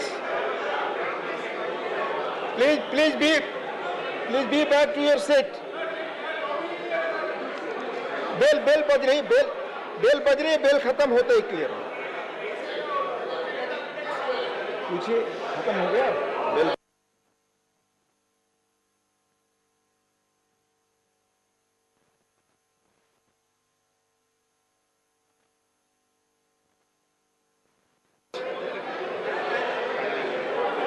सदन में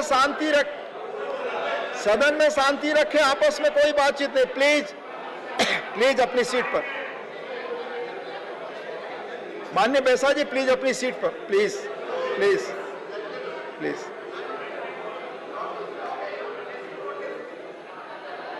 lobbies are clear.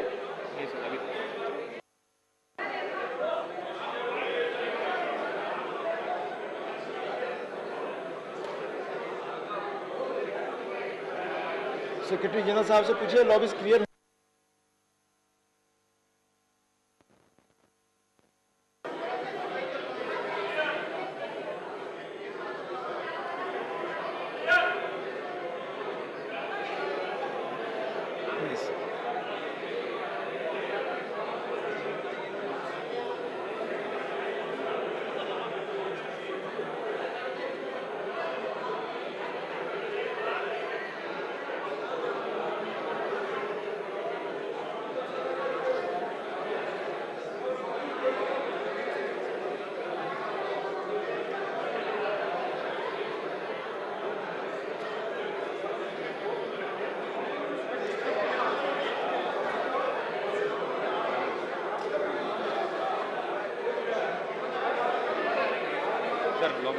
Lobby clear.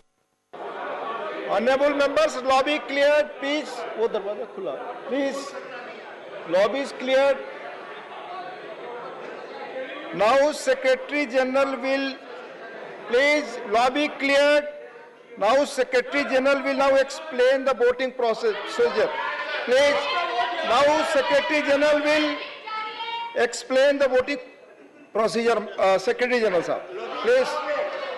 Honorable members, please, for your convenience, I shall explain the voting procedure by automatic vote recording system. It may please be noted that each member has been provided with an integrated microphone and voting console containing 4 buttons P for present, A for ayes, O for abstain, and N for noes. There is also a separately situated security button in red, vote activation, provided on the language selector. A red LED vote now lighted on the voting panel indicates that the voting functions are operational and active. To record a vote, a member has to be on his allotted seat and on his desk, has to press the vote activation button and one of the voting buttons of his or her choice simultaneously. Each voting button has an assigned LED light emitting diode indicating the correct and valid voting function as long as a button is pressed together with the vote activation button. The voting process starts with a gong on large screen hall display in the two corners of the chamber. Each member has to keep the voting button as well as the vote activation button pressed simultaneously for 10 seconds. That is at the time of closing of voting in order to register a valid vote. During the voting period, the member can change his or her vote at any time. The vote cast at the time when the voting period is ending will be valid. That is, the buttons kept pressed at the 10th second will be recorded. In case either one or both buttons are released prior to close of voting period, the vote will not be registered. The countdown time is also indicated on the display board. If a member finds that he or she has voted by mistake by pressing the wrong button, he or she can be allowed to correct the mistake through a correction slip devised for the purpose, provided he or she brings it to the notice of the chairman before the result of division is announced. The correction slips will be distributed to the honorable members who desire to correct their recorded vote by the officials of the Secretariat. I shall now again read as the process. I shall now put the motion that the bill be passed to vote. The question is put. Those in favor will please say aye. Aye. Those against will please say no. Division. Division. Now. Division.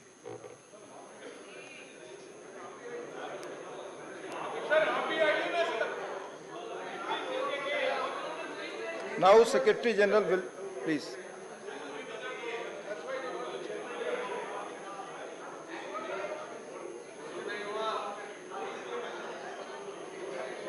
Wait. Please.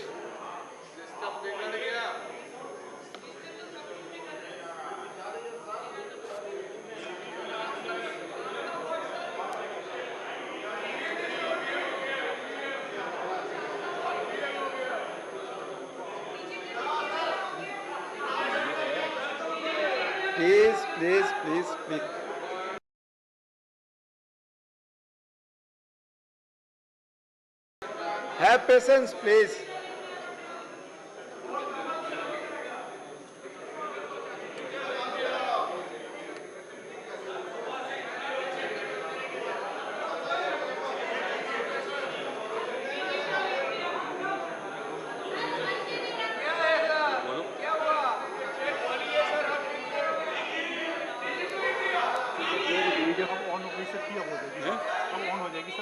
सदस्य हम sleep के द्वारा division पे जाएंगे machine में कोई problem है please sleep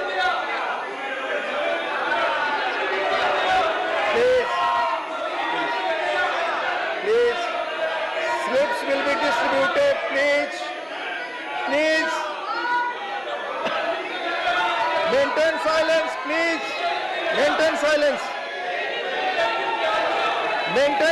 please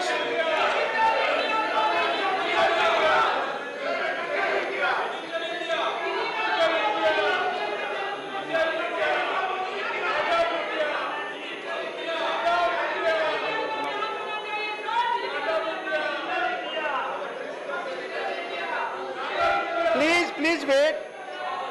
Slips are being distributed. Please, my slips.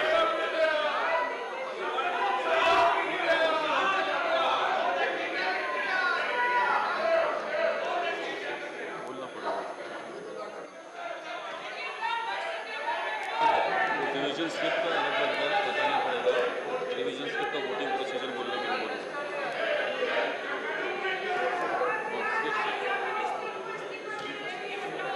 Slip दे देंगे. स्लिप बोलो will be explained again. अरे वो मैं पढ़ूंगा यार. माननीय सदस्यगण प्लीज सेक्रेटरी जनरल स्लीप से वोटिंग का प्रोसेस बताएंगे please. Please please. Honorable members. No sir. Please silence. Please silence. Honorable members, due to some technical fault in the automatic vote recording system, voting will be done through division slips. The division slips will be distributed to the honorable members by the officials of the Secretariat. Honorable members may cast their votes by ticking the relevant box entitled ayes, noes or abstain on the division slips as per their choice, and hand over the slip back to the officials after putting their full signatures, name, division, number and date thereon. Thank you. Please.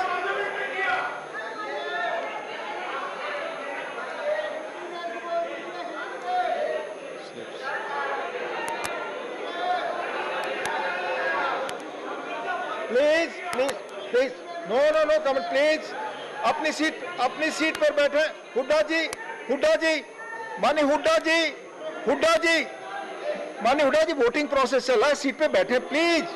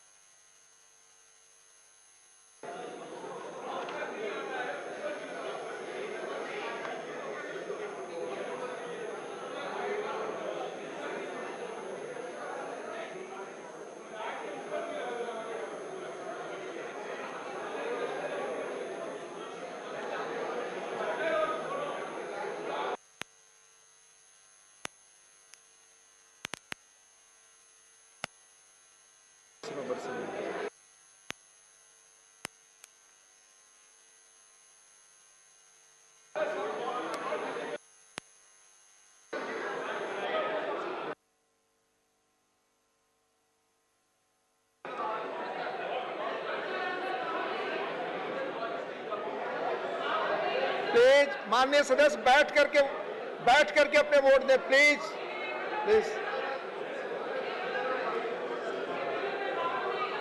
Honourable Trichy ji, please be at your seat. Please.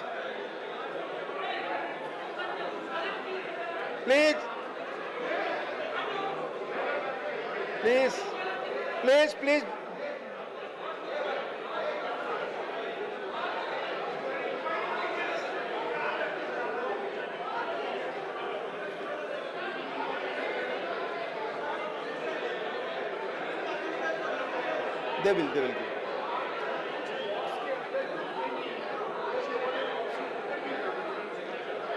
Please be at your seats. आप सभी अपनी अपनी सीटों पर बैठे. Please माननीय सदस्य सभी अपनी अपनी सीटों पर बैठे. माननीय सदस्य अपनी अपनी सीटों पर. दोला सेन जी प्लीज अपनी सीट पर बैठे. दीपेंद्र जी प्लीज अपनी सीट पर बैठे. सस्मित जी अपनी सीट पर प्लीज. माननीय सदस्यगण अपनी सीट पर. दीपेंद्र हुड्डा जी प्लीज अपनी सीट पर बैठिए. ठीक है, अपनी सीट पर बैठिए प्लीज.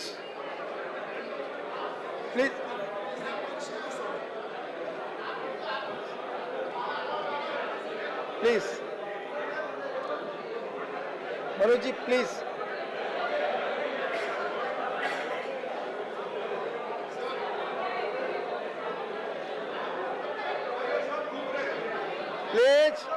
माननीय सदस्य अपनी अपनी सीट पर बैठे. प्लीज. राजीव जी, माननीय शक्ति सिंह जी अपनी सीट पर. अपनी अपनी सीट पर जाएं प्लीज।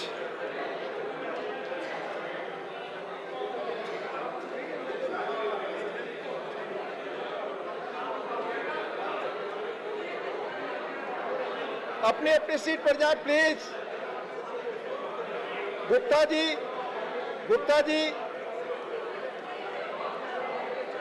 इस तरह खड़े हो तो बैठ जाइए प्लीज। सभी माननीय सदस्य बैठ जाइए। संजय जी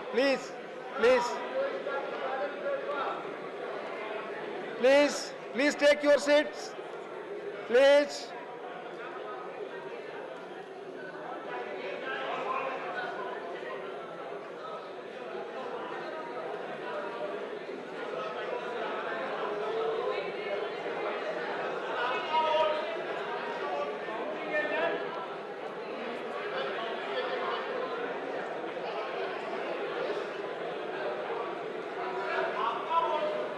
प्लीज सदन में शांति रखें प्लीज।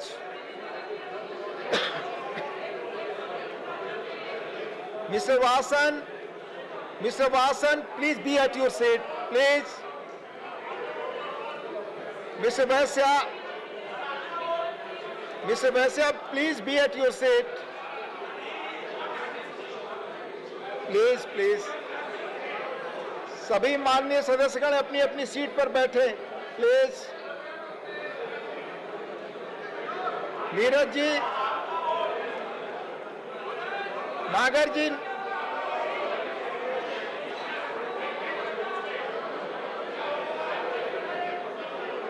प्लीज अपनी अपनी सीट पर बैठे। अपनी सीट पर जाइए प्लीज। अपनी सीट पर जाइए प्लीज। अपनी अपनी सीट पर जाएं प्लीज।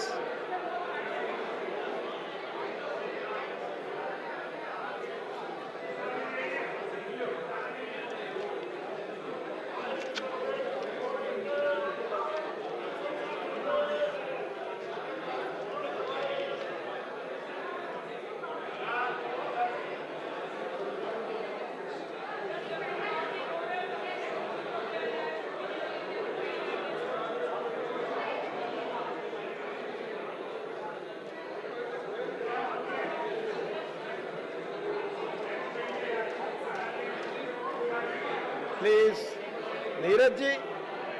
नीरज जी अपनी सीट पे। जयराम जी प्लीज। माननीय Jairam ji please be at your seat please. मैं सबसे आग्रह। Rakesh ji please take your seat. Madam please madam go back to your seat. Yadav ji, Sangeeta Yadav ji please go back to your seat. Go back to your seat please. VC Udasan ji आप बैठे रहे please.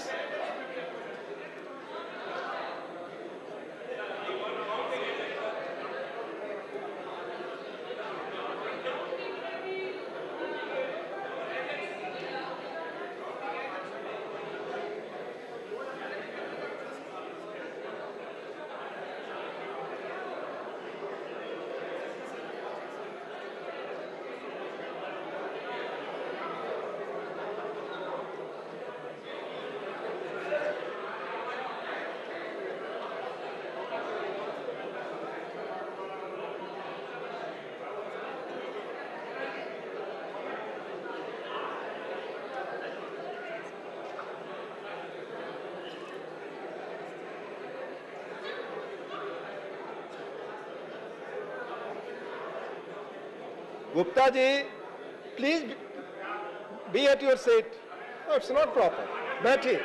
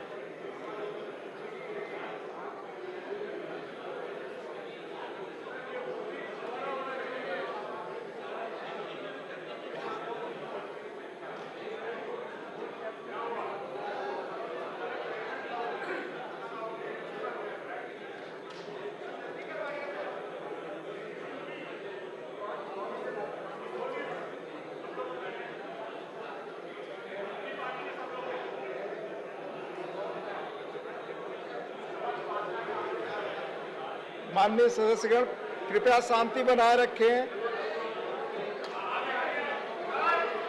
Please keep silence. कृपया शांति बनाए रखें।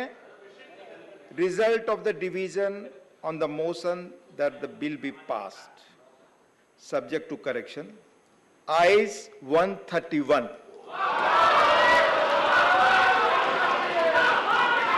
Noes 102.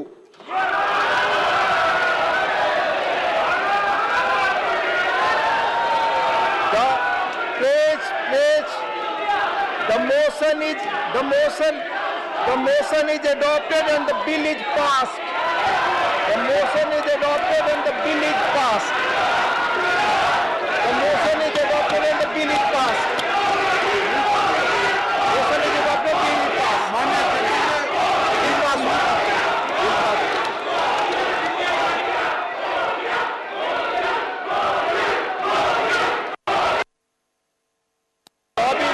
Lobby to be open.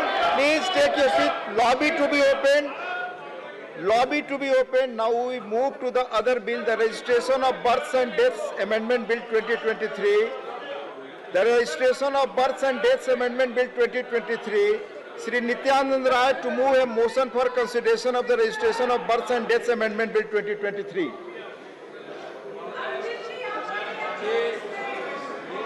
आदरणीय अमित शाह जी की ओर से प्रस्ताव करता हूं और मृत्यु रजिस्ट्रीकरण अधिनियम 1969 का और संशोधन करने वाले विधेयक पर लोकसभा द्वारा पारित रूप में विचार किया जाए। Motion moved. There is one amendment by Dr. John Britas for reference of the Registration of Births and Deaths Amendment 2023 as passed by Lok Sabha to a select committee of the Rajya Sabha. Member may move the amendment at this stage without any speech. Dr. John Britas, you are moving the amendment. I am moving, sir. You are moving the amendment? Moving. Amendment moved.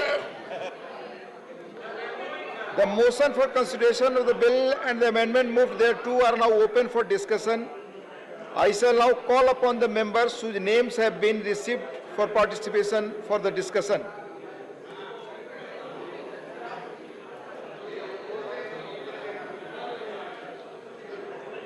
Members.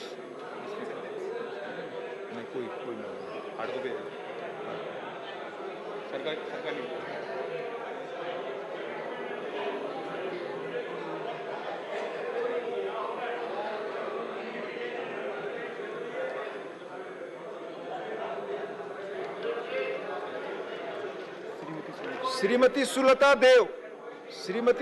Dev please.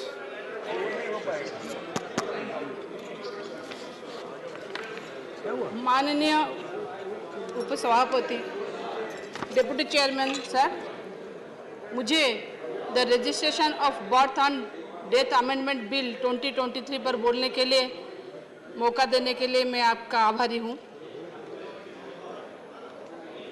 मैं ये bill जो birth and death registration का आया है, जन्म और मृत्यु का, मैं बिल को मेरे पार्टी बीजू जनता दल के तरफ से समर्थन करती हूँ।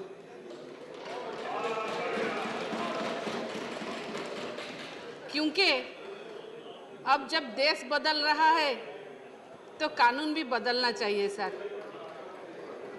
इसीलिए क्योंकि जो पुराना कानून हम लोग 54 साल से पहले आया हुआ था, वो कानून का अभी बदलने का वक्त आ गया है। क्योंकि हम लोग सब देखे हैं बर्थ एंड डेथ रजिस्ट्रेशन में कितना सारे प्रॉब्लम्स आते हैं जन्म और मृत्यु का पंजीकरण के। क्योंकि मैं खुद एक ग्राम पंचायत की सरपंच रह चुकी हूँ, मुझे मालूम है कि अगर जन्म और मृत्यु के लिए कोई रजिस्ट्रेशन का प्रावधान होता है तभी कितना मुश्किल होता है। अगर छोटी बच्ची होती है तो उसका बर्थ सर्टिफिकेट सभी जगह दिया जाता है, जैसे स्कूल हो कहीं पर हो, मगर बर्थ सर्टिफिकेट को निकालने के लिए ये सब भी मानेंगे कि हमारे जुतियाँ घिस जाती है। रजिस्ट्रेशन सर्टिफिकेट एक निकालने के लिए हम लोग जब इधर उधर उधर भागते रहते होते हैं, हमारे जुतियाँ घिस जाती है।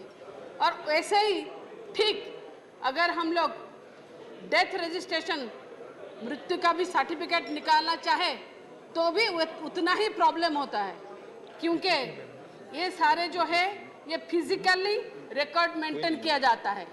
मगर जब के अब डिजिटल इंडिया की बात हो रहा है तो ये बर्थ एंड डेथ रजिस्ट्रेशन, जन्म और मृत्यु का पंजीकरण डिजिटल इंडिया के अंतर्गत हो रहा है। अब ये बिल अमेंडमेंट होके ये बिल पास होने पर जो बच्चे पैदा होंगे, मैं तो बोलूँगी कि वो सारे बच्चे इतने खुशनसीब होंगे कि उनका सारा जो जन्म का रजिस्ट्रेशन होगा वो सारे ऑनलाइन में रजिस्ट्रेशन होगा, डिजिटल रजिस्ट्रेशन होगा। और वैसे ही जब मृत्यु किसी की होगी तो उसका भी रजिस्ट्रेशन ऑनलाइन होगा।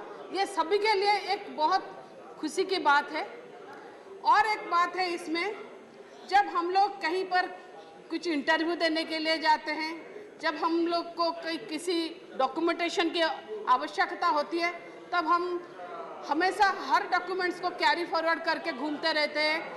फिर स्कूल में एडमिशन के लिए हो, फिर इंटरव्यू के लिए हो, फिर पासपोर्ट के लिए हो, फिर डीएल के लिए हो, सभी का डॉक्यूमेंटेशन जितना होता है हम सब सारे डॉक्यूमेंट्स को अपने साथ लेके घूमते हैं। मगर अगर देखा जाए तो क्या होगा, ये बिल के पारित होते हम लोगों को इतने सारे जो कागजात हैं, इतने सारे जो डॉक्यूमेंट्स है वो हमको साथ में लेके जाना नहीं पड़ेगा। ये हम एक ही बर्थ रजिस्ट्रेशन के सर्टिफिकेट के हिसाब से हम सब कुछ इसमें कर सकते हैं। ये बहुत ही अच्छी बात है। इसीलिए मैं बोल रही हूँ कि ये अब जब भारत बदल रहा है तो ये कानून को भी बदलना चाहिए। और एक बात है, हम सब देखे हैं गांव में हो, चाहे वो पंचायत का वोट हो, म्यूनसिपैलिटी का वोट हो, कोई जनरल इलेक्शन हो, तब क्या होता है ना, जो बच्चों लोगों का 18 साल से ज़्यादा हो गया है वो लोग क्या होते हैं ना, वो वोटर लिस्ट में जुड़ नहीं पाते। जुड़ने के लिए बहुत सारे पैराफोर्नियाज होते हैं। फिर उसके बाद में क्या होता है, फिर जोड़ तोड़ का भी काम किया जाता है, कोई जोड़ेगा कोई तोड़ेगा, ऐसा भी चला जाता है। तो हम बहुत सारे कंप्लेंट भी रिसीव करते हैं। कहाँ पर ना, जो इलेक्शन कमीशन के ऑफिस में बहुत सारे कंप्लेंट आप देखे होंगे रिसीव करते हैं कि ये हम लोग नाम दिए थे, ये हमारा एज भी हो गया मगर हम लोगों को नहीं डाला गया। और किसी का नाम अगर डाला गया भी हो तो उससे कट भी जाता है। तो क्या हुआ, तो क्या होता है, तो तभी कंप्लेंट भी रिसीव होता है। और ये जो हम लोग जो नागरिकता हमको मिलती है, वोट देने का अधिकार मिलती है, और उससे भी हम लोग वंचित रहते हैं। तो इसमें क्या है कि अच्छा ही होगा, जिस बच्चा का 18 साल से ज़्यादा हो जाएगा वो अपने ही आप इलेक्टोरल ये में जुड़ जाएगा। इसमें क्या होगा ना, उसको वोट देने का अधिकार मिल जाता है। ठीक वैसे ही अगर किसी की डेथ हो जाती है तो अपने आप ही वो जो रजिस्टर है उसमें से कट जाएगा। इससे क्या होगा ना, जो फेक वोटर्स भी होते हैं, जिसको हम लोग गोस्ट वोटर मानते हैं, बोलते हैं कि ये लोग तो हमारे है नहीं, फिर हमारे यहाँ ये इन लोगों का डेथ हो गया, इनका वोट कौन दिया। इससे भी हम लोग बच सकते हैं, क्योंकि हम भारत जो दुनिया के सबसे बड़े गणतंत्र राष्ट्र है, इस तरह का होना भी नहीं चाहिए था। अब ये जो आईन आ रहा है, ये जो विधेयक आ रहा है, इससे हम लोगों को भी निजात मिलेगी, सारे पार्टियों को, बस मेरी पार्टी नहीं, सारे पार्टियों को। और एक बात है, जब किसी की डेथ हो जाती है, जैसे किसी का जन्म होता है, घर में खुशियां मनाई जाती है, मगर अगर किसी की डेथ हो जाती है, समय से पहले भी हो जाती है, किसी पेंशन होल्डर की डेथ हो जाती है, तब क्या होता है ना, डेथ होने के बाद में डेथ रजिस्ट्रेशन का सर्टिफिकेट अगर ना मिले, बहुत सारे कॉम्प्लिकेशंस आते हैं। जो लोग सरकारी नौकरी करते हैं उन लोगों के घर में पेंशन कैसे जाएगा, वो नहीं जा पाता इन टाइम में। अगर जो लोग होते हैं, जो लोग वहाँ पर काम करते हैं, जो लोग का कहीं पर अगर लीगल इशूज रहता है, कहीं पर अगर देखा जाए तो फिर क्या होता है ना, जमीन बारिश का इशू रहता है, तभी अगर क्या होता है ना, तो फिर वहाँ उन लोगों को बहुत सारी मुश्किलों का ऐसा सामना करना पड़ता है। कम से कम ऐसे क्या होगा ना, ये बिल जब आएगा इससे कम से कम जो डेथ रजिस्ट्रेशन हो जाएगा तो उन लोगों के लिए ये चीज सहज और सरल हो जाएगी। मेरा और एक बात है कहने के लिए, जो मैं माननीय डिप्टी चेयरमैन से रिक्वेस्ट करूंगी कि कम से कम ये बात भी इसमें थोड़ा देख लीजिए कि बहुत सारे ऐसे सारे भारतवर्ष में बहुत सारे ऐसे एम्प्लॉयज हैं जिन लोगों का रिटायरमेंट एज होने के बाद में फिर क्या होता है ना, वो रिटायर हो जाते हैं, बार बार उनको साल में एक बार जाके अपनी हाजिरी देने पड़ती है कि हम लोग जिंदा है।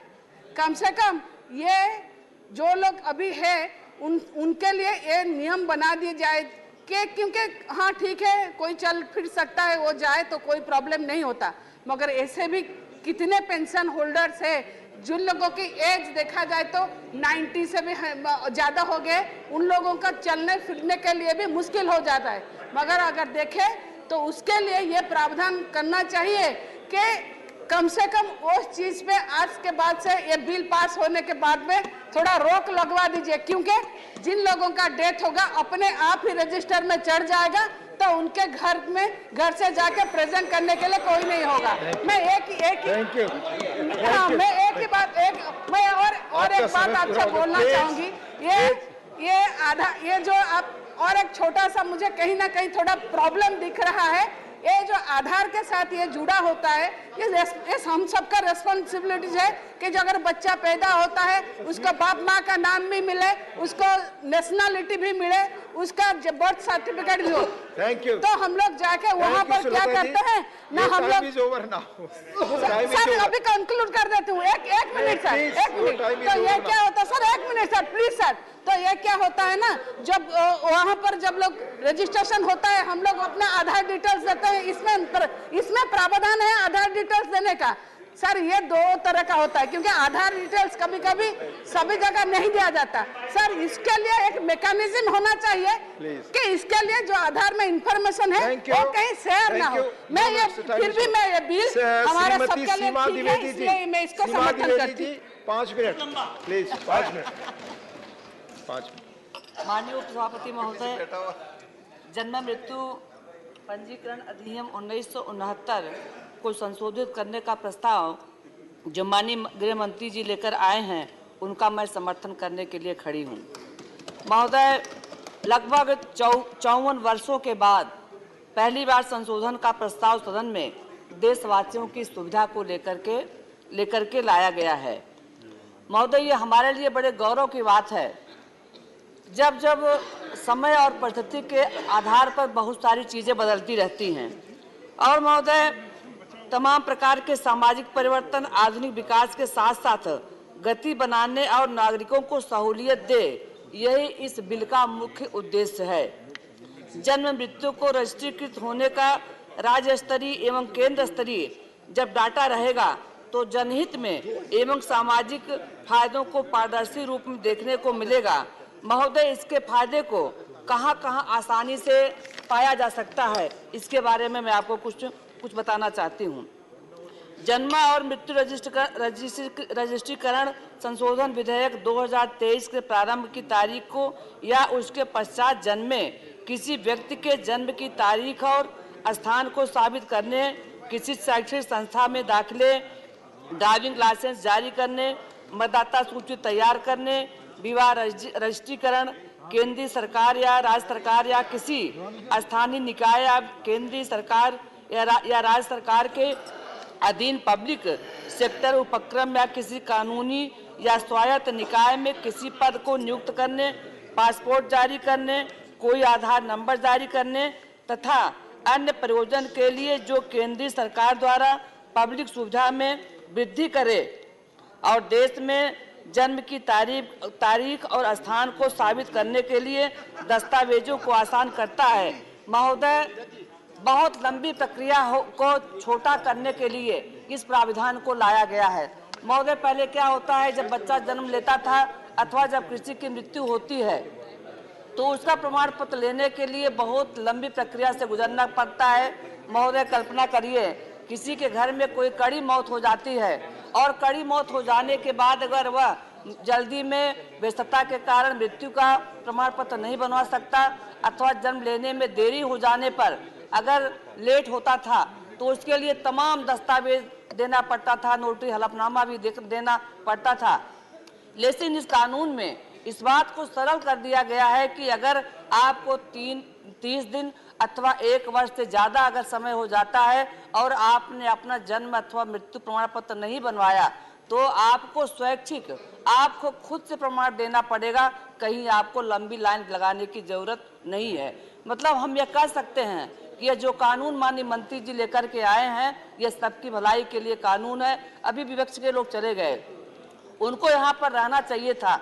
महोदय, ब्रिटिश हुकूमत के बाद देश की आज़ादी के बाद से जनता ने सबसे ज़्यादा सेवा करने का अधिकार कांग्रेस को दिया था, लेकिन महोदय मुझे बहुत दुख के साथ कहना पड़ रहा है कि जिस जनता ने कांग्रेस के ऊपर इतना विश्वास किया था, कांग्रेस ने उतना ही उसके साथ विश्वासघात करके उनकी पीठ पर छुरा भोंकने का भी काम किया है। महोदय, यह बिल पहले भी आ सकता था, यह बिल पहले की सरकार के लोगों को भी लाना चाहिए था, लेकिन मैं बधाई देना चाहती हूँ माननीय प्रधानमंत्री मोदी जी को, आदरणीय गृह मंत्री अमित शाह जी को बहुत धन्यवाद देना चाहती हूँ कि वो जनता की अच्छाई के लिए, जनता की भलाई के लिए और जनता को सुख से रहने के लिए उनको कम दौड़ना पड़े, उनको आसानी से उनका काम हो जाए, इसके लिए यह सरकार जो बिल लेकर के आई है इसमें बिल का समर्थन करती हूँ। धन्यवाद सीमा जी।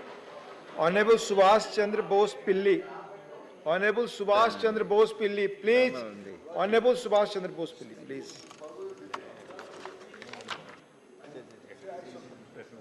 Honorable Chairman sir, thanking you for this opportunity. I have no disagreements with the intent and the nature of this bill. I would like to voice certain ambiguities and express my congratulations to the government on certain points. When the population of our country is growing and it is necessary to have dedicated person to oversee matters related to births and deaths, the introduction of national database which is to be maintained by the Registrar General is welcome. Sir, this bill states that the national database can be made to other authorities preparing, manufacturing, maintaining other database. These will be notified by the government and can include the population register and electoral rolls among others. The bill also states that the use of national databases will be approved by the center, while the use of the state database is subject to the state approval. It can be made available to other authorities dealing with the other state databases upon prior notification of the state government.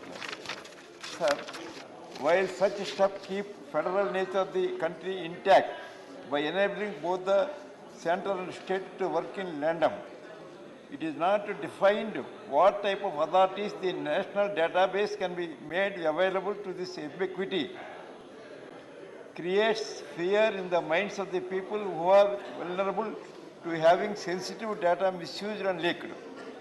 I request the government clarify and certain what they mean by other authorities and lay down a set of steps detailing how this data will be protected to prevent any misuse. Providing data, date and place of birth. I appeal the government for mandating that birth and death certificates can be used to prove the data and the place of birth for persons born on or after amendment comes into effect. The day-to-day task administration, such as the preparation of voter lists and admissions into education institutions, would become smoother.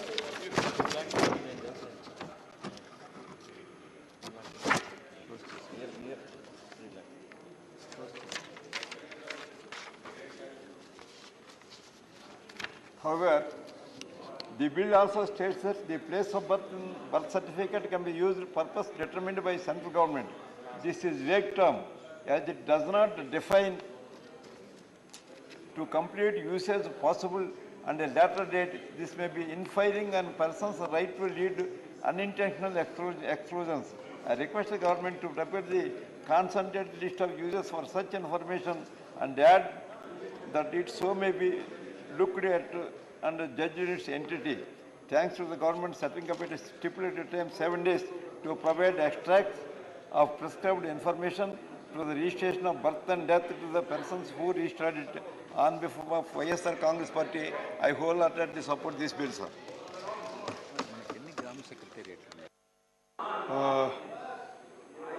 Dr. M. Thambi. Thank you, Deputy Chairman, sir, for giving the opportunity to participate on my ADMK party. The bill moved by Home Minister further to amend the Registration Births and Deaths Act 1969 as passed by Lok Sabha. Taken consideration, sir. Sir, I want to make it based on the consultation held with the state governments, general public and other stakeholders. Union Government proposed to amend certain provisions of the Act in the form of bill, namely Registration of Birth and Deaths Amendment Bill 2023. Sir, now the digital system has come. We have to perfectly prepare the death and birth and death certificates. Sir, why I am telling, so one misuse of power in Tamil Nadu is taking place. For example, preparation of the voter list. The voter list in Tamil Nadu, especially controlled by the DMK government, all dead people names are there in the voter list. And even I don't know that same person, 3-4 places his name is there in the list, voter list. Therefore, like that, they are using muscle power and everything. They are voting many places and it is against the democratic system. Sir, we lost the government, the previous 2021, our assembly election, only margin of less than 3 lakh votes. But if you go through the record, the DMK party, which using this kind of list, voter list, they have lakhs of votes. They have many places, they have voted wrongly. The same person is voting many places in Tamil Nadu, many places. And also, dead people names also, the DMK people are voting there. Therefore, this way, your democratic system also misused by the existing system. Therefore, I am requesting this birth and certificate. No, I am telling, because this is a serious matter, sir, I am telling. Why? Because when we are doing amendment, there must be a digital system. It may be perfectly recorded.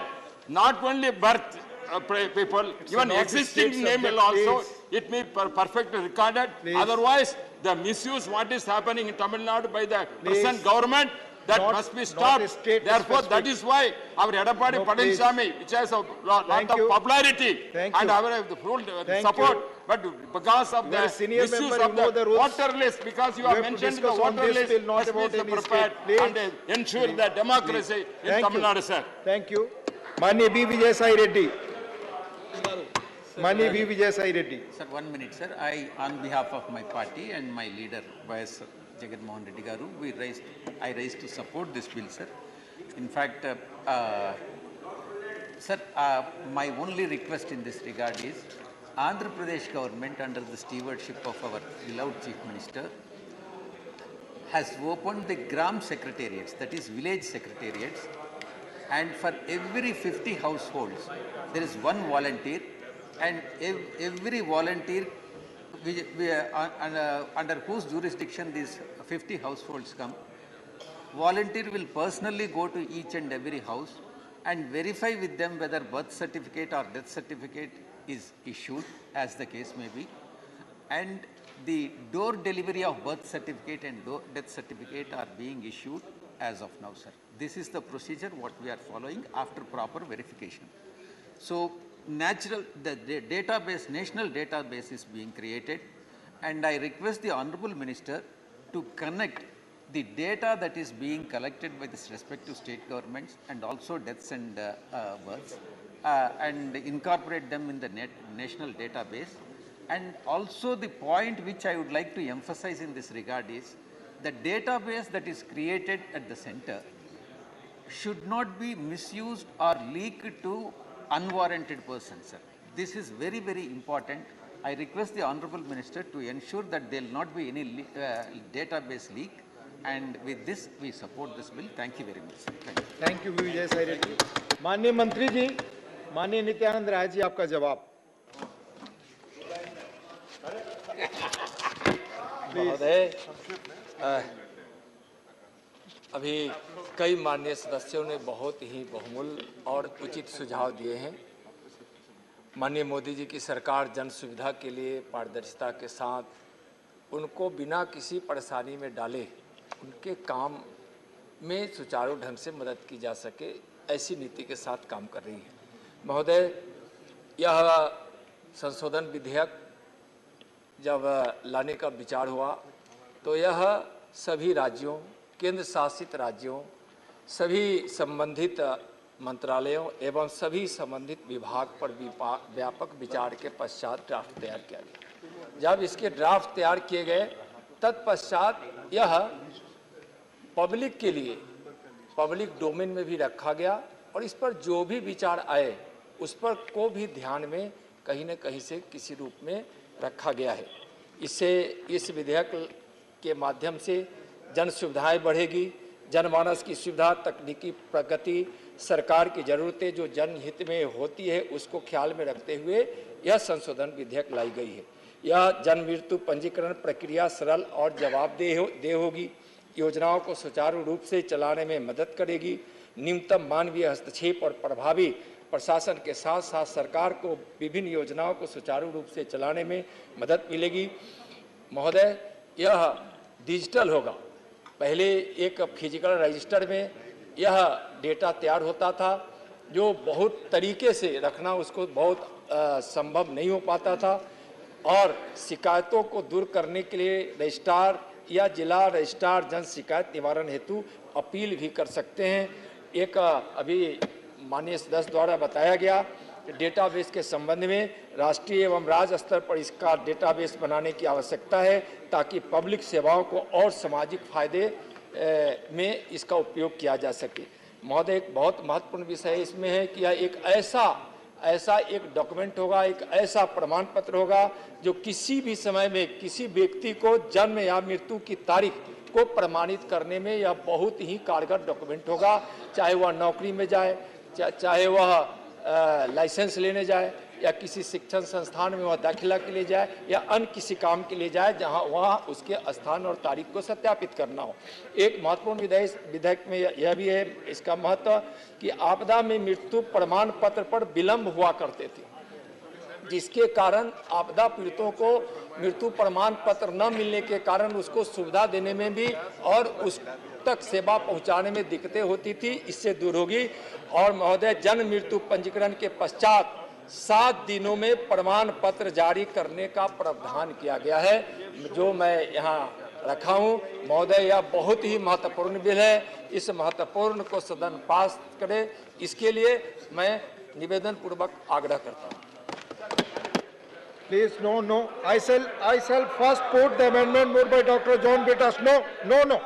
I shall first put the amendment moved by Dr. John Betas for reference of the registration of births and deaths Amendment Bill 2023 as passed by Lok Sabha to a select committee of the Rajya Sabha to vote. Please.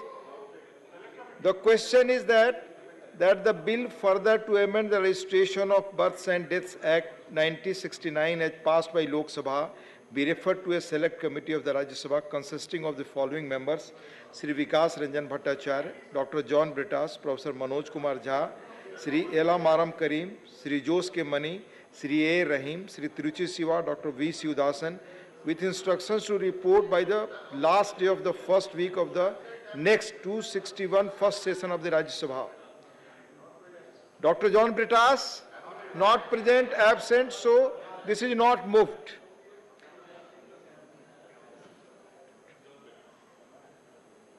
Now I'll come to the bill. The question is that the Registration of Births and Deaths Amendment Bill 2023 as passed by Lok Sabha be taken into consideration. Those in favor will please say aye. Those against will please say no. I think the ayes have it, the ayes have it, the ayes have it. The motion is adopted. We shall now take up clause by clause consideration of the bill. Clause 2 stands part of the bill Those in favor will please say aye. Those against will please say no. I think the ayes have it, the ayes have it, the ayes have it. Clause 2 is adopted. Clause 3 stands part of the bill. There is one amendment, number 12 by Dr. John Brittas. Dr. John Brittas, present amendment not moved. I shall now put clause 3 to vote. Those in favor will please say aye. Those against will please say no. No, nothing. Those in favor will please say aye. Those against will please say no. I think the ayes have it, the ayes have it, the ayes have it. Clause 3 is adopted.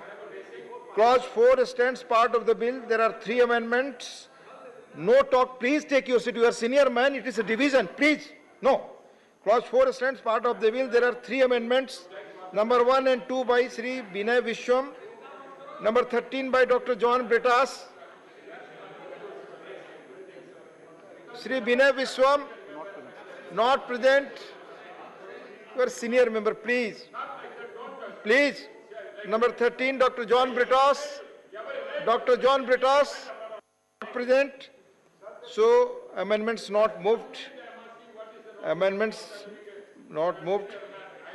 I shall now put the amendment moved by Dr. John Brittas, not present. So, amendment is not moved. I shall now put clause 4 to vote. Those in favor will please say aye. Those against will please say no. I think the ayes have it, the ayes have it, the ayes have it. Clause 4 is adopted. Please, you know you are a senior member. No, nothing can. Please, please, please, please. Because I raised an important issue. In Tamil Nadu, the DMK government is using that deaf people also taking the vote. And also, same person is voting many places. You have already spoken. Whether government takes action, he has not answered. You have already spoken, Honorable. That is why he has not answered. That is why you raised it. Please. Clause 5. हम बाद में बात कर लेंगे. ठीक. धन्यवाद. आपसे माननीय मंत्री जी बात कर लेंगे. That's all. आप सभी माननीय वरिष्ठ सदस्य हैं. You know कि वोटिंग प्रोसेस शुरू हो जाने, माननीय सदस्यगण, वोटिंग प्रोसेस शुरू हो जाने पर कोई इस तरह की चर्चा नहीं हो सकती. Please. So clause 4 is adopted. Now clause 5 stands part of the bill. There are 2 amendments, number 14 and 15 by Dr. John Brittas. Dr. John Brittas, not present. So amendments moved. Amendments not moved. Amendments not moved. I shall now put clause 5 to vote. Those in favor will please say aye. Those against will please say no. I think the ayes have it, the ayes have it, the ayes have it. Clause 5 is adopted. Clause 6 stands part of the bill. Those in favor will please say aye. Those against will please say no. I think the ayes have it, the ayes have it, the ayes have it. Clause 6 is adopted. Clause 7 stands part of the bill. There are 3 amendments. Number 3 and 4 by Sri Binay Vishwam. Number 16 by Dr. John Brittas. Sri Binay Vishwam, not present, absent. Number 16 by Dr. John Brittas, not present. So both amendments not moved by Dr. Binay Vishwam and Dr. John Brittas.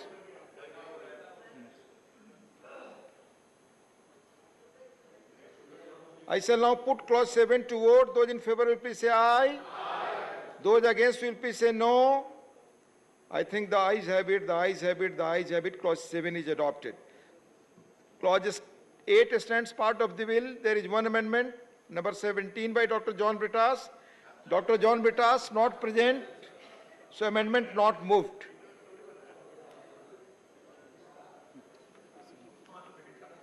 I shall now put clause 8 to vote. Those in favor will please say aye.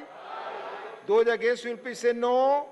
I think the ayes have it, the ayes have it, the ayes have it. Clause 8 is adopted.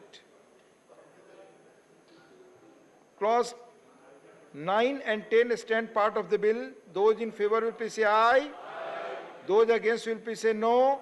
I think the ayes have it, the ayes have it, the ayes have it. Clause 9 and 10 are adopted. Clause 11 stands part of the bill. There are 2 amendments, number 5 and 6 by Sri Binay Vishwam. Sri Binay Vishwam absent, not present, so amendments not moved. I shall now put clause 11 to vote. Those in favor will please say aye. Those against will please say no. I think the ayes have it, the ayes have it, the ayes have it. Clause 11 is adopted.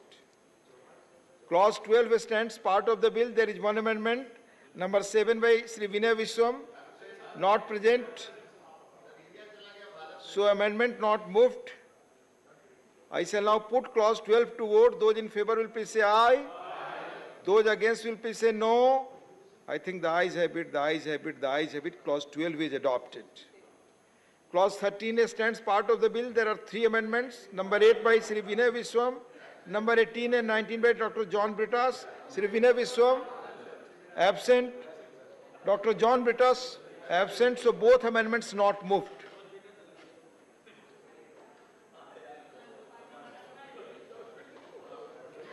I shall now put clause 13 to vote. Those in favor will please say aye. Those against will please say no. I think the ayes have it, the ayes have it, the ayes have it. Clause 13 is adopted. Clause 14 stands part of the bill. Those in favor will please say aye. Those against will please say no. I think the ayes have it, the ayes have it, the ayes have it. Clause 14 is adopted. Clause 15 stands part of the bill. There are 3 amendments. Number 9 to 11 by Sri Vinay Vishwam. Sri Vinay Vishwam, not present, absent. So amendments not moved. I shall now put clause 15 to vote. Those in favor will please say aye. Those against will please say no. I think the ayes have it, the ayes have it, the ayes have it. Clause 15 is adopted. Clause 16 to 18 stand part of the bill. Those in favor will please say aye. Those against will please say no. I think the ayes have it, the ayes have it, the ayes have it. Clauses 16 to 18 are adopted.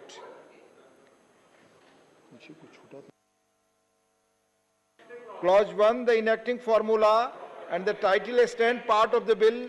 Those in favor will please say aye. Those against will please say no. I think the ayes have it, the ayes have it, the ayes have it. Clause 1, the enacting formula and the title are adopted.